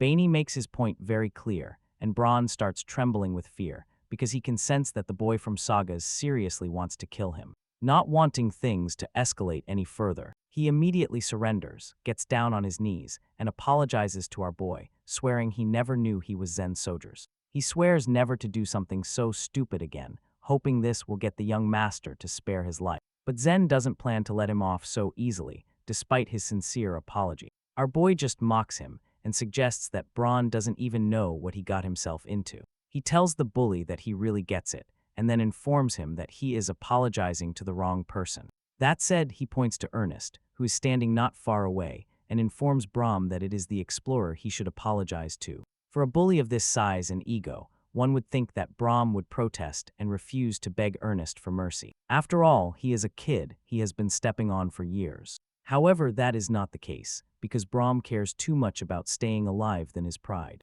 which is a wise choice in this situation. Without a second thought, he falls at Ernest's feet and begs our boy for forgiveness for everything he has done to him. The explorer is even surprised to see his biggest nightmare kneeling before him and begging for mercy. He starts remembering all the things that Bronn did to him over many years. This is the person he feared the most, who is not crawling on the floor like a pathetic coward. Just then, Dane tells Ernest that he must finish it all, which confuses him. Dane tells him that he can decide whether he wants to beat up Bronn until he feels better, or simply accept it and move on. The bully begs him desperately, with tears streaming down his face. He tells Ernest that he can hit him as much as he wants until he feels better. In response, Ernest simply tells him to fight him cleanly next time, stating that he will only forgive him after that. Bronn is surprised, but the explorer says nothing more and simply walks away. After that, Dane praises him, telling him he did well, and the little explorer just thanks him before walking away. The story continues back at school, as Dane and Ernest return from their little adventure with Bronn and his thugs on their way back. Layla sees them and immediately calls out Dane for not meeting up with her as they had planned. She states that she had been waiting for him for a long time, but he never showed up, so she decided to come look for him. Since she was already worried about him, she asks if he got into a fight or something. Of course, it wasn't a big fight, since our boy absolutely cleaned the floor with Bronn and his thugs. In any case, he admits that someone got into a fight with him, and the pink-haired girl is curious to know who it was. In response, our green-eyed hero just glances at Bronn, who is still trembling in the back. Instead of scolding, Layla quickly gets the hint, and seeing how scared the troublemakers are, she only finds it amusing that Bronn chose to pick on Dane Sogres, of all the students in the entire school. The brown-haired troublemaker is dumbfounded when he sees Layla talking to Dane, because he probably never imagined that the boy would know such a reputable noble.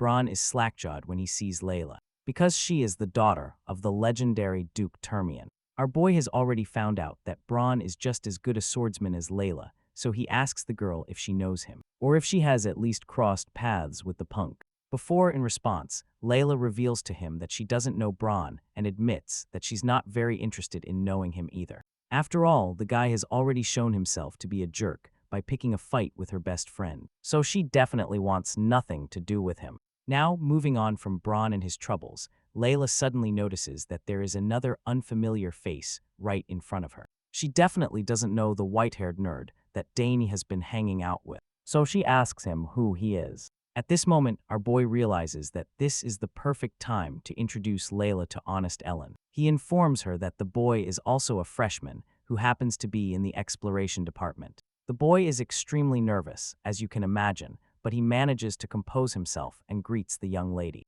He admits that it's a pleasure to finally meet her, but the modest girl immediately assures him that there's no need to refer to her with titles. Layla tells Ernest to just treat her like a friend and not call her ma'am every time he sees her, although it will probably take him a while to get used to it. Ernest agrees to forego formalities. Layla asks Ernest what exactly they learn in the Academy's exploration department. In response, the scrawny boy reveals that they usually deal with things like ruins, secret places, and, in general, explorations. He is still quite nervous at this point, so our boy deems it appropriate to help him. To do this, he tells Layla that the Ernest family is famous for their expeditions. Hearing this, the young lady thinks it would be a good idea to show him the map they got earlier. As far as she is concerned, Ernest might know something about the map, or even know how to read it. Dane winks because she's right. Ernest, on the other hand, becomes nervous again because he doesn't know what they are talking about. He starts getting scared and asks them what map they are referring to. Seeing how nervous and curious his new friend is, Dane eases the tension a bit and tells Ernest how they got the treasure map when they signed up for a club event earlier. Hearing this, the scrawny boy is dumbfounded because he had indeed heard that someone had gotten a treasure map. He had no idea it was Dane, so now that he's being told, he is so amazed by the whole thing. The look of nervousness immediately disappears from his face and is replaced by an incredibly excited expression. Ernest's face lights up when he learns that they have the treasure map, and even Layla is surprised at how much his expression has changed in a split second. She states that he looks like a completely different person suddenly, and our boy imagines that it's probably due to the fact that Ernest might have some sort of obsession with artifacts. Now that he knows they have the map, he is more than willing to help them out however he can, and suggests they go to a quiet place. First of all, Layla and Dane are probably a little overwhelmed by his enthusiasm, but they appreciate it too, so they follow him. Not long after, they finally show the map to Ernest, and the boy admits that it is really complicated, due to the fact that it is a treasure map.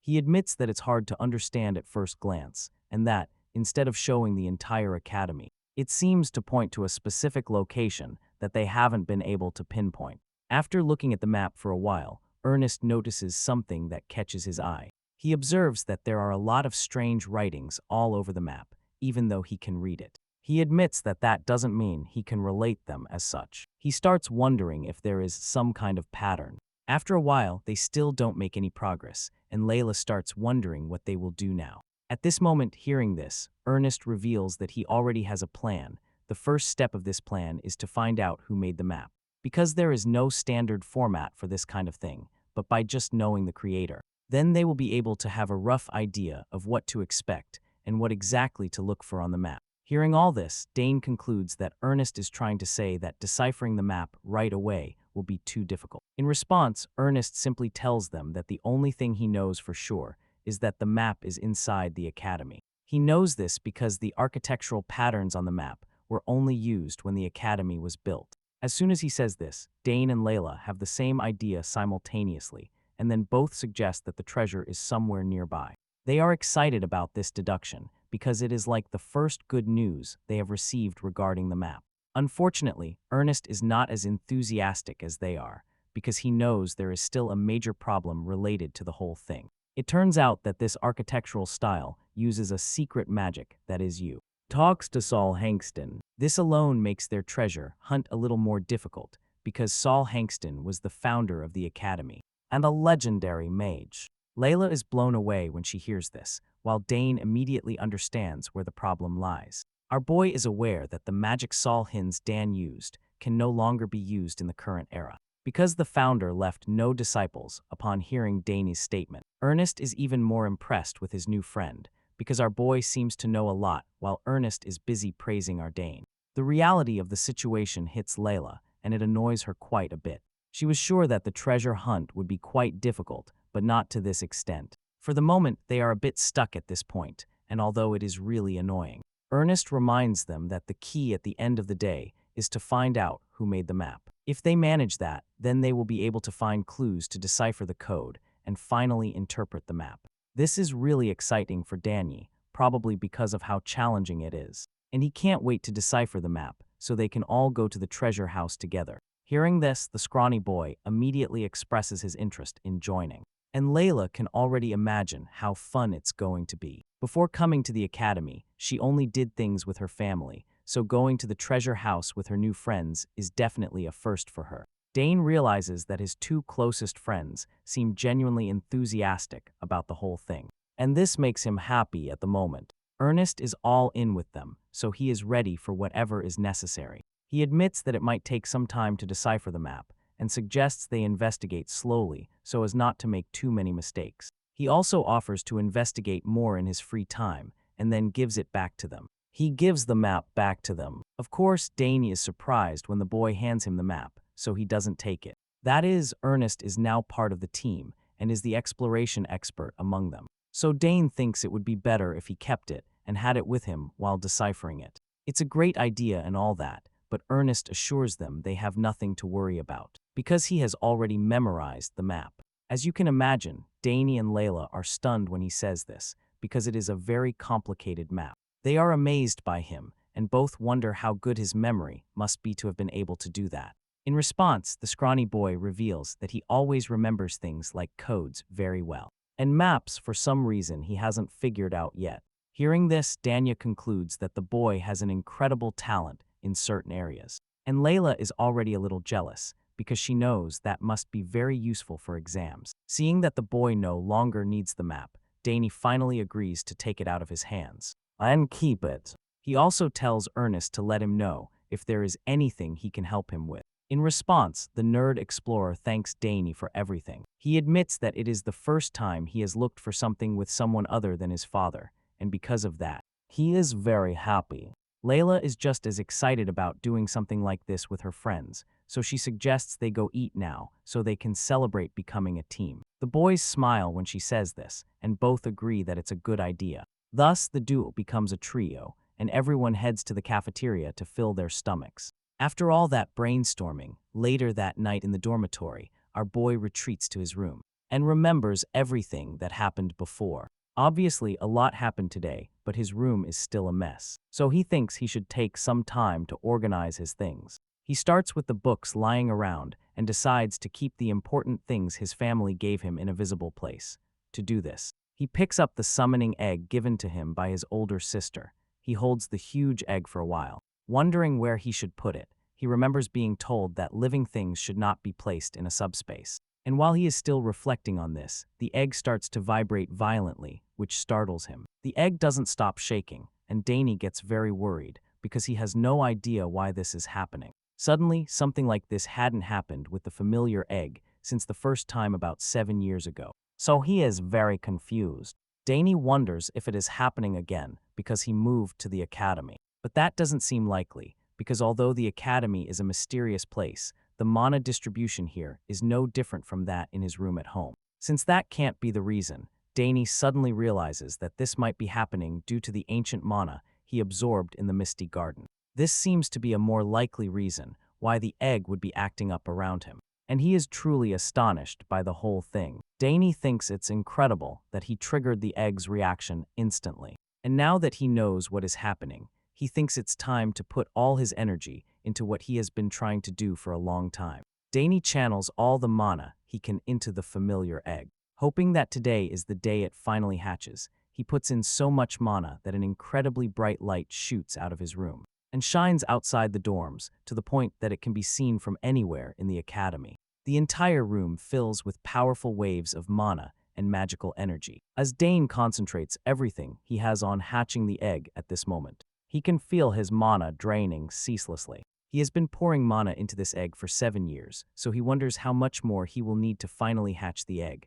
After a while, the huge surge of mana entering, the egg begins to take its toll on his room, and he realizes he can't do this inside if he continues like this. It will only be a matter of time before the entire room collapses. While he is still thinking about this, the egg suddenly starts to react again, and he wonders what he should do now. Now seems like the perfect opportunity to hatch the egg, but he can't keep the mana surge going, since it could destroy the dormitory. The scene suddenly shifts to Clyde's laboratory, and we see that our boy brought the egg there to show his sister what is happening. When she sees the state of the egg, she is amazed at how much it is reacting. and it makes her wonder what on earth the genius boy has done this time. In response, Dane simply explains to her that the egg is still vibrating immensely, even though he stopped pouring mana into it a while ago. She doesn't seem familiar with this situation, and despite being really uneasy, she manages to remember that it is probably time for the dormitory roll call. She informs him that skipping roll calls won't be good for him in the long run,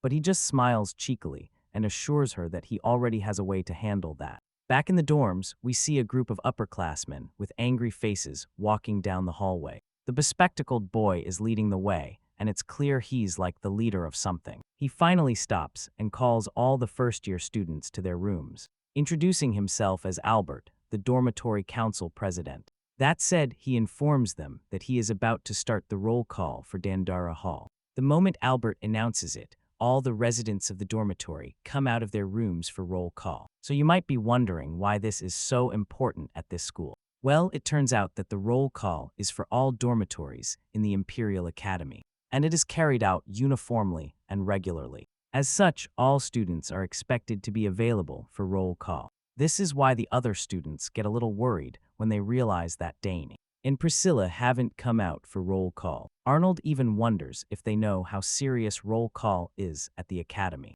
Apparently, if one is late for the monthly roll call, they receive a penalty point. And if you are absent, it's 2 points. Whereas, if one is late more than 3 times in a semester, disciplinary measures will have to be applied, or service duties for the offenders. And if one is absent more than twice, then they are demoted from the dormitory. Another student in the dormitory states that he saw Danny cleaning his room earlier, but now that he's not there, they worry that he might miss the roll call. Judging by the angry look on Albert's face, it is clear that he is not the kind of council president who shows mercy or forgives any latecomers. He sternly orders all students to stand still and be quiet, stating that he doesn't want to hear any more chatter. This is the 9th floor of Dandara Hall, and although Albert has just arrived, he assures the students that they will not have an easy roll call today. It seems like he has a problem with them or something, and Arnold gets angry when he hears the council president make such a statement. He doesn't understand why the guy is so serious today,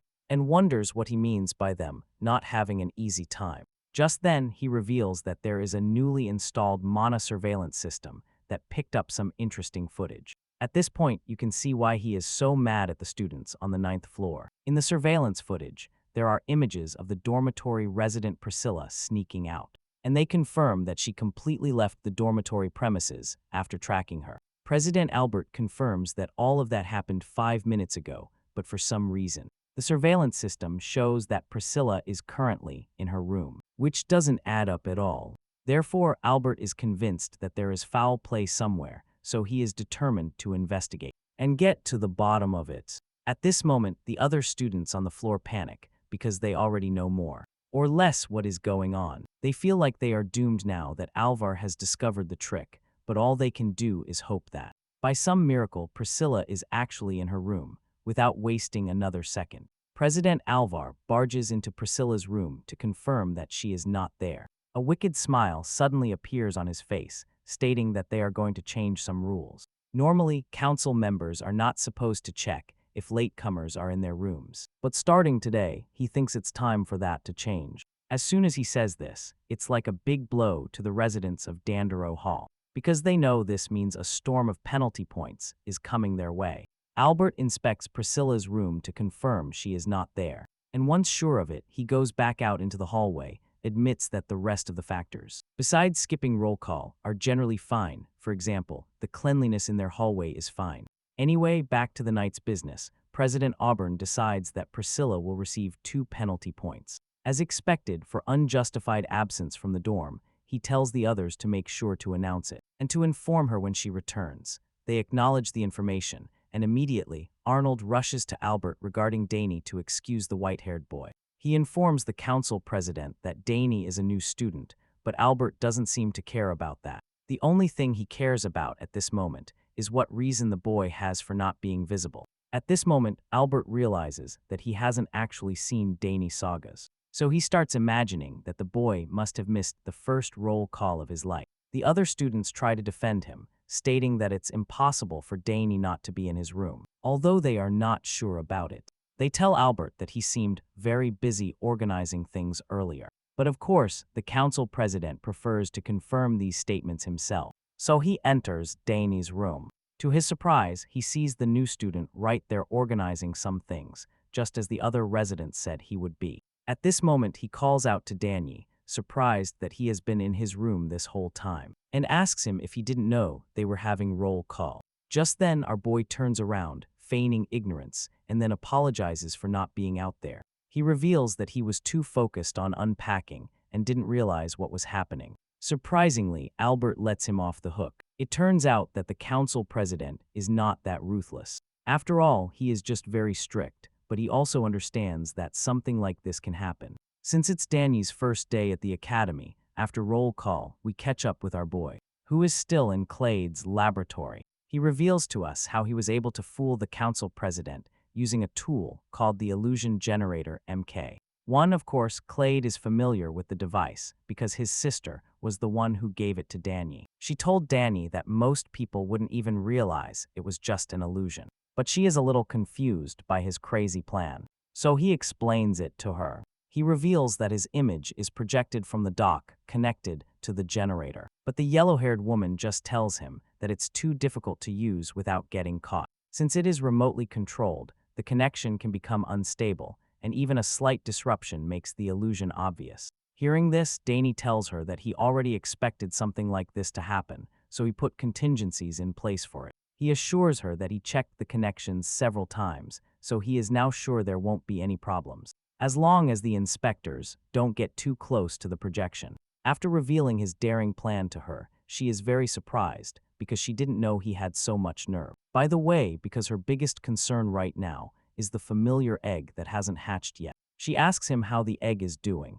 and she confirms that it is definitely still reacting to his mana. At least that's good, because it means the chances of it hatching soon are quite high. However, she tells him not to get his hopes up too much, because many eggs react like this and don't hatch. Even this type of reaction is very rare, so the fact that it's happening makes her confident that there is a good chance. After all, it's progress compared to when the egg was inactive in his room. At this point, Danny is quite confused because he doesn't know what to do next. He asks what they should do now and wonders if he shouldn't keep pouring mana into the egg. Hearing this suggestion, the yellow-haired lady reflects on it for a while, feeling that there is still a lot unknown about familiar eggs. That said, she feels that putting it directly into a mana stabilizer would be too risky. However, she doesn't think they should stop here, now that the egg is reacting non-stop. She thinks the laboratory is the best place for the egg to hatch, and since there is already a mana barrier to maintain secrecy, there is no doubt.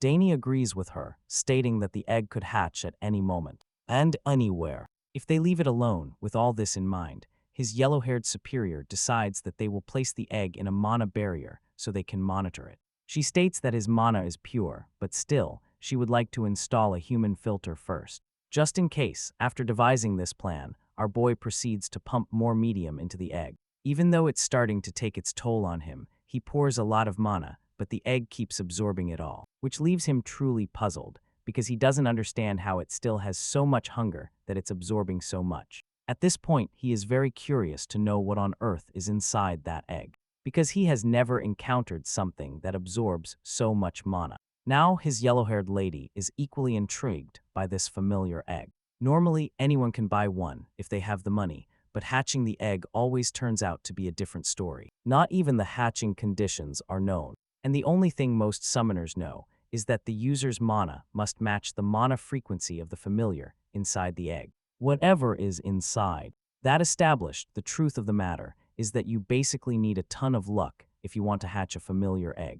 Our boy keeps doing his best, and she is even starting to worry. Because he has been groaning for a while now. He knew it was incredible before, but after seeing it with his own eyes, he is absolutely speechless. Suddenly, several cracks appear on the egg, and Danny gets so excited that he calls his sister, asking her if she also just saw the cracks. She is now convinced that the creature in the egg is about to come out. She suggests that he keep pouring mana into it for a little longer. By then, he is already struggling to keep up, but he doesn't give up.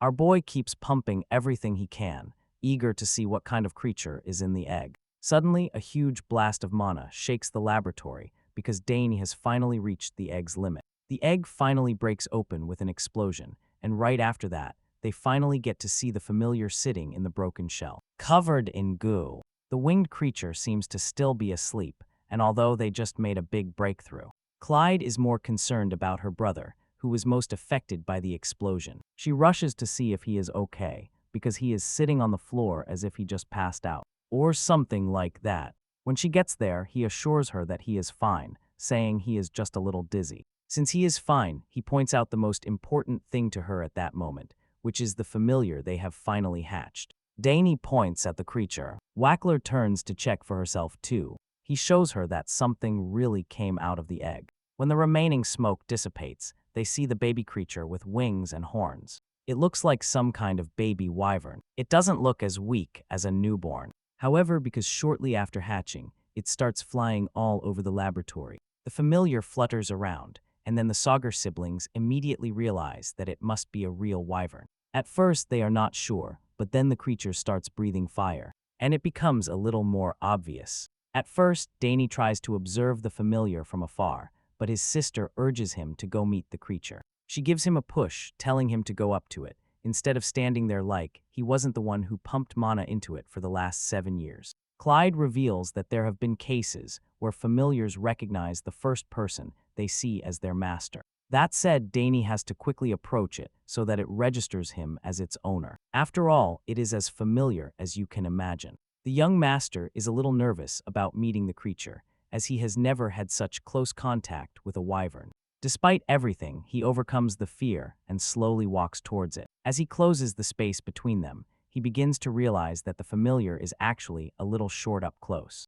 The baby wyvern seems confused when it sees him approaching, so it also gets nervous. However, it doesn't run away, and Dane tries to make it feel comfortable around him too. He gives it a gentle smile and greets it, before extending his hand to introduce himself. He tells the wyvern his name is Dane, which is the first step to registering as its master. The baby wyvern makes some sounds that our boy probably doesn't understand. But since it doesn't run away or attack him, Clyde concludes that he has already established a bond with the familiar. Hearing this, even our boy feels she is right, because he also finds the little one very cute. The familiar flies to his hand and perches on it like a bird would. It makes a lot of noises that sound like Fifi and Enlil, so Clyde realizes it's okay to approach it. She now tells Dan that it's amazing after seeing this, because they can't even imagine how he managed to do it so easily. The baby wyvern is so cute that she also wants to spend some time with it. She tells Dane she would like to take a closer look at it and see what it looks like, but just as she takes a closer look at the familiar, she realizes something shocking. Clyde expresses the shock, and Dane realizes it, so he asks her what's wrong. That's when she tells him that this creature in his hand could actually be a summoning from beyond the horizon. Our boy is astonished to hear this, because he knows how rare these creatures are. However, at first he has a hard time believing it, but his older sister confirms it to him. And then she reveals that only a handful of chosen summoners can do this. Claire is a highly respected summoning genius at the academy, but even she can barely summon part of a spirit. And then there is her little brother performing wonders. Even though he has only been at the school for a few days, she admits that she never thought the youngest would be able to summon something like this. So she tells Dan once again how big this is. It's something really big. And at this point, the reality of the situation makes him a little nervous. He realizes that his familiar is not really an existing summoning. So he asks his sister if that's the case. She affirms that she knows all the summonings that can normally be called, even their juvenile forms. However, she doesn't know any summoning with features like this. The closest thing would be a wyvern, but it is clearly different in the details. Now that she has taken a closer look at the infant creature, upon hearing this, Dane takes another look at the familiar and suggests that it doesn't look that special, physically as such. He wonders if no one will know what it really is. In response, his older sister simply admits that they will have to find out. For now, they don't know what it is, but over time they will get answers. That said, Dane supposes that this familiar could actually be a completely new being that has never existed before. It seems the baby familiar agrees with him on this, because suddenly it breathes fire, almost as if it's trying to tell him something. At this point, our boy can only wonder who would come up with something like this. It's a completely new creature, but he doesn't understand why it had to be his own summoning.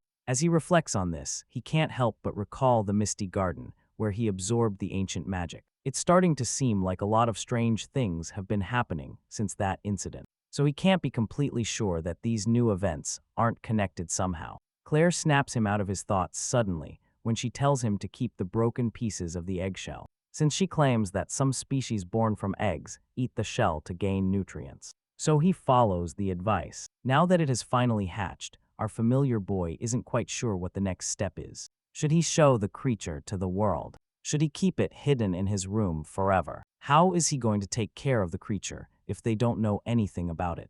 He is not sure what will happen from here, so his sister tells him to approach cautiously at first. At least for now, Claire advises him to try to constantly record everything about the creature. Things like what it likes and dislikes, how long it sleeps, and whether it shows aggression. His older sister also tells him to observe things like how much it grows and how quickly each day. Basically, he has to watch the familiar at all times, and after realizing this, he admits that it's a lot of work, especially for someone who still has to attend all his classes as a special major independent student. His schedule is about to get even tighter than it already is, and just thinking about this puts him under a lot of pressure. He stares at his familiar, probably foreseeing his new life, but even though it's going to be extremely stressful, he feels like it's worth it right now. Danny doesn't know exactly what the familiar is, but he's already starting to feel like he has to protect this little one. After all, it's the baby he's been caring for almost a decade. Before leaving the lab, Clyde asks him if he plans to keep the summoning. She knows people might get scared if they see him with an unknown creature like that, so she suggests he leave it in her lab, which is safe and private. In response, Nine simply assures her that everything will be fine. Obviously, his intention is to keep the creature hidden from other students. But even if they catch him, he still has his sisters, and he is sure they will have his back when the time comes. Furthermore, he believes the familiar will feel trapped if it is locked in the lab all the time. Hearing this, Clyde admits she is right, but since he wants to bring it out and be fully responsible for it, she suggests they use this opportunity to officially register it with a mark. Our boy is surprised to hear this, but immediately realizes she probably means a summoner's mark. She confirms this to him and explains that even though he is still a beginner, his talent is obvious. Clyde also knows that juggling everything alone will be difficult. However, now that he has a summoning, it is his chance to enroll soon. As you can imagine, it's a very tempting offer, and our boy thinks about it for a second before accepting, because he thinks it's great.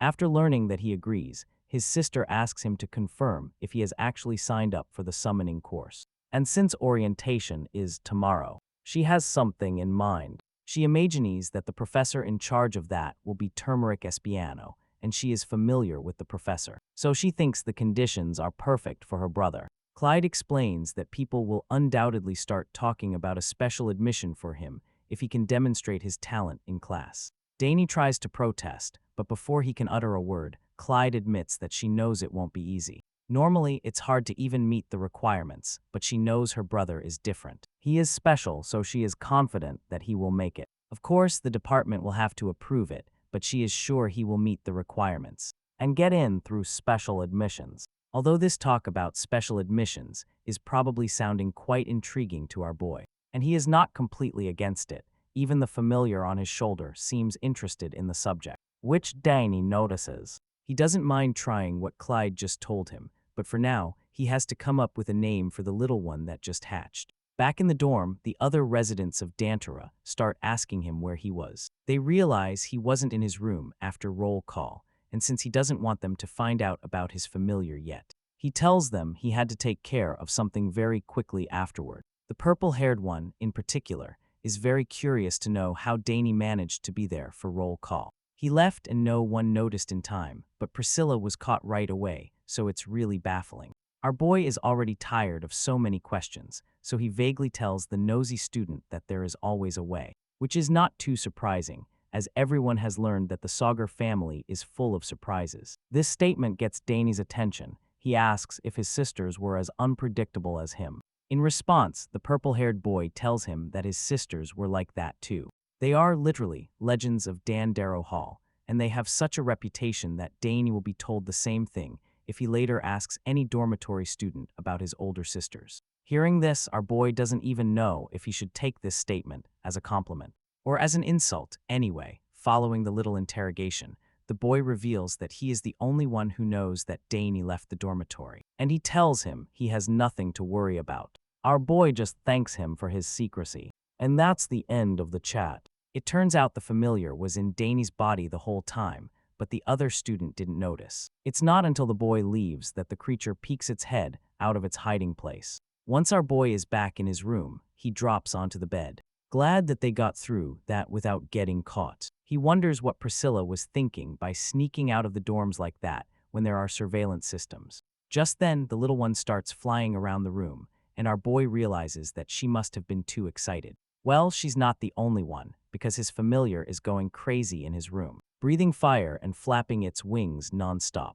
He watches the little one move around and can only think about how incredible it is. Later, he shows the familiar the secret passage his sister told him about. Right now, the entrance is sealed, so it's the only way back to the lab. He tries to pass, but receives an error message from the Residence Council denying him access and threatening him with penalty points for infringement. Seeing this, he realizes that the council wrapped the entire dormitory in a mana barrier. So he is very confused now, because he has no idea how he is supposed to break through that. Even though it seems like a dead end, he is determined to find a way through it. So he starts by trying to send out the mana flow so he can find a weak point in the barrier. While he carefully tries to find it, the little familiar shoots fire at the barrier, which immediately creates an exit point for them. Our boy is stunned when he sees this, because he can't even comprehend how the little one was able to do that. The creature simply flies through. Then our boy realizes that it must have used fire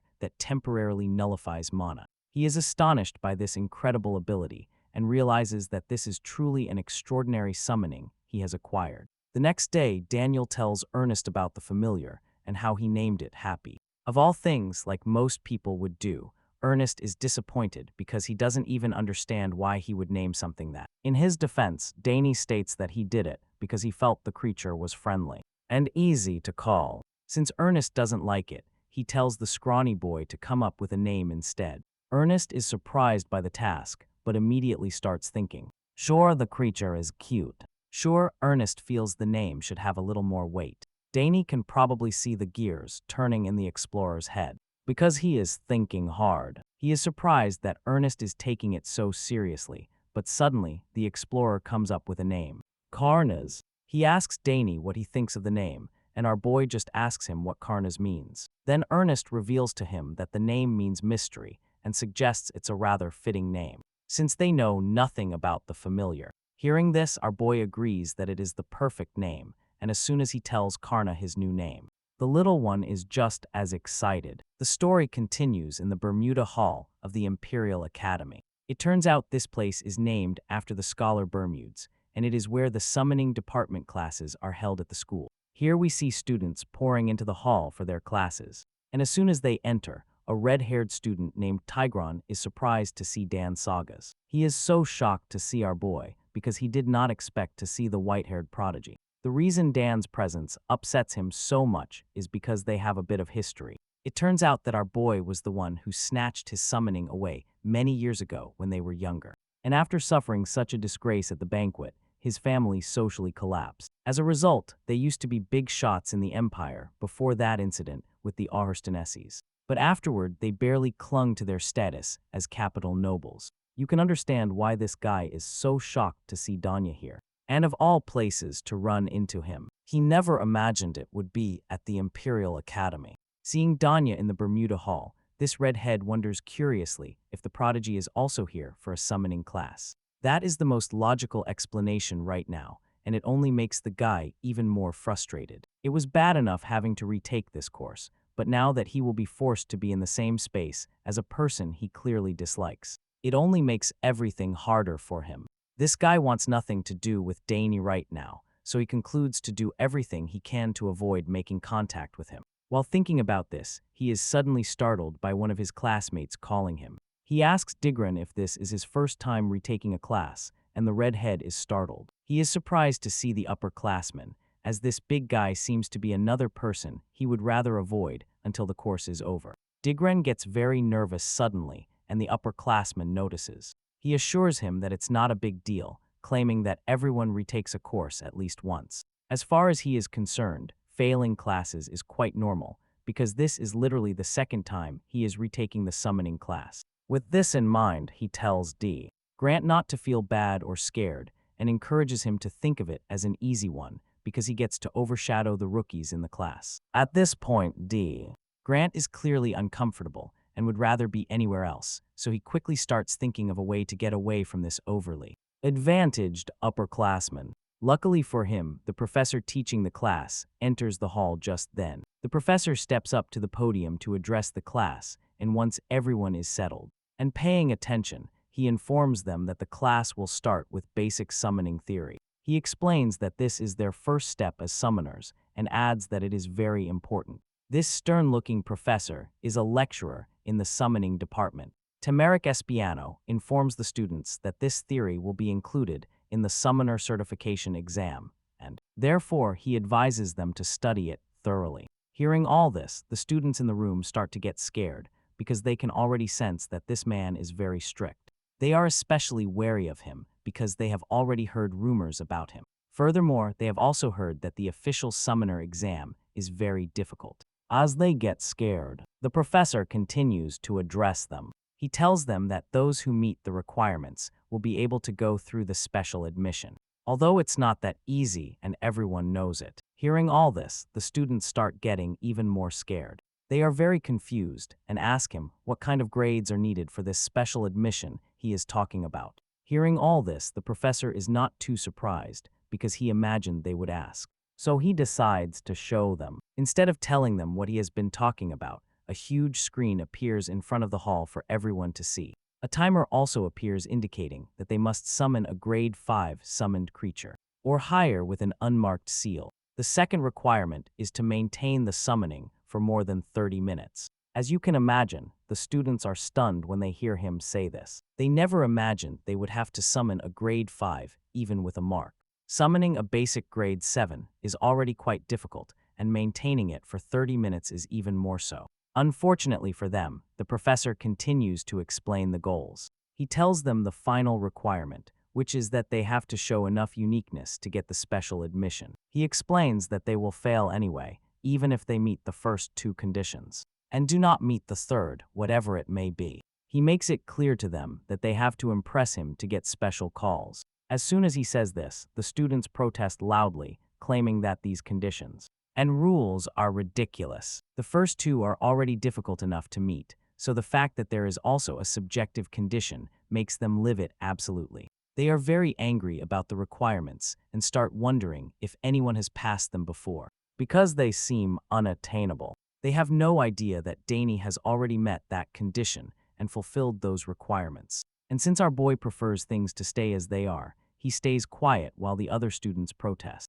Seeing how agitated they all are, Professor Turmeric Espiano points out that this is precisely why it is called special admission. To top it off, they also need recommendations from at least 2 subject matter experts to even submit an application. Digran and the others were already furious before, but now that a letter of recommendation is also required, they are stunned. The professor smiles when he sees their reactions. He imagined that they would be wide-eyed when hearing this, and that's why he thinks none of them would even try to get the special admission. Now, among all the stunned students, he observes that Dane Sogres is also sitting quietly. The name sounds familiar to him, so he wonders if it is that interdisciplinary student. He heard about his entrance exam from Professor Delfinso. She told him how the boy managed a secondary link with the 4th grade Eterites that she summoned. He knows this boy is definitely special, because all his colleagues have told him that the boy is a prodigy. However, Professor Temeriquispiano is quite a tough nut to crack,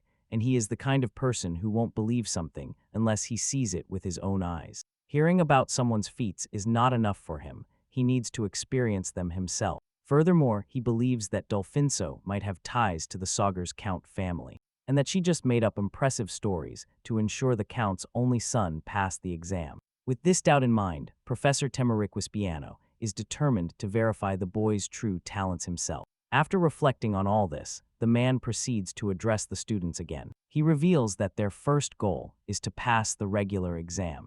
That said, he urges them to stay on the right path to pass the regular exam, which is quite easy, as far as he is concerned, because all it takes is to summon. But again, he doubts this is something any first-year student can do. The first-year students are horrified when they hear what the regular exam consists of, and it only takes them a few seconds to start sweating profusely. The professor sees this and simply finds their reactions amusing. He knows it must be confusing for the new students because they only take theory exams and affinity ones. He doesn't even expect any of them to be able to summon, but he decides to tease them a little. He asks them if there really is no one who can do it, and then concludes that this year is a disappointment, although Professor Espimo implies that he doesn't expect anyone to measure up.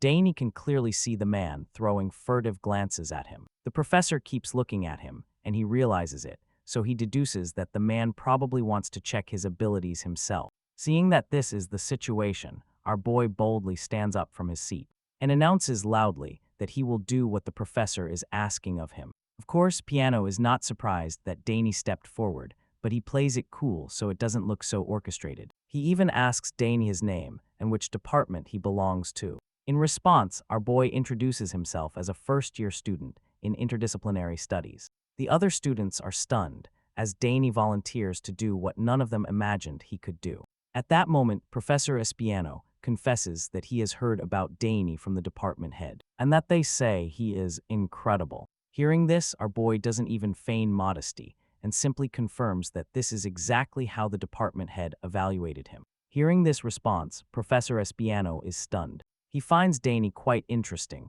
because he knows that most people in his position would act humbly, or be filled with pride. However, this is not the case. The professor states that there are many rumors about Dane. He also clarifies that he is not one to believe them, so as far as he is concerned, the kind of talent that Dane is said to have makes no sense in the usual way. It seems strange and incredible to him, and our boy finds it interesting that the man thinks that way. Professor Espiano confirms his doubts and gives Dane the opportunity to prove the rumors true by asking him to show everyone, here and now, what he is really capable of. Our boy is really surprised by how direct the man is. He didn't expect the professor to call him out like that, but since that's how he wants to play, Dane believes he has no choice but to play along. After all, he is confident he can do what the man is asking of him without much trouble. However, he doesn't want to give Espiano what he wants for nothing, so he makes him a proposition, saying he would like to receive a letter of recommendation from Professor Espiano for the special admission exam if he is capable of proving his worth here. And now, the man is stunned by Dane's confidence and has a little trouble lifting his jaw off the floor. All the students in the hall are equally wide-eyed at our boy's audacity. But Dane doesn't care what they think of him right now, because they have already put him in a bind. The professor is taken aback at first, but then asks Dane if he really knows what he is saying. He is asking for a special admission recommendation. Then the man asks him if he knows what that means. Of course, Dane knows exactly what it means, so he replies that it means he has to demonstrate that exceptional talent here. And now, Espiano agrees with him on this, but he also asks him what happens if he fails to impress. At that moment, Dane admits that he hasn't even considered it yet, probably because he trusts his abilities too much. The man gets a little annoyed by his answer, because it sounds a bit arrogant. Espiano doesn't understand what's up with the boy's confidence, because not even his sister Clyde was this bold in her day, despite having extraordinary talent. Now the man is not only curious about Dane's odds, but he is fully invested, because he still believes the boy is not all that. So he accepts Dane's proposition and decides that they should go ahead with the bet, because he thinks it will be a lot of fun for him. He reveals that he will gladly write a recommendation for Dane if he really meets the conditions set before him. He assures the boy that it won't be easy, but Dane isn't too worried about that. As for the other students in the room, they are all amazed by what just happened, because this boy is just a first-year student, and he is not even a summoning specialist. So the fact that he accepts such a challenge is mind-blowing. They have heard all the rumors going around about our boy, but after seeing him in person, they are finally starting to understand that he is indeed Clade's brother. After all, they knew the Sogres family was special, but now it's becoming something more. Anyway, let's get back to the bet. Professor Espiano tells Dane that he will have to accept the consequences, whatever they may be. After making this clear, he asks Dane if he is still going to try, and after silence fills the room as everyone waits for him to answer. Indeed, our confident boy affirms that he is still up for the challenge, and this excites Piano greatly. Hearing this, he calls Dane to come down to the stage and prove his worth. It turns out the professor has a blank seal prepared with him, so he is more than happy to welcome our boy. Without any hesitation, Dane Sogres walks down the steps to the stage, feeling a bit weird. This is not what he planned for his first class to go, but since this is what's happening, he realizes he can get as much out of the circumstances as he can. So he grabs the seal, and it only takes a few seconds for it to start glowing. As he injects energy into it, he starts summoning the creature and urges it to answer his call. Indeed, our boy summons a powerful summoning, and the wolf creature shoots out of the portal that just appeared. The entire class is stunned to see this, because they really didn't expect it to go well. Everyone underestimated Dane, so when they see an actual grade 5 summoning appear in the aisle, they are dumbfounded. They don't understand how this is possible with an unmarked seal. Although most of them don't know what this creature is, Digrun clearly recognizes the wolf summoning because that is literally his Yenpu. Meanwhile, Danya informs the professor that he summoned the Gempu. At this point, Espiano is quite furious because he doesn't even understand how the boy managed to do it with a blank seal. He is confused because it makes him wonder if he already made an official contract or if it was someone else. Still, Danya barely managed to summon it, so the man is still quite sure there's no way the boy can maintain it for 30 minutes. Despite being quite angry, the professor admits that Leo really is as impressive as they said. However, he also reminds him that the second condition will not be easy. Hearing this, our boy already realizes that the man still doesn't trust him. He knows he still has to prove his worth, so he decides to show him something else. Meanwhile, since he can't waste class time, the professor is surprised when he hears this, because he certainly didn't expect there to be anything else. The rest of the class is also surprised to hear this. They all start wondering what he is planning this time. Right now, they feel like the Sogres family is terrifying. Everyone is eager to see what else he has to show. But at the same time, they know that in the end, everything depends on the professor's judgment. Because the third condition is to show something special. Tigran is especially nervous right now, and judging by the look on his face, his heart is pounding. He definitely doesn't want Danny to get that recommendation, as he literally ruined his life a couple of years ago. In his mind, the professor might not accept him at all if he is determined, but again, he can't be sure, because he doesn't know if Professor Turmeric Espiano will really do that. The professor is very surprised to learn that Dan still has something to show him. He is willing to see what he has. Meanwhile, our boy pets the Genpu for a while, waiting for the professor's go-ahead. For now, Espiano can only wonder what the hell the boy is going to show him. Now our boy gets to it. After getting permission, he sets it in motion, using his magical power on the Yenpu, almost as if making it more powerful. The professor watches confused, because he doesn't even know what the boy has prepared. Just a few seconds later, the wolf summoning seems to start levitating. The professor watches overwhelmed, because what he is witnessing is the power of ancient magic. The students also realize that he is using the summoning enhancement, and it is so shocking because they thought that was something only fifth years could do. It is truly baffling to them, especially since he is not even in the summoning department. D. Grant is also surprised by everything that is happening, because he just saw the Yenpu receiving energy from Dane's magic.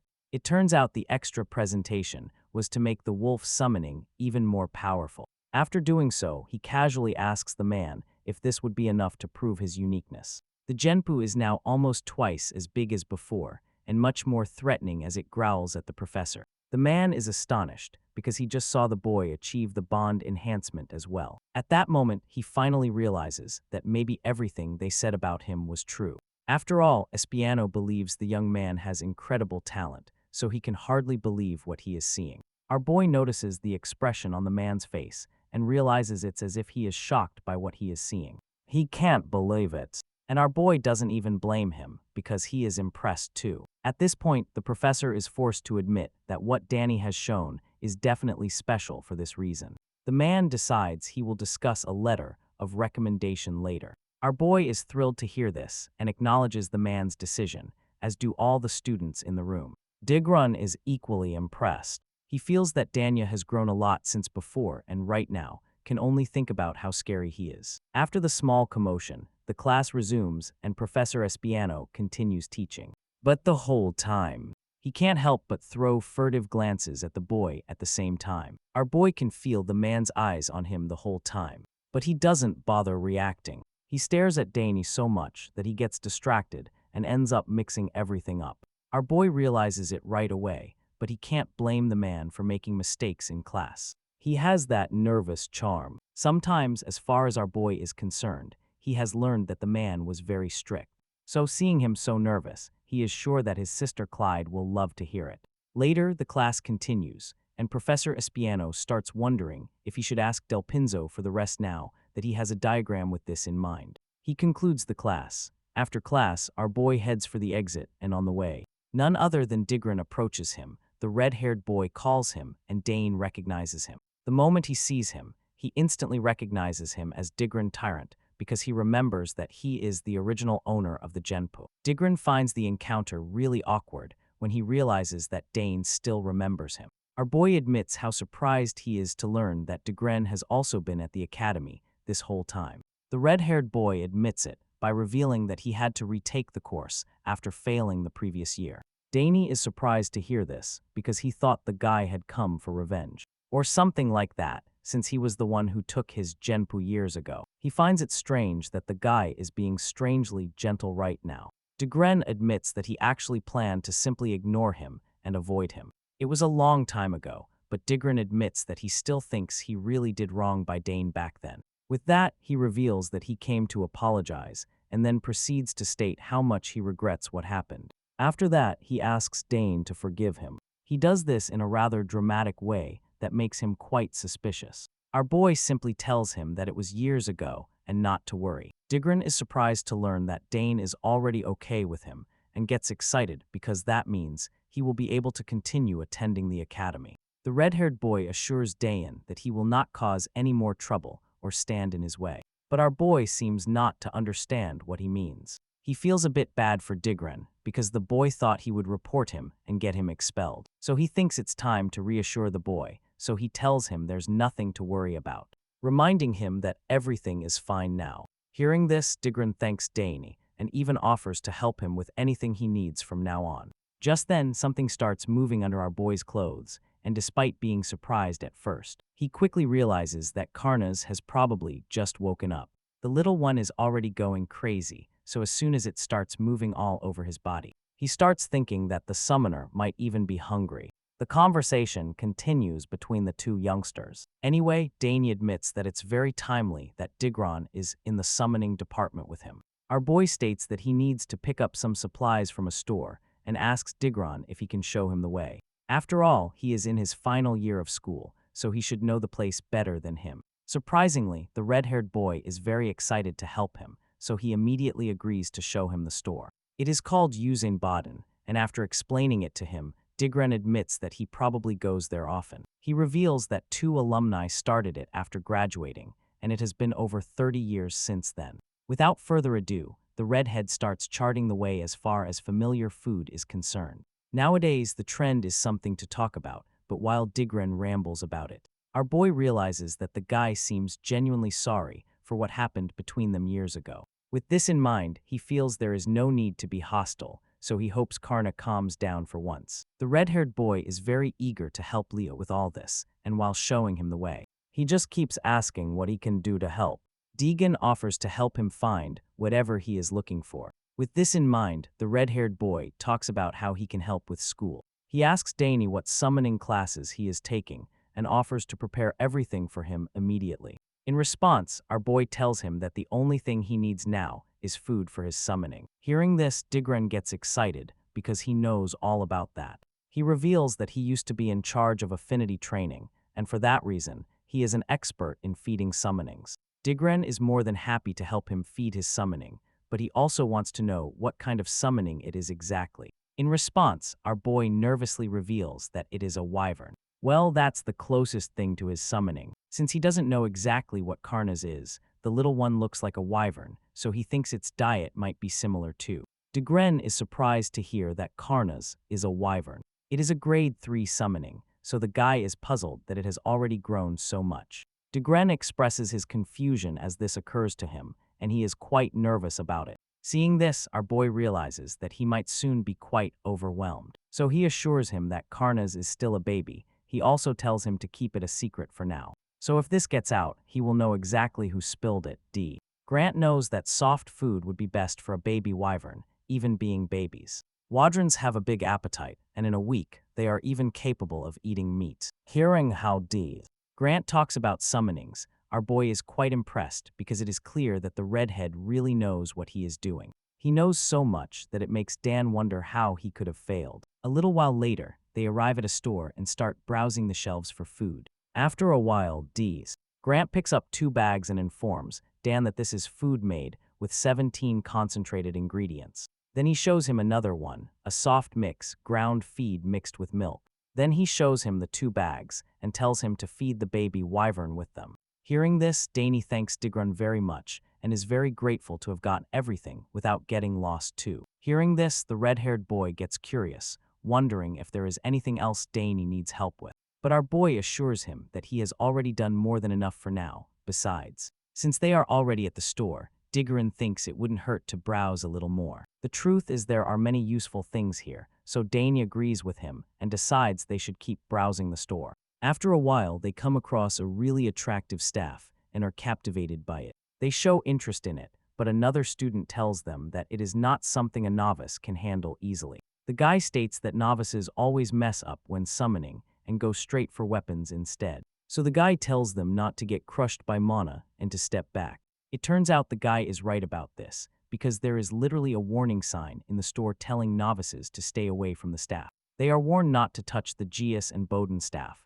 and when they see this, Degren explains that 4th years are usually the staff here. He also warns Dane not to touch the staff, because if he does even once, it will completely drain all his mana. As you can imagine, Dane finds this a bit exaggerated. He finds it a bit dramatic, and he even picks up the staff. Because being told not to touch, it makes him want to touch it more. He finally grabs it, and the purple-haired 4th year guy from before advises him to leave it alone. He tries to stop him so he doesn't hurt himself, but before he can finish speaking, our boy wraps his fingers around the staff. He shouts in shock, because he just told him it was dangerous and he still didn't listen. Dane grabs the staff, and instantly it starts absorbing mana from it. He realizes it because the crystal ball on top is overflowing with power. It is clearly yearning for mana, and for some reason, our boy is confident that he has enough to give it. He is not afraid of having all his mana drained, and the 4th year in charge of this section is absolutely stunned.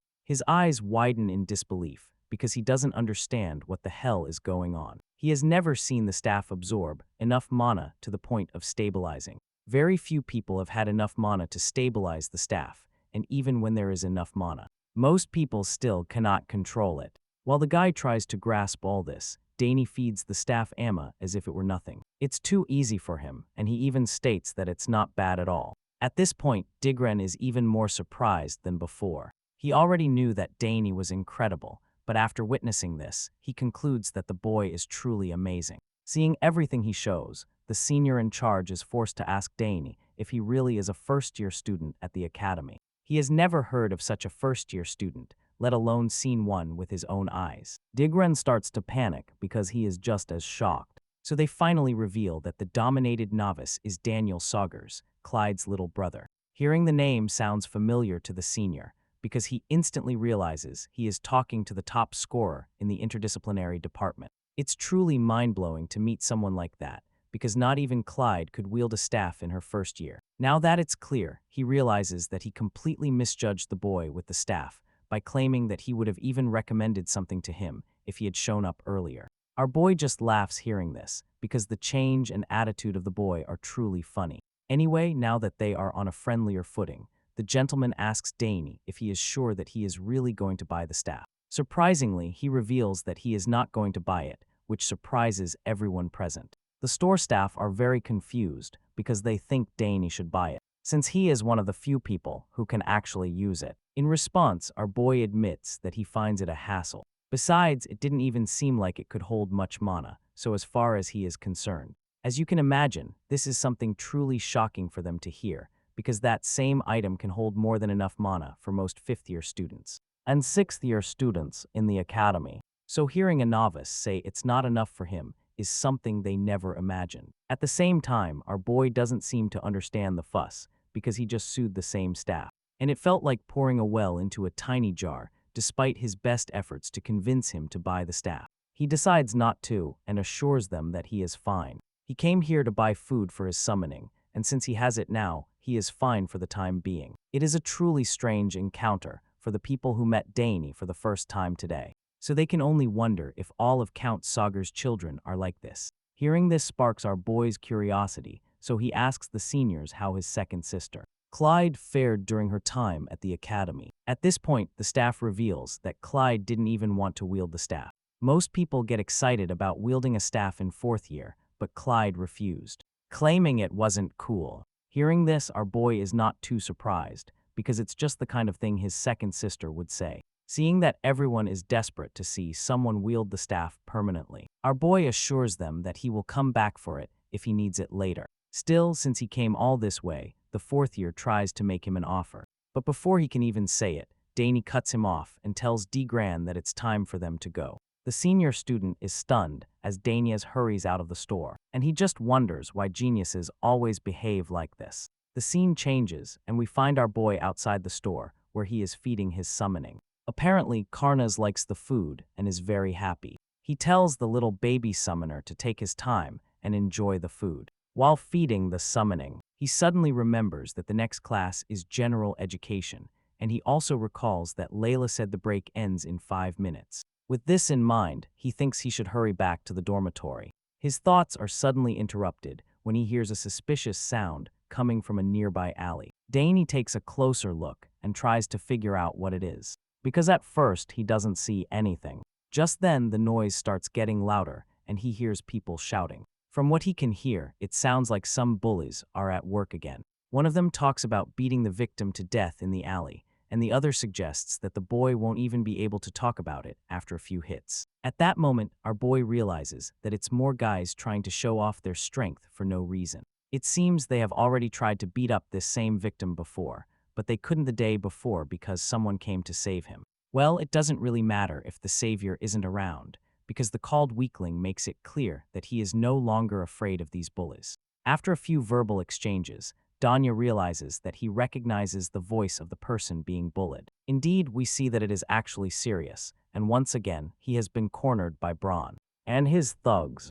Apparently, Danya's intervention the day before was not enough for these jerks to get the message, so they thought they could keep trying to intimidate the scrawny boy. Luckily, Ernest is much bolder than before, although he doesn't see Danya anywhere. He defends himself. He is clearly outnumbered, and it is obvious that he cannot defend himself against those guys. But he refuses to be intimidated. His whole body is trembling at the moment, and his knees are already shaking, but he doesn't let that stop him from defending himself. Unfortunately, despite his tough guy facade, the thugs notice. They find it funny that he says he's not afraid of them, so they are eager to test his words. Because they see him trembling as if he is about to wet himself. They are still very angry about what happened that day and the beating they received the day before. So now that they think they've caught Ernest alone, they conclude that he is dead meat. They even took recovery potions, just to be sure they are going to give him the beating of his life. They only took the potions so they can beat him up even faster. And they are impatient to get started. Despite all their threats, Ernest refuses to bow his head. He is furious and determined to fight them, although a large part of him knows he won't survive. He is also very angry because those bastards waited until he was alone to corner him. Now that they have him, it's time to beat him up. So they try to figure out who is going first. As far as they are concerned, they have enough time to deal with him because they think no one will come to interrupt them. After a little deliberation, one of them decides to start by hitting him in the ass, since his jaw still hurts from before. The guy starts marching towards Ernest, but the scrawny boy takes a fighting stance and warns them not to come any closer. They start laughing at him when they see him raise his fists at them. Now he thinks he's tough because he had a chance to take down a lucky guy before with the help of Dane. The reality of the situation starts to sink in as they approach him. Fear suddenly takes hold of him because he remembers how it was last time. And now that he doesn't see Dania anywhere, he starts to wonder if he will really be able to protect himself. just when it seems like he is absolutely cooked. A familiar voice cuts pull, and the thugs turn to see who it is. Ron is absolutely horrified when he sees Dane Sogres again, and our boy just interrupts the little fight with a warm smile. While greeting Ernest, who is still in shock, Dane Sogres enters the scene, and the troublemakers immediately start panicking. Because they had no idea they would have to deal with someone else, let alone the guy who beat them up before. They are very confused and angry at Braun because he said no one would come. But the ringleader of the thugs just tells his henchmen to get over it. Dane is already here, so he tells them to draw their weapons instead of whining. Despite putting on a reinforcing front, it is quite clear that Braun is just as scared as his cronies. However, he doesn't want to show any fear because the situation is already problematic enough. As for our boy, he just watches as the thugs get nervous, and he waits casually for them to decide what they are going to do. After seeing that they don't have a plan, he thinks it wouldn't be a bad idea to beat them up, since there is no one else around. After all, he warned them before, and they still came to mess with Ernest. With this in mind, he activates his magic, and as soon as the jerks see it, they get even more scared. The bright blue light coming from Danny makes them panic, and it gets even worse when several arrows appear out of nowhere. It is absolutely terrifying for Braun's henchman, because he had no idea that the boy from the Odgers can also use magic. The ringleader of the jerks gets angry at his friends for being so scared, and being so useless to him at this moment. The guy states that he thought the Soga family was only known for their skill with spears, and Braun calls him an idiot for thinking that when everyone knows that Arabella, Danny's older sister, is a very talented sorceress. While all this is happening, the scrawny boy also gets a little worried, because he is not sure how far Dane is willing to go now that he has added deadly magical arrows to the mix. He calls out to our boy, hoping to stop him or something, but Daniels simply ignores everyone else and proceeds to mess with the thugs. He slowly approaches them with the magical arrows floating behind him, ready to attack at any moment, and then he informs the idiots that they have to make a decision now. He tells them they can either calmly leave or fight him properly. As soon as they hear this, the three of them start sweating profusely. They are obviously terrified, but for some reason, they refuse to run away. Apparently, they have the ridiculous idea that they stand a chance against Dane. Unfortunately for them, they are about to regret even having this idea. Dane proceeds to clean the floor with them, and although we don't get to see how he does it, the damage around them and the bruises on their bodies as they lie on the floor confirm that they just got another beating. While whimpering and sobbing on the floor, Dane and Ernest quietly walk away from there. Later, the scrawny boy thanks Dane for saving him again. He admits that his legs were even shaking from how scared he was, and our boy reveals that he is just glad the scout is safe. At that moment, an idea pops into Dane's mind, and that's when he suggests to Ernest that he start training with him from now on. As you can imagine, the scrawny boy is baffled by this idea, as it sounds quite outrageous for someone like him. However, Dane just reminds him that he said he wanted to beat Braun someday. It is clear that he cannot do that with his current physical strength or skills. Hearing this, Ernest admits that he still wants to be able to defeat Braun, but training with Dane seems like overkill to him. Before he can protest further, the prodigy reveals that he wants to help him become stronger, and after thinking about it a bit, Ernest agrees to the plan, although he feels like he is always depending on Dane. The two boys walk around the school, and along the way, our boy asks Ernest if he has signed up for any clubs yet. In response, the scrawny boy admits that he hasn't because there is no scouting club yet, or expedition in the school. Our boy is surprised to hear this, because he was surely thinking there would be one already. At this point, Ernest admits that there is actually a research society in his department. Although it's not the same, it is actually mandatory and part of the curriculum, so it's different from a club. The scrawny boy reveals that he also visited a map analysis club, but once again, it's not the same as scouting.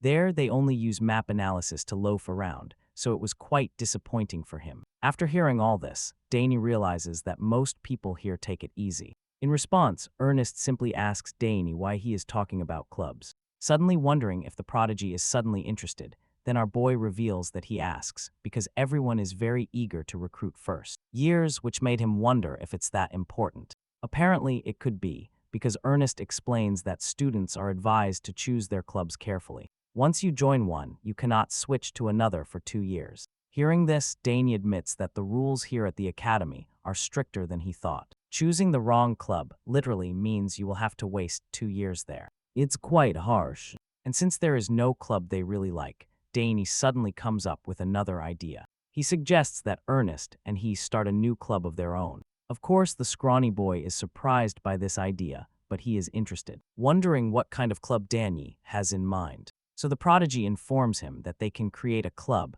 where they simply do whatever they want. It doesn't sound very acceptable to serious ears, so he is reluctant. He asks Danny what he means by that. Then our boy explains that he is talking about training and other things. In this club, they can explore awesome ruins and have dinner when they are bored, and basically do whatever they want. After throwing this idea at Ernest, Danny asks the scrawny boy what he thinks. At first, it seems like too much, but Ernest agrees to participate in the plan because, as far as he is concerned, it's going to be fun if Danny is involved. He is excited about the new club they want to create, but he is worried that something like that might not even be approved by the school. However, our boy assures him that it will work out somehow, stating that he will take care of that part himself. Hearing this, Ernest is confident that everything will turn out fine if Danny is that sure about it. But again, he is curious to know what made the boy in sober clothes come up with this idea. Well, it turns out that the recruitment invitations from existing clubs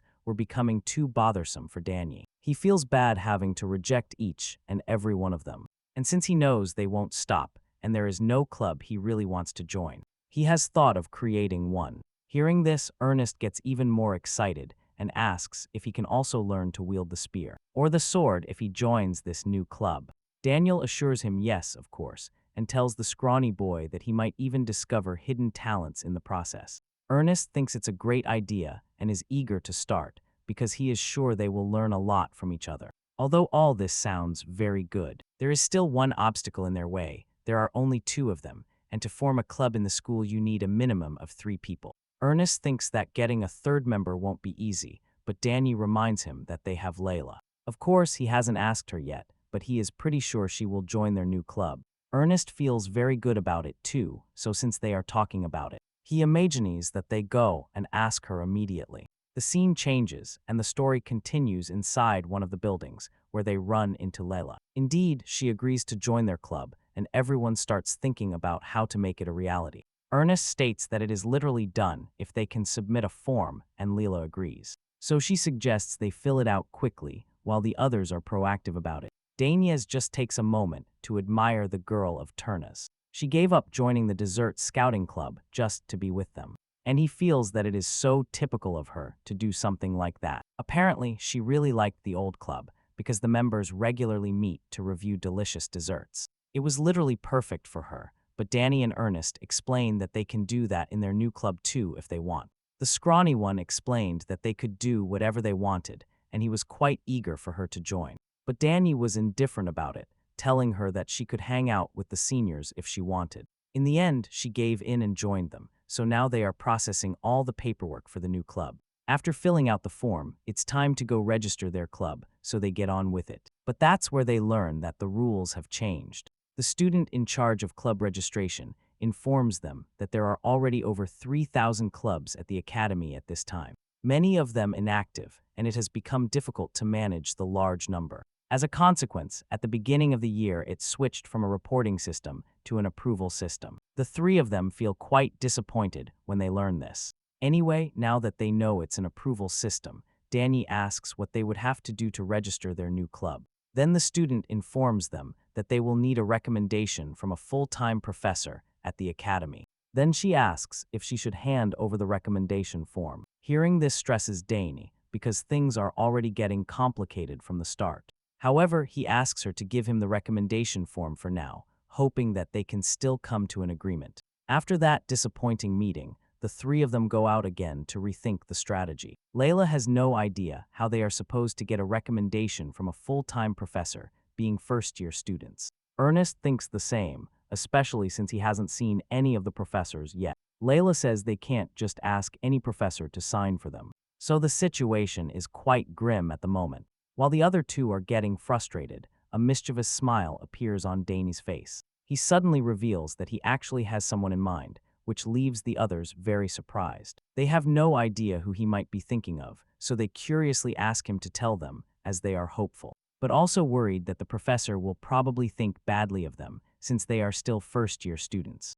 In response, our boy confidently tells them that they must trust him for now, and this makes them very anxious. Later, we see Dane chatting with Professor Kelties, and the man's look is not very encouraging. Our boy wonders how he is supposed to do it and starts thinking about a way to put this into another department. In any case, he is determined to try. So when the professor asks him what he came for, he reveals that he is planning to start a club. The man is surprised to hear it and enthusiastically asks what kind of club it is, stating that it sounds like a good idea. In response, Dane explains that it is a club for exploring the training academy with swords and for fun adventures. He also informs the professor that the problem now is that club creation has switched to an approval system, which means they now need a professor's recommendation. The man takes a sip of his tea, sounding surprised. Then Dane continues explaining that he is looking for a wonderful professor who can recommend them. The man almost spits out his tea upon hearing Dane say this.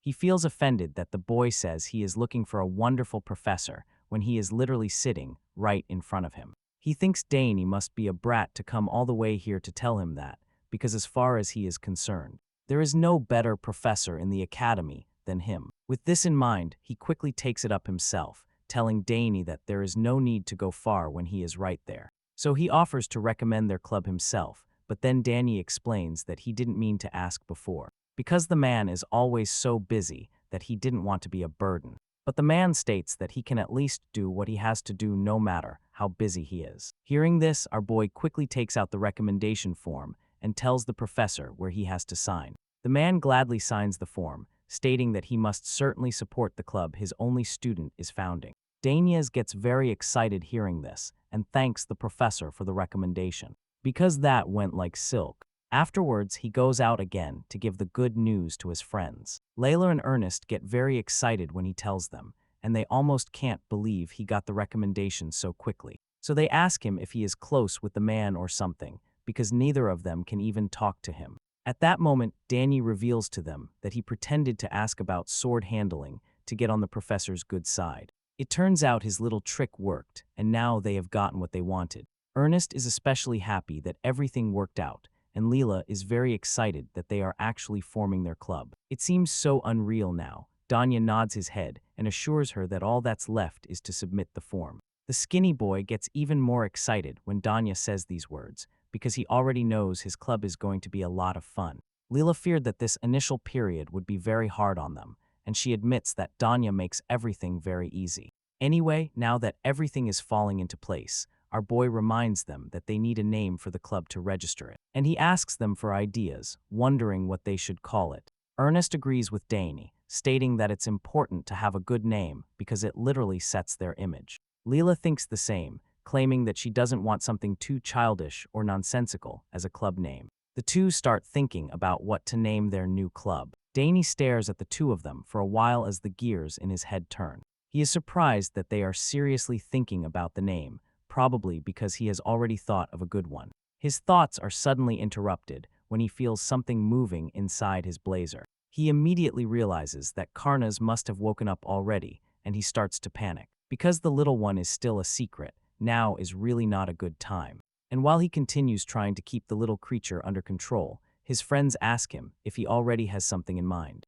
It turns out he doesn't even have a name yet, because he just tells them that whatever they come up with is fine with him. They are surprised by this, because he was the one who proposed a name and doesn't even have any ideas. At that moment, Leela notices that he has a bulge under his shirt and asks him about it, appearing genuinely concerned. At that moment, Danny starts to panic even more, especially since Karna refuses to calm down. It is pretty clear that the little one will not stop moving anytime soon. So Danny realizes that he might have to confess. He didn't plan to show it yet, but now he doesn't really have another choice. So he discreetly shows them what he is hiding under his shirt. He unbuttons a few buttons so the little one can reveal himself. And as soon as his friends lean in to see Karna, he shoots out from under the clothes. The little creature is excited to finally be out of hiding. But Ernest and Leela are stunned now that the secret is out. Our boy fears he is doomed. Seeing the creature, he quickly realizes that the egg Clyde gave to Dane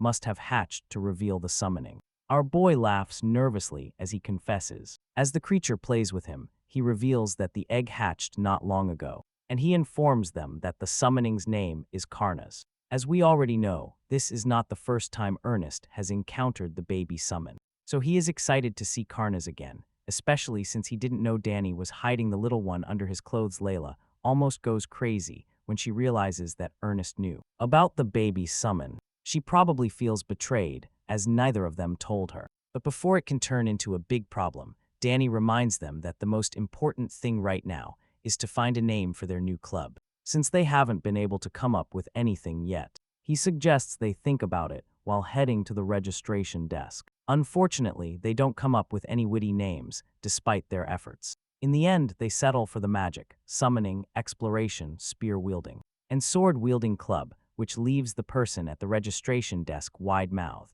Even they know that it is quite a lame name, but it is clearly the best they could come up with. So when he asks them if they are sure about the name, they shamefully beg him to accept it. They officially register their new club, and on the way out, Leela scolds Danny for coming up with such a terrible name, and warns him never to name anything again. Apparently, our boy doesn't know how bad it sounds. So she informs him that the name he came up with is not good at all. Seeing how stressed she is, he assures her not to worry too much, because they can always change the name later. After all, it shouldn't matter, as long as the club is fun. Later, we see two of the professors having a conversation. Professor Finazzo visits Professor Espiano, hoping that he hasn't suddenly dropped in. So he assures her that he didn't. She asks him how things are going lately, pointing out that there are many talented students, and with more applicants. She is worried that the professors are overloaded. She also talks about the rumor that some students are standing out quite a bit. The man agrees with her, but he also gets nervous when he hears this,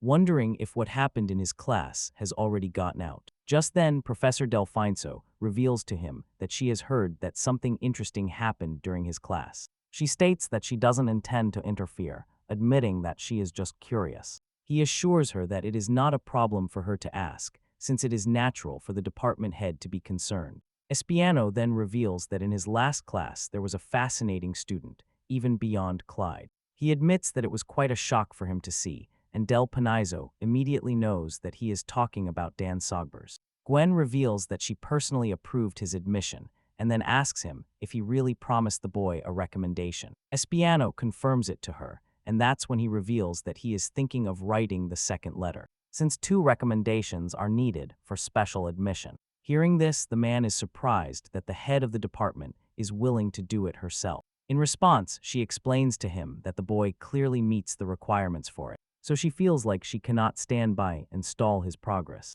From what she just said, it's clear that she is very interested in the Arstanians, and Espiano doesn't like the sound of that, because he fears she wants to snatch the boy for herself. In his mind, she is a cunning old snake who wants to gobble everything up for herself. But he is not surprised, because he has always seen her that way. Therefore, he is even angrier at himself for letting his guard down with her, and opening up so much, as you can imagine. It is not easy for him to hide his emotions, so despite his best efforts to remain calm, she notices that he is restless and asks him if something is troubling him. It is clear that Professor Espiano is not at ease right now, but he cannot tell her, and risk upsetting her, so he states that there is no problem. Hearing this, the clever head of department asks him to show her his letter when he is done writing it, as she would like to review hers, since she believes they should probably keep their stories straight. After all, she says this with a mischievous smile on her face, while Espiano looks like he has a migraine.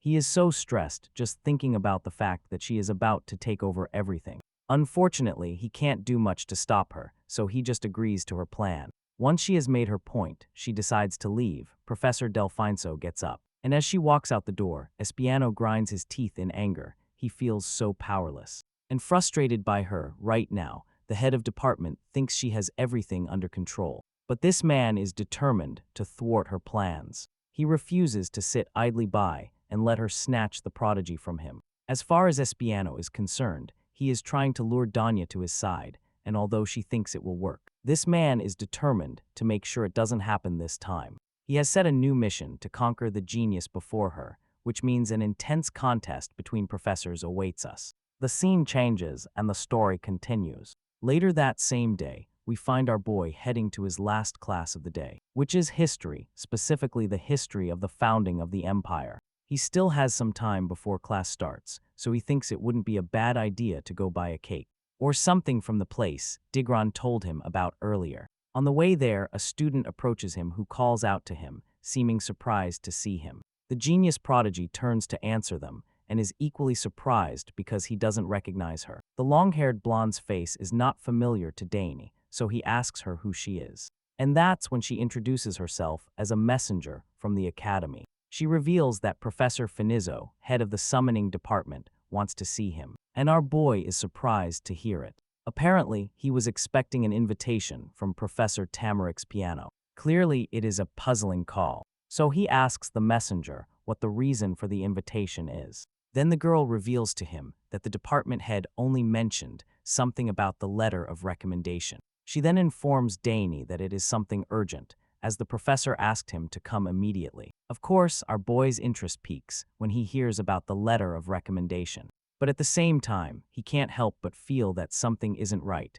because this is a really sudden call from the department head. The scene changes again and resumes with a bird's-eye view of the magnificent Imperial Academy. The Academy is the cradle of the Empire's brightest talents, where endless academic passion flourishes. But it is also known for the brutal competition that exceeds all expectations. One might think that this intense competitive tradition ends with the students. But it happens that it is even worse with the professors. In particular, power struggles between professors are intense. This is because the influence of a department in the academy determines many things, such as the budget it receives, the equipment, and even the facilities it has. Just like all existing schools, there is a very serious hierarchy among the departments at the top of the rankings.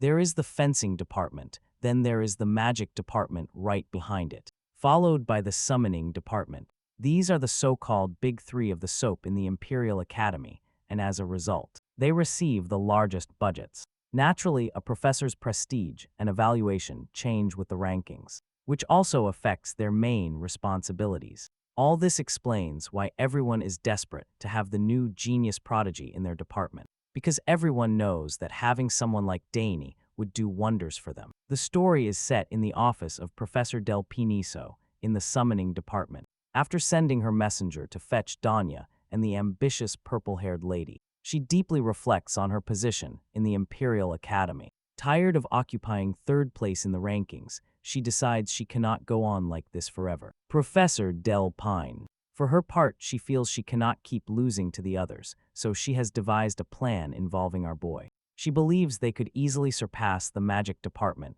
if Dane Sogres joins the summoning department instead. That is the dream at the moment, but she also knows there is a big problem with it. And that problem is Professor Keltz from Interdisciplinary Studies. Well, even though Professor Keltz is a big obstacle right now, she still has faith that the summoning department has a real chance, since they have his older sister Clyde, with one of her family members on their side. She has a strong feeling that Dane will not easily refuse them when they ask him to switch. Professor Finizzo believes they still have a real chance, convinced that all she has to do now is somehow get the young prodigy interested. In summoning, her thoughts are suddenly interrupted when she hears someone behind her door. It is none other than the messenger she sent to invite Danye. And the girl is already back with the most sought-after first-year student at the Imperial Academy. The purple-haired lady is very excited to learn that Danye is here. So of course, she doesn't wait a second to let them in. A little while later, we see her chatting with the boy. She offers him a seat and some refreshments to make him comfortable as he sits across from her. The head of the summoning department suggests that life at the academy must be very busy for him, as it usually is for top students. She points out that he has many talents and imagines there are many places constantly recruiting him. In response, the boy simply admits that he still has a long way to go in the academy, and explains that this is why he approaches things with the mindset of learning as a freshman. Of course, Professor Finizzo praises him for it, stating that it is truly humble of him to think that way. She states that wanting to learn is an admirable attitude, and then slyly asks him if there is any subject that catches his eye right now. Hearing this, the genius prodigy simply smiles and reveals that it's hard to choose just one right now, stating that he wants to do well in everything. Of course, the head of the summoning department imagined he would say something like that. especially since he is literally talented in everything. She says he wants to do well in everything, and admits that this is how it always starts for most students. Professor Delfinso realizes that it is time to get to the point, so she asks Danias, and she knows why she made him come. Apparently, our boy hasn't even gotten his house yet, so he expresses his confusion. And then she reveals that she heard something incredible happened in Professor Turmeric's class, where our boy summoned a Genpu and even pulled off a bond upgrade like it was a piece of cake. With skills like those on display, the purple-haired lady admits that she couldn't stand still as the head of the summoning department. As soon as our boy hears this, he almost seems disappointed that this invitation was, once again, all about his talents and a desperation to recruit him. Professor Finso is convinced that he must show up for the special admission exam without fail with his level of talent. And in this regard, she informs him that she and Professor Temeric Espiano have agreed to write the genius prodigy a recommendation. Hearing this, our boy thanks the lady for viewing him so favorably, and she continues explaining how rare it is in the academy to write a recommendation for a student outside. The summoning department is not something you hear about in the school. The head of department reveals that this is the first time she has done anything like this, just to make the boy understand exactly how rare his talent is, and how far they are willing to go to have him on their team. Dane Sogres just sits there and listens as she heaps praise on him, and speaks sweetly to him, even though he already knows where this is going, so now he is waiting for her to stop beating around the bush and get to the point, and finally she does, revealing that she is trying to suggest that he take this opportunity to explore more as a summoner.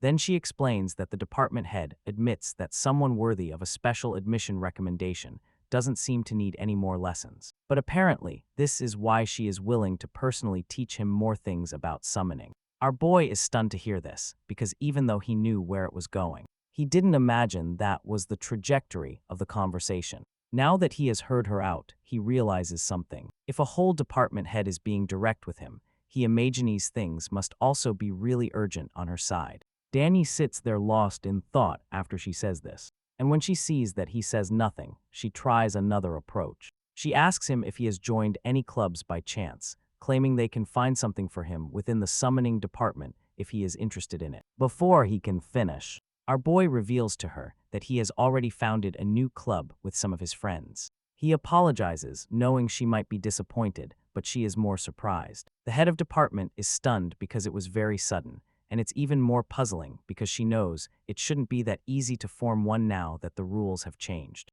Danny laughs and admits that it wasn't as easy as it seems. Normally, it would have been an arduous task to get a recommendation from a professor as a first year, but he reveals that they were lucky, as their advisor, Professor Kelties, gave them a recommendation. As you can imagine, the professor is extremely disturbed when she hears this, because not only did the genius start his own club, but the registration was also facilitated by his biggest AP at the moment. Professor Kelties is not liked, not only because he is in her way of recruiting Dane. Apparently, Keltis is that guy who never attends faculty meetings and just coasts.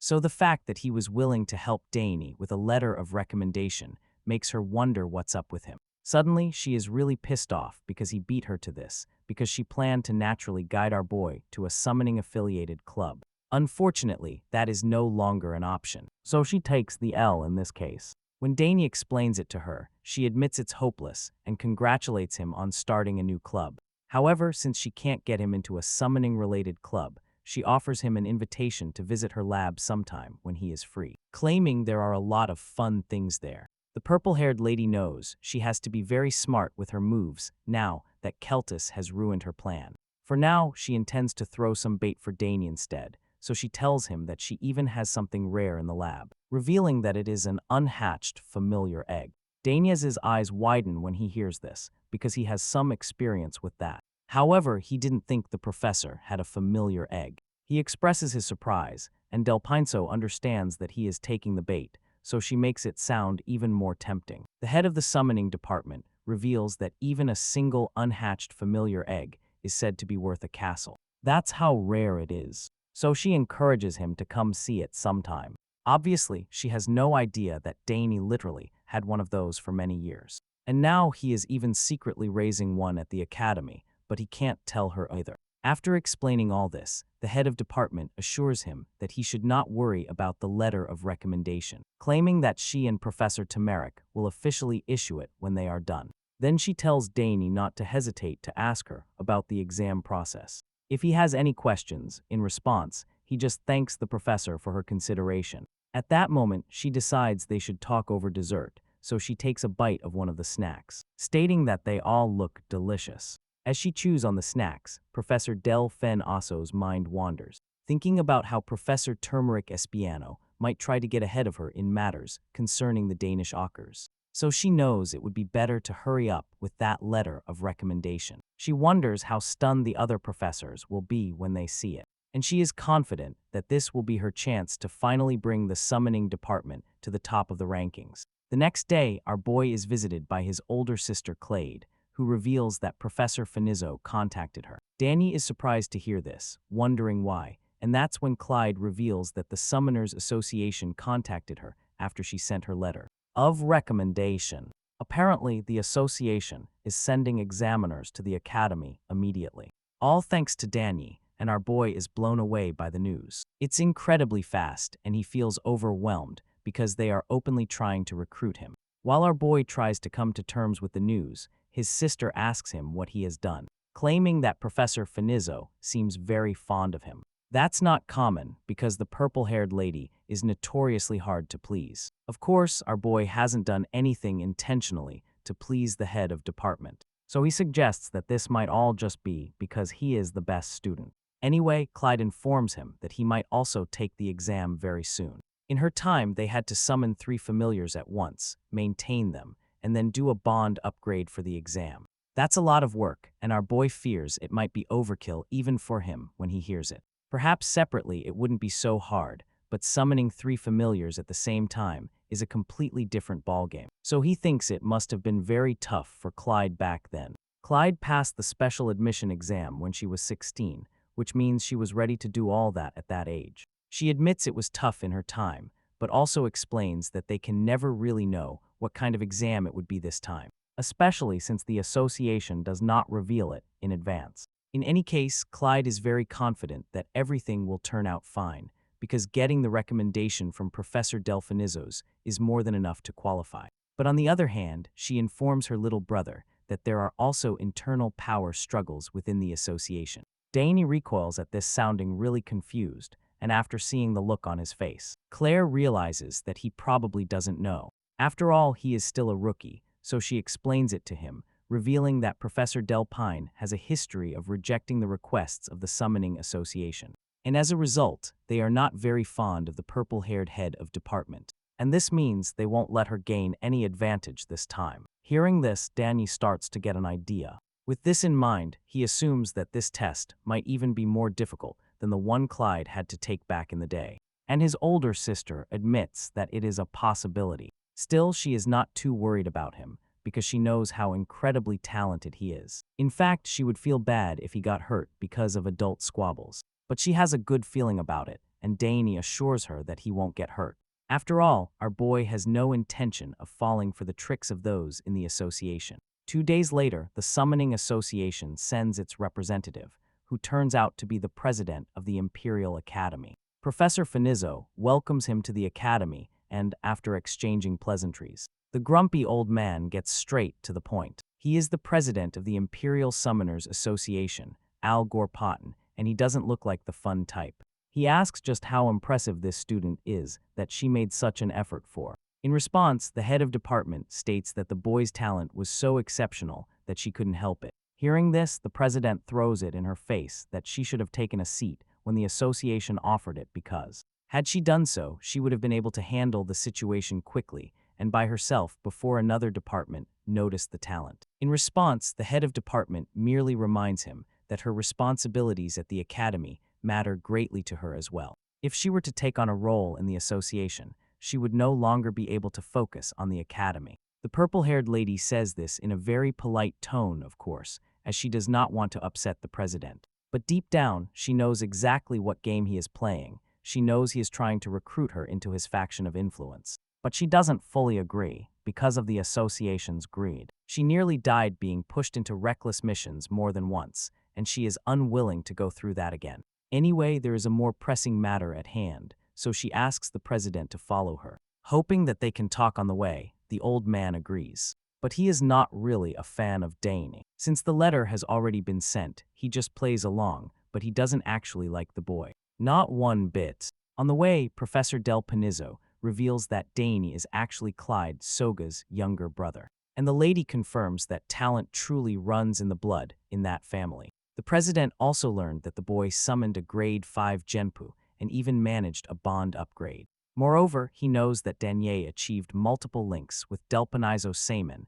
during the interdisciplinary exam. The head of department confirms all of this, and Elgard admits that the boy's skills are unreal, so much so that they have caused quite a stir within the association. Even though the boy is a Sogres, the president states that he wouldn't expect the younger brother to eclipse the rest, because, in his opinion, that would put the boy on par with someone named Galderin. In response, the head of the summoning department admits that she isn't even sure if Galderin's level measures up to Danese's. But rather than say something to anger the old man, she assures him that he will understand when he sees it for himself. The grumpy old man is clearly already angry with her, so he states that they will evaluate the boy very strictly. After all, that is how special admissions have historically been. In other words, he is going to have a very difficult exam, just as Clyde predicted. And all because the president has issues with the head of department. Other students see the man and are surprised that the Summoners Association came to the school. Some of them are puzzled,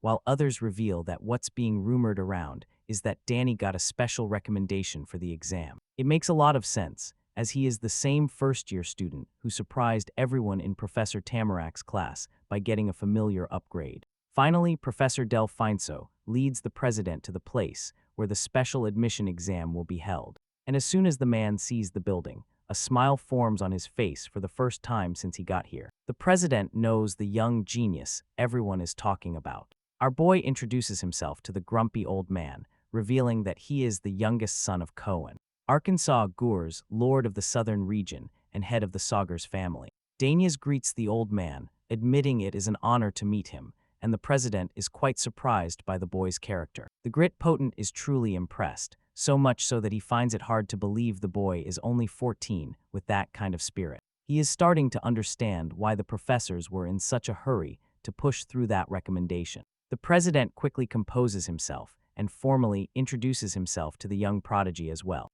admitting that he has heard a lot about Dane since everyone has been praising him. However, he makes it clear to the young genius that this test will not be easy for him, despite his good standing. In response, Dane confidently assures the president that he is ready for the test. They have only been talking for a few seconds, but our boy already knows that the president is faking cordiality. He realizes that the man is not exactly happy. But of course, Dane is not going to let that deter him. At this point, the Gert Potent realizes there is no need for lengthy speeches, and decides that the test should begin immediately. He tells his summoners to get ready, and they already know what they need to do. The old man is eager to get this exam over with, so Professor Del Finso can only wonder what the president has prepared for them. The scene changes, and a few moments later, we see the summoners preparing to test our boy. The president tells Danny that he will be the one to decide whether he passes or fails the exam.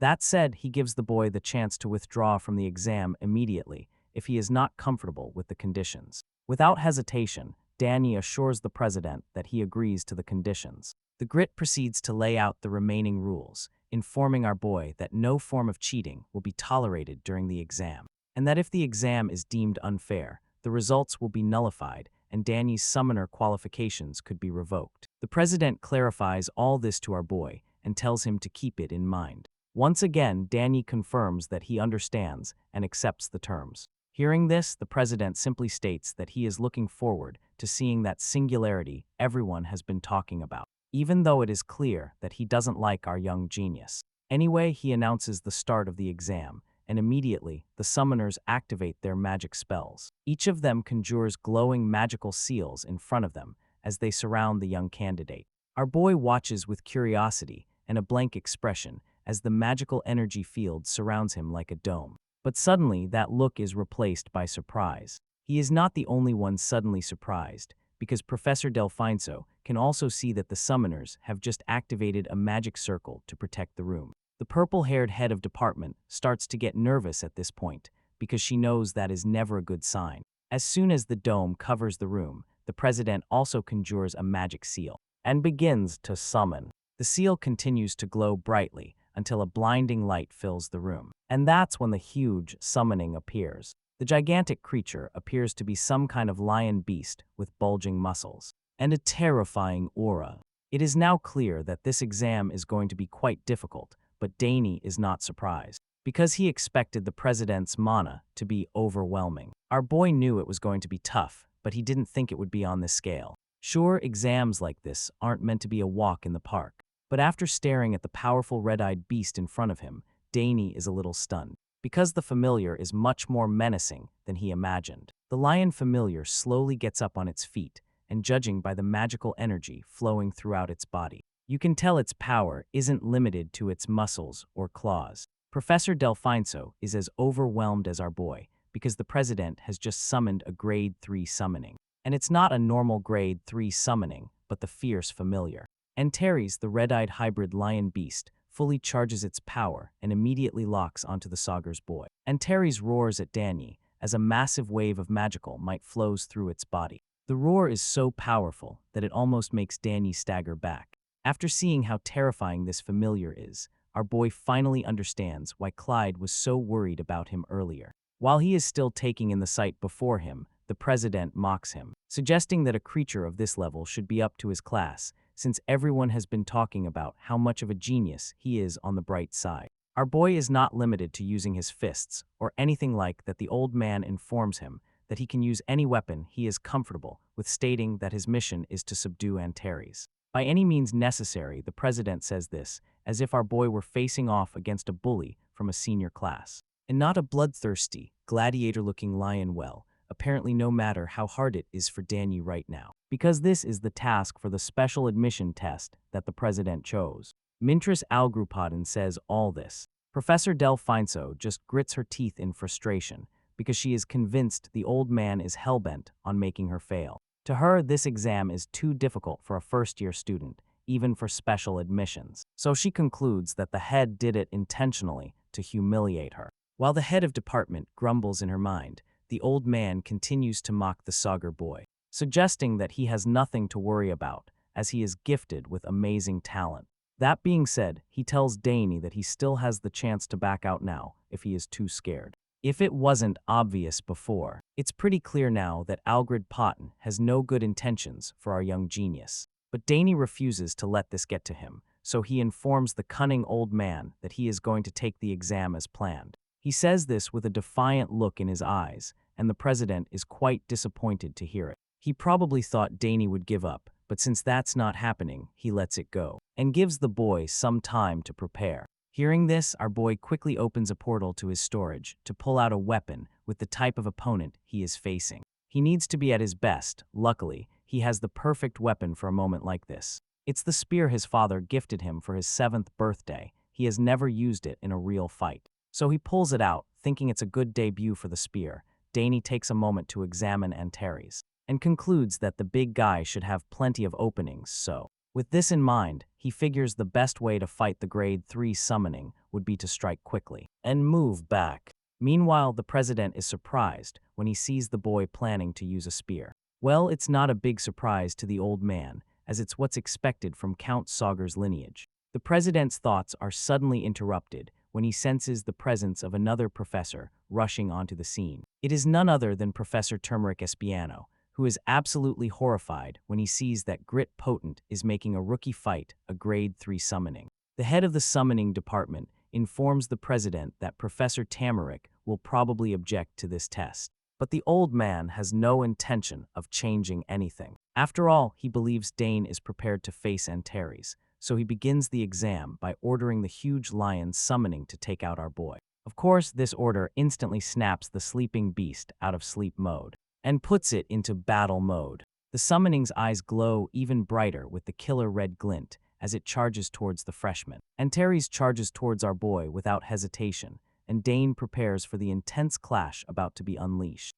With his trusty spear in hand, he waits for the lion beast to get close enough. Determined to take down the grade 3 summoning and pass, the deadly familiar leaps towards him with terrifying speed. But our boy simply meets it calmly. Our boy also charges. But at the last second, just as it seems Antares is about to land a blow on him, Dane manages to dodge it, placing himself behind the beast in a flash, leaving it foolishly stunned as the combat begins. Everyone around watches eagerly, and after seeing what Danny just pulled off, their jaws drop. The president, the professors, and all the students around are dumbfounded after seeing Danny's quick dodge of the blow. The genius positions himself behind the huge beast and prepares to land a powerful blow of his own, while Antares is still trying to get its bearings. Seeing how stunned the familiar is and how easily he dodged the blow, Danny just smiles, because it is clear that his mother's special training paid off. As you can imagine, the lion beast summoning is furious at Danya for embarrassing it. The creature roars in annoyance and charges at him for the second time. This time it is much faster and much more furious than the first time. Just like before, Antares literally lunges at him, but once again, the Sogres boy is too elusive. Danya slips away at the last second, letting the summoning hit the ground. Of course, the lion beast gets up again to make another attempt, which Danny casually evades. Once again, our boy jumps back and forth to dodge every blow, letting Antares hit the ground. Instead, at this point, he is making the fight look like a walk in the park. But he knows how tough it really is. The beast is relentless, and he is starting to understand why it is a grade 3 summoning with such an enormous size. It still manages to be so fast. While our boy is still thinking about this, Antares follows up with a more devastating attack. This time, the lion beast creates a circle of flames around its wrists and unleashes the maniacal blast. Dane sees this just in time, so he already knows what's coming. With this in mind, he quickly starts spinning his spear with incredible speed. Outside the battlefield, all the others can see is the huge blast of flames unleashing upon the young genius. So of course, it looks like game over for the boy. Professor Delfiniso is especially worried because she fears that Danya took a direct hit. At this point, even the president starts to think he might have gone a bit too far, even with mana-boosted strength colliding head-on with Antares. It is considered madness, so he is not too surprised that the test ended so quickly. Well, that's what he thinks. At least just then, our boy spins the spear so fast that it disperses all the flames in an instant. He feels relieved because that was too close, but the Saiman lion beast is only surprised to see that he is still standing. After dealing with the flames, our boy decides it's time to end this test. So he activates the mana in his spear and leaps into action. Danny charges toward the bestial summoning and, of course, tries to smash him into the ground. Our boy sees it coming and casually slips out of the way, letting Antares bury its fist in the ground again. This time, Danny doesn't stand around, as he has been doing since the fight started. Just as our boy predicted, the fierce beast leaves itself exposed after trying to land a blow. And this gives Dane a golden opportunity to strike right now. Antares. Its torso is so exposed for our boy to land a devastating blow. So now that he has the chance, he decides to use the skill his father once showed him for the grand finale. By channeling mana into the tip of the spear, he believes he will be able to unleash an explosion. A point blast. Indeed, the technique works, and our boy is able to unleash a powerful point blast on the bestial summoning. Antares groans in agony as the spear hits it with the powerful surge of magical energy. Danny drives the spear further into the familiar's side, and as soon as he does, the point starts to glow. Anchar is gone. But suddenly, the grade 3 summoning seems about to attack again. Its fists erupt in flames as it keeps struggling. The professors and students around are awestruck by the spectacle before them, because they have obviously never witnessed anything like this between a freshman and a familiar. Everyone is stunned, and even the president cannot believe what he sees before his eyes. They are all amazed, because apparently none of the beast's summoning's attacks are even landing. On top of that, the amount of mana Dane is suddenly using is absolutely mind-boggling to the old man. Without a doubt, it seems Dane has the upper hand, but just when it seems our boy might take the victory, Antares turns the tables. Once again, our boy tries to overwhelm the grade 3 summoning with his mana, but the big guy refuses to give up.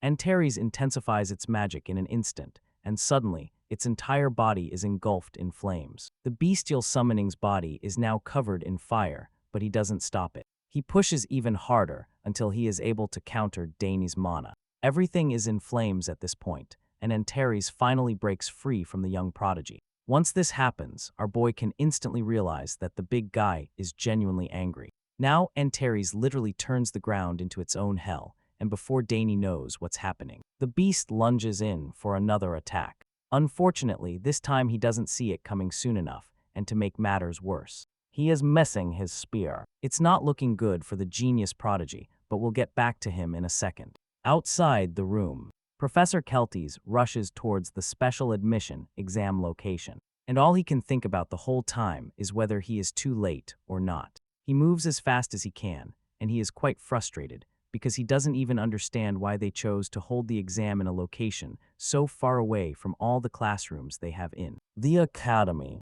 Anyway, he finally arrives, and as soon as he enters, he is stunned by what he sees. Professor Kelties is surprised at first, but then bewilderment quickly turns to rage, because it is clear that the exam is not to his liking. He is especially angry about the fatigue, that they even put up a barrier around the testing area. And after taking a second look at the powerful beast facing off against his best student, a wave of horror washes over him. The man is struggling to process what is happening, and can only wonder what kind of beast they summoned to test the 10 sorbers. Professor Kelties finally manages to see the lion's face, and he is even more worried because he recognizes Antares. The powerful rank 3 summoning, back in the fight, we see that our boy no longer has his spear. He clearly lost it when the big beast burst everything into flames. On the bright side, he managed to do some damage because there is now a huge hole in the torso of the deadly summoning. But on the other hand, the wound doesn't seem to have any significant effect, and Tears is literally back on his feet, boiling with rage, and it doesn't even look like it took a hit. Danny starts to get a little scared seeing this, because a wound like that should have been a heavy blow to his opponent. But the big guy barely flinches. It is clear that the rank 3 summoning has insane durability. With this in mind, Danny starts coming up with another plan. He is currently unarmed, and he has also realized that his spear is not going to be enough anymore if he wants to defeat this bestial summoning. The pointed weapon his father gave him had its moment to shine, but now our boy knows he needs something stronger. So, although it pains him, he doesn't hesitate to reach for his sword. As far as he is concerned, the powerful blade is what he needs to finish off Antares. So now that he is armed again, he tells the lion beast that it is time for the second round. While this is happening, the president watches intently from behind the barrier. The old man is intrigued when Danny suddenly grabs a sword for the second round. Professor Del Piniso reminds him that there shouldn't be anything strange about it. After all, this is a special exam, and he said that Danny could use any means necessary to subdue the beast. Of course, the Vegestorio cannot argue with that, so he zips it and goes back to watching the duel. It's not really that the boy is changing weapons, but what really scares him is how confident Dane is. The boy isn't even trying to dodge the incoming attacks, and just seeing our boy in this duel makes the grit potent tense. Seeing him like someone who has been on countless battlefields. As for Professor Delphinus, oh, she is eager to see what the genius does next. She is already familiar with how impressive the boy can be with a sword, and now she cannot wait for the grumpy old man to see his true swordsmanship. Our boy enters for the second round, and Antares activates its flaming fists once again. Unfortunately for the big guy, his candle fingers are not going to cut it anymore, because now the Sogres boy is fully locked on. Danny grips his sword hilt and begins to soften it with strength and skill. With every swing, he sends powerful slash attacks at the bestial summoning, and this leaves everyone watching in awe. Our boy puts on a show with his brilliant display of swordsmanship mastery, and suddenly there is no doubt that he is the real deal. Dane unleashes a barrage of sword strikes upon Antares, and just like that, the big guy is forced to rethink his approach to this fight. Of course, Dane now has the upper hand, because after taking a few devastating hits, the rank 3 summoning has shifted its focus from brute force to speed. Antares now responds precisely to our boy's movements. Instead of charging in with force, the bestial familiar tries to be smarter with its attacks. Right now, it is doing a good job of matching Dane's speed and even countering most of his blows. The big guy is adapting a little too well, and once again, it is starting to look like a stalemate. Dane starts to get a little worried because both arms of the monster are engulfed in flames, which makes it very difficult for his sword aura to cut through them. The two warriors clash blow for blow in this intense duel, and somehow, they manage to cancel each other out, again and again. Our boy knows he could blow the beast to pieces with some ancient magic, but he knows he shouldn't do that right now. There are too many eyes watching him at this moment, so this exam could end up becoming an investigation if he is using ancient magic.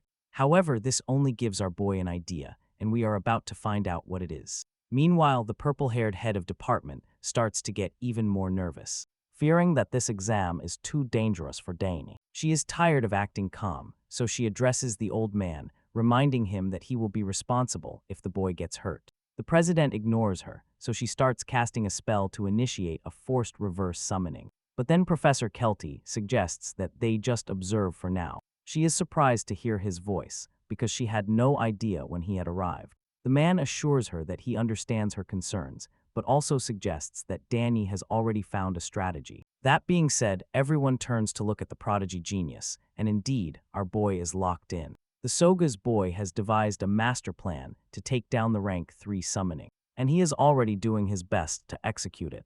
Our boy conjures multiple magic circles all over the place in a specific order, and after bouncing around the room, he finally completes the plan. At this point, Antares is literally an easy target in the middle of his huge trap. So he activates it, and just like that, the bestial summoning is bombarded with a barrage of powerful slashes. By the time the dust settles, the big lion familiar is covered in deep cuts. Confirming that Danya's strategy worked perfectly, this time he has inflicted a lot of damage on it. So much so that the bestial summoning is struggling to stay on its feet. The president is left gaping after seeing what Danya just did. He cannot believe what he sees before his eyes, because he never imagined that the boy would be capable of blending swordsmanship on the fly and magic. In response, Professor Keltis mocks the old man, stating that he should have summoned something stronger, while everyone else is happy to see that the prodigy genius has the upper hand again. Augur Potton is simply furious, because he was so sure that a rank 3 summoning would be more than enough to make Dame fail. It is clear now that he miscalculated, because the Sogres boy has completely shattered his expectations. Well, his hopes might still be alive, because after taking a lot of damage, Anator suddenly gets up and, just like before, bursts into flames. Again, showing how crazy he is, our boy is entertained when he sees this, because it seems the third-ranked Saiman is putting up a last stand. He is truly impressed, because this big lion doesn't give up, persistent until the very end. Unfortunately, persistence alone will not be enough to survive the Dane Sogres, because the boy still has a few tricks up his sleeve. He didn't want to use this particular move earlier, but since the lion won't give up, our boy decides it's time to unleash his rank 2 chain spell. Mana Spear, he conjures several spears, and then by fusing them with mana, he throws them at the rank 3 summoning. Determined to end this combat, for real this time, the prodigy genius charges his attack, and as he lets the spears fly, the rank 3 summoning steps forward to unleash one more devastating blow. Antares roars furiously as its fire spear grows even larger. The big guy is literally pure red right now. The most malevolent look it has had since the fight began, the beast tries to unleash one more overwhelming attack. But it is no match for the rank 2 chain spell that the prodigy genius sends its way. It refuses to give up, thinking it still has a chance, but as soon as the bright blue beam hits it, a wave of realization washes over it. At that moment, it becomes clear that this freshman is out of its league. Danya uses this final blast to completely dominate the summoned lion. He sends the big guy flying to the other end of the hall, and when the lion crashes to the ground, it's game over. Our boy successfully subdues the rank 3 summoning and closes the match by knocking the large red lion unconscious in the middle of the room. Following his victory, the dust slowly begins to clear, and that's when we see the adults looking absolutely stunned. The president is especially dumbfounded by what just happened. Then Professor Del Finso decides to break the silence. She starts by stating that the exam was a little excessive, but she really means it was very excessive. For some reason, the stubborn old man doesn't think so. In fact, he looks surprised when she suggests it. So the purple-haired head of department decides to make him understand why she thinks he went too far. In her opinion, no matter how much talent one has, asking a freshman to subdue a rank 3 summoned beast is unreasonable. She really hopes the stubborn president agrees with her, but the man turns everything into a joke, stating that the results turned out fine. At the end of the day for him, that's all that matters, but Del Pinso is not going to let him get away with it so easily. Sure, everything turned out fine in the end, and Danon wasn't hurt, but the professor still thinks this exam is enough to go down in the Empire's history. A first-year student managed to subdue a rank 3 summoned beast using spear techniques, swordsmanship, and magic. On top of all that, the same boy even managed to use the forced link of summoning magic, while the head of department is busy scolding the president. The boy in question casually puts his sword back into his storage portal, as if he didn't just make history. Professor Del Paniso makes it clear to them just how serious Dane's feat is,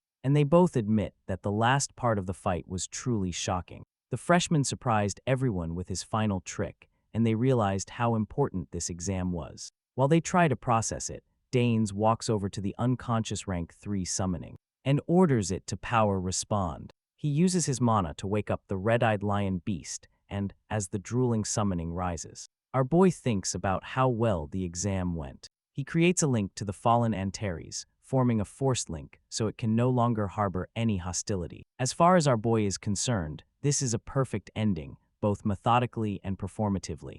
Dane Sogres shows off his power in the final moments of the exam, casually petting the very beast that tried to tear him apart not too long ago. While he toys with the rank 3 summoning he just tamed, the adults start analyzing what just happened. If today's events become public knowledge, they fear that people will talk about an irrational exam that was meant to fail him. At that moment, the president throws back in Delphinese's face what she just said, because it sounds like she is trying to implicate him, so he informs her that, indeed, he set no safety measures. Of course, she calls him out when he says this, because he stayed silent when the freshman had to face it head-on. The president suddenly starts stuttering, because he doesn't even have anything to defend himself with. And before he can think of what to say, the head of department resumes the scolding and makes it very clear to him that she will not be letting this matter slide. Just like that, the Vegestorio gets into a huge mess. He panics and wonders how he got himself into this. His whole business has gone down the drain, and now he is about to face the consequences of the bet he made, while the president is trying to figure out what mess he got himself into. Professor Kelties passes out. The man is truly amazed by what Danny just accomplished. Sure, he knew the boy was a genius, but he didn't expect him to reach this level. Although the professor already felt it before, every passing day and after what he just witnessed, it's like watching a season final instead of a freshman at the academy. With this in mind, Professor Kelties realizes what he has to do. He decides that he must take Dane Sogres as a disciple, but he is not the only one with this ambition right now, because Professor Delphinso is equally looking at the young genius with the same thoughts. Our boy is now the target of 2 extremely desperate academy professors, and determined to climb the Imperial Academy's department hierarchy. A little while later, the president gives our boy a gift as he congratulates him on passing the special admission exam. Elgar Potent officially grants him formal summoner status. Along with this mark, the old man hands Danya a golden card, stating that he hopes the genius can continue to show his talent as a summoner for the Empire. Our boy takes the card and looks closely at it to see the symbols engraved on it. As soon as he sees it, he knows exactly what it is. This golden mark is only given to those who pass the special admission, so the fact that he got it is pretty impressive, even by his own standards. Anyway, he accepts the reward and uses it in the way he knows how. Our boy infuses his mana into the card, and it starts to glow with a deep blue color. He raises the glowing card and begins to summon another familiar. Suddenly, a huge magic circle appears in the sky, leaving everyone watching in awe. Because as soon as the familiar appears, they instantly recognize it. It turns out that this cute bunny-like creature that Danny just summoned is known as Altamar, a rank 4 summoned beast that enormously boosts the summoner's physical abilities. Our boy is excited about this new summoning and talks about how cute it is. After playing around for a bit, he officially greets Altamar and starts his introduction. Meanwhile, Professor Delphinso looks around and realizes everyone else has gone stiff. With so many people witnessing Dame's exhibition, she believes the entire academy will fill up in the blink of an eye.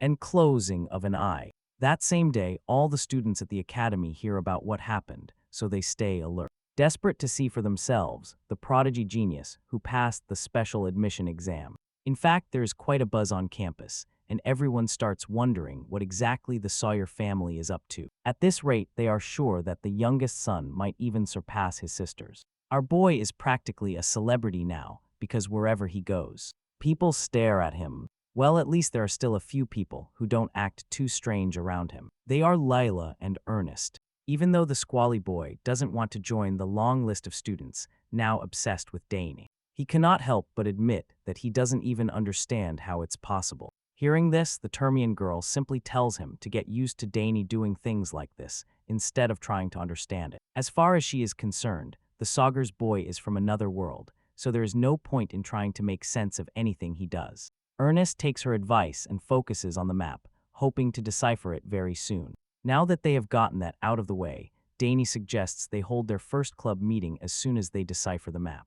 Layla is very excited because she was already getting quite bored. The squally boy is even more motivated to decipher the map codes faster so they can officially launch their club. Just like them, Dane has also been quite curious about the map, so he is happy to hear that they are making progress. In the meantime, he would like to see Professor Keltis, who called him earlier, so he bids farewell to his friends. The scene changes, and we see the professor talking about the summoning. He talks about how incredible the summoned beast Antares is. Apparently, a summoner from the Dremic Empire fought to summon even two of them. It turns out they lost 3 knights and dozens of soldiers just because of those 2 summoned beasts. As soon as Danny hears this, he remembers that day and realizes that Professor Keltis was also on the same battlefield. Anyway, the man is still amazed by the fact that this boy subdued such a creature without a scratch. In response, Danny claims he was only lucky, and the professor reminds him that humility can sometimes be a poison.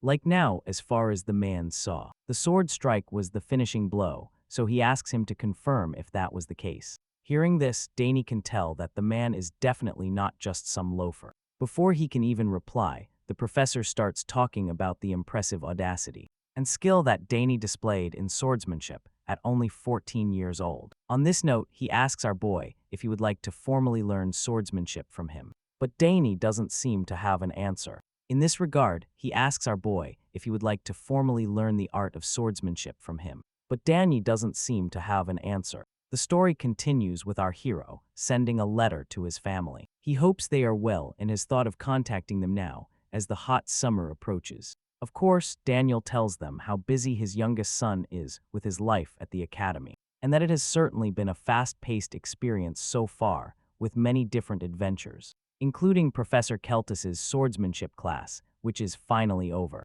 It turns out he had already mentioned it in previous letters, and now that the course is finished, he feels it's time to give them more information. It is clear that the young genius has learned a lot in theory from the professor, and just thinking about it convinces him even more that coming to the academy was a great decision. He has experienced a lot here and can finally handle a sword with ease. With this in mind, he decides it's time to forge a sword in the smithy. He now has in mind to create a unique sword of his own. He is probably looking forward to hearing his parents' response to this. In any case, as for other things at the academy, it seems Ernest has finally deciphered the map they had been trying to crack for a while. The skinny boy also found out that the designer was Saul Einstein, which is a very big deal. You see, in the eastern end of the academy, beneath the now unused St. Eimer Hall, they say there is something incredible hidden in the saints' tombs. Danny thinks about adding all this to his letter, but then stops before writing it, because he suddenly realizes that it might be too specific. So he crosses out the last line,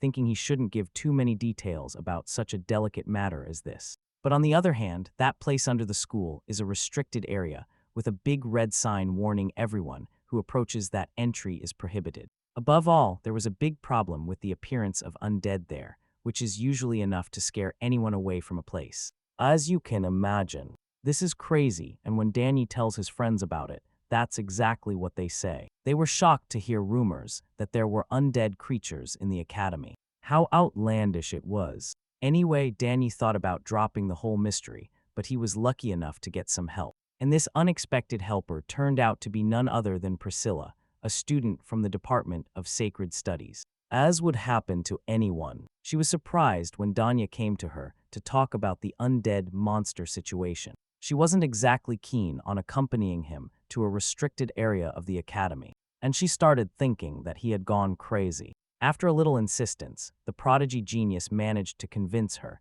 and she agreed to give them some clues about the matter. During the first meeting, Priscilla explained that these undead creatures usually disappear as soon as their cores are destroyed. This was basically the principle for defeating them, but apparently there was another crucial step. Before they could destroy the cores of these undead creatures, they needed to receive the baptism of the Sacred Studies course. Ernest and Layla were quite baffled when Priscilla revealed this, and probably thought it was an overreaction. However, they had no other choice, so shortly after that first meeting, our boy and his pals were baptized by her, which allowed them to go after the undead monsters located beneath the school. Priscilla joined them in the fierce battle, and they were able to destroy the cores by pouring highly concentrated mana into them all at once. Just as Danyo expected, Priscilla's holy power proved incredible during the battle, and thanks to her baptism, they were able to easily take down the undead.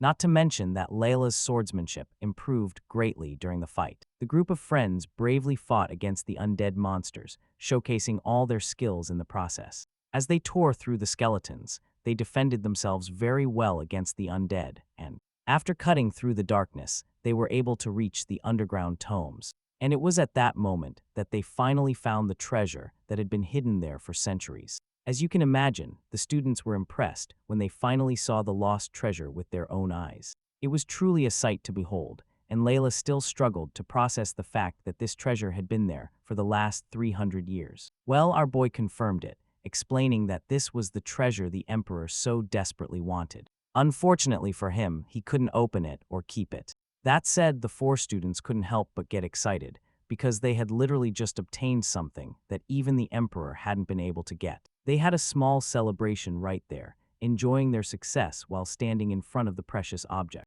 So what exactly was this treasure? Well, it's a jewel with a deep red glow, and it was truly beautiful. Our boy was the first to pick it up. He did the honors on behalf of the team, as it was their club's first joint achievement. And as such, it brought them great joy. It was such a big deal for them that their celebration in the underground chamber lasted quite a while, and everyone was so excited that none of them could sleep. Thanks to that feat they achieved, the entire academy was in an uproar when the news finally got out. Our boy manages to include all this exciting information in the letter he sends to his parents. And when he gets to the end, he decides that he should probably keep a low profile for a while. The prodigy genius looks around and thinks it's best to stay home for the time being. As for the true nature of the jewel, you would be surprised to know that it is an ancient mana core. And Dane probably didn't even need to mention that the jewel gave him an extra circle. In any case, it is something he would rather discuss with his parents in person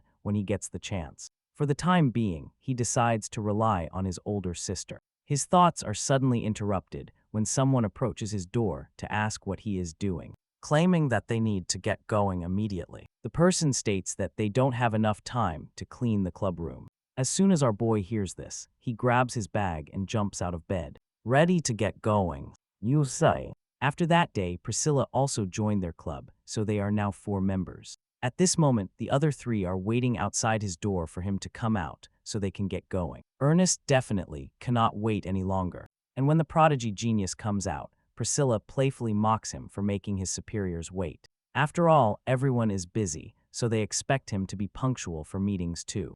Dane finally leaves the room to meet them and immediately starts laughing nervously before apologizing. He explains that he has some things to clean up. Now that he is done, he suggests they get going, feeling like he needs to make up for his tardiness to the rest of the team.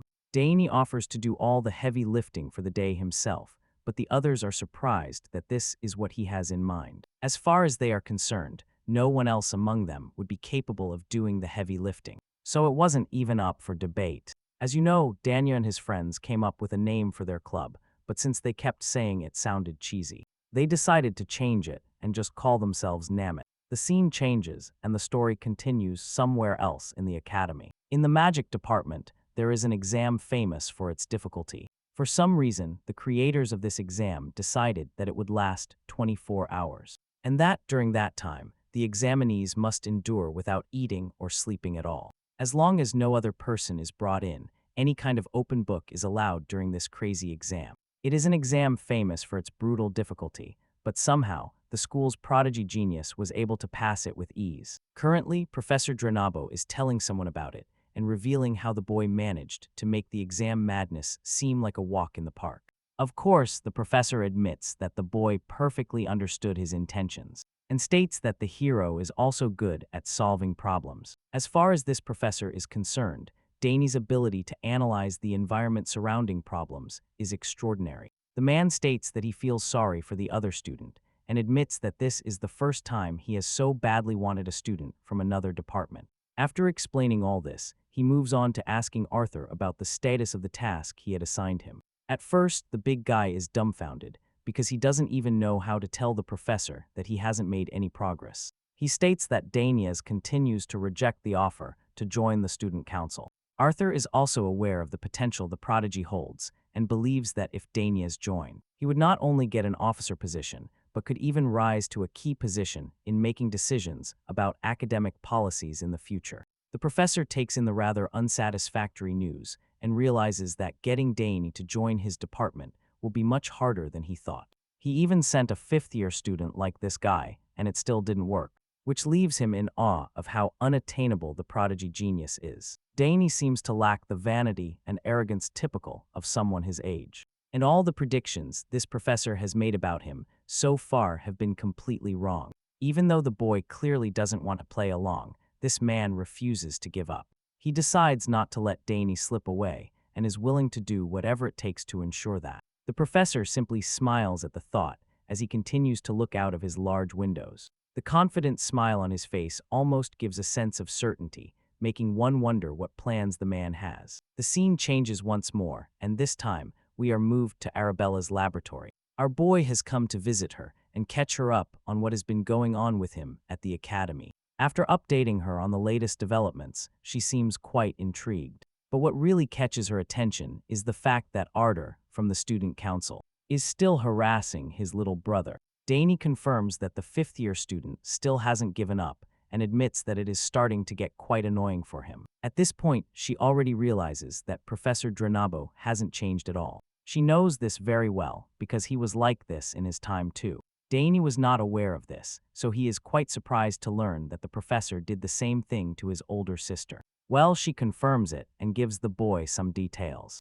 Apparently, the man was so desperate to have Arabella in his department that he even promised to name her the director of the academic society if she joined him. As you can imagine, Danny is quite intrigued by all this, especially because he knows how important it is to be named the director of the academic society. He knows that it must have been a very tempting offer back then, but his older sister doesn't seem impressed by any of that. As far as she is concerned, she is sure that the professor has ulterior motives behind all the interest he shows. In her opinion, he simply enjoys persuading talented kids to become his pawns. She is convinced that this is all there is to it. After all, it usually works for him, as there are several talented kids who come from less fortunate backgrounds. And it is true that these students usually have uncertain career paths when they first arrive at the academy. That's why they fall for the trap very easily. After hearing everything Arabella has to say, Stain starts putting the puzzle pieces together. And he finally realizes that this must be the same reason why Arthur kept changing the professor.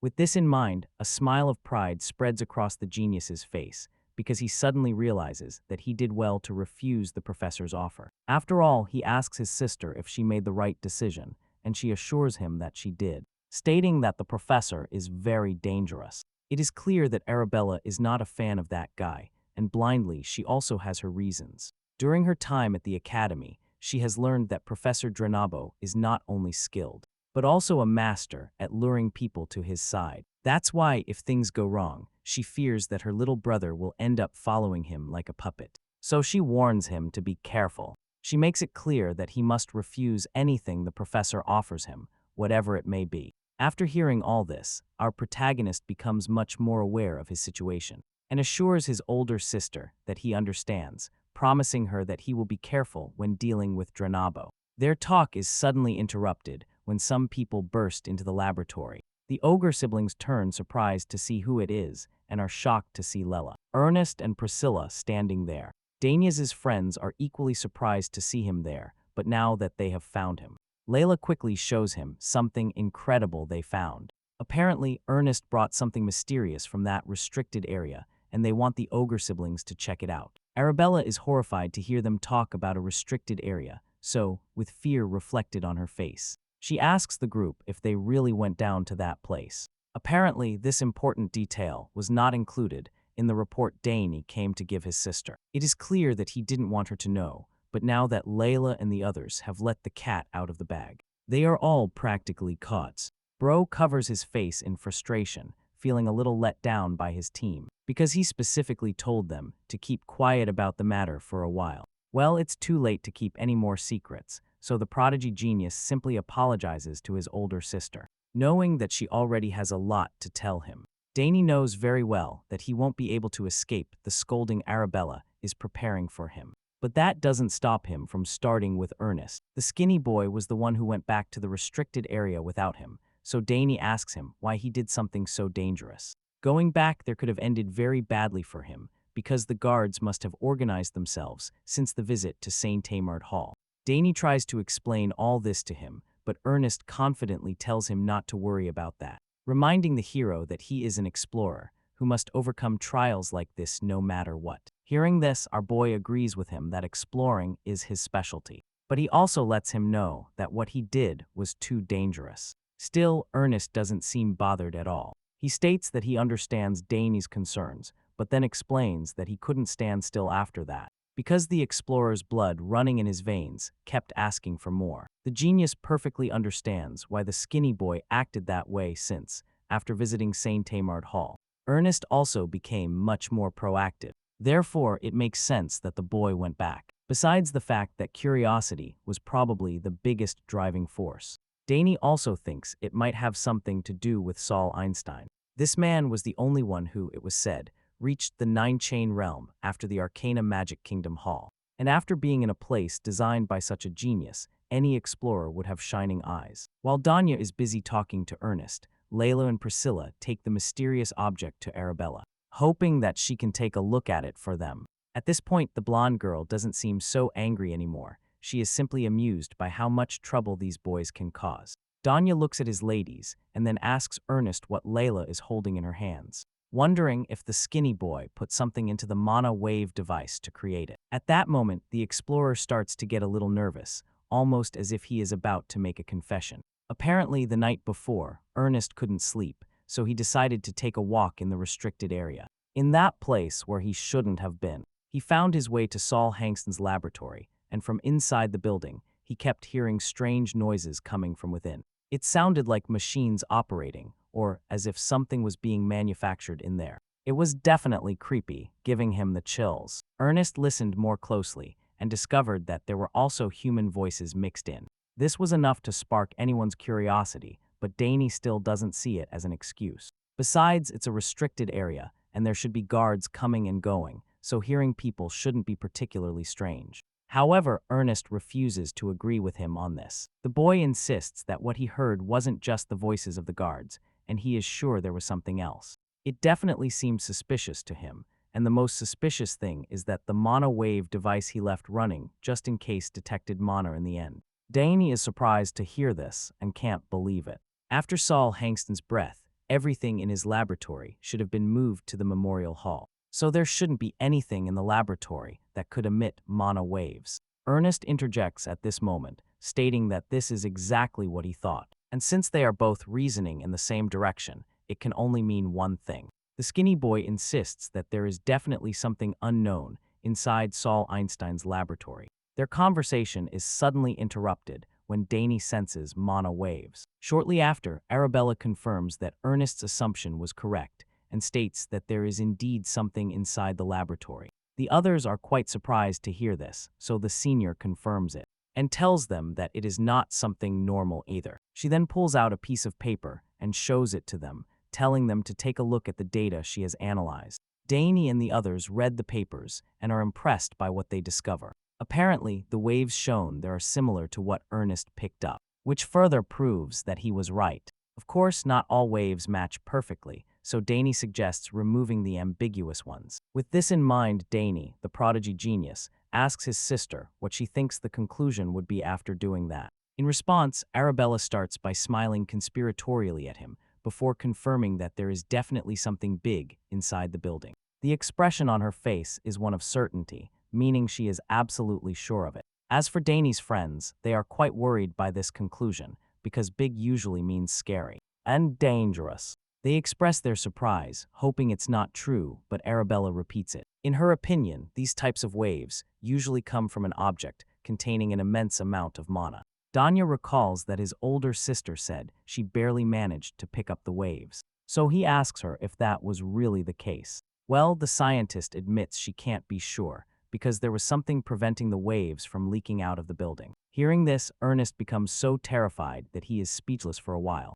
Anyway, Arabella continues by suggesting that whoever was hiding the waves was Saul Heinstein, or someone else. They can't know for sure. So the prodigy genius deduces that there must be something worth erasing the mana waves for. Whatever is responsible. They cannot answer that right now, but the conclusion is that someone got rid of those mana waves for a reason. As far as the scientist knows, the guards don't even enter Saul Einstein's laboratory. And she knows this because back in the day, she also used to sneak into the restricted area when she was bored. All the boys are surprised when Arabella reveals this, because they find it hard to believe that the seemingly perfect role model they always admire was so naughty. In her day, but it shouldn't surprise them too much, since she was also a student like them who had to deal with curiosity from time to time. Apparently, Dane had no idea either that his older sister was a rule breaker. But he is not too surprised, and he can't even reproach her since he is also guilty. Moreover, it is now clear that no one can resist once they get hooked on Saul Einstein, especially as a mage in his stormy youth. Anyway, none of them know what is hidden, but if it is related to Saul Einstein, it will undoubtedly be an incredible discovery. It could be something containing Saul Einstein's mana, or something even more powerful, as far as they know. If that is the case, Ernest is looking forward to seeing it for himself. The skinny boy is very excited just thinking about it, because he knows how incredible it would be. On the other hand, Layla is very curious to know why something like this would be in an empty laboratory. Well, they don't have the answer right now, but Arabella congratulates Ernest for finding it by instinct. The skinny boy thanks the senior for her input and admits that it has been a great help to him. At this moment, Danya's older sister returns to the topic and wonders how the boy managed to get something like this. As far as Danya is concerned, it is unlikely to be an authentic mana core. If it were a core, he would have noticed something upon entering the restricted area, and since he noticed nothing, he can only wonder what the heck is inside that thing. The strange waves are still being detected in the room, so the students start to panic. Layla wonders what they should do now, and reminds him that she told him to be careful for a while. Anyway, she thinks this mysterious object is definitely worth investigating. Dania stands there, probably thinking of an answer, when Priscilla interjects, and states that Ernest will go no matter what, even if he decides not to. They are also eager to learn more about that thing, and from the looks of it, they are ready to continue the investigation without the prodigy genius accompanying them. At this moment, the other 3 club members agree, and are just waiting to see if Danias will join them. Fortunately, our boy is willing to join them, even though he knows it might be complicated. He is not sure what they can expect, but he believes they should be able to evade surveillance. Somehow, he admits that they don't know what can come out of that laboratory if they go there. So he asks them if they are really sure, as expected. They are quite determined to embark on this adventure. Layla seems to be the most excited of all, stating that their club is strong enough for the mission. As for the skinny boy, he is especially confident because they also have Karnas on their side. Apparently, these boys won't even go on this mission alone, because Priscilla is ready to go with them. She knows for a fact that she won't stay behind when it comes to holy power. At this moment, Danya interjects and admits that it won't be easy to stop them now. Ernest and Layla are already hard to stop, but now, with Priscilla also supporting them, Arabella feels that they won't be able to stop them.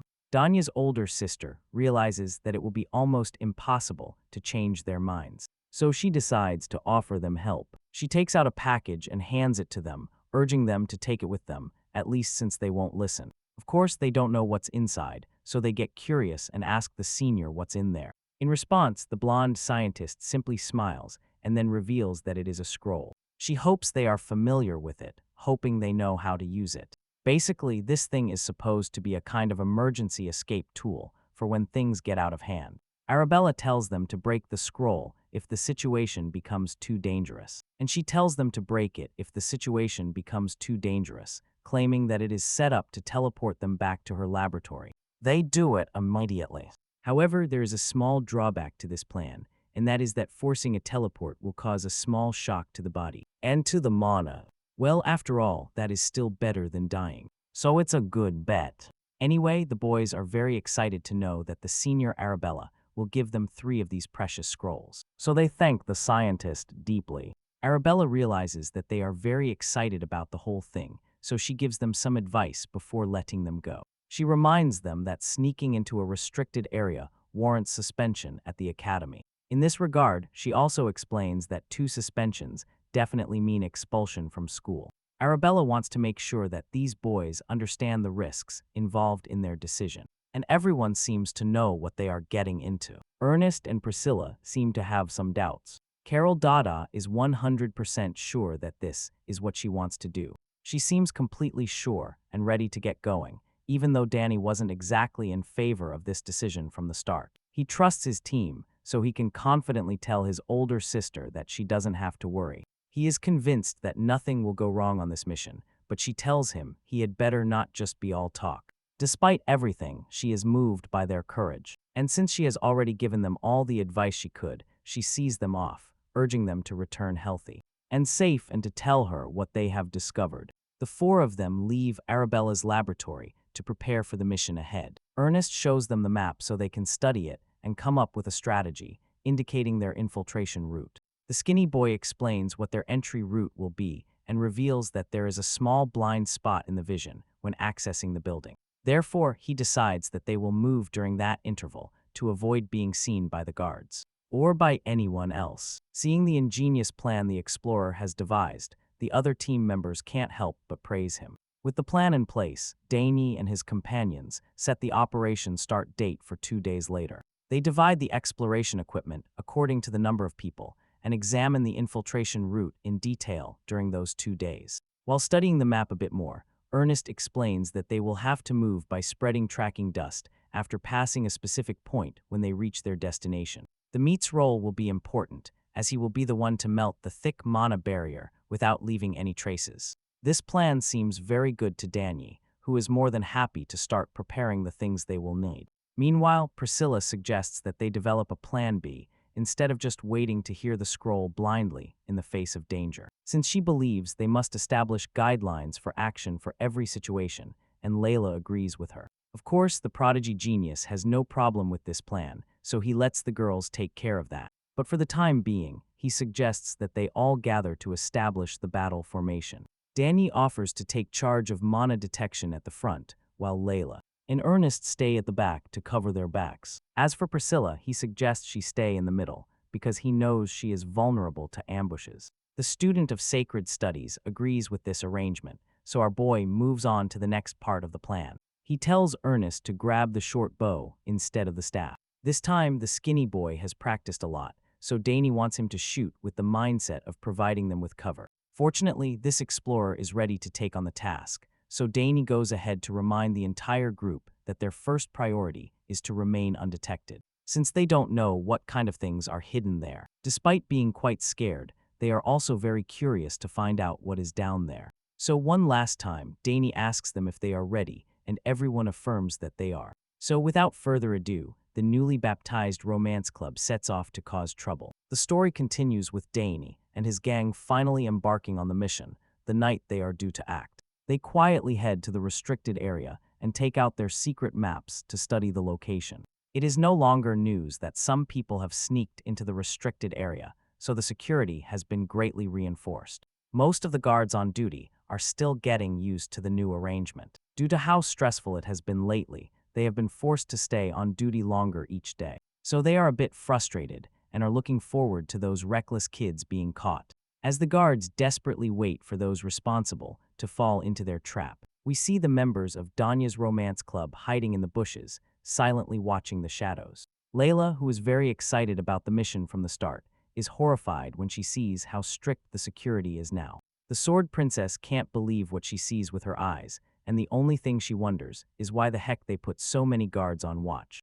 As for Ernest, he already knows that this new development is basically because of them. They said security doubled, but he didn't expect to see it manifest in such a way. Since Ernest is the brain in this department, all the other team members expect him to come up with an idea. They ask him what they should do now, but he assures them that there will soon be an opening for them. It's quite late, so he is convinced that all the guards will be tired by now. The boy has studied the area well, so he also knows which side has the weaker guards. So he decides that they will go that way. The skinny explorer explains this to the rest of the gang and then leads them toward the mission. As the boys set off, the guards are busy distracting themselves. The first group of guards finally finishes their shift, so they sign out for the next group to take over. During this short interval, the leaders of each group take a few seconds to chat amongst themselves before swapping positions. The first group of guards asks why the others are late, then tries to explain that everyone has escaped. He is still trying to explain it when Dane streaks by at lightning speed. They see nothing, but they hear a strange noise, which makes them quite suspicious. The first guard asks the others if they heard anything, but they simply dismiss it, assuming the noise was just the wind. Hearing this, the other guard doesn't dwell on it, and the two groups proceed to swap positions. The first shift ends, and the new guard group feels truly impenetrable at this moment.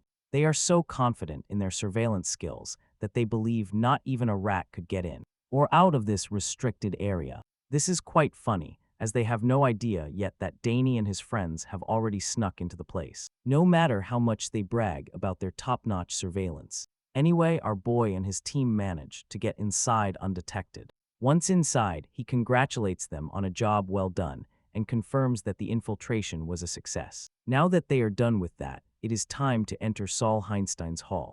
And as soon as they begin this second journey, the skinny explorer advises everyone to be careful and to watch where they step.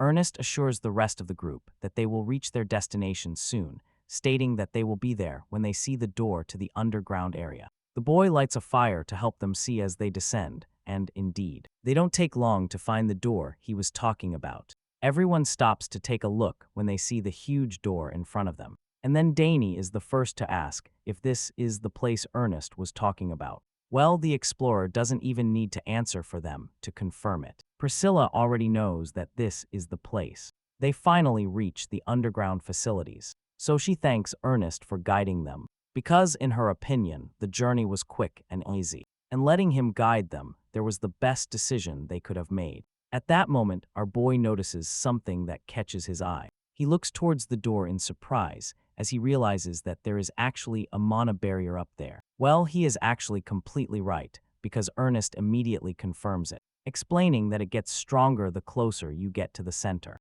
No wonder, as they knew that Saul Einstein was very meticulous when it came to defending himself from intruders. But upon closer inspection, our boy realizes that Ernest is not entirely right about this theory, because the energy flowing around the door doesn't feel like Saul Einstein's mana.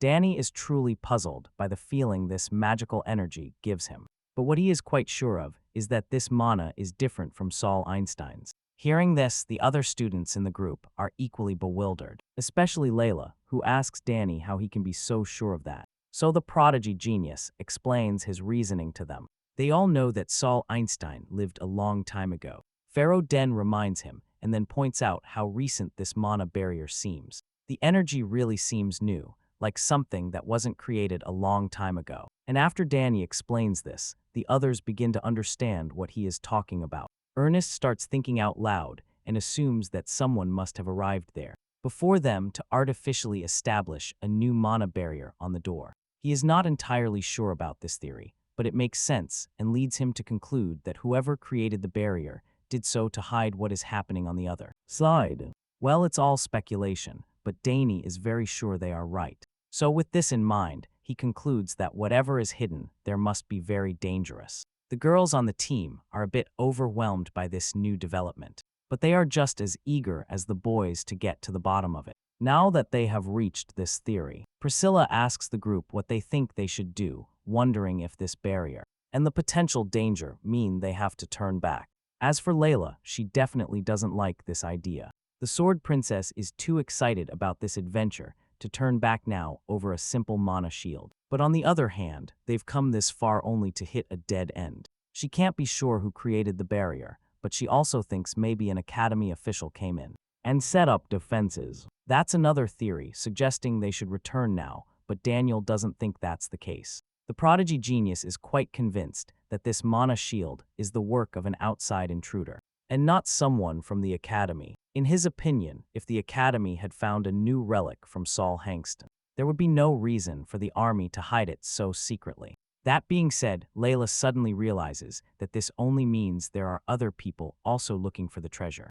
As you can imagine, that makes her quite uncomfortable, because she thought they were the only ones who knew so much about the treasure. Before she can get any more scared, Priscilla quickly reminds her that they are there to explore, and not to loot graves in the name of a treasure hunt. Anyway, back to the topic of intruders, Dane confirms Layla's assumption, and states that there are other people who have come to explore the place. He believes these people are the ones who deliberately placed this barrier to hide something. The genius doesn't know anything else, but what he knows for sure is that things will get very serious if they run into these people. Layla totally agrees with the young hero on this, admitting that it will be quite difficult for them to stop these people if it turns out they are the malicious kind. Danya interjects once more as she says this, adding that their little adventure here might have turned into something much more dangerous than they imagined. It's not exactly a good. Claro Den currently has a confident smile on his face, almost as if he is enjoying the challenge. Well, I suppose it's because he believes in the strength of the romance club.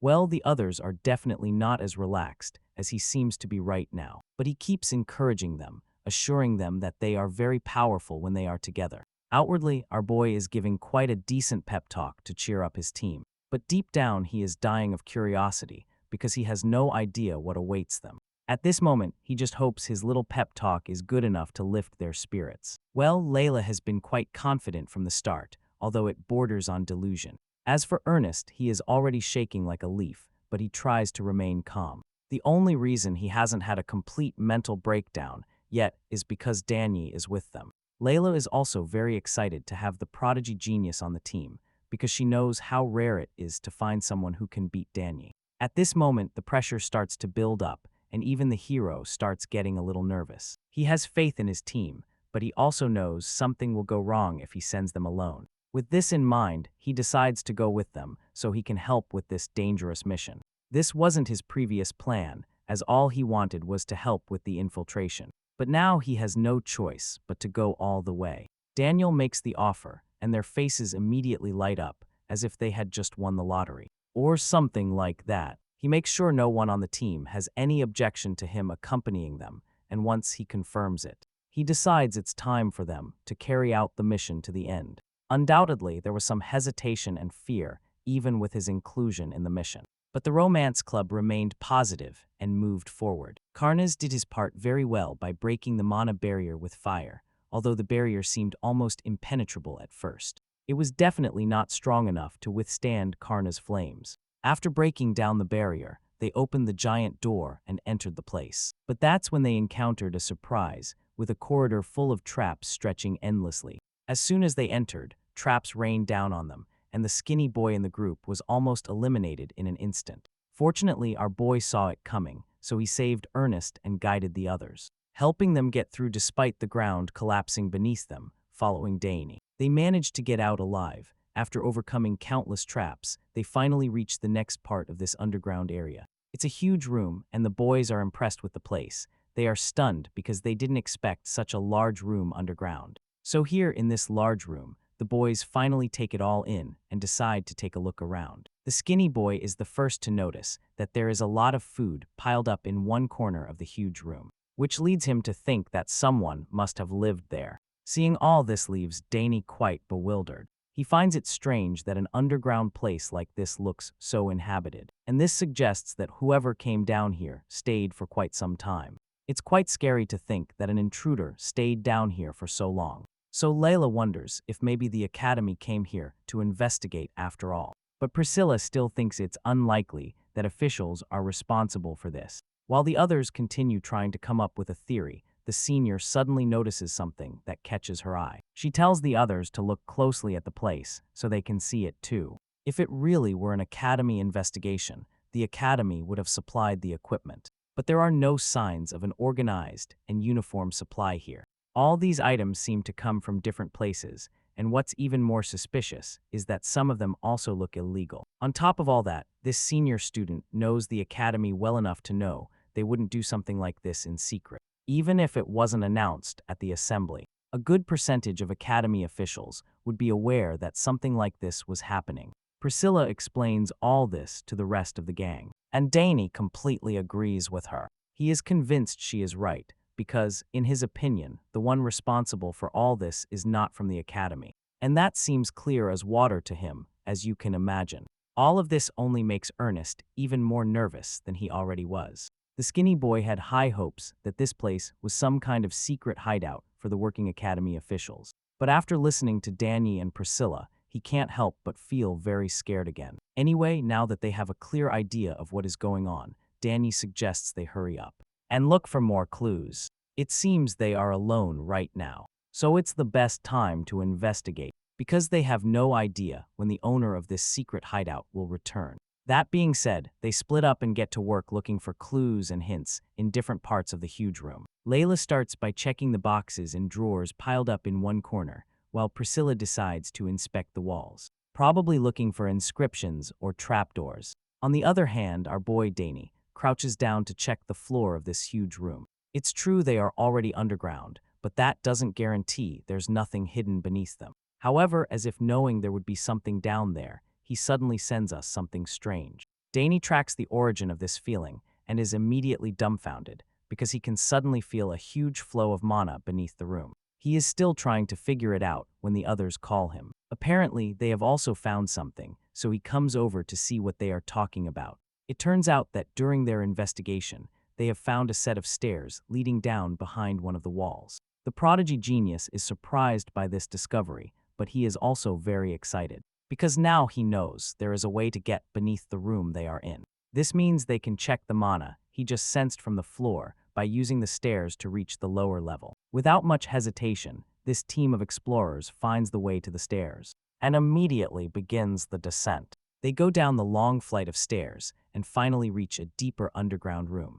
This time they are absolutely stunned by what they find. It is truly incredible when they see the gigantic glowing rock sitting in the middle of the room. They had never seen such a large mana stone before and had no idea that something like this was hidden underground. Our boy approaches the mana stone, and the energy radiating from it is simply incredible. At this moment, our boy knows for sure that this overwhelming mana is undoubtedly Saul Hangston's aura. He looks down at his feet and sees the magic circles beneath them, as well as throughout the room. It is a truly amazing sight, and Dane can't help but wonder what the heck those responsible plan to do with this. He can't even imagine who would do something like this or what motives they would have for it. However, what he knows for sure is that this is very bad, but he can't even think about it, because he suddenly feels someone approaching. Dane quickly warns the others when he realizes it, and as you can imagine, Ernest starts getting nervous. Dane thinks they should hide immediately, because the detection devices they have installed nearby are reacting,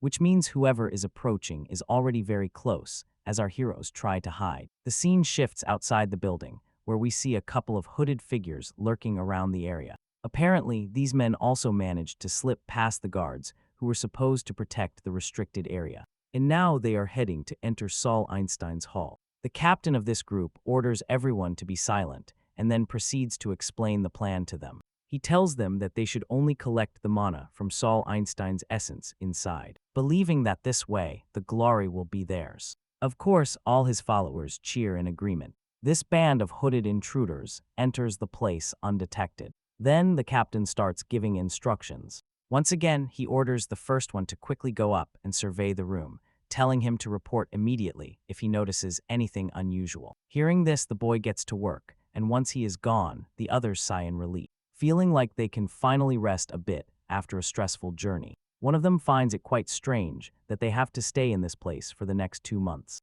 but his companion informs him that it could be even longer. On the bright side, they have enough food to last a long time, so feeding won't be an issue. The men begin to move around the place and suddenly fall into a trap. As soon as one of them pushes the door to open it, the explosive trap is activated, causing many swords to rain down on the hooded men. The captain begins to hear strange noises along with the screams of his men, and that's when he looks up and sees the swords falling on them. When the captain sees the swords falling, it's already too late. All they can do is scream in fear as they are overwhelmed by the explosive traps. The leader tries to ask what is happening, but then more strange things start to happen. A thick purple cloud of magical energy begins to emanate from one of the doors. And as the fog gets even thicker, the captain becomes increasingly confused. He looks around and watches in horror as the rest of his men get covered by the mysterious gas. The poor men scream to their captain to save him, but the white-haired leader is as helpless as they are. When he realizes what is happening, his men are already caught in it. And he finally realizes that they have walked into a trap. This is the last thought he has before passing out. Shortly after, we see the members of the romance club coming out to gather the unconscious men. The boys tie up the hooded intruders and, as they search them, Ernest admits there are more than he expected. At this moment, the leader of the intruders begins to wake up slowly, and that's when Ernest discovers a small notebook on the man's body. The book contains various notes, but that's not all, because the girls also find some crowns and other random things. With these intruders, they continue to thoroughly search these guys, checking all their pockets to make sure nothing is overlooked. While the others are busy searching the bodies of these men, Dane just watches from the side, wondering who these people are. He has no idea who they are or where they come from, but he is sure that they were after Saul Einstein's Mana Stone. They all look quite strange, but he still has a feeling they might be Academy members. The hero keeps trying to process all this and find an explanation, but his thoughts are suddenly interrupted when someone calls him and tells him to take a look at the note. Priscilla has a feeling it's very important, so she shows it to the young genius, who becomes very curious about it, intrigued by the mystery surrounding these guys. Dane picks up the notebook and starts reading it immediately, hoping to find some answers to the many questions in his head. He reads some of the measures taken during the essence extraction phase, such as the fact that they are always expected to maintain 2 extractors. And when the progress reaches 6%, they should add another extractor, as you can imagine. These things are not exactly our boy's strong suit, so he continues reading, determined to understand it. In any case, this extraction process that these guys were trying to carry out must be stopped and reinforced if the magic circle is damaged at any point, even after reading just a few lines from the notebook. Dane still doesn't understand what is written on the papers. He doesn't know what essence extraction means, and while he is busy pondering what it could be, Priscilla quickly suggests that it is probably something dangerous. Well, of course, the young genius agrees with her. At this moment, Ernest interjects and reveals that there is still more. Apparently, these guys had a map of the continent, and Danny is surprised to hear it. This is also something very important, and these guys are quite shocked by the discovery of the map. You see, maps of the entire continent are extremely rare. It is something that the Empire strictly controls so that it does not get outside. Ernest is also very aware of this, so the fact that these men possess the map leads him to think they might be some kind of rebel group. Well, Dane doesn't know for sure who these guys are, despite thinking about it for a while. As far as Dane is concerned, there is more than one suspicious thing here, and it has something to do with this white-haired captain who was near him. Dane looks closer at the man's sweaty face and then notices something shiny inside his mouth. So he lifts his face to investigate and finds that it is just what he thought. Dane slowly puts his hand in the man's mouth and realizes that it is just. And as he thought, he pulls the outer red pill from the man's mouth and confirms that it contains suicide poison. The prodigy genius is familiar with that substance because he remembers his mother telling him about it when he was little. This suicide pill is used by assassin guilds or secret societies to silence their members. They do this so that in emergency situations, none of their secrets leak out. These assassin guilds brainwash their followers to commit suicide, and they give them the poison. What kind of organization would do such a thing? The young hero tries to find the answer. His thoughts are interrupted once again by Priscilla, who shows them something else. Apparently, inside that book there are more written instructions, so she shows it to the others. At this moment, Dane, Layla, and Ernest are really perplexed, but also very curious. So our boy takes the book and starts reading. These instructions are actually what these men believe will help them achieve a new world. And the first code of conduct is that security must always be strict. These men are taught to prioritize this code above their own lives if necessary. The second code of conduct states that they must always act for the change of the world. And in the third code of conduct, they are taught never to try to discover a member's identity. They believe that everyone is one, but also individuals. The codes continue like this, and the students keep studying what these mysterious intruders brought. They reach a point and Layla suddenly reveals that there is something else that is very suspicious. She realizes that there are coordinates written in the book, even if it doesn't appear. She doesn't know the exact location, but it seems close to the academy. In the bottom corner of the page, it is written 3458, and this suddenly makes the other kids start thinking. Everyone starts thinking, trying to figure out where exactly it could be. The explorer of the group also starts thinking, and suddenly an idea pops into his head. The location seems quite familiar to him, so when Dane realizes it, he asks the boy if he can tell them where it is. Fortunately, the skinny boy knows exactly where those coordinates led. It is the supply transport passage near the back door, and as soon as he confirms it, he starts thinking that those men entered through that place. He is not sure, but now the most probable explanation starts to appear. But if this is the case, then there must have been someone inside helping them, as expected. The mere thought makes all the kids in the romance club nervous.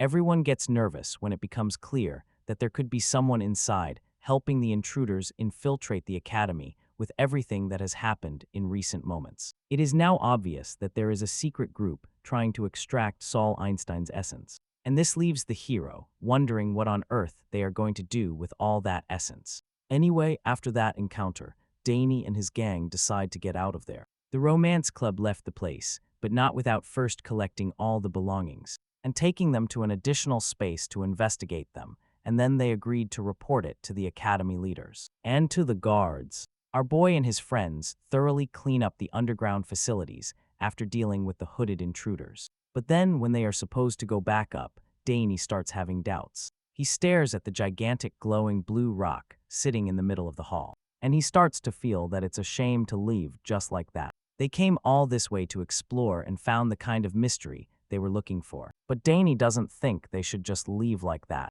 The genius expresses his dissatisfaction, but the others are surprised, so he suggests that they take the mana stone themselves. So Dane and his pals disconnect Saul Einstein's mana stone from its stand and return with it. The hero believes this was the best decision they could have made, because if they had left it there, it would have ended up in their hands. So instead of letting unknown people use it for their plans, they decided to take the mana stone themselves. Moments later, our boy and his friends leave the place. We see that the hooded intruders finally start regaining consciousness. Some wake up before others, but as soon as they realize what has happened, they all call out to their captain, urging him to wake up. Indeed, the all-pervading gas must have stopped taking effect by now. So the white-haired man also wakes up, but his head hurts a lot.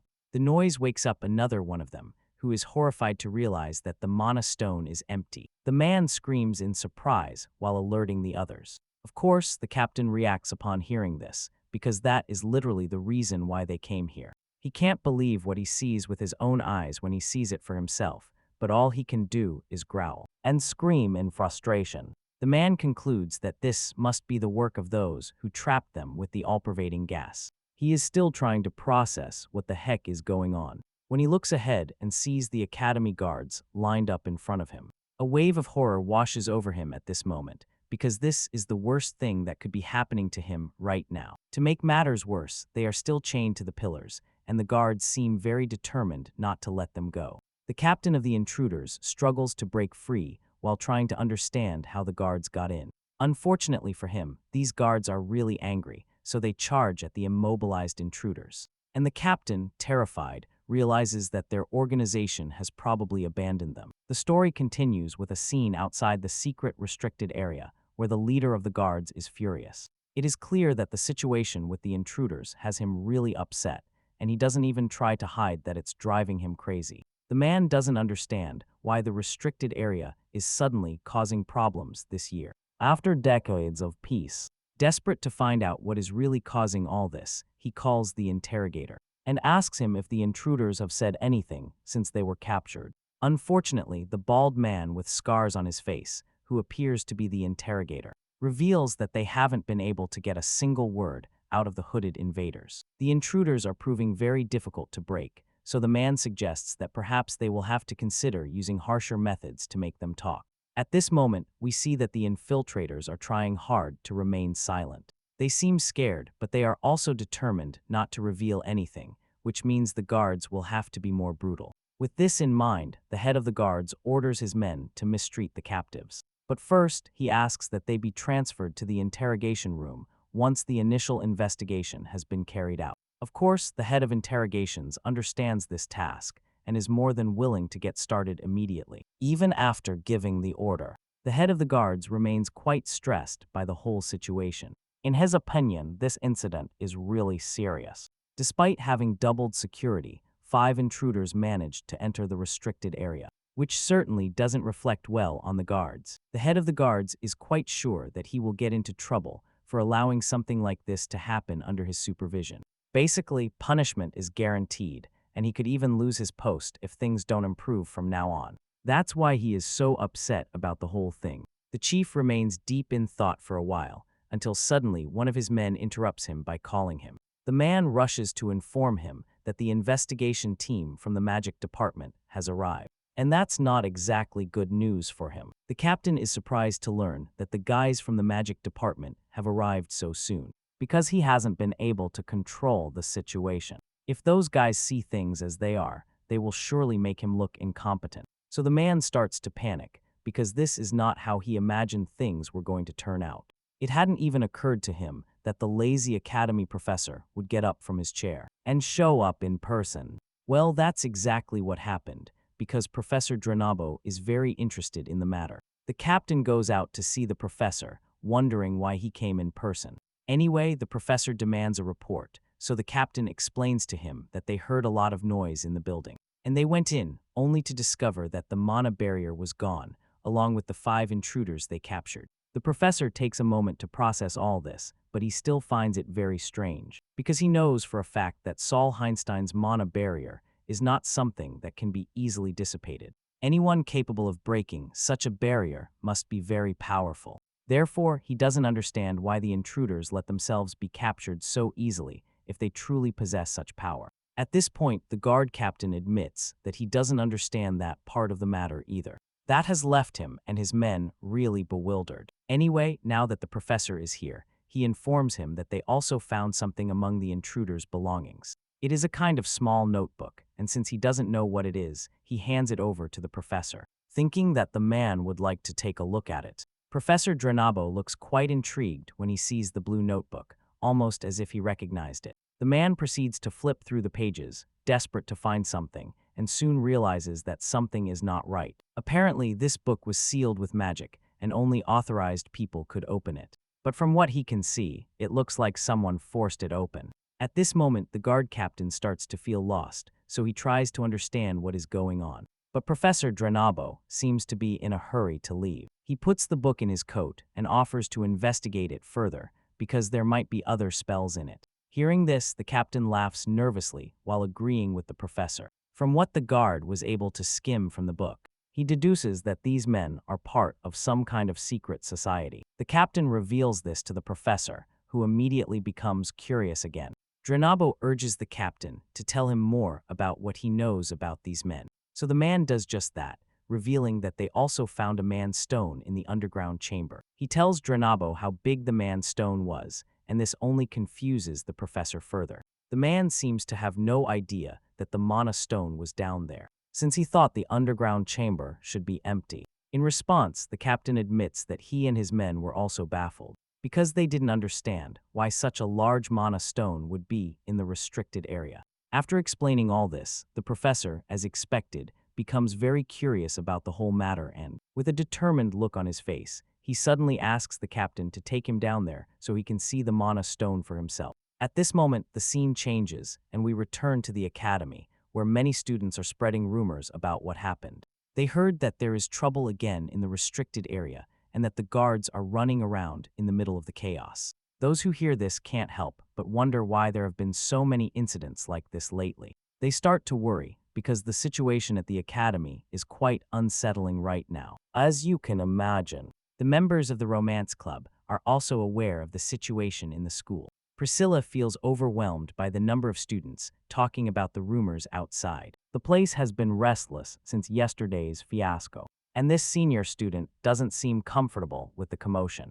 Dane realizes that she is nervous about the whispers of the crowd, so he tries to distract her by asking if she has managed to find out anything important about what happened the day before. It turns out she has. It is rumored that the magic department team captured those guys, and even Professor Drenabo showed up in person. Hearing this, the other group members start to get very nervous. Ernest, for example, knows for a fact that the situation must be very serious if the professor himself went there. So it is now quite obvious that they have caused a serious problem with their little adventure in the restricted area. The rumors about what happened are spreading very fast, so fast that they are already appearing in the Academy's daily newspaper. Ernest almost went crazy when he saw the headline, but despite being shocked, he also realizes that this is the reason why rumors are spreading so fast. The headlines are really shocking, and the first one is the stunning news that the restricted area has been violated again. The newspaper also clearly states that 5 unidentified intruders have been captured and are being interrogated by the magic department.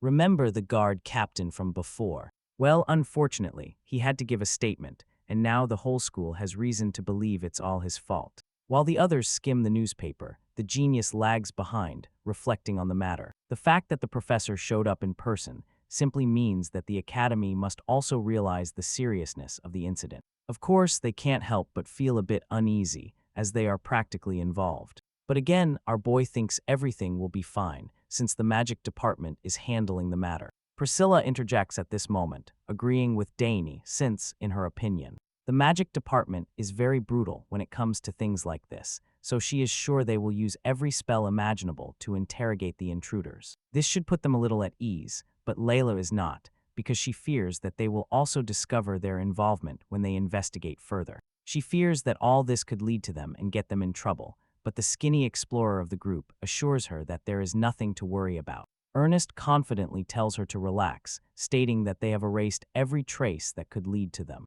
At the same time, Priscilla suggests that the Academy should even thank them. It is true that they broke the rules and entered the restricted area, but they were also the ones who captured the hooded invaders. Without them, those intruders would not have been captured. And she reminds Layla of this fact, but the Sword Princess only thinks that the senior is using her twisted logic. Despite everything the others have said, Layla still feels that their actions could backfire. Dane sees that she is getting upset, so he intervenes to help her calm down. He reminds her that the intruders fell into the traps and didn't even realize they were there. That being said, our boy suggests that for the time being, they try to keep a low profile. After explaining this, he asks Ernest if he still has his things, and the boy confirms that he has the analysis results with him. Dane is very happy to hear this, because he has a feeling that by following their movements, they might stumble upon another treasure, like Saul Heinstein's essence. A few days later, the Academy descended into chaos again,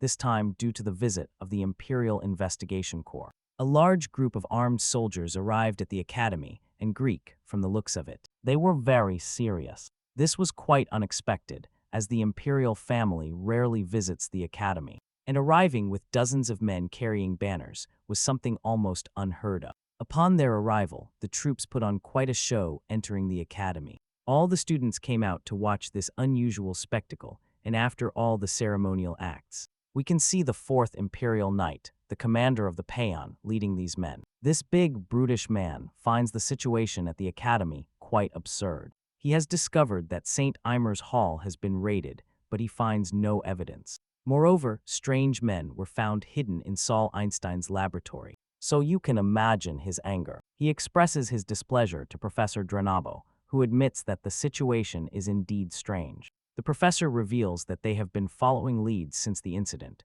but admits they haven't found anything solid yet. Del Payon doesn't look any less angry after hearing all this, so he asks the professor about the barrier. At this moment, another female professor answers, stating that they are still investigating what happened to the barrier. But once again, all she can tell him is that there are no obvious traces. Seeing that the Academy professors haven't been able to find anything, the 4th commander of the Imperial Knights concludes that the situation is truly worrying, especially because it involves one of Saul Einstein's designs. With all that said, the commander decides to ask the Imperial family for their opinion on the matter. So he turns to the prince. However, the timid 3rd prince, Edward Dantera, starts shaking like a leaf when all eyes turn to him. The boy states that he still can't think of anything, so the commander decides not to press him further, since he can understand why the young noble feels overwhelmed. Meanwhile, the professor's eyes bulge out of their sockets when he realizes that the third prince has also come. Drenabo can't believe what he sees with his own eyes and starts wondering, why the heck has Tree come in person? While trying to figure out what exactly is happening, the young prince decides to compose himself and think of something. He fixes his gaze on the huge door, hoping to find something there. And that's when he realizes that there is a melted trace of the barrier left. Tree sees that it is barely perceptible, but he notices that the surface feels subtly different, as if it had dissolved and then reformed. Despite realizing all this, the third prince still feels that he cannot be sure yet. In his opinion, whoever managed to break the barrier is truly impressive. Saul Heinstein's barrier was built to last for centuries, and as far as he knows, it has never been breached. The prince points this out, and the imperial commander agrees with him, stating that the barrier has been an unfailing iron fortress for a long time. So now that it has been breached, it means that even imperial barriers can be destroyed. However, just as this crosses his mind, the prince feels a sharp pain in his right hand. He somehow manages to avoid screaming in pain. And that's when the commander realizes something is wrong. He rushes over to the prince to see if anything hurts him. Karo Arbor reassures him by saying he is fine, that it is just the usual pain. At this moment, the commander is already quite worried. So he asks the third prince to let him know if he feels the slightest discomfort so that he can return to the capital immediately. Of course, the investigation is important, but the prince's safety is much more important to Del Payan.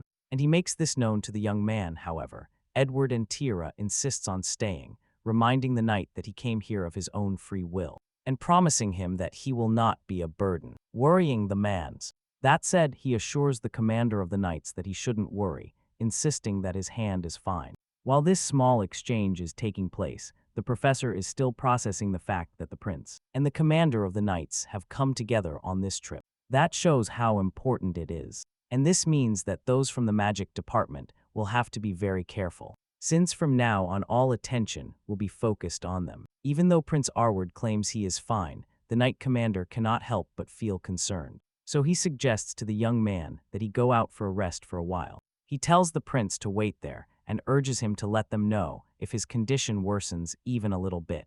Of course, the young prince would rather stay there and continue investigating with them. But he decides to help the commander and agrees to go out for a while when the young noble leaves. We can finally see what this commander really thinks of the prince. Del Payan feels sorry for Edward, since he believes the boy is a man worthy of pity, already branded as a talentless prince. And now even his hand is giving him trouble. It's a real shame, and this commander can only wonder what history would have been like if the young prince had been born with a healthy body. Meanwhile, the third prince goes up to the rooftop to get some air, accompanied, of course, by several knights. They all remain on guard, while the sad prince reflects on his condition. Edward looks at his aching hand with frustration in his eyes, and he is simply disappointed, because this isn't even the first time something like this has happened to him. There is always something holding him back when it matters most, and he is sick of it, so he decides not to stand idly by and get in a bad mood. Edward feels there is no time to hesitate, as he needs more clues, and since the commander is determined to take care of him for the entire duration of his stay here, he decides that he will have to explore the place on his own. It is true that he was told to stay where he is, but right now he cannot keep listening to the knight commander when there is work to be done. While the prince plots a way to escape the guards, we catch up with the commander, who is still talking to the professor. From what they have told Delpayan, he understands that the person who brought down the mana barrier left not a single trace. The professor also confirms that the incident took place just before dawn. At this moment, the commander is desperate for some answers, so he asks Dranabo if they have considered using mana detection. And the professor reveals that they haven't detected anything at all. Hearing this, the knight commander starts to feel truly confused. The situation is more difficult than he thought, and is starting to look like a real disaster. Delpayan keeps thinking and trying to come up with an idea, but his mental training is suddenly interrupted when one of his men runs into the scene to give him bad news. The guard informs him that the third prince has mysteriously disappeared, and, as you can imagine, the commander is quite surprised to hear this, not to mention how furious he looks at this moment. The commander of the Imperial Knights thinks this news is impossible, since the young prince was right there with them just a few moments ago. Well, he is not wrong about that, but the messenger claims that the boy slipped away while the guard was distracted for a second. Of course, this report angers the commander even more, and a wave of horror washes over his face as he realizes the reality. So he yells at the guard, calling him and his colleagues fools. This is undoubtedly an emergency, so the commander orders all other operations to cease. He demands that they even suspend the investigation and find the third prince immediately. As you can imagine, all the knights understand the gravity of the situation, so they are ready to move as soon as they are ordered. The commander is undoubtedly the most worried, because the young prince was supposed to be under his watch. To make matters worse, the boy already has an extremely fragile body, so thinking that someone like that is out there is just terrifying. As the knights prepare to begin the search, we see the hooded culprit running through the forest to get away from them. The red-haired boy is determined to advance the investigation somehow before they catch him. After all, this is his best chance to finally do something that will catch his father's attention. Even if he lacks talent, he wants to prove his worth through effort, because he doesn't want to remain a useless prince for the rest of his life. The scene changes to the Bonia Forest, a small wood on the outskirts of the academy. Here we see Dane and his friends training, while the genius keeps himself busy practicing his magic. Layla teaches the skinny explorer how to use the bow and arrow. Ernest is holding the bow quite awkwardly, so the swordswoman tells him to try again, since she can see how unstable his stance is. At this moment, the skinny boy starts to feel a little frustrated because he hasn't even managed to learn how to hold the bow correctly. But then, suddenly, he gets it, and Layla congratulates him. Dane just smiles when he sees this, because he realizes that Ernest is really getting used to training in this forest, especially because Layla has also been helping him a lot, thanks to her help. He has more time to concentrate on his own mana control, so he has improved a lot in such a short time. By training a lot more, Dane finally manages to complete 2 mana circles, which is very impressive for a junior like him. The genius has even managed to superimpose a 4-chain code structure, which shows him how incredible ancient magic is. It's really nice to see how much he has progressed. But every time he concentrates on 4-chain spells, he keeps seeing something that intrigues him. Apparently, every time he uses 4-chain mana, he is able to see the mana flowing inside a person's body so clearly that it's something he has never experienced before, and it seems truly incredible to him. So he wonders what he will see next. The 3 friends continue training in the forest, but then Ernest and Layla are distracted when they see a powerful ball of wind rising into the sky above them. So they turn around to see what Dane has done this time, knowing that it is probably one of his many spells. Indeed, the young genius is responsible, and he proudly informs them that what they just saw was his wind bomb spell, a compressed air projectile. Of course, his friends are impressed to learn this, almost unable to believe what they see. He thinks it's really impressive, as he has never seen such a large mana explosion before. Therefore, Layla suggests that it must be a 4-chain spell, because the power is simply insane. After trying the spell for the first time, Dane decides to try casting the wind ball softly for a second time. So he does just that and releases a larger, but slower wind ball. This second wind bomb glides through the air, and Daniel watches it proudly. But suddenly there is a huge and unexpected explosion in front of him, from the moment he released the wind bomb. Our boy had already calculated when the explosion would occur, but the bomb went off sooner than he expected. Furthermore, he and his friends hear a loud scream coming from there, which worries them greatly. This powerful wind bomb seems to have hit something or someone, which leaves the hero and his friends shocked, because they know for a fact that the scream did not come from any of them. This gust of wind destroys everything in its path, and when the dust settles, Dane and his friends see all the fallen trees and scattered branches everywhere. Layla is very worried now, because she is sure she heard the collision, which suggests that someone has been hurt. Dane agrees with her and starts to panic as they rush to the location. He thought they were the only ones in this forest, so he fears having hurt someone with his spell. Moments before the accident, we see young Prince Edward standing right at the entrance of Bonia. The boy finally got far away from the knights searching for him and has now stumbled upon the forest. But now he is a bit confused, because he had no idea that there was such a large forest within the academy grounds. This discovery leads him to conclude that the students here must be enjoying life, studying and laughing with their friends in such a big school. This makes him very envious, because he doesn't have many friends or a large playground to hone his skills. Arwar begins to imagine what his life would have been like if he hadn't been born a prince. The boy wonders if he would have been able to attend the academy if he wasn't from the royal family. I mean, the kids attending this school are all extremely talented, and it certainly wouldn't be easy. Just imagining something like that makes his heart race, so he tries to refocus. Once he realizes he's getting carried away again, the third prince knows he needs to focus on finding the intruder's trail, because that's the reason he ran away from his guards in the first place. He needs to make progress in this investigation before the knights catch up to him. With this in mind, he slowly heads towards the forest. Suddenly, he hears a strange noise coming from the bushes, which sparks his curiosity. He realizes there might be someone in the forest, so he starts venturing into it. If only he knew he was about to be hit by a powerful wind blast Dane launched, the prince slowly moves into the forest,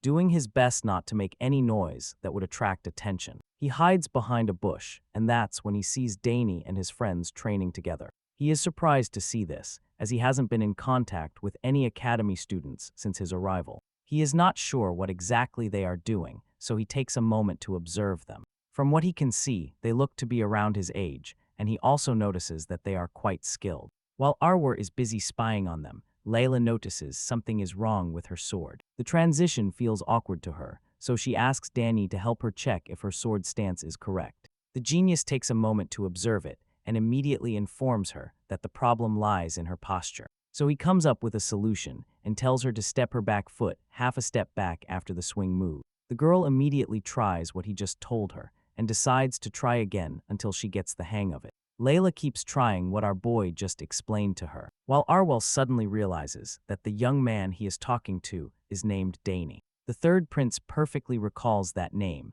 because he had a run-in with the Sogres boy several years ago. Basically, he remembers that Dane Sogres is the freshman who has caused a stir throughout the entire academy. This young man has become so famous in the Empire that he doesn't even seem to realize it. However, the third prince is truly impressed to finally see with his own eyes the freshman everyone is talking about. Apparently, the reputation of this prodigy genius has grown so much that even the royal family recognizes him now. Everyone knows that he was accepted into the academy, specifically in the self-study department, thanks to his exceptional talent in 4 different fields, something no one had achieved in decades. And just thinking about it makes the young prince feel even worse about himself. Someone his age has managed to be the best in 4 different fields, and he can't even do a single thing right. As if that wasn't embarrassing enough, he is also annoyed to discover firsthand that the prodigy is more determined than him. The ogre boy, considered a genius among geniuses,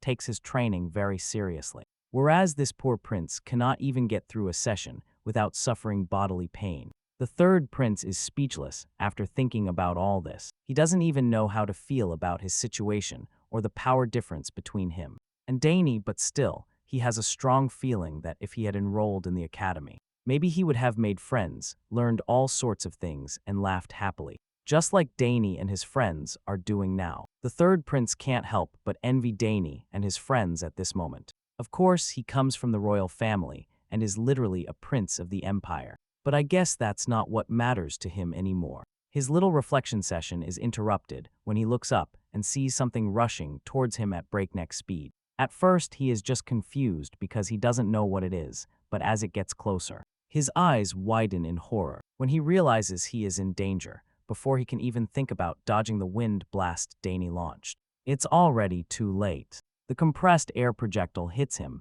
and explodes in his face. The force of the wind knocks down a couple of trees, shattering branches everywhere, and, of course, such a powerful wind is also strong enough to lift the fragile footprints on the ground and toss them into the air like paper before Arbal can even process what just happened. He finds himself upside down several meters up, and of course, at this moment, he is definitely terrified. So all he can do is scream in fear. The story continues with Dane and his friends rushing to see how the poor prince is doing. They surround Edward, who is lying on the ground curled up in a ball, and Layla proceeds to examine the injured boy. While the boys in the group watch her, Dane obviously feels very bad about what happened, so he keeps apologizing to the prince, explaining that he thought no one else was around apart from him and his friends. After a while, the breathless prince finally sits up, and the first thing he does is groan in pain while trying to catch his breath. While Edward takes a breath, the explorer of the group suddenly notices something peculiar about the boy's clothing. The clothes look a lot like what the Imperial Investigation Unit wears, and he makes this known to the other members of his club. As you can imagine, Layla is surprised to hear this and immediately realizes that this young man could be part of the Imperial Investigation Unit that arrived at their school a few hours ago. Before she can start getting scared, Dana suggests that this young man is not part of the investigation unit. He seems quite sure of it. Because even though this boy is wearing the Imperial Investigation Unit uniform, his red hair is also a very distinctive feature. Danez knows that this red hair is the symbol of the royal bloodline, and he makes this known to his friends who are with him. Hearing this, Ernest gasps in surprise, because he knows how serious it would be for them to have taken down a member of the royal family. The prodigy genius confirms this quite nervous feeling, and Layla and Ernest look like they are about to lose it. Dane stands there, knowing that he is most likely done for. Indeed, the angry prince stands up and starts yelling at them. The red-haired prince is absolutely furious at this moment, and he doesn't even hold back when yelling at them. Well, on the bright side, the fact that he is yelling at them like this means he wasn't too badly hurt, knowing the trouble they would be in if things spun out of control from here. Our boy quickly kneels down to show his respect to the prince. He introduces himself as Dane Sogres and reveals that he is the eldest son of Count Sogres. But the prince probably already knew that. The prodigy remains bowed before the prince to greet him, and when Edward says nothing, he proceeds to express his sincerest apologies, admitting that he has indeed committed an unforgivable offense. Desperate to further appease the angry prince, Dane's friends join him in apologizing as well. The explorer continues where Dane left off, introducing himself as Honest Dylan, the eldest son of Baron Dijon, and a freshman in the exploration department. Layla follows suit and reveals that she is the sixth eldest daughter of Duke Termian and a freshman in the fencing department.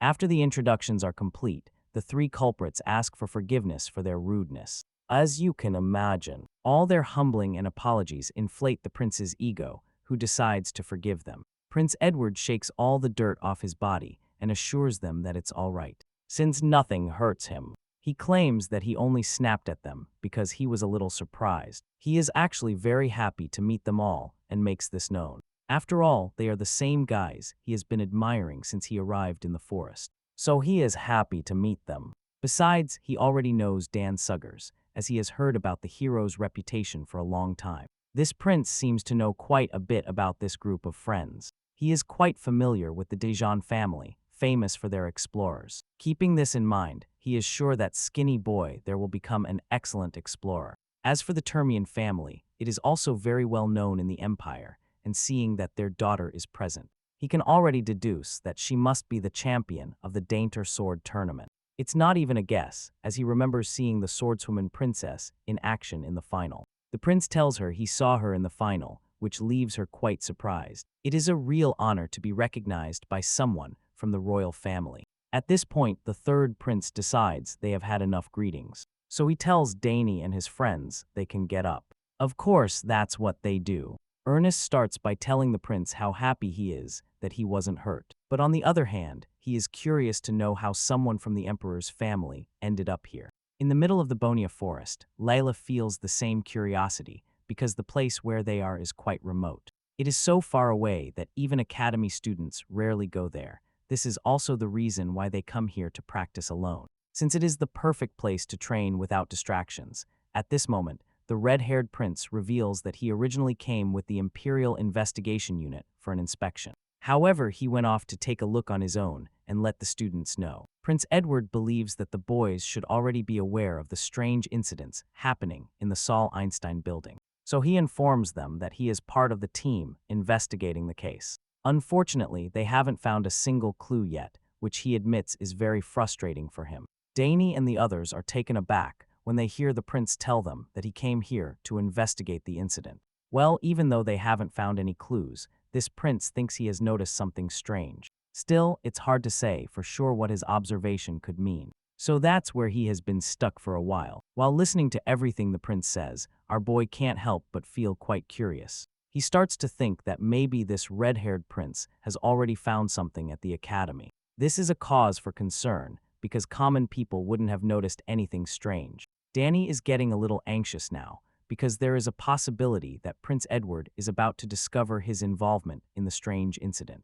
But on the other hand, the young man doesn't seem very sure of his findings, so maybe this means there is nothing to worry about. With all that the prince just explained, the romantic club members become even more interested in finding out more. Ernest starts by asking Edward if this strange phenomenon was something he discovered by himself, and he simply replies by suggesting they can say that. Now the skinny explorer and the sword princess start panicking even more. Ernest claims that, after all, they are all involved in the case, while Layla thinks she will be surprised if she hears it. While all this is happening, our boy watches silently from the side. You see, unlike the older princes, the first and second, Edward the third, and youngest is the only one who is around their age. And they say the youngest son is a quite ordinary person with no remarkable features. But Dane doesn't think so. This seemingly clueless and untalented prince did something that our boy finds quite strange. Dane and his friends carefully scattered ants' tracking powder throughout the forest.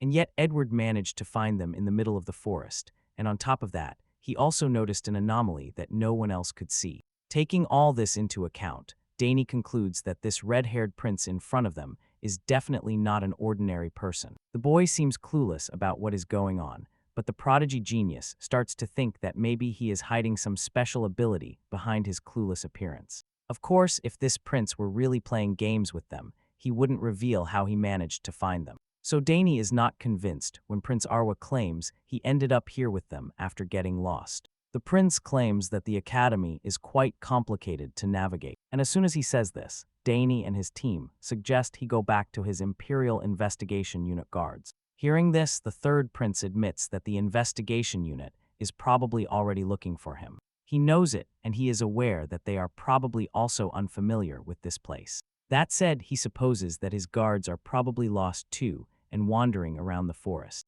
So there is no point in going back to them. Well, the boys know he is right, and even the explorer of the group admits that the academy grounds are quite extensive. It is clear that this prince doesn't feel like going back to his guards, who would only keep him away from the investigation. So he makes use of the free time he has. Since they are here with the romantic club, he would like to know what their life at the academy is like.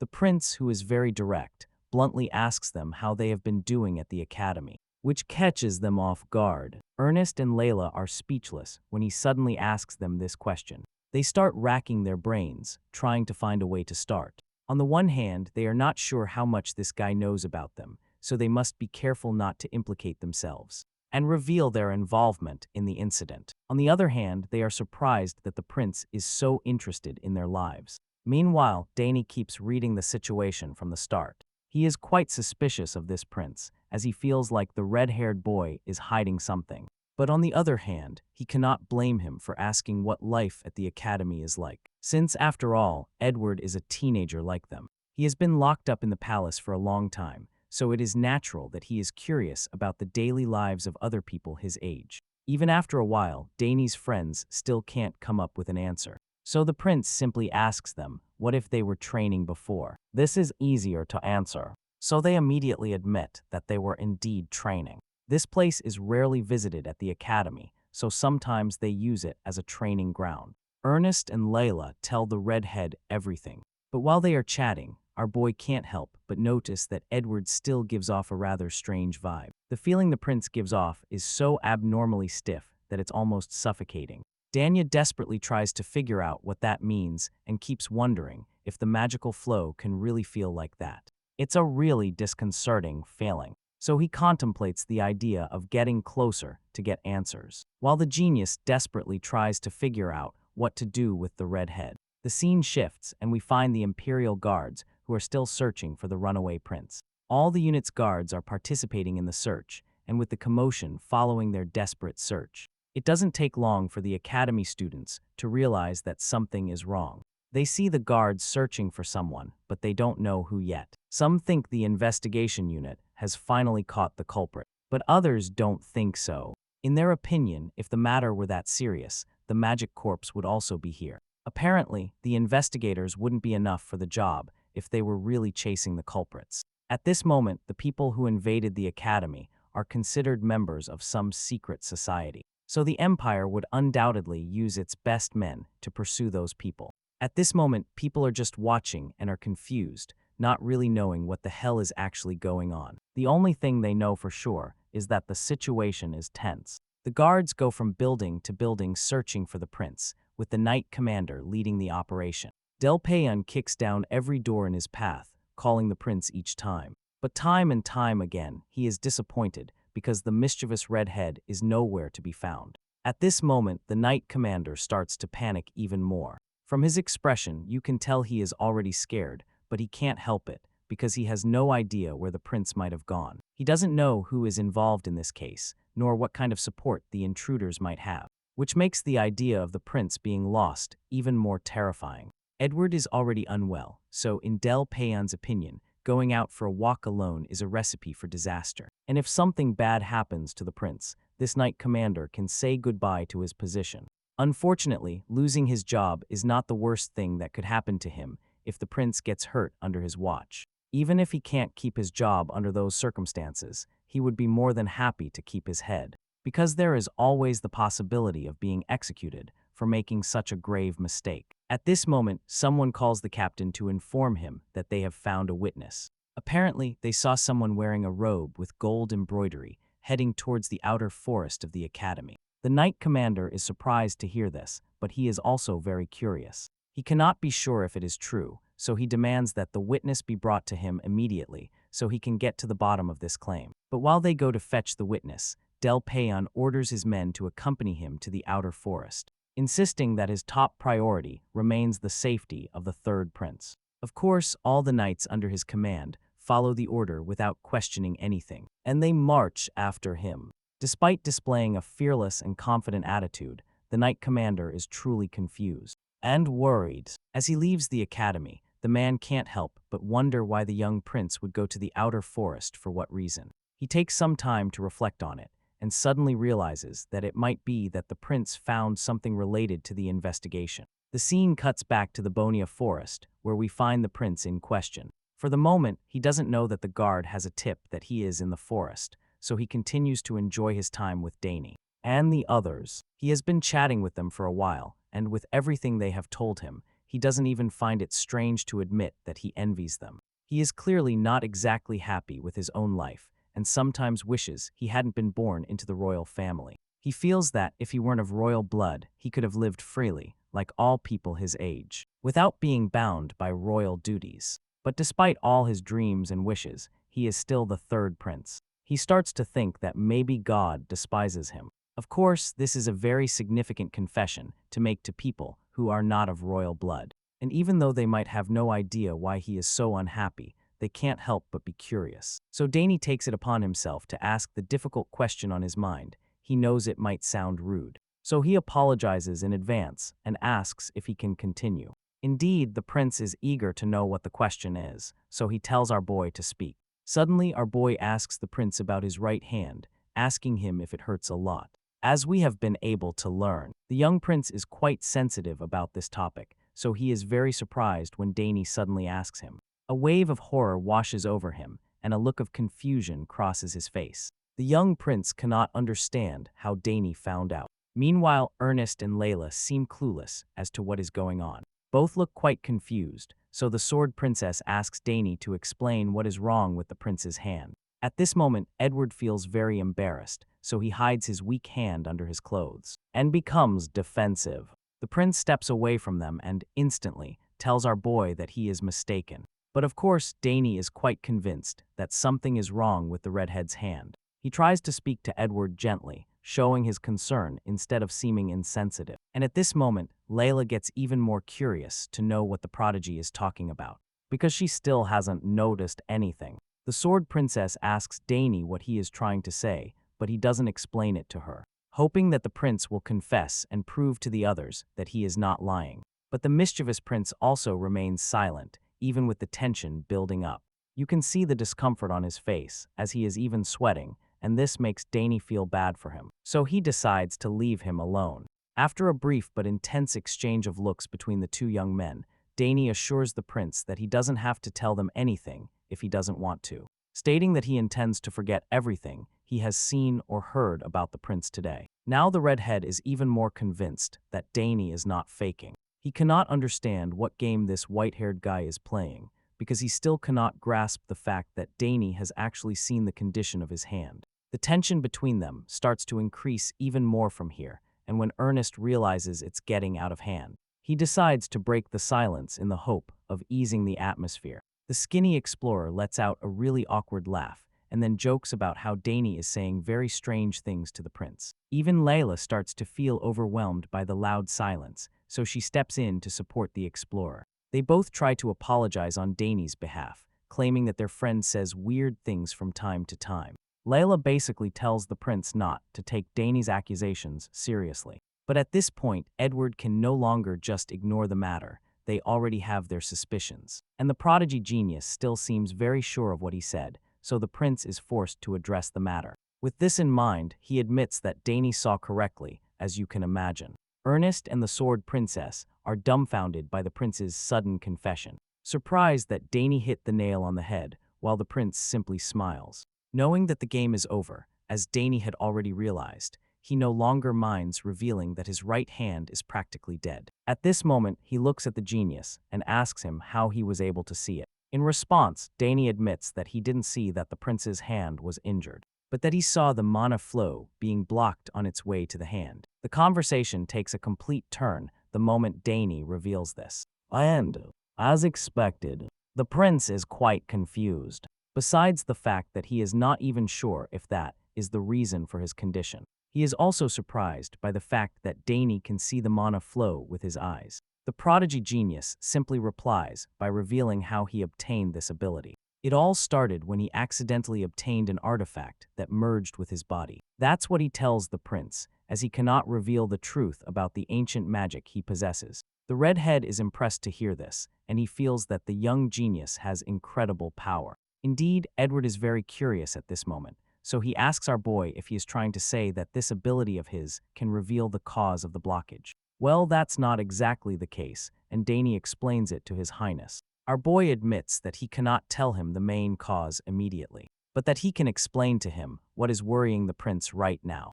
Basically, the mana that should flow to Arward's hand is inverted at the wrist. So this hand, which mana doesn't reach, is slowly dying as a result.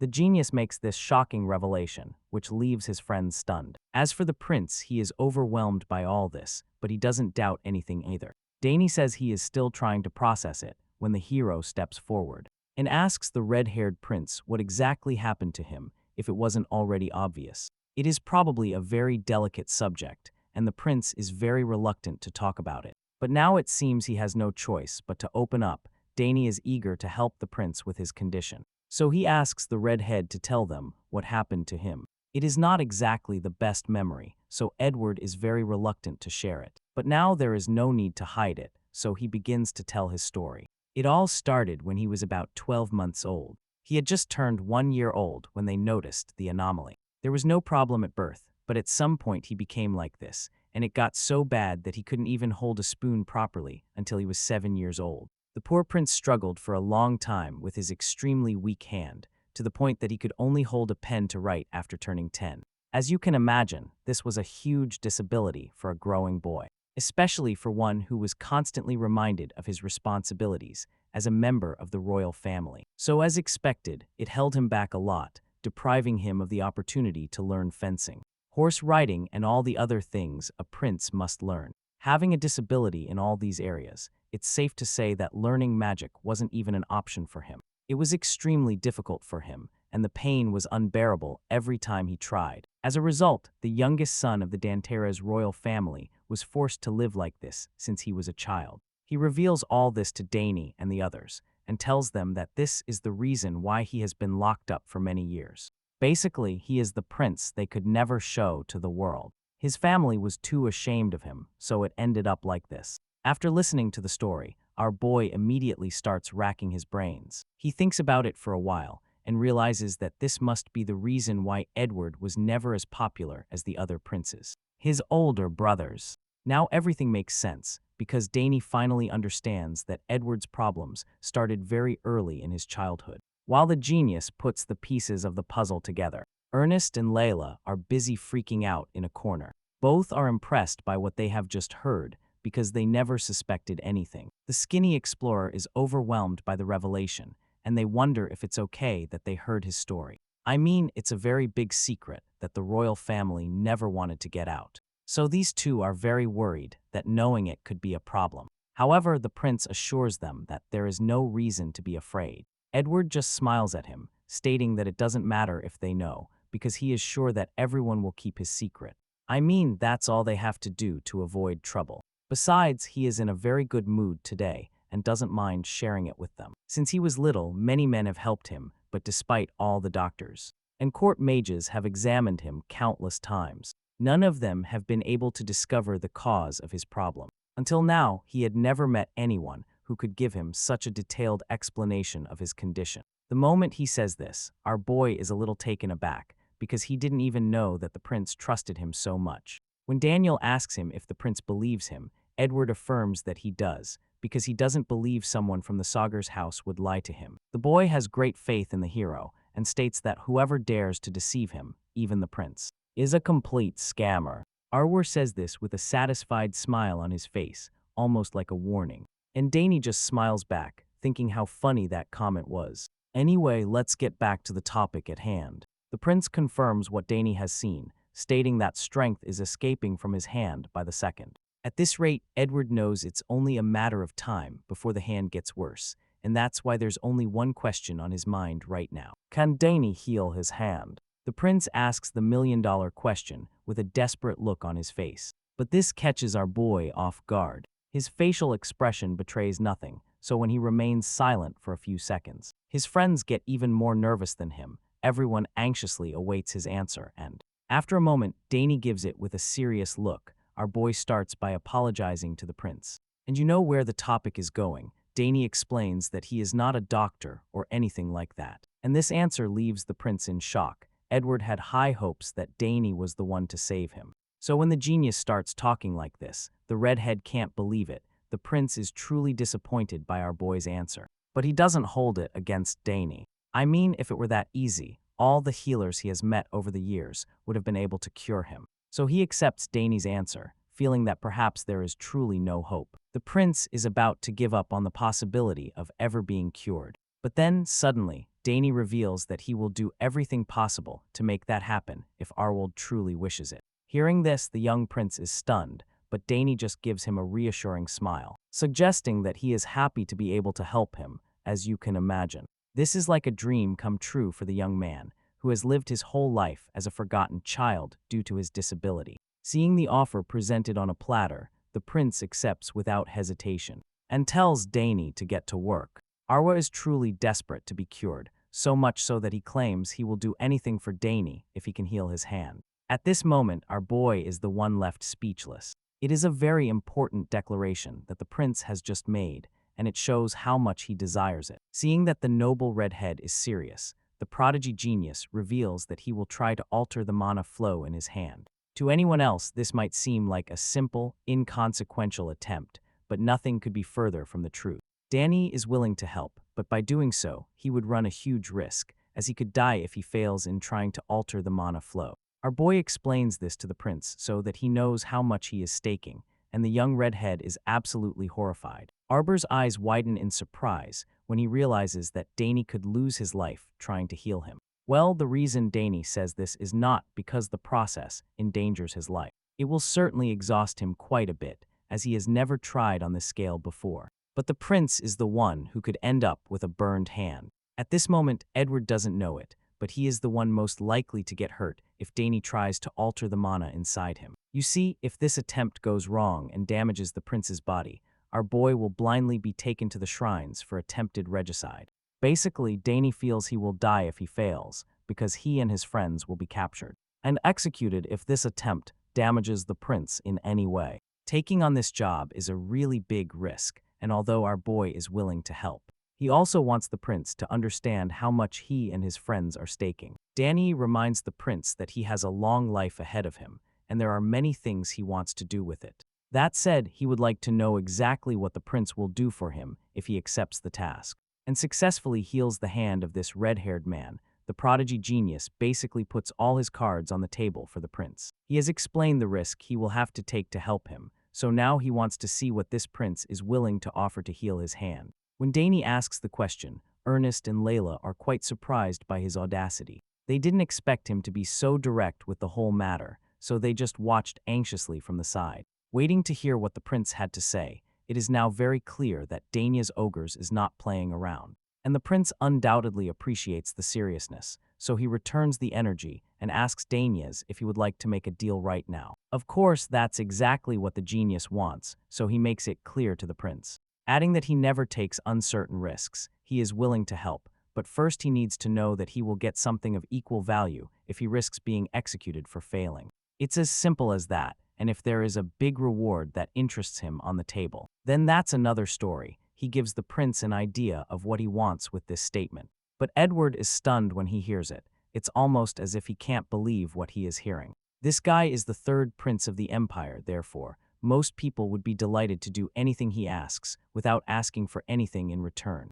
I mean, he is royalty, so most people do it in the hope of being recognized or rewarded, but they never ask for any kind of payment. They are too afraid to do so. However, that is not the case with our boy, because he is literally making a deal with the prince. And that's why Arbor is truly impressed. He has never seen anyone like Dane before. He has only seen people crawling and begging to be accepted because he is from the royal family. That said, he can safely state that Dane Sogres is, without a doubt, cut from a different cloth. He finds this character very admirable, so, with a soft smile on his face, he agrees to play along. The prince bluntly states that, if Dane Sogres can heal his hand, he will grant him any request he makes in the manner he chooses. It's a very bold statement, similar to giving someone a blank check, so Ernest and Layla are absolutely stunned when they hear the words. Even our boy, to some extent, is not sure if he heard correctly, because it sounds almost too good to be true. So he asks the prince if he is serious. Wild World confirms it. As far as this young member of royalty is concerned, there isn't much to lose, since his hand will end up losing its function if he does nothing about it.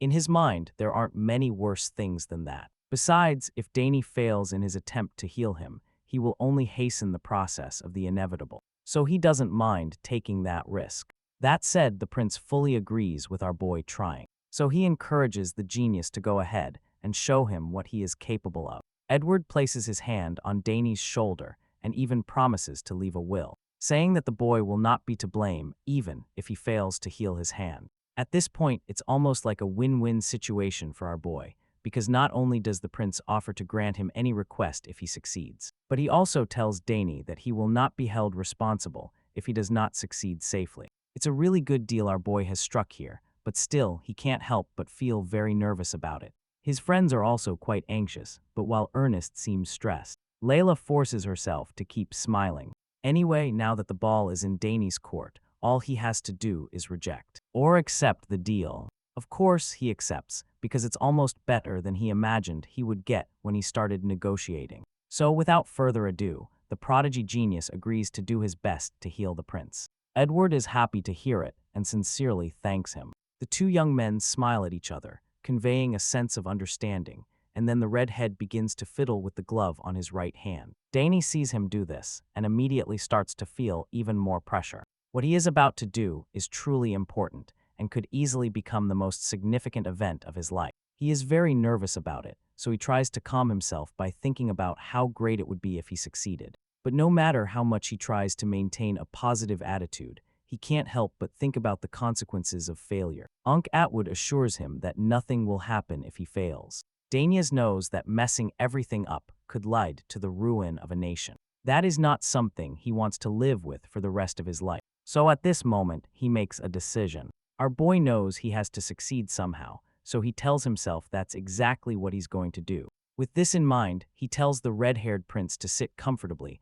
on one of the nearby rocks so they can begin. Of course, Edward obeys and lies gently against the stone, waiting for the genius to do his thing. With the prince already seated, our boy begins to cheer himself up. Dane reminds himself that he has practiced controlling the mana flow since he was a child, so he feels confident that he will be able to handle this as well. He holds this thought as he steps forward, leaving his worried friends behind to watch and hope for the best. As for the prince, he is starting to get very nervous now that they are so close to starting the process. Dane, who is equally restless, finally manages to calm down, because he remembers that he has ancient magic as one of the tools at his disposal, which is enough to give him all the confidence he needs. So he kneels down and takes the prince's hand in his own. Our boy gently holds the prince's gloved hand and then closes his eyes as he signals the start of the mana flow alteration process. Dane concentrates immediately, and the prince yields complete control of the situation to him. After only a few seconds, we see mana flowing around the prince's hand. It starts with small streaks of bright blue energy, arranged in a zigzag pattern. But this energy continues to grow and accumulate around the hand until it becomes a large, bright flash of light. Everything turns white for a second, and this is where the scene changes once more. On the other side of the forest, here we see that the Imperial Investigation Unit guards are still actively searching for the third prince. They have split into different groups to search different parts of the Bonia forest, but even after searching for a while, they still haven't been able to find the missing red-haired boy. It's quite a large area, and they don't even seem close to reaching the place where Dane is and his friends. One team even gets stuck when they discover that all that is in front of them is a steel cliff. As if that wasn't enough. A short while later, the knights and the other teams return in a hurry to report to the already frustrated commander that they have a problem. It turns out they have reached a point where multiple paths fork in front of them. They are running out of time, so the logical thing to do would be to split up and search each path. But that's not exactly a wise choice now, because they have split up before. And Del Payon believes they don't have enough men to split up further here. The commander is quite undecided at this moment, because he is not sure what the right decision would be. But while he is still pondering the matter, he senses something that pulls him out of his thoughts. The man feels a familiar energy coming from deep within the forest, and this piques his curiosity a lot. He is not sure what it is, and in order to detect anything, he will need to concentrate fully. With this in mind, he immediately raises his hand to signal his men to stop everything they are doing. The knights understand and stop. Once he has their attention, he orders them all to suppress their presence. They obey, and the place falls silent, allowing the commander to pinpoint the source of this strange energy. Now all his men can see that he has detected a trace, so they draw their swords and follow his example as silently as they can. At this moment, these knights switch to stealth mode, moving like the wind as they venture into the forest. As for Delpan, he has his senses fixed on the magical energy and is closing the distance at a crazy speed. Meanwhile, on the other side of the forest, we see that our boy is still working to alter the mana flow in Arward's hand and heal it, but just then he is interrupted when he hears a noise behind them. He knows there is someone else here now, but it's too late to do anything about it, because he didn't detect the presence in time. Anyway, at that moment, the skinny explorer and the sword princess also realize that they have been discovered, because they look back and are horrified to see a small group of Imperial knights surrounding them. Their eyes almost pop out of their sockets as fear takes hold of them, which is quite understandable, because being discovered in a situation like this is definitely the last thing they need. They are already scared enough as things stand, but then the furious knight commander emerges from the bushes, looking like he is about to tear someone apart. He shouts at them, calling them brats, and before they can even realize what is happening, he accuses them of having hurt the prince. This is basically what our boy and his friends feared from the beginning. So now they have to hope that this prince is a man of his word, because that's the only way out of this mess. The knight commander bursts out of the bushes, shouting at Danya and his friends. He calls them bastards and demands that they immediately move away from his prince, with a murderous look in his eyes. So the students get scared.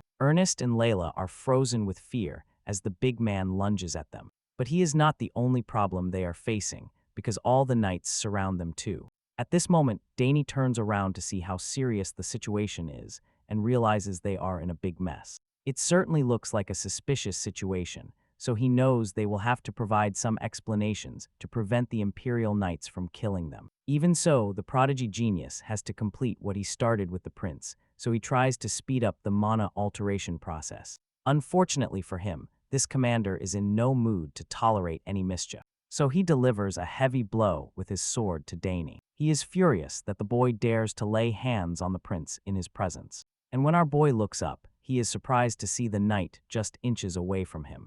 Dane is surprised by how quickly the big guy has closed the distance, so he is sure that, at this rate, he will definitely be overwhelmed. Just as the knight commander is about to land a powerful blow on Dane, The prince steps in to stop him. He orders Delpan to stand down, and as you can imagine, the man can't believe what he sees in his eyes. The captain has no choice but to lower his sword when his prince gives him the order. And then he asks Edward if he is all right. Delpan informs the prince that everyone was very worried about him.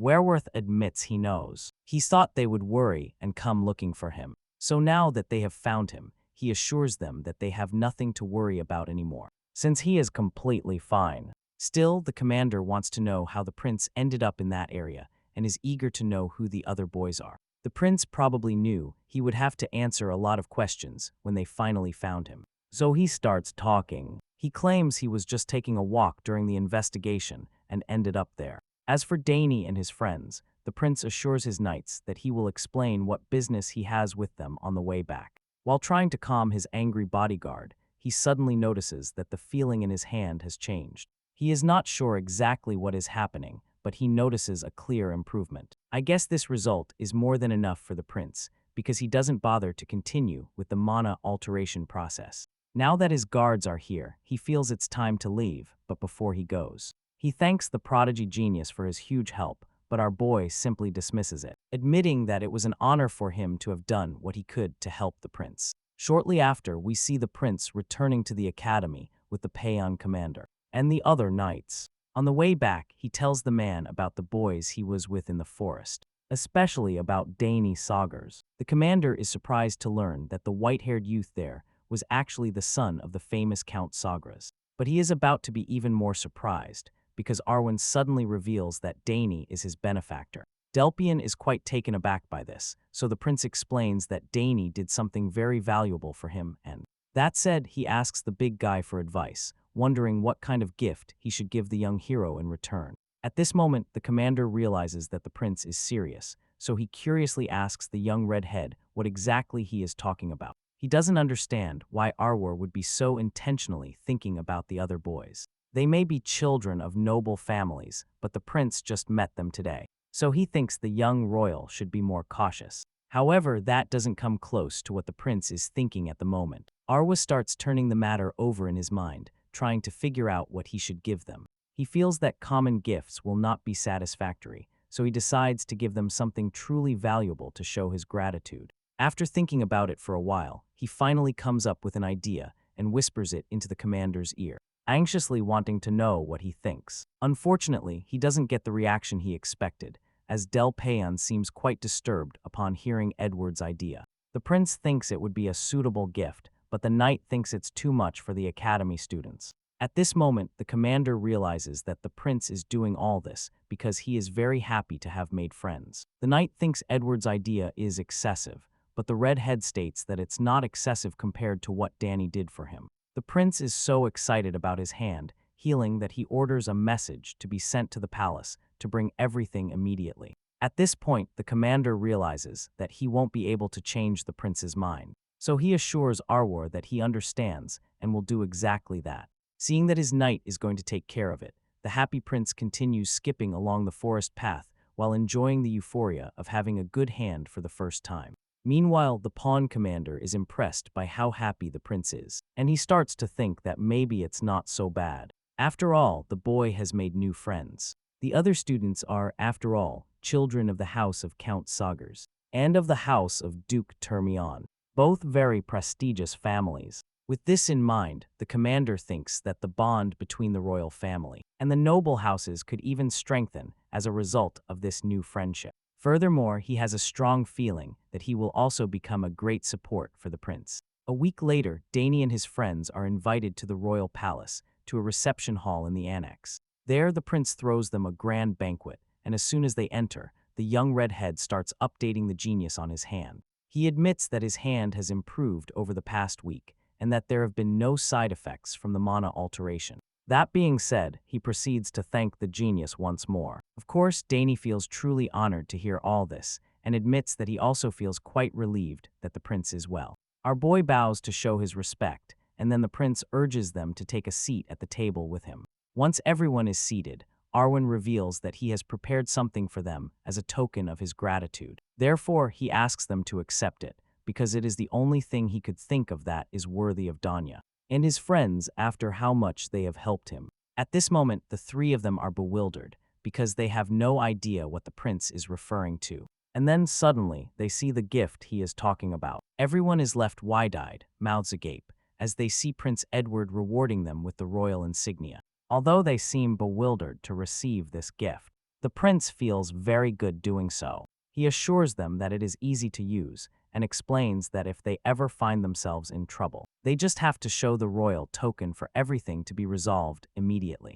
Basically, it's an get out of trouble card, and in this empire, it's a priceless advantage. So the kids are a little reluctant to accept something of such value. The explorer, as a member of the group, is particularly concerned, as he feels it is too much. But the prince assures them that they can accept it. Seeing that the young royal has made a decision, Dane concludes that there is nothing to worry about. So he accepts the royal token and thanks the prince once more. Seeing that the prodigy genius is satisfied with his gift, the prince decides that they have had enough with the formalities. So now is the time for them to enjoy the rest of the day. Of course, no one in the room has an opposing opinion. Shortly after, the food is served, and everyone eats it with gusto. Meeting the prince that day was undoubtedly an unexpected stroke of luck for our boy and his friends, but although everyone is having a good time now, Dane can't help but recall that the identity of those intruders remains a mystery, since the Imperial Investigation Unit found nothing when they came to the academy.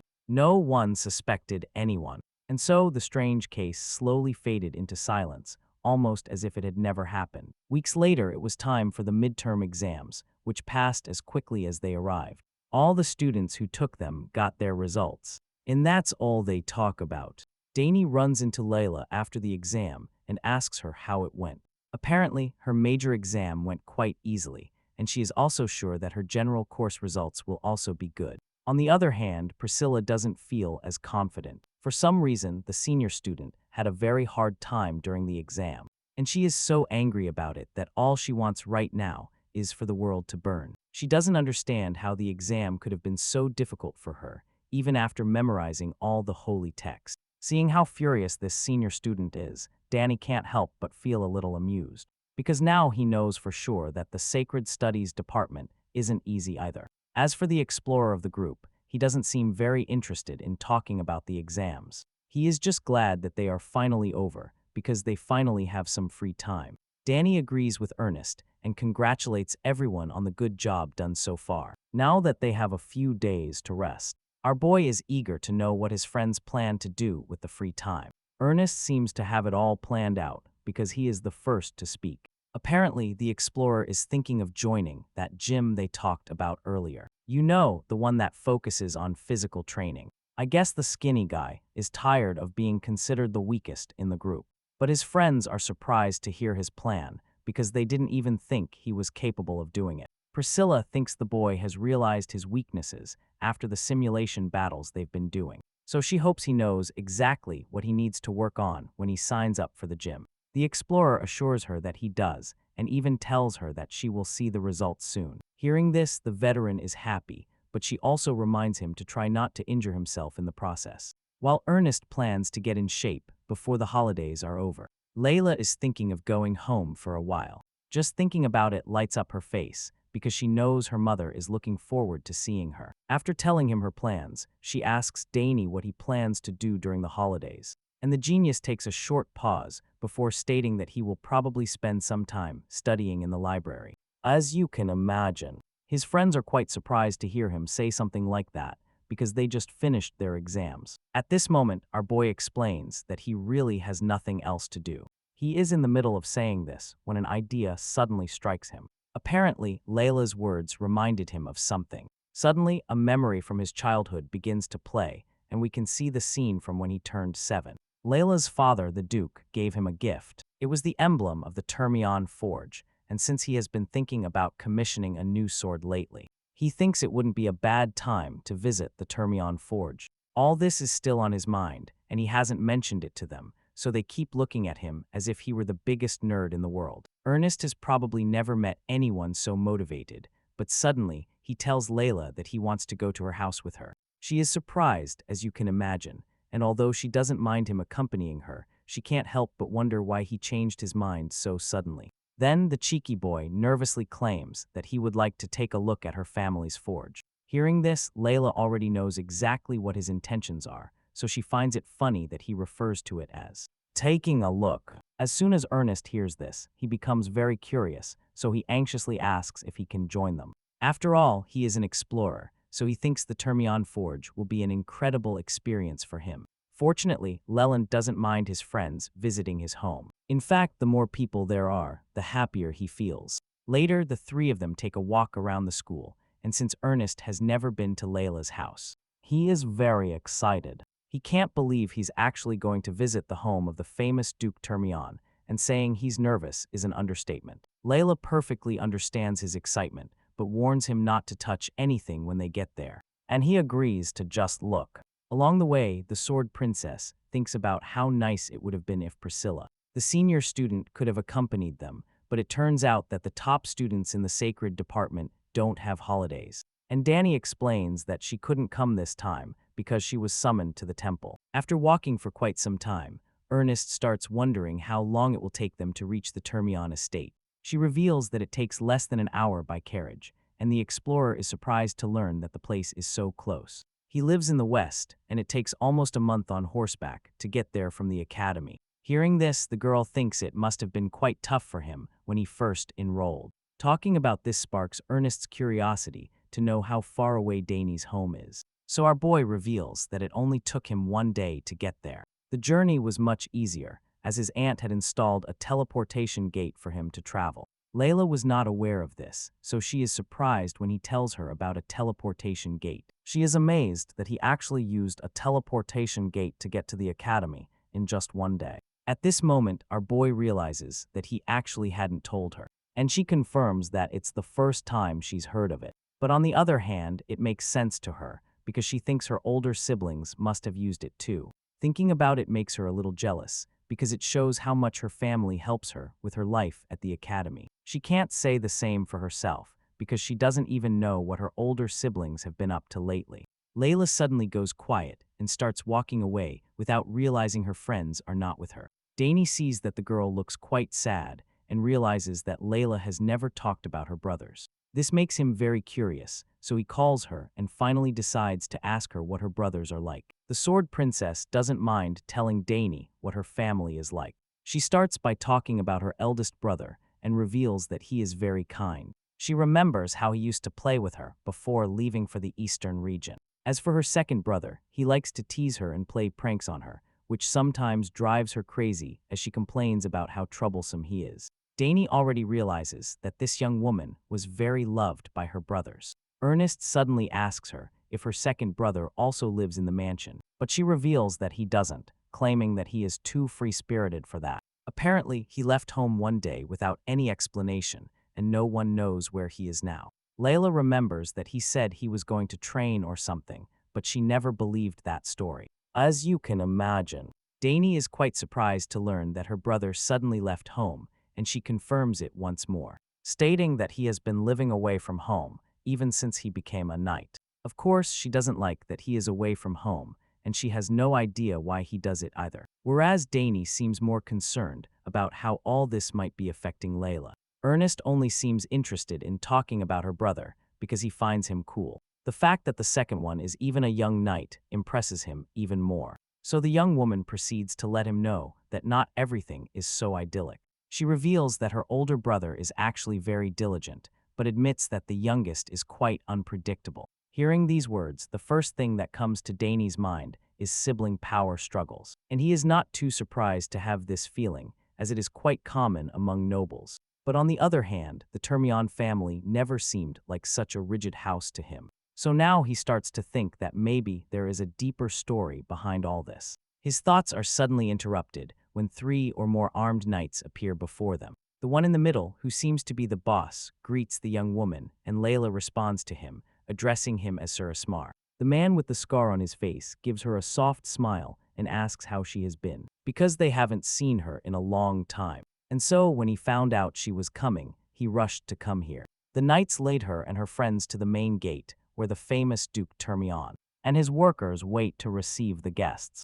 Layla runs into her father's arms as soon as she sees him, and the old man is impressed by how much she has grown since the last time he saw her. He asks her how it has been at the academy, and she tells him it went very well, adding that she has also been studying a lot. The girl is so confident that she greets him and is surprised when he sees her report card. Of course, the old man laughs proudly and claims that he is looking forward to seeing it. After sharing a moment with his daughter, he turns to the two youths accompanying her, and it only takes him a second to recognize Dane. Our boy greets the Duke, as they haven't seen each other in a long time. At the same time, the man is truly impressed to see how much the prodigy genius has grown since the last time. At this point, the skinny explorer steps in to greet the Duke as well. Despite being very nervous, he manages to utter a few words and introduces himself as Ernest Dillon. At this moment, the Duke realizes that the other boy must be the friend Layla mentioned in her letters. He knows the explorer's family, so he informs the youth that the Termion family also possesses some ancient relics discovered by the Dillon family. As far as he is concerned, Layla has made quite an impressive friend. At this point, the Duke decides it's time to go inside, so he leads them into the house and tells them he has prepared a small banquet to welcome them. Hearing this, the girl is very happy and thanks him for the gesture. The Duke tells everyone to follow him. As they follow him, Dane reminds Layla how good her family's pies were last time, so he hopes to be able to taste them again. Of course, the Sword Princess knew he would say something like that, so she asked them to prepare strawberry pies in advance. That being said, she tells him he can look forward to it. The scene changes, and the next thing we see is everyone in the dining room for the banquet. There, Dane thinks it's been a long time since Ernest tasted anything this good, and the explorer confirms it, stating that he now understands why Layla was so excited. Indeed, the Sword Princess is already enjoying herself with her mouth full of delicacies, and even now, she feels it's a shame that the senior hasn't been able to come too. Dane is also a little disappointed about it, so he assures her that next time they will all come together. Suddenly, our boy notices a group of youths on the other side of the hall. They are all wearing the same attire, and it is quite obvious that they came as a group. So Dane asks Layla who they are. The Sword Princess looks at them and informs him that they are her knights. Her father invited them to the banquet, and from what she heard, they also showed up when they heard the prodigy genius was coming. Hearing this, our boy is quite surprised and starts getting a little nervous. Seeing all those guys staring at him, he can't help but feel like something bad is about to happen. At this moment, one of them approaches our boy to introduce himself as Juan Staggerwold. He greets the young master, Dane Sogres, and our boy returns the gesture, stating that it's a pleasure to meet him. And then he proceeds to reveal that Layla had already told him about them. He knows they are the Duke's knights, but he just asks them to confirm it. Antas of Agerwold confirms that they are the knights and proceeds to say that they have heard a lot about him. And so, the guy admits that it's an honor to meet the prodigy genius in person, after exchanging some kind words. Antas asks our boy if they can accompany him for a while, and he is very polite about it. Of course, our boy doesn't mind them being there, so he invites them to join him. At this point, Layla interjects and reveals that the Duke Termion's knights are said to be among the best in the Empire. That's not counting the royal knights. Of course, even now, countless cavalry cadets compete to join them, which shows how good they are. Antas Duggerwell also chimes in, stating that he heard that the Knights of Sogres are also very famous. And Dane confirms it, revealing that the order focuses on spear handling, largely thanks to his father. Our boy claims that it all started when he taught spear techniques to the knights on the battlefield. And in no time it became a proper knight order, and now they are the only spearmen corps in the Empire. Hearing this, Antas admits that he and the other ducal knights have always been curious about his training methods, so they believe that he himself must be quite skilled with the spear. Dane just laughs nervously when he hears this and is very modest about it. Bro tries to stay humble, but Layla starts boasting on his behalf. She claims that Dane is good at everything and boasts that none of them would stand a chance, even if they all attacked him at once. As you can imagine, Anta feels very intrigued upon hearing this, and it seems he is already looking forward to the challenge. The boy looks at his comrades, feeling insulted by Layla's claim. They refuse to believe that Dane can defeat them all at once, and things start to heat up a bit. At this moment, our boy starts getting nervous. He starts wishing Layla hadn't done what she did. Unfortunately, it's too late for that, because the Duke's knights are already eager to challenge him. Since the young woman said he can defeat them all, they all formally request a training bout. They would like him to teach them a couple of things, but Dane already feels uneasy. They are surprised that they want to train with him here, of all places. And now it seems their fears are coming true, because these guys look very determined to prove something to their young lady. While our boy is going crazy, the young lady in question keeps assuring him that there is nothing to worry about. She tells him that everything will be fine and encourages him to show them what he can do. Antas and the other knights patiently await Dane's response, and after everything that has been said, the genius agrees to train with them. The scene changes to the training grounds, where the ducal knights are facing the hero. Dane has his spear in hand, and all the knights surround him with their swords. The knights charge at him at the same time, but just as Layla said, he manages to counter all their blows with ease. Everyone watching from the outside is surprised by the scene before them, but Layla is not too surprised. The knights refuse to give up, so they charge again for the second round. They charge at him, but he blocks them again and knocks the swords out of their hands. At this moment, everyone is disarmed and can't believe what they are seeing, so they stare at him in awe. After dealing with all of them, he sticks his staff into the ground and smiles proudly, knowing that he has just made it abundantly clear who is in charge. Seeing this, Layla becomes very excited and announces that the victory belongs to Dane. It has been an impressive training session, and everyone present knows it. The scene changes, and the story continues some time later. Here, Dane and Layla are chatting while strolling, and that's when he tells her that his father has given him a gift. She is surprised to hear it, so he explains that he has received books written in ancient language from the Duke. Hearing this, Layla admits that she actually told her father that Dane seemed interested in ancient texts. So the fact that this is what he gifted, Dane, makes her conclude that the old man was paying attention. Our boy is very grateful for it, so he thanks her for giving his father the idea. The Academy Library has too many restrictions, so this gift will help him a lot. In response, she simply suggests that it's better for someone who appreciates them to read them than to let them gather dust in the archives. At this moment, Dane realizes that he hasn't seen the scrawny explorer in a long time, so he starts wondering where Ernest is. And Layla informs him that the boy has gone with the butler to the relic chamber.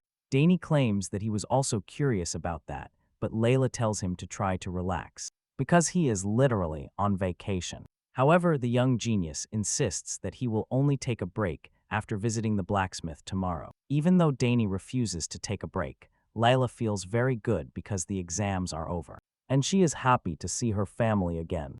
Even her father seemed excited after seeing Dane's spear skills, and she claims that others would think he was her own son. Of course, all this sounds very nice, but Dane remembers that the Duke's face changed the moment his second brother's name came up. Layla responds by saying that also frustrates her. Her older brother still writes to her occasionally, but her second brother has completely stopped, and even so, her father doesn't tell her the reason either. Her rant is interrupted when she suddenly hears a strange noise coming from afar. As soon as Dane hears the noise coming from the bushes, he becomes very suspicious and prepares to fight. He forms an energy ball in his fist, ready to blow the snooper away if necessary. And then he sternly demands that the person come out immediately. Dane's expression confirms that he is very serious right now, and when he gets a response, he threatens to go into the bushes and pull the spy out himself. At this moment, the mana ball is growing even larger, so it's only a matter of time before he throws it. Layla is also curious, so she approaches Dane,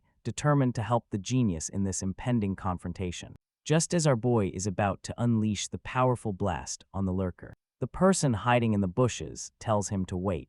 The guy agrees to come out and reveal himself, as that is much easier than getting blown to pieces. Dane is surprised to hear this, and it makes him even more curious due to how relaxed the stalker sounds. As for the sword princess next to him, she is more concerned about how familiar the voice sounds. Apparently, she knows the person hiding behind the bushes, and I guess we are about to find out too. As the guy suddenly emerges, he feels a bit overwhelmed by how intense everything is getting. So he reveals himself to ease the tension, and then explains that he was just watching his little sister take a walk with a boy. At this moment, we see the face of this red-haired boy who greets his dear little sister, reminding her that it has been a long time since they last saw each other.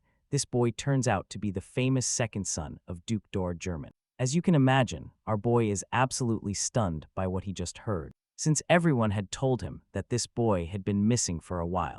Well, judging by Layla's expression, this red-haired boy isn't lying, and his older sister is just as surprised as her friend next to her. Delwar has quite a smug look on his face, as if he hadn't been the cause of her distress for a long time. And he is acting arrogant, so Layla doesn't hesitate to wipe that smug look off his face. She starts hitting him because it's clear he has no idea how worried she has been about him. And to make matters worse, after running away, he didn't even think to try and contact her. Not even once at this rate, she would probably knock him out, so the poor boy starts apologizing to his older sister. Her hits are starting to hurt him, but she shows no sign of stopping. At this moment, she just wants to vent her frustration, because for years she has been waiting for him to contact her. Even her older brother writes her letters, so she doesn't understand why he didn't think to do so. She keeps throwing punches at him, and although he's doing a good job blocking most of them to protect his face, he can't help but notice how strong her hand has become since they last saw each other. So he thinks she must have been training very hard. Indeed, she admits that she has been training very hard, and now she is testing her new skills on him. Today, she wants to see if he is capable of enduring what she is throwing at him. At this moment, even Danny starts to worry, because Leland hasn't slowed down one bit. She keeps throwing punches left and right, and our boy gets worried, so he tries to get her to stop. She simply ignores him, but then, suddenly, Delwar hugs her tightly and immobilizes her on the spot. He apologizes to her and assures her that he never forgot his family. Layla is clearly still very angry with him, but as he holds her in his arms, it is as if all her energy suddenly disappears. Delwar tells her that he had his reasons for leaving and, once again, tells her how sorry he is for abandoning her for all that time. He is here now and is willing to tell her everything, hoping that will finally calm her down. At this moment, the girl starts to cry. She is surprised by what he just told her, because she always thought he left because he didn't want to see them. Delwar assures her that this was not the case, stating that he never forgot his family, not even for a moment. Dane observes this conversation from the side, with curiosity on his face. Layla finally calms down, but she is still angry with her brother, so she shoves him and demands that he start explaining immediately. Without hesitation, she asks him bluntly where he has been and what he has been doing. Hearing this, Delguar sighs as if he were forced to sit in the hot seat. He agrees to tell her what has been going on, but first asks Dane to give them some space so he can talk to his sister alone. Of course, our boy doesn't mind stepping aside so they can talk. But suddenly, Layla refuses to let him go. She insists that Dane stay there and listen to what Delwar has to say. She trusts that the genius can keep a secret, so she tells her brother not to worry about the news getting out. Of course, our boy doesn't really like this arrangement, as it's really not his business. But her angry look makes it difficult for him to leave. Besides, she grabs his arm to keep him where he is, so he tries to tell her that he doesn't mind stepping aside. However, she ignores him and keeps badgering her brother to tell. At this moment, Delwar realizes there's no getting around it. He has watched our boy long enough to know that he must be the famous Dane Sogres that everyone talks about. Even though he's been away, he's heard a lot about our boy, because he's rumored to be the incredible kid who got into the academy. Delwar noticed his silver hair from the start, and it really caught his eye. But now he has confirmed that it is him, since he is also friends with his sister. And since their families are also quite close, he thinks it wouldn't be a bad idea to let Dane stay. Besides, the young genius also seems trustworthy, although he has decided to tell our boy what is going on. He reminds Dane that this is a family matter and asks him not to tell anyone outside the family. Of course, the hero knows that he shouldn't go blabbing about it, so he promises, by his family's honor, to keep all this a secret. Hearing this, Delwar feels much more relieved, so he suggests they move to another, more private location. The scene changes, and when we see the trio again, it is already dark. Delwar finds a good spot in the courtyard and sits down to begin telling his story. He starts by telling them that he has been in the Soaked Empire this whole time, which leaves the two friends absolutely shocked. Dane is so stunned that his sister immediately starts wondering why on earth he would go to such a dangerous place. At this moment, Delwar reveals that he went to the Soaked Empire because he was trying to find a cure for his mother's illness. She had been bedridden for a long time, and he was sick of seeing her like that. Since he was young, he searched everywhere for clues about his mother's illness, and it was by following these clues that he finally led him to the Dranic Empire. Sure, it's a valid argument, but his older sister is unwilling to let it go so easily. Even though he went there looking for a cure for his mother, she still can't understand that he snuck into enemy territory. Even our boy is still trying to process everything, because he knows that what Delwar has done is very serious. The boy's intentions were good, but Layla is not forgiving him. She is very angry with him and scolds him for entering territory alone. Enemy when he could have told everyone about the cure and searched for it together. She is truly furious and demands to know why he decided to go on that trip alone. In response, Delwar explains that at that moment, he had no other choice. He had the opportunity to infiltrate the Empire, but he didn't want to endanger his family. And that's why he went alone. Besides, he has returned safe and sound, and he is perfectly fine. So he no longer understands why Layla is so angry. His rebellious brother makes it clear to her that there is nothing to be angry about, but she gets even angrier when he says this. Dane sees that she is about to give him a beating, so he stops her and suggests that they listen a little longer. Fortunately, she listens to the boy about whether he decides to forgive his annoying brother. Layla restrains herself and continues with her interrogation, asking him why he decided to return now. Suddenly, at this moment, Delwar's expression changes and he suddenly looks very sad. Apparently, he has already discovered what they need to cure his mother's illness. Unfortunately, the materials are located in the Drench Empire, which is why he returned home. Hearing this, Layla becomes very curious and wonders if that means the resources she needs for the cure are actually located in the Alchan Empire. Well, it turns out that it is. But for now, Delguar only has clues that he will use to locate these materials one by one. In addition to that, he also discovered something in the Drenic Empire. It turns out that what his mother is suffering from is not even an illness, but is actually a kind of curse. As you can imagine, Dane and Layla are truly stunned when he says this, but Delwar only confirms it, pointing out some of the symptoms of this curse. His mother's strength continues to decline, her hands and feet tremble, she has frequent dizziness, and occasionally she coughs up blood. Furthermore, purple marks appear on her back. All of this perfectly matches the symptoms of the curse Delwar is talking about. At this moment, Layla feels weak, because she had no idea that her mother's illness was a curse all this time. The brother knows how stunned his sister is at this moment, so he admits that he also couldn't believe it when he first realized it. It is very strange, because curses do not occur naturally, and this only means that someone has deliberately placed a curse on their mother. Layla cannot understand why someone would do such a thing, because they don't even know anyone who could hold a grudge against their mother. I mean, their family doesn't exactly have many enemies, so they don't even know where to start. Although there are only a few people who are against their family, Delwar believes that they will be able to find the culprit later on. As far as he is concerned, what matters right now is breaking the curse. At this point, Layla is already crying, so when he says this, she desperately asks him if there is really any way to break the curse. Her brother assures her that there is a way, and reveals that he has found both the materials and the ritual method they can use. He believes that most of the materials shouldn't be too difficult to obtain. It is true that they are expensive, but not impossible to find. That being said, he admits that there is only one major problem they will have to face: the level of Roxina.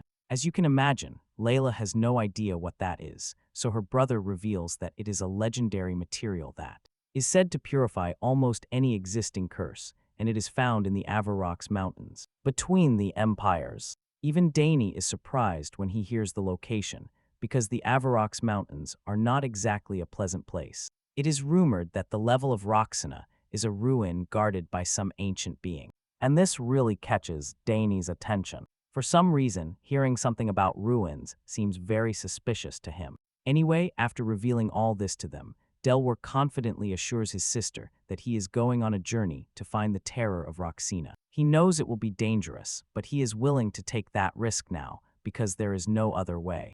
As far as she is concerned, Layla is quite surprised when he says this. The young woman doesn't even want to imagine that he plans to undertake this journey alone after just returning home. Besides, they can always send the Tourney-on Knights to search for the treasure, so she doesn't understand why Delwar doesn't want to send them instead. Well, the reason why her brother seems so confident at the moment is because he is now as strong as someone with 4 or 5 cores. Apparently, his stay in the Trench Empire has hardened him quite a bit, and more importantly, if the knights march toward the mountains, it could trigger war between the empires again. That being said, Delwar concludes that it is safest for him to undertake this mission himself. In reality, the boy is right, and Layla cannot deny it, but she still refuses to let him go alone. She just got him back, so she is not exactly willing to let him slip away a second time. Delwar realizes that she is worried about him, so he tries to explain that he won't rush in blindly, stating that he will be completely prepared before leaving. Our boy intervenes at this moment and suggests that he knows someone who knows more than anyone about ancient ruins. They will need an expert to navigate that area, and Dane knows the perfect man for the job. Of course, Delguar is very curious upon hearing this, so he eagerly asks Dane to finish what he is trying to say. He urges the prodigy genius to continue. And then our boy suggests that Layla's mischievous brother will probably need the help of his club for this adventure. The scene changes, and the story continues inside the mansion, where we see our boy, Dane, telling Ernest about the mission they have been discussing.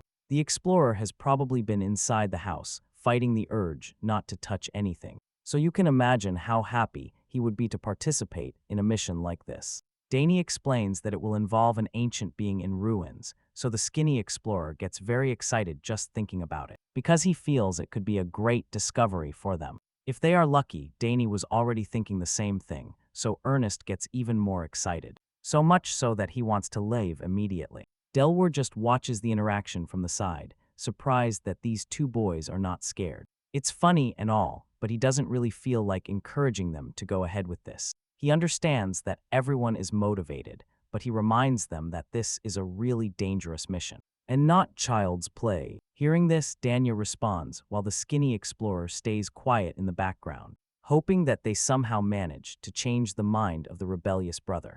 Anyway, our boy suggests that going into the Avarox Mountains is also dangerous. The young genius reminds Delwar that sometimes a group is needed instead of going alone. Even Layla agrees with Danya on this, explaining that the Dillon family is full of explorers. In her opinion, if Delwar goes alone, he might end up getting lost, and that would be terrible. Hearing this, the boy is speechless for a while. He knows everyone is right, and he admits it, but he still doesn't want them to accompany him on this journey. They realize that the rebellious brother is battling with himself mentally, and they realize that the boy's mind must be very complicated right now. Our boy cannot even imagine how much Delwar must have suffered, wandering the enemy empire for years to cure his mother's illness, considering that he managed to gather so much information and still return safe and sound. Dane is convinced that the boy is definitely not an ordinary warrior. Our boy knows what life is like in the empire, thanks to the experience he gained in his previous life.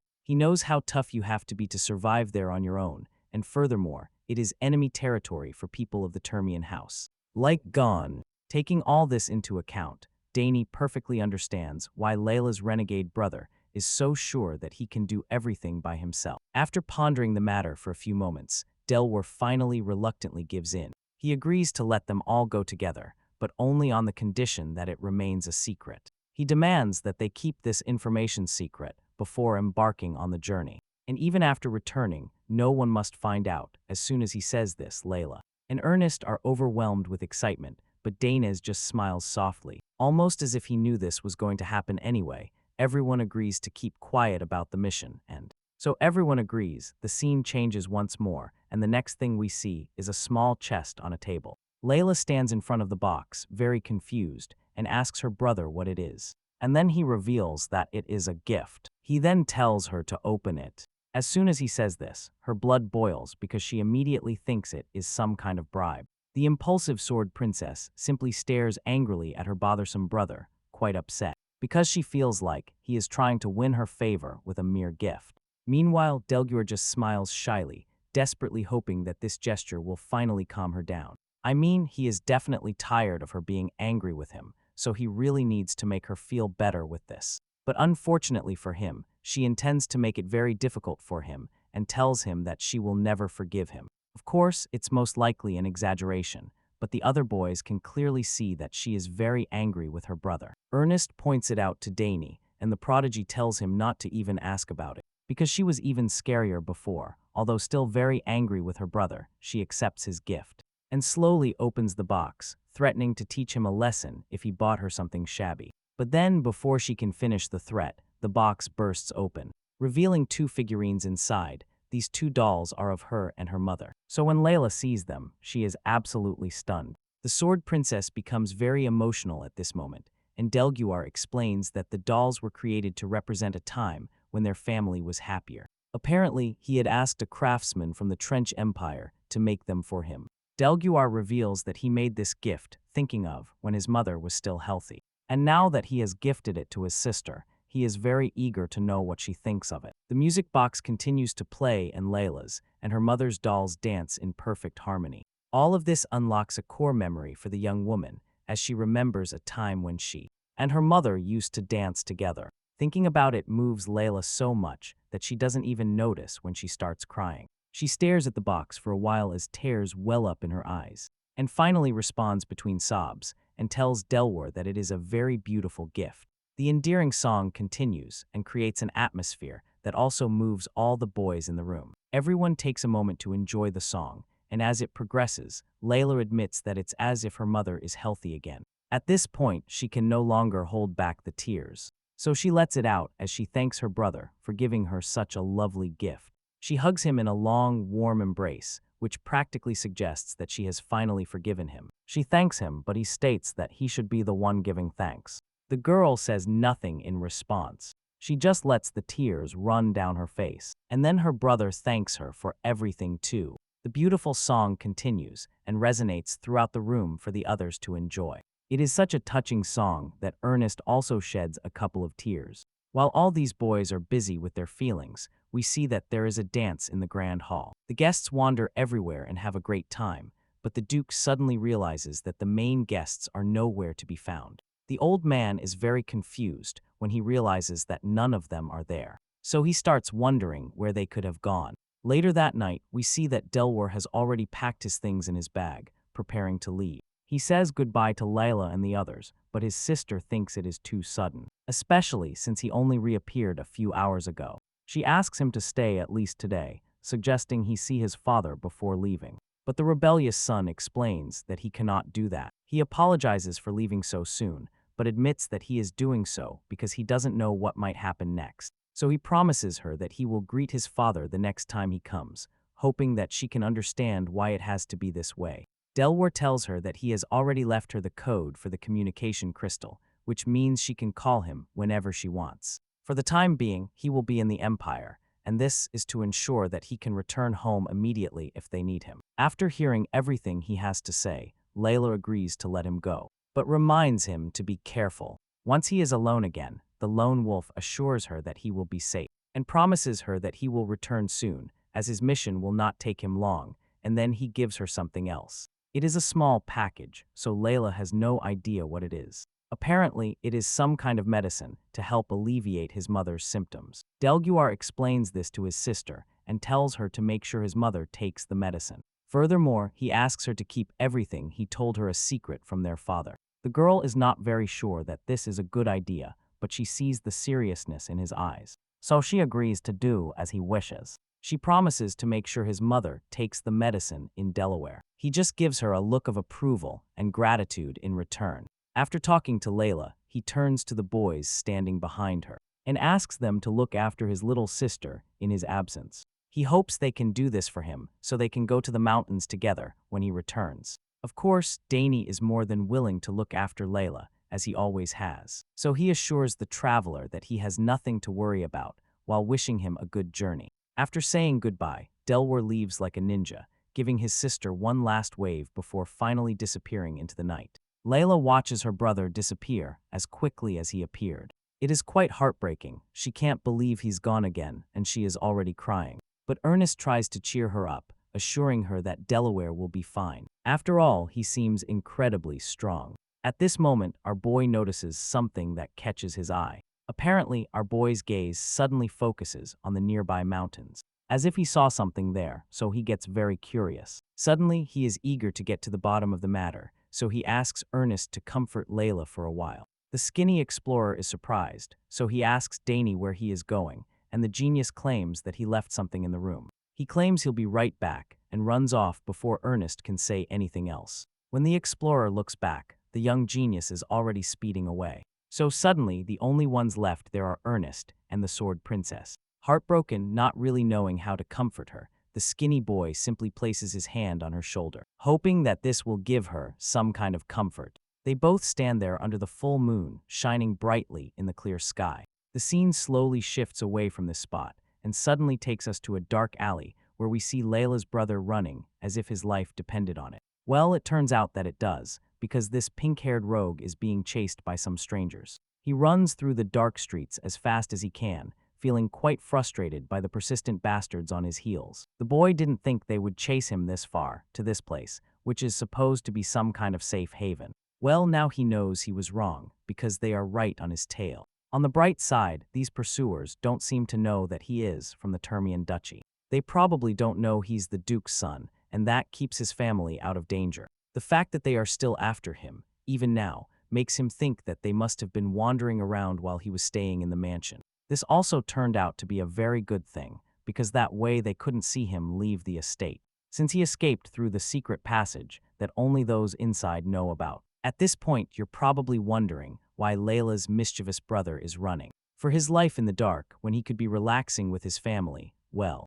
it's probably for the same reason why only now, after many years. He is returning home, you see. Right before leaving the Dranic Empire, Delwar allowed people to find out that he was from the Altian Empire. And this turned out to be a huge mistake on his part. As a result, he is forced to flee. So much so that he can't even stay home and see his father after so long. Not to mention his sick mother, who surely misses him dearly. Delwar already knows that his situation is very bad, and he doesn't even know if he can keep this up. The boy starts wondering how long he can last living like this. But the whole situation makes him think of one thing, because now he is even more determined to somehow break his mother's curse. With this determination, Delwar continues to run like the wind, hoping to throw off his pursuers. The boy jumps from one roof to another, doing his best to disorient those following him. But despite all his efforts, he ends up exactly where he doesn't want to be. He finds himself in a trap, surrounded by the same hooded men he has been trying to escape from.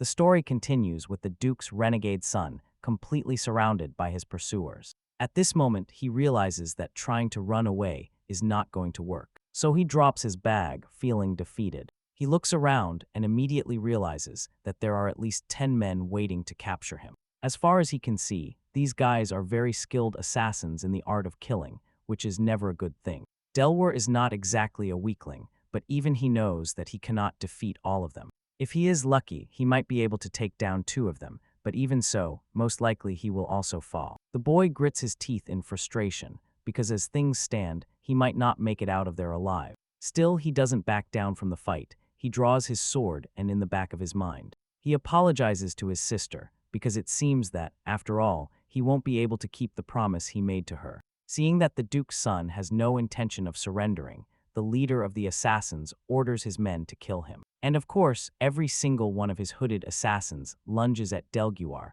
with murderous intent. With lightning speed, they attack, and when Delguar sees all the assassins lunging at him, suddenly fear takes over him. He feels overwhelmed by their number, and for a second, he seems to want to flee. But this thought is immediately erased from his mind, as he braces himself for the inevitable fight to the death about to begin. He gathers all the courage he can, but he still has regrets. If he had known things would turn out this way for him, he would have apologized to his father before leaving home. But now, with the assassins upon him, he fears he is going to meet his death without making peace with his old man. Just as the hooded assassins are about to finish him off, something shocking happens. Suddenly, powerful mana bullets rip the swords from their hands. Seeing that they have just been disarmed by a mysterious force, the assassins begin to panic, and they call their captain to inform him that they have just been attacked with mana bullets. They can't believe what they're seeing and start wondering who could possibly be helping the Duke's son.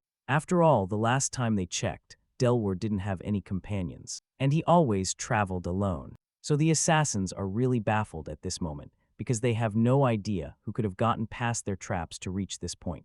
While they continue to rack their brains, trying to figure out what the hell is going on, the prodigy genius appears right behind them like a ghost. At first, he remains dead silent, but then he decides to make his presence known by mocking them for being such sloppy assassins. Hearing this voice, the hooded men are surprised, so they turn around to see who it is. And that's when they meet the one and only Dane Sogres for the first time. For now, they have no idea who he is, so they demand that he reveal his identity, in a defiant tone, as if they could do something to him. Anyway, our boy finds them quite amusing, but he assures them that they don't need to know who he is. He says it with such confidence that you already know he's going to take care of these troublemakers. The scene changes, and a few moments later, we see Dane standing over the unconscious hooded assassins scattered around him. It's clear that it wasn't hard for our boy to knock them out, but Delaware didn't expect that either. The Duke's renegade son admits that he didn't expect Dane to suddenly show up there. But our boy explains that he had a feeling something bad was about to happen. So he followed Delaware. Anyway, now that he has taken care of the assassins, he thinks they should quickly dispose of them, because it would be very problematic for them if rumors about something like this suddenly started circulating. Dane explains why he was able to show up at the right time, but Delaware still can't quite understand it. He can believe that the genius prodigy is only 14, but he also doesn't understand how Dane managed to get so close when the assassins had set up several traps around. At this point, Dane reveals a few more things to Delaware. He explains that he learned a lot about assassins from his mother. After all, she was one of the best assassins to ever come out of her empire. She taught him things like disarming traps and infiltration, so he was able to get to the assassins very easily. Delaware is quite impressed upon hearing this. The boy is speechless for a second and undoubtedly finds the genius more impressive than before. Taking this into account, he admits that he would have certainly died if it hadn't been for Dane, who came to save him at the last second. Those hooded guys were the ones relentlessly tormenting Delaware, and he never imagined this is how he would finally get rid of them. And now he can clearly see how incredible his sister's friend is. The Duke's son expresses his gratitude to our boy, but Dane simply brushes it off, assuring him that it was nothing. Still, Delaware keeps insisting that Dane saved his life. These guys have been following him since the border, and are the reason he hasn't been able to stay longer with his family. The rebellious son still doesn't know how they kept finding him, and while he keeps ranting about all that, Dane silently puts the pieces of the puzzle together. From his experience in cases like this, there is usually something hidden on the target, so to confirm it, he uses his eyes to examine Wurz's body. He examines Layla's brother from head to toe to find some kind of magical tracking device that allows the assassins to keep finding him. After searching for a while, he finally finds a kind of mana ring hidden under Delaware's right foot. At this point, he suggests that he thinks he knows why his pursuers couldn't stop following him, and tells him to check the sole of his shoe, as you can imagine. The boy is bewildered upon hearing this, because he has no idea what Dane is talking about. But anyway, he quickly crouches down to look at his shoe, and as soon as he sees the tracker, his eyes pop out of his head in surprise. That's when Dane informs him that what is hidden under his shoe is a mana receiver. Delaware keeps staring at the small glowing blue ring for a few seconds because he still can't believe it's real. Dane can see the bewildered look on Delaware's face, so he decides to illustrate things a bit for the boy. He explains that this mana receiver is something assassins use very often.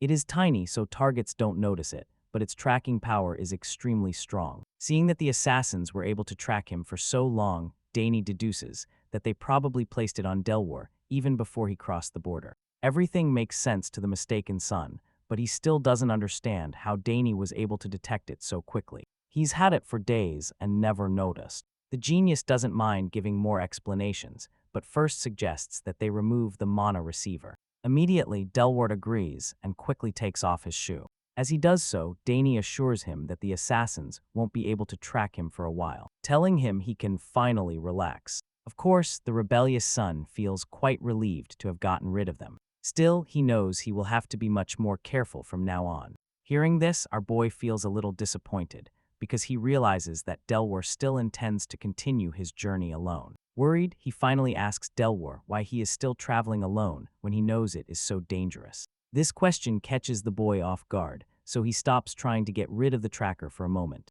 He turns to Dane, who suggests that he had better visit his father before resuming his journey. He reminds Delaware that he could have easily told his older brother everything that was going on, and even asked his family for help, but the rebellious son doesn't believe him. As far as Delaware is concerned, his father, the Duke, probably thinks he is pathetic.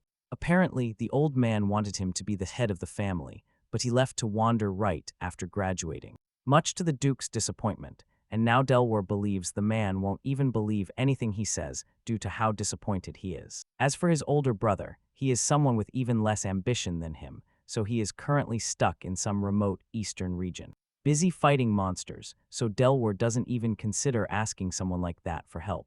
That being said, Delaware concludes that being alone is easier for him at the moment, and he is determined to continue his mission on his own, stating that he will move forward and gather all the ingredients to cure his mother and prove his worth to his family. So he bluntly tells Dane that it's not time to involve anyone else yet. Of course, our boy understands Delware's point of view and respects his decision to keep his plans secret. Anyway, he finally removes the mana receiver from the sole of his shoe, and now that he has gotten rid of the assassins, he thanks Dane again. He admits that he owes the genius a lot and promises that someday he will pay him back. Hearing this, Dane just smiles and accepts the offer, jokingly stating that he won't hold back when asking for a favor in return. Dane then gives him his communication code and tells Delaware to contact him if he needs help with anything. After all, he needs to stay alive to be able to settle his debt. The rebellious son agrees with him and accepts the card, thanking Dane once more, and promising to keep it in a safe place. This is practically another farewell between the two.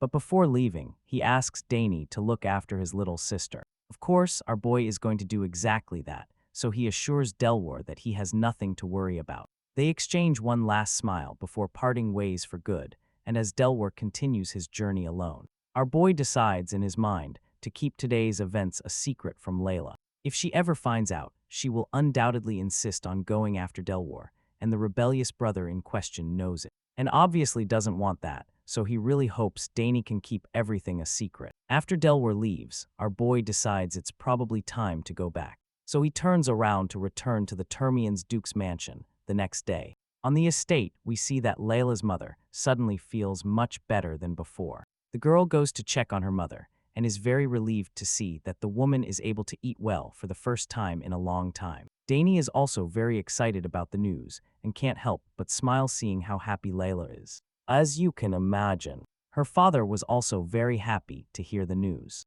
Meanwhile, she also told the old man about her rebellious brother. The man pretended not to care much, but she noticed he was quite curious. Hearing this, Dane is surprised and immediately expresses his shock. It's clear that he didn't expect Layla to tell her father about Delware's little visit. So when he hears her talking about it, he gets quite worried, asking her what exactly she told the old man. Walala assures him that she only told the Duke a little bit. Apparently, she only told her father that Delaware had stopped by and left medicine. In her opinion, that shouldn't be a big deal, and she doesn't think Dane should worry about it anymore. Besides, she reminds the genius that they have something very important to focus on today. At first, Dane doesn't understand what she's talking about, so he expresses his confusion. Instead of telling him what it is, she simply suggests they get going. And that's when she reveals that they are heading to the Termian Forge. At this point, Dane definitely realizes how important what she's saying is, since it is literally the main reason he followed her home.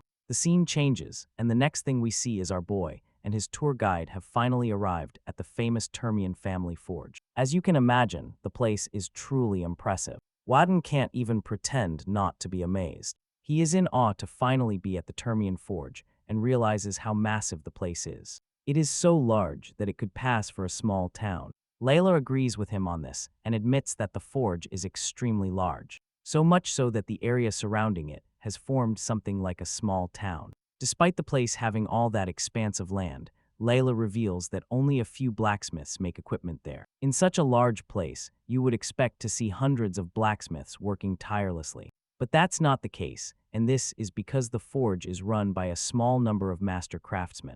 Because of this, security at the place is also very strict, meaning no one can enter without presenting a token at the gate. In this regard, the tour guide finally leads Dane to the main gate, where they will be shown the forge. Our boy is surprised that security is so tight and wonders if they will allow him into the place. Unfortunately, even though she is a member of the Termian family, she cannot enter freely unless she is accompanied by her father. Our boy also knows that she doesn't carry any tokens, so when she tells him that, he immediately realizes that it means he will have to enter the forge alone. This suddenly makes him very nervous, because he was really looking forward to having his favorite tour guide accompany him. Unfortunately, Layla cannot go in with him, and even admits that she has never been inside the forge, so it wouldn't change much if she followed him. Meanwhile, Ernest stays aside talking about how jealous he is of Dane at the moment. Even the Duke's daughter is a little envious of this opportunity, especially because she knows that Dane will blindly forge a very cool weapon for himself. Now she encourages him to go in alone,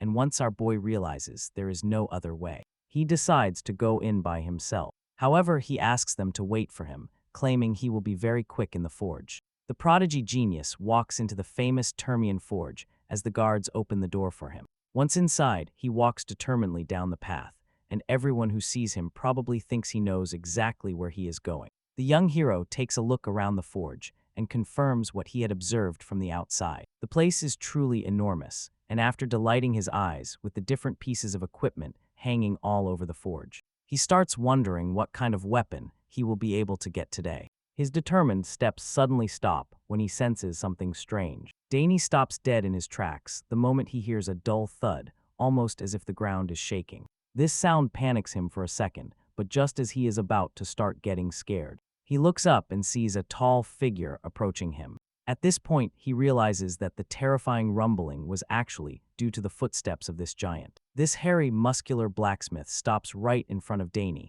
implying that he knows him. The guy is carrying a huge hammer, which makes him look even more menacing. And when Dane stares at him in horror, he finally asks the boy if he is the one who received the Duke's forged token. Apparently, this hammer-wielding Goliath is the substitute blacksmith, but Dane is still too stunned to speak. Our boy never thought it possible for someone this large to exist. After being stunned for a few seconds, our boy finally regains the ability to speak, and nervously responds to the giant in front of him, introducing himself as Dane. He admits that he received a token from the head of the Termian family when he was young, and, after revealing all that, he tells the big guy that it's a pleasure to meet him, as you can imagine. Volbach is already quite familiar with the prodigy genius. He has heard a lot about the talented Dane Sogres, and that has also made him very curious, because he knows that the Duke doesn't hand out badges to just anyone. Hearing this, our boy feels honored and intrigued. He is still quite nervous about being near this giant, but he is brave enough to politely ask him to look after him while he is in the forge. Besides being impressed by Volbach's stature, Dane is also surprised by the casual way the man talks about the Duke. When the big guy hears Dane's request to look after him, he decides to give the boy a small piece of information, and bluntly tells him that his status as a noble means nothing in the forge. As far as Volbach is concerned, in the Termian forge, there are only blacksmiths and non-blacksmiths. Even royalty is the same, and as such, Termian is the only exception, and even members of the Termian family must prove their worth first. The big guy makes it very clear to Dane that he will not receive any special treatment in the forge. At this point, our boy is already anticipating a rough time with Volbach. The giant is demonstrating a level of skill that doesn't even fear royalty. So he concludes that the guy must be an incredible craftsman. After giving him the advance warning, he tells Dane to follow him so he can show him the inside. The deeper they go into the forge, the bigger and wider it becomes compared to the outside. This part of the forge is built practically to fit Volbach's body size. He explains this to Dane, and then reveals that he is half dwarf and half human, which undoubtedly leaves the boy stunned. Apparently, the mix of both races is what gave Volbach his large build, so he believes that Dane should just consider it a special physique. That being said, he warns our boy not to say anything offensive about his appearance. Of course, Dane has no intention of provoking the big guy with the huge hammer, so he assures Volbach that they won't have any problems in that regard. Looking at the half-dwarf human hybrid, our boy realizes that the guy has been through a lot. Anyway, now that they are on the same page, Volbach asks Dane what he wants, because he is sure that the boy has come with a purpose. At this point, our boy admits that, actually, he hasn't decided anything yet. However, what he does know for sure is that it will be an important weapon for him, which is why he is being so cautious. Volbach agrees with him, as he believes it is quite sensible on his part. But at the same time, he believes that the weapon Dane has come to look for is quite obvious. Dane is surprised upon hearing this, so he asks the man what he thinks he wants. And that's when Volbach reveals that he can smell metal, and just by the smell, he can know how a weapon was forged. And its shape, and apparently to him,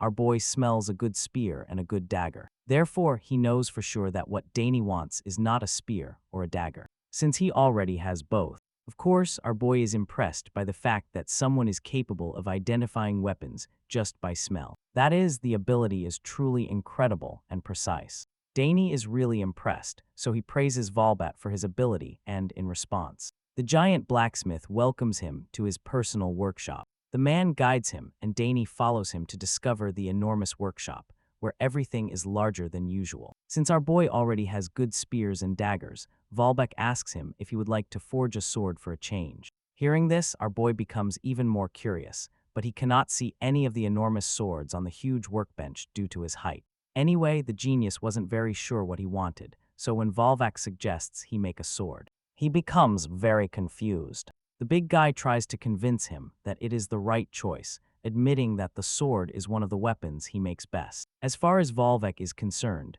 the sword is the foundation of combat and the most powerful weapon in existence. Of course, that's his belief, but he also knows that Dane's father would probably be angry if he heard it. Our boy agrees, but also points out that he is still growing, which makes him think it will be difficult for him to use any sword he forges now. When he is older, our boy expresses his concerns, but the Goliath blacksmith assures him that it doesn't matter, stating that he can easily make him another sword, even after he grows up. After all, that's what a true craftsman does. Volvac does a good job convincing Dane to make a sword at the forge, and the young genius begins to consider it much more. He knows that the sword is a common weapon, and that's probably why he's reluctant to have one. But on the other hand, it was the weapon he used in his previous life. Therefore, Dane believes that if Volvac forges the sword correctly, he will have the opportunity to become an incredible swordsman, just as he was in his past life. The prospects are very good, and there is nothing to lose. So he decides to forge a sword with his free pass at the Termion Forge. Of course, Volbach is very happy to hear this, and assures our boy that he has made a wise decision. The big guy had long wished for him to make this decision, because from the moment he saw the young genius from the Segger's house, a specific sword came to mind, and with Dane's current build, he can already imagine the design of the sword that would suit him. Of course, our boy is happy to hear that, because now he is also looking forward to seeing the new sword that will be forged for him. The fact that Volvac already has a design is even better, because it means the whole process will be faster. Our boy is looking forward to having his new sword, and Volvac is equally eager to start working on it. But first, he has to do some things. To begin with, he will give our boy the opportunity to choose the material he likes best, which makes Dane quite nervous. His eyes widen as he starts to imagine which material would be best for his sword. And that's when Volvac asks him to accompany him. The big guy thinks it's best to show Dane what he's talking about in person, so he can make the right decision. So our boy follows him inside the workshop.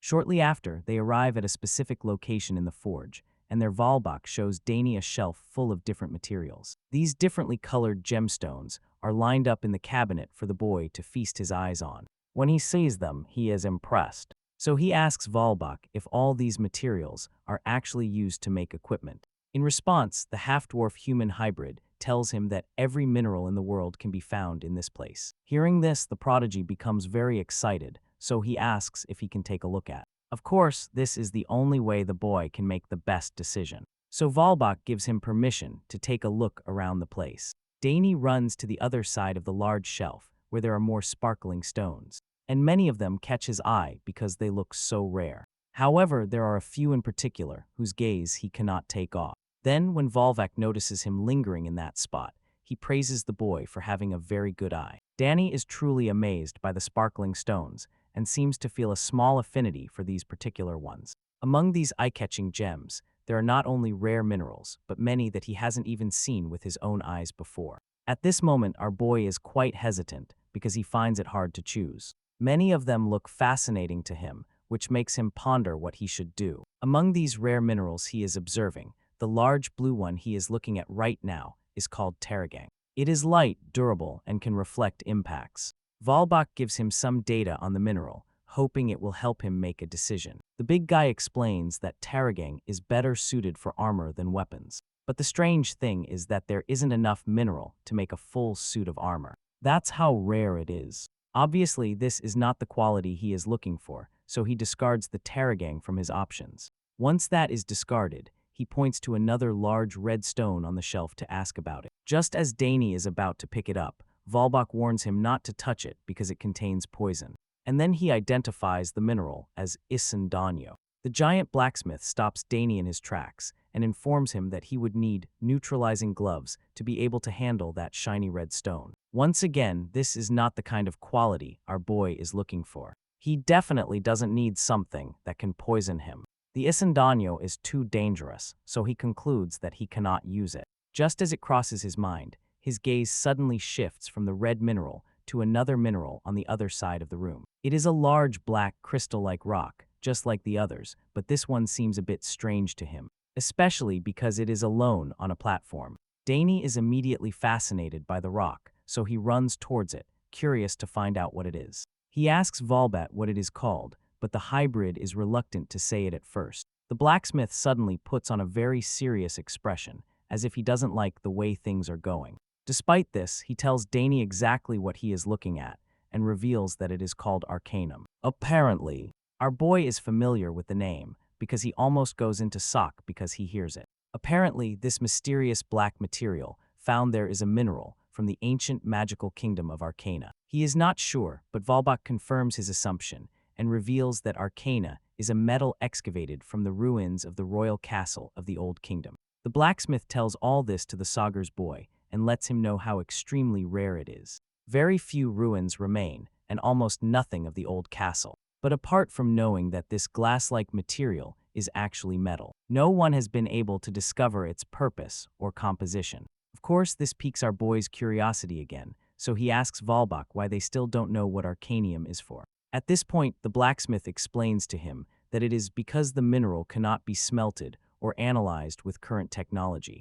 No one can smelt or examine that mineral, so it is considered simply a rare collector's item. This discovery leaves Dane speechless for a few seconds, and then Volbok tells him to look at something else, since Arcanium is basically unusable. Our boy then asks about the material right next to it, and finds out it is called Armana, which is only found in the deep veins of the Avera Mountains. The big guy continues his talk, but our boy is quickly distracted because the Arcanium keeps catching his eye. It's almost as if Rameau is whispering to him to take it. And while he is still trying to process these thoughts, he suddenly notices that the Arcanium is vibrating. Enclose of all back sees it and realizes that Rameau is reacting to Dane. He can't believe what he sees in his eyes, and before he can do anything about it, a connection is formed between our boy and the Arcanium Rameau. If you liked the video, don't forget to subscribe to the channel.